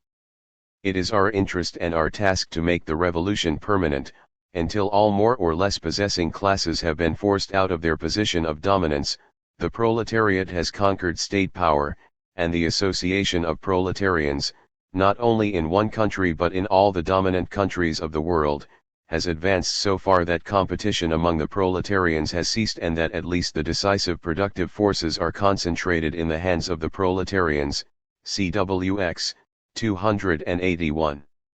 Just such a process of permanent revolution took place in Russia in 1917. The bourgeoisie there, as in Germany, was too weak and afraid of the working class to do anything but ally itself with the Tsarist regime in the hope of achieving a passive revolution like Bismarck's in Germany. Only the working class was prepared to back the peasants in their struggle with the feudal gentry. So in Russia the bourgeois democratic revolution against feudalism merged with the proletarian socialist revolution against capitalism into a single process under working class leadership. Unfortunately, because the revolution did not spread to other countries, it was, in the end, defeated. In other backward countries, while the bourgeoisie has played a similarly passive and feeble part, the working class was itself, whether because of economic underdevelopment, because of the influence of non-revolutionary parties or because of the privileges enjoyed by some workers in the Third World, unable to play the revolutionary role of the Russian workers in 1917. So when movements for national independence developed in the colonial and semi-colonial countries, they fell under the leadership of other social forces.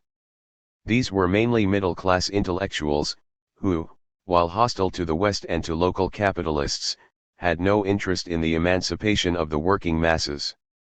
They were before anything nationalists, who wished to build strong and independent nation-states. Stalinist Russia was an attractive model for many of them, as a backward country which had industrialized under state control, so they described themselves as Marxist-Leninists. But their socialism had nothing to do with the self-emancipation of the working class. When they succeeded in expelling their foreign masters, most notably in China, Vietnam, and Cuba, they reproduced all the main features of bureaucratic state capitalism as it existed in Russia. Really existing socialism in the Eastern Bloc is thus the negation of socialism as Marx conceived it. It rests not on the self-emancipation of the working class but on its exploitation. Anyone who remains true to Marx's thought must work wholeheartedly for the downfall of these regimes. Capitalism today. The second major criticism often made of Marx concerns the fact that capitalism has changed since his day. However accurate a picture capital may give of Marx's own world, it is argued, it is only a very imperfect guide to our own. The most cogent arguments to this effect were made in two books, both published in 1956 by Labour Party intellectuals, Anthony Crosland's The Future of Socialism and John Strachey's Contemporary Capitalism. Strachey had been an enormously influential Marxist publicist in the 1930s. Crosland was the dominant figure in a generation of labor politicians who believed that the class struggle and nationalization were no longer relevant to socialist politics, some of whom have now gone on to found the Social Democratic Party. Both Crosland and Strachey argued that the structure of capitalism had fundamentally changed. The growth of monopolies has led to a convergence between the state and big business which makes economic planning possible as it was not in earlier phases of capitalist development. Power has also shifted within companies. What has come to be known as the separation of ownership and control means that they are run, not by the shareholders, but by managers with little personal stake in the company, oriented on long-term growth rather than short-term profit. Finally, the techniques of demand management, provided with intellectual justification by J.M. Keynes, mean that governments can manage the economy so as to avoid the extremes of boom and slump.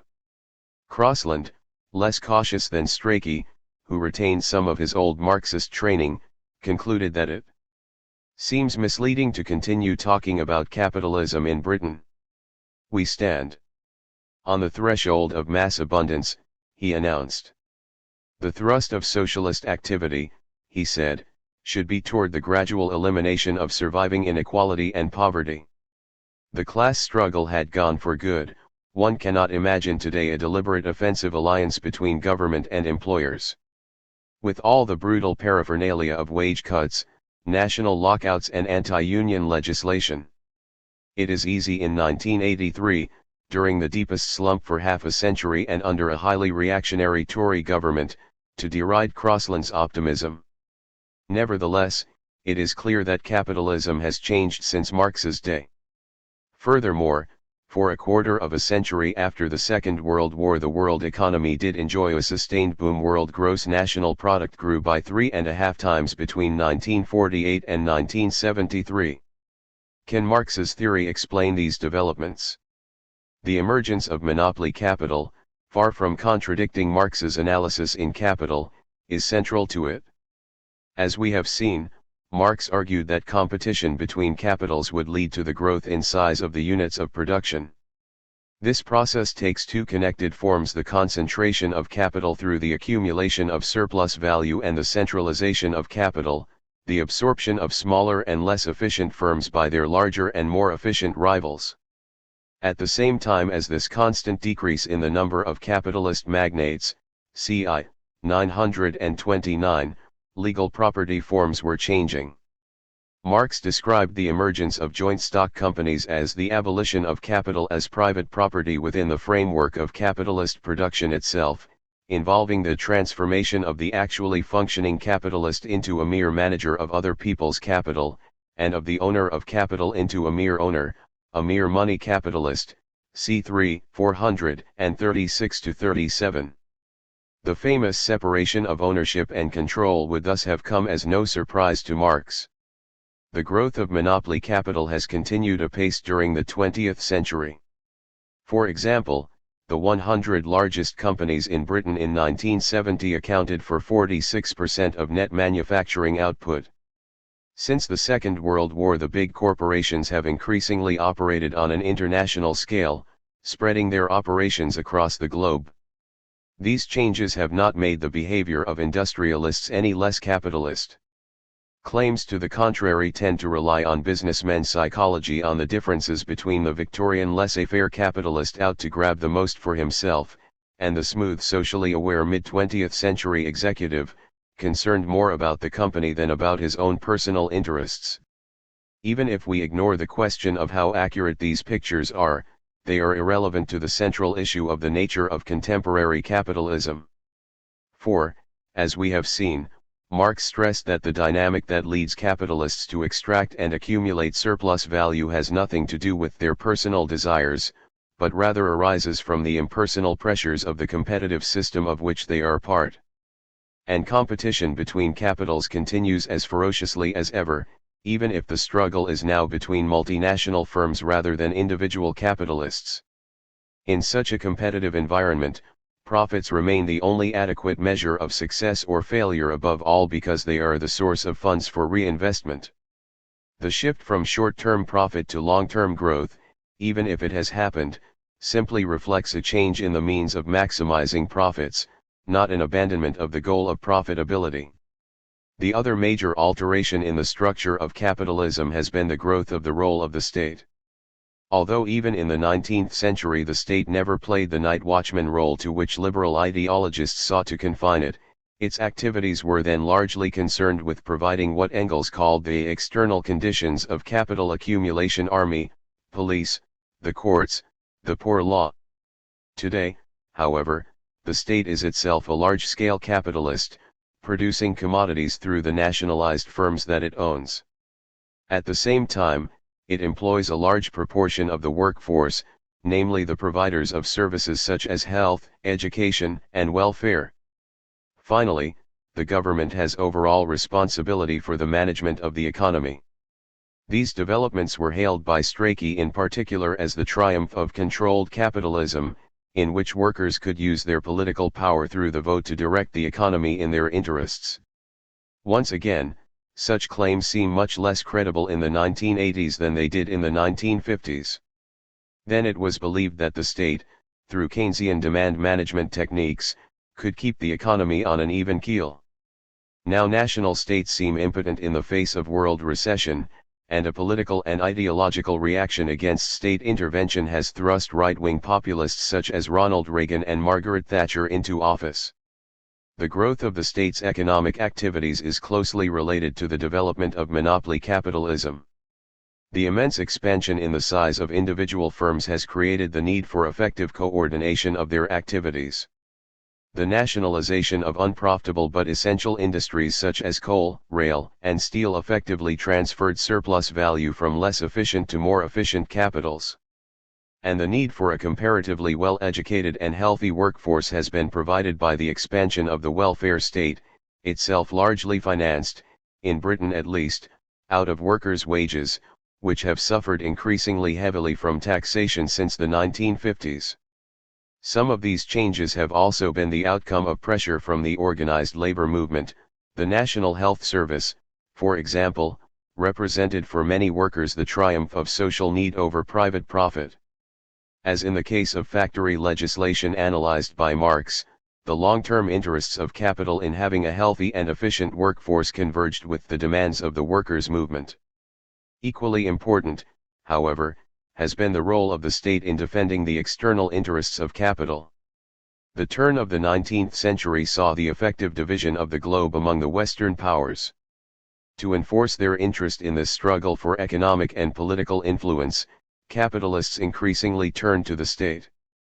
The result was an intensification of military competition between states, alongside economic competition between firms, which precipitated two world wars. During and immediately after the First World War, the Russian Marxist Nikolai Bukharin analyzed these changes. Bukharin argued that the emergence of the capitalist world system was accompanied by a tendency toward state capitalism within individual countries.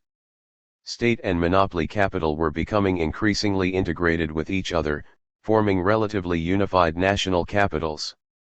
These changes meant that even if national economies were falling under the monopolistic domination of a few large firms, competition was growing on a world scale between these state capitals.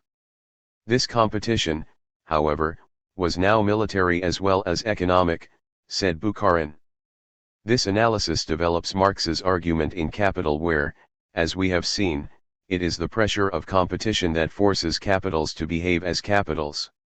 Bukharin's analysis provides an insight into the workings of the world system which explains many of the developments since the First World War. We have seen how the pressure of military competition forced the rulers of Russia to make accumulation for accumulation's sake their dominating motive. The military struggle between national capitals has also been crucial to the comparative stability and great prosperity which the world economy enjoyed in the 1950s and 1960s. For the diversion of resources to the production of means of destruction paradoxically reduces some of the pressures on the system which force it toward crises. To understand why this is so, we have first to recall that Marx identified two main sectors of the economy, Department I, means of production, and Department II, goods for consumption. The commodities produced in these two departments are, as he puts it, productively consumed. In other words, they are used to produce more commodities. The means of production, machinery, infrastructure, and so on are obviously necessary if more goods are to be made. But consumer goods too are used to keep labor power alive and working efficiently. There is, however, a third sector of the economy, which Marx calls Department IIB but which is more usually known as Department III, whose output is not productively consumed.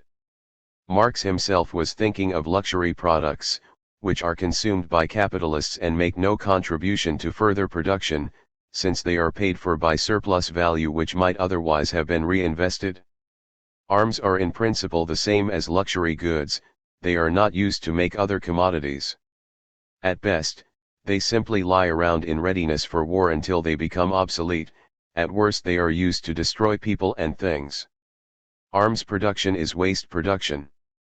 As we have seen, the effect of competition is to force capitals to reinvest surplus value in improving their methods of production. So the organic composition of capital, that is, the share of the means of production in total investment, rises, and the rate of profit falls. Waste production, however, offsets this process. Surplus value which would otherwise be invested in increasing the productivity of labor and therefore also the organic composition of capital is instead diverted into unproductive uses. The impact of war is self-evident, Marx wrote, since economically it is exactly the same as if the nation were to drop a part of its capital in the ocean, g. 128. By removing some capital from the production of commodities, the pressures which lead toward crises are relieved. Furthermore, corrected versions of the way that Marx set out the transformation of values into prices of production show that the rate of profit in Department III does not influence the formation of the general rate of profit. This means that even if the organic composition of capital in arms production is higher than in other sectors of the economy, this will not bring down the general rate of profit. Department III can provide a market for the products of the other two departments without undermining the overall profitability of capital. This stabilizing effect of arms production was already evident in the 1930s, when the two countries to rearm first, Germany and Japan, were also the first to recover from the effects of the slump and to achieve full employment. Countries such as Britain and the United States produced the same result only with the onset of the Second World War and the shift to a war economy. But it was at the end of the Second World War, with the emergence of what has come to be called the permanent arms economy arising from military competition between East and West, that waste production came into its own. Large proportions of the gross national products of both Russia and the United States, enormous by the standards of earlier peacetime periods, were devoted to the production and use of arms. The stabilizing consequences of this were seen in a fall in the organic composition of capital and stable or rising rates of profit. World capitalism enjoyed a boom unprecedented in its length and scale. It seemed as if the long boom could go on forever. Magical qualities were attributed to the methods of manipulating state budgets that had been made economically respectable by Keynes, even though the use of these methods under Franklin Roosevelt's New Deal in the United States during the 1930s did not prevent an even sharper economic collapse in 1937–38 than that which followed the Wall Street crash in 1929. One of Keynes's disciples, Michael Stewart, an advisor to SDP leader David Owen, wrote in his popular introduction Keynes and After, "The basic fact is that with the acceptance of the general theory Keynes's masterwork, the days of uncontrollable mass unemployment in advanced countries are over. Other economic problems may threaten, this one, at least, has passed into history. Today, with uncontrollable mass unemployment standing at more than 30 million in the advanced industrial countries, we know better. The slump of the 1970s and 1980s reflects the fact that the tendency toward crisis which Marx uncovered in Capital has been reawakened. The burden of the arms economy was spread unevenly. In the Western Bloc the United States and Britain carried the most. This meant that countries such as Germany and Japan could devote all their resources to large-scale productive investments which enabled them to outstrip the others on the world market. Beyond a certain point the erosion of U.S. economic supremacy was unacceptable to the American establishment. The late 1960s and early 1970s saw a major rundown in U.S. arms expenditure in order to divert capital to productive investment. The result was an enormous burst of worldwide competition, a sharp rise in the organic composition of capital, and a fall in the rate of profit. The fourfold rise of the oil price in 1973–74 precipitated the first genuine world recession since the mid-1930s. The more intelligent sections of the ruling class are well aware of the underlying causes of the slump. The Financial Times recently acknowledged that the post-war boom began to peter out in the late 1960s, not, as is commonly thought, as a result of the 1973–74 oil shock. The clearest guide to the underlying trend is profit ratios, in which a serious decline is visible already in the late 1960s for many of the major economies, September 7, 1982. Financial Times columnist Samuel Britton, one of the most celebrated exponents of monetarism, has confessed himself unable to explain this fall in the world rate of profit. Why have employers been forced to lower their markup in each business cycle? I am far from convinced that I fully understand this process. September 16, 1982. Only Marx's Capital provides the solution to the problem which so puzzles leading bourgeois pundits. The pressure of competition worldwide has forced capitalist firms and states to invest massively in the latest technology. The cost of investment has risen much more quickly than the size of the workforce. And because workers produce the surplus value on which the system rests, the rate of profit has fallen. Nor is there an easy way out of the crisis. Capitalist economies in their present weakened state would find it difficult to sustain the enormous rise in arms expenditures which would be necessary to devote the same portion of, say, U.S. gross national product to arms as was achieved in the 1950s. And whichever state took the bulk of this burden would suffer in the competitive struggle for markets. Moreover, as the system has aged, the size of individual capitals has grown. This means that bankruptcies may be very costly, not just to those directly involved but also to the national capital. The classic example is British Leland, whose collapse would wipe out the British-controlled car industry, along with hundreds of thousands of jobs. So governments of whatever color intervene to prop up these lame ducks. The result is that slumps no longer perform their function of destroying capital on a scale sufficient to restore the rate of profit to an adequate level. This is reflected in the phenomenon of permanent inflation.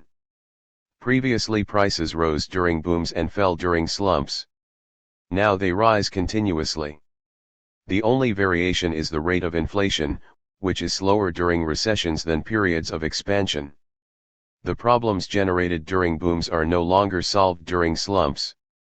So economic upswings are brief, feeble, and uncertain, downswings protracted, deep and all-embracing. The power of individual states to ignore the effects of world crisis is greatly undermined by the increasingly international character of capitalism. It is not only that multinationals are able to escape the control of governments by shifting investments and money across national frontiers. The financial system, transformed since 1945 to service these companies, is increasingly internationally integrated, and outside the control of nation-states.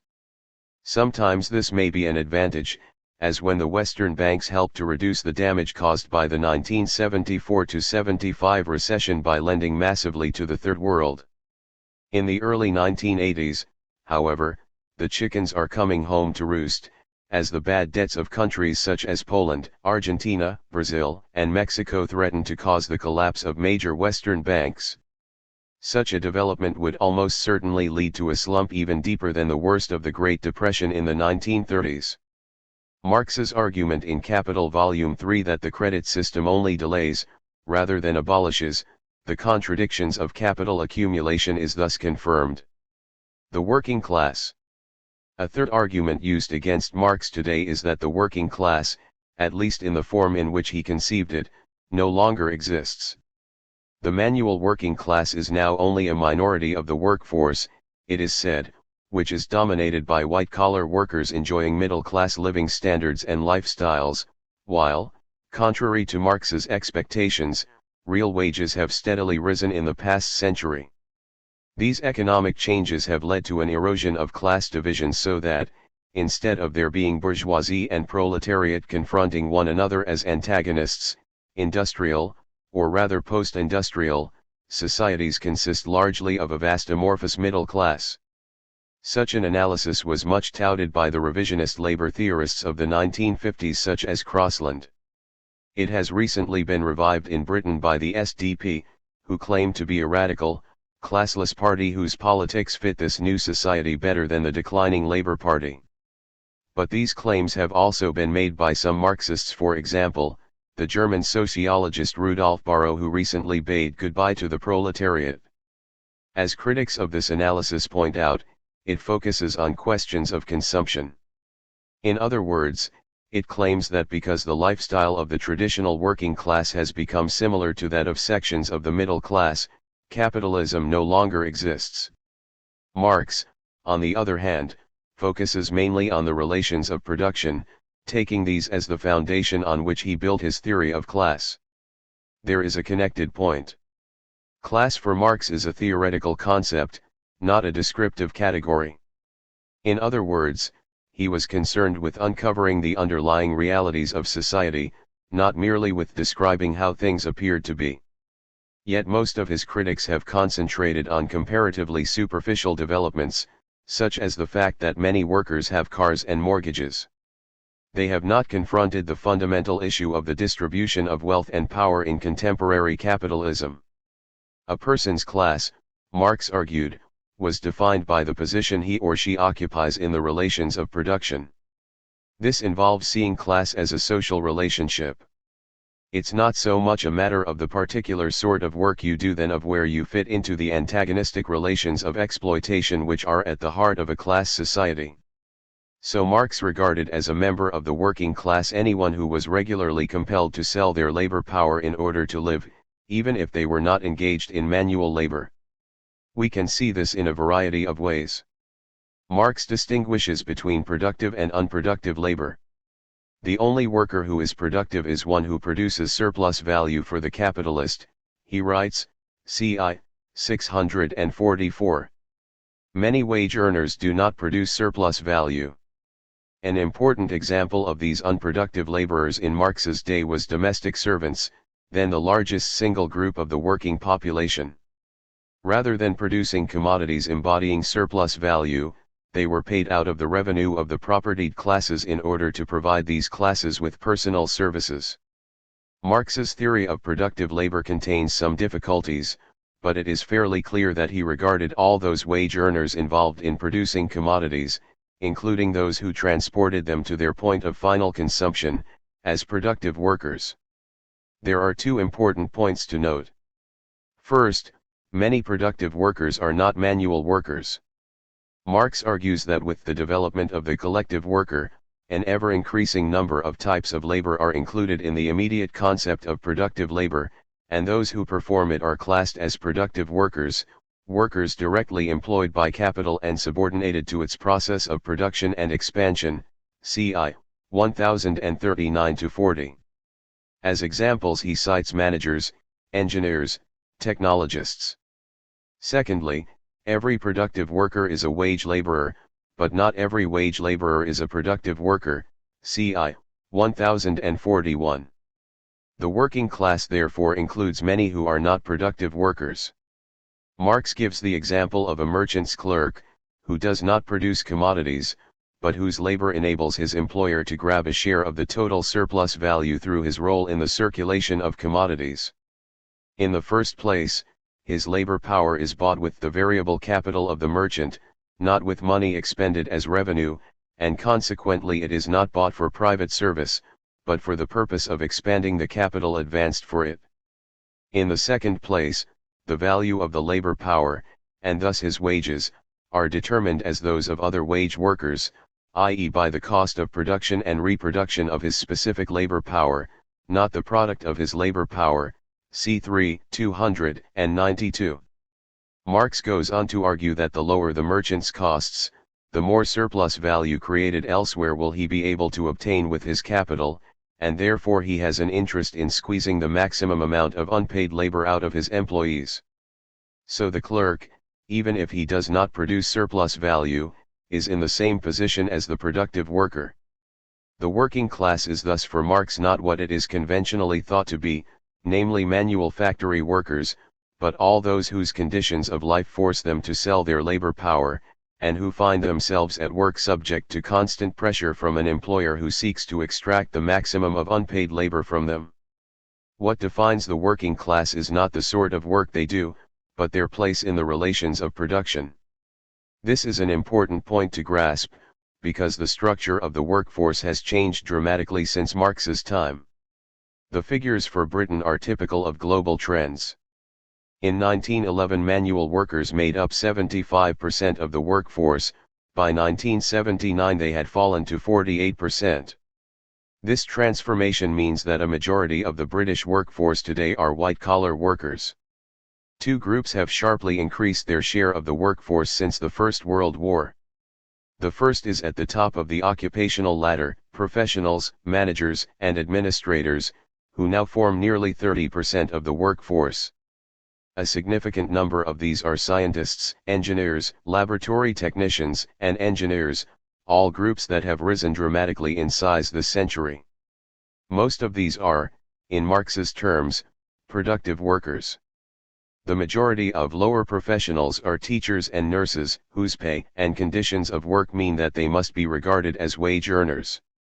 The rest form what is called the new middle class or service class, whose job is to administer the highly complex economy of advanced capitalism, and whose income and power over fellow employees make them a group separate and alienated from the working class. The other group that has risen sharply is clerical workers, up from 5% of the workforce in 1911 to 16% in 1979. The overwhelming majority of these are women. Nearly 40% of all women employees belong to this category. As a group of wage earners, they are in a similar position to manual workers.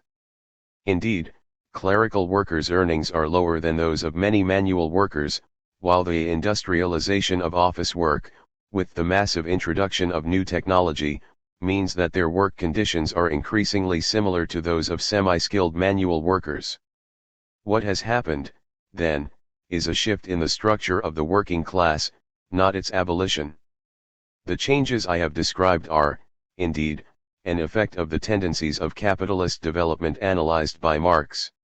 For the rising productivity of labor, and the accompanying rise in the organic composition of capital, which is its expression in value terms, mean that a smaller number of productive workers than at the beginning of the century can produce a far larger number of goods. This process explains not simply the shift from manual to white-collar work, but accompanying changes in the structure of the economy. Much attention has been paid to the phenomenon of deindustrialization, the decline in the share of the economy taken by manufacturing industry and primary industries such as mining. A majority of the workforce in Britain today works in service industries, which produce services rather than goods which can be consumed. These industries may be privately owned, such as hotels and catering, or part of the state, such as the National Health Service, but they share in common the feature that they are not, on the whole, involved in the physical process of production. Again, this development is a reflection of the rising productivity of labor, which means that even with much higher living standards than 100 years ago, far fewer people need be involved in material production. This has been achieved at a price, however. Higher productivity has meant speed up, rationalization, the elimination of many skills in industry. The proportion of manual workers who are unskilled is higher now than at the beginning of the century, despite considerable improvements in public education and the far greater technological sophistication of the labor process today. Many semi-skilled workers are little more than machine menders who require only a few weeks' training, if that, to be able to perform their jobs. Moreover, workers in the new service industries are far from being a privileged elite. Hotels, for example, are notorious for low pay and opposition to trade unions. The mass of public sector workers are typists, garbage collectors, hospital ancillary workers, nurses, cleaners, none of them especially well-paid groups. One of the most significant developments of the past 15 years has been the transformation of public sector workers into one of the most militant sections of the trade union movement. Nor does the fact that real wages have risen considerably in the past century contradict Marx's analysis. I have shown in earlier chapters that he rejected the iron law of wages, according to which workers cannot earn more than their bare physical subsistence. Discussing the most important tendency of capitalist production, that for the organic composition of capital to rise, Marx wrote that it does not follow from this that the fund from which the workers draw their revenue is diminished absolutely, only that it is diminished relatively, in proportion to their total output, TSV 2, 566. This is precisely what has happened since Marx's day. The enormous rise in labor productivity has meant that workers' living standards have increased in absolute terms, even though their share of what they have produced has fallen. One study of the post-war American economy, for example, suggests that the rate of surplus value has risen considerably. Analyses of the distribution of wealth are very imperfect guides to these matters, if only because rich people have a strong interest in concealing their wealth for fear of being taxed more. One estimate suggests that the richest 5% of the British population owned 87% of all personal wealth in 1911, and 75% in 1960.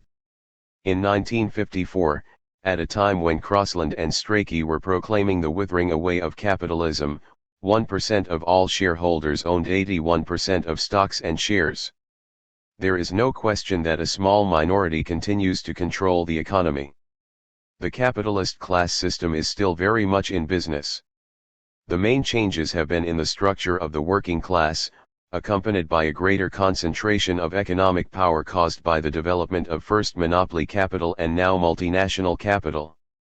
The working class is the overwhelming majority of the population of the advanced capitalist countries. Even excluding the many professionals who are undoubtedly part of the working class, manual and clerical workers made up 64% of the British workforce in 1979. There are some who would accept this analysis, but argue that future trends will erode the working class. They point to the spread of automation, the introduction of robots into many manufacturing processes, and the possibility that, thanks to the new information technology, many workers will now telecommute, working at home using their own computer terminals. The existence of these trends is undoubted, but their significance is greatly overstated. Telecommuting, for example, may not affect more than a small minority of higher-paid white-collar workers. Computer terminals are unlikely suddenly to sprout in every apartment building, and it is difficult to see how miners or hospitals porter could do their jobs at home. The introduction of robots may be of greater significance. Already they are being used in the car industry to do jobs such as welding. But even here it is easy to overstate the trend. Existing robots are inflexible, and often break down.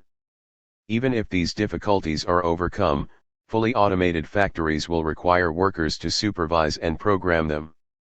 These workers will possess enormous economic power. In any case, talk of deindustrialization is in many ways rather parochial. For the rationalization of Western manufacturing industry is part of a process which is seeing the shift of many types of work to newly industrialized countries in the Third World, where labor is cheap and plentiful. This is already evident in the case of industries such as steel, shipbuilding, and textiles. The effect, however, is to introduce all the contradictions of capitalism into these societies. Over the past few years, a number of the more advanced backward countries have seen massive social struggles in which the working class has played a major part: Iran, Poland, Brazil, South Africa, South Korea, India, to name some of them. The expansion and reorganization of capitalism worldwide inevitably stimulates the organization and resistance of the working class it brings into existence. In the Third World, as surely as in the first or second, the bourgeoisie is creating its own grave diggers. Conclusion. Capitalism has not changed its spots.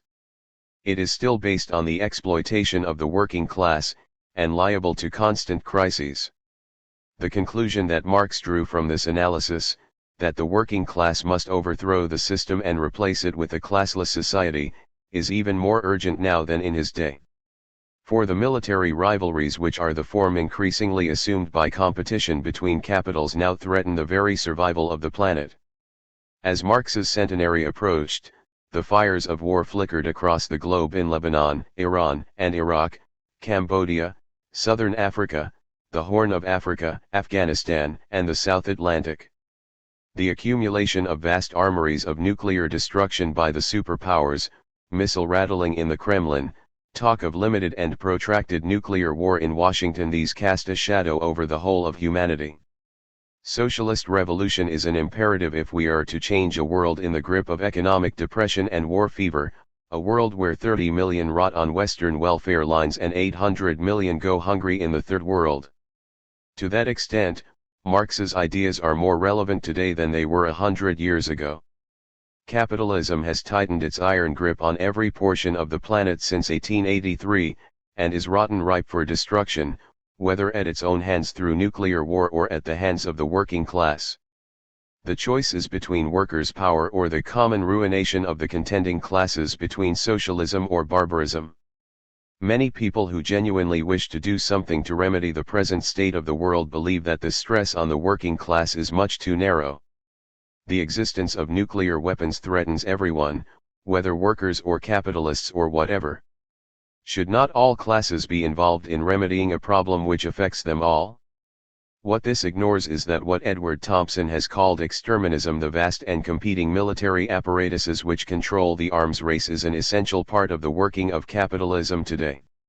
No sane capitalist desires a nuclear war, although some insane ones who believe that such a war would be the prelude to the second coming now hold positions of influence in Washington. But sane or insane, every capitalist is part of an economic system which is bound up with military competition between nation-states. Only a class with the interest and power to do away with capitalism can halt the march to Armageddon. Marx always conceived of the working class as the class whose own self-emancipation would also be the liberation of the rest of humanity. The socialist revolution to whose cause he devoted his life can only be, at one and the same time, the emancipation of the working class and the liberation of all the oppressed and exploited sections of society. Those who accept the truth of Marx's views cannot rest content with a mere intellectual commitment. There are all too many of the sort around, Marxists content to live off the intellectual credit of capital, as Trotsky described them. We cannot simply observe the world but must throw ourselves, as Marx did, into the practical task of building a revolutionary party amid the life and struggles of the working class. The philosophers have interpreted the world, wrote Marx, the point, however, is to change it. If Marxism is correct, then we must act on it.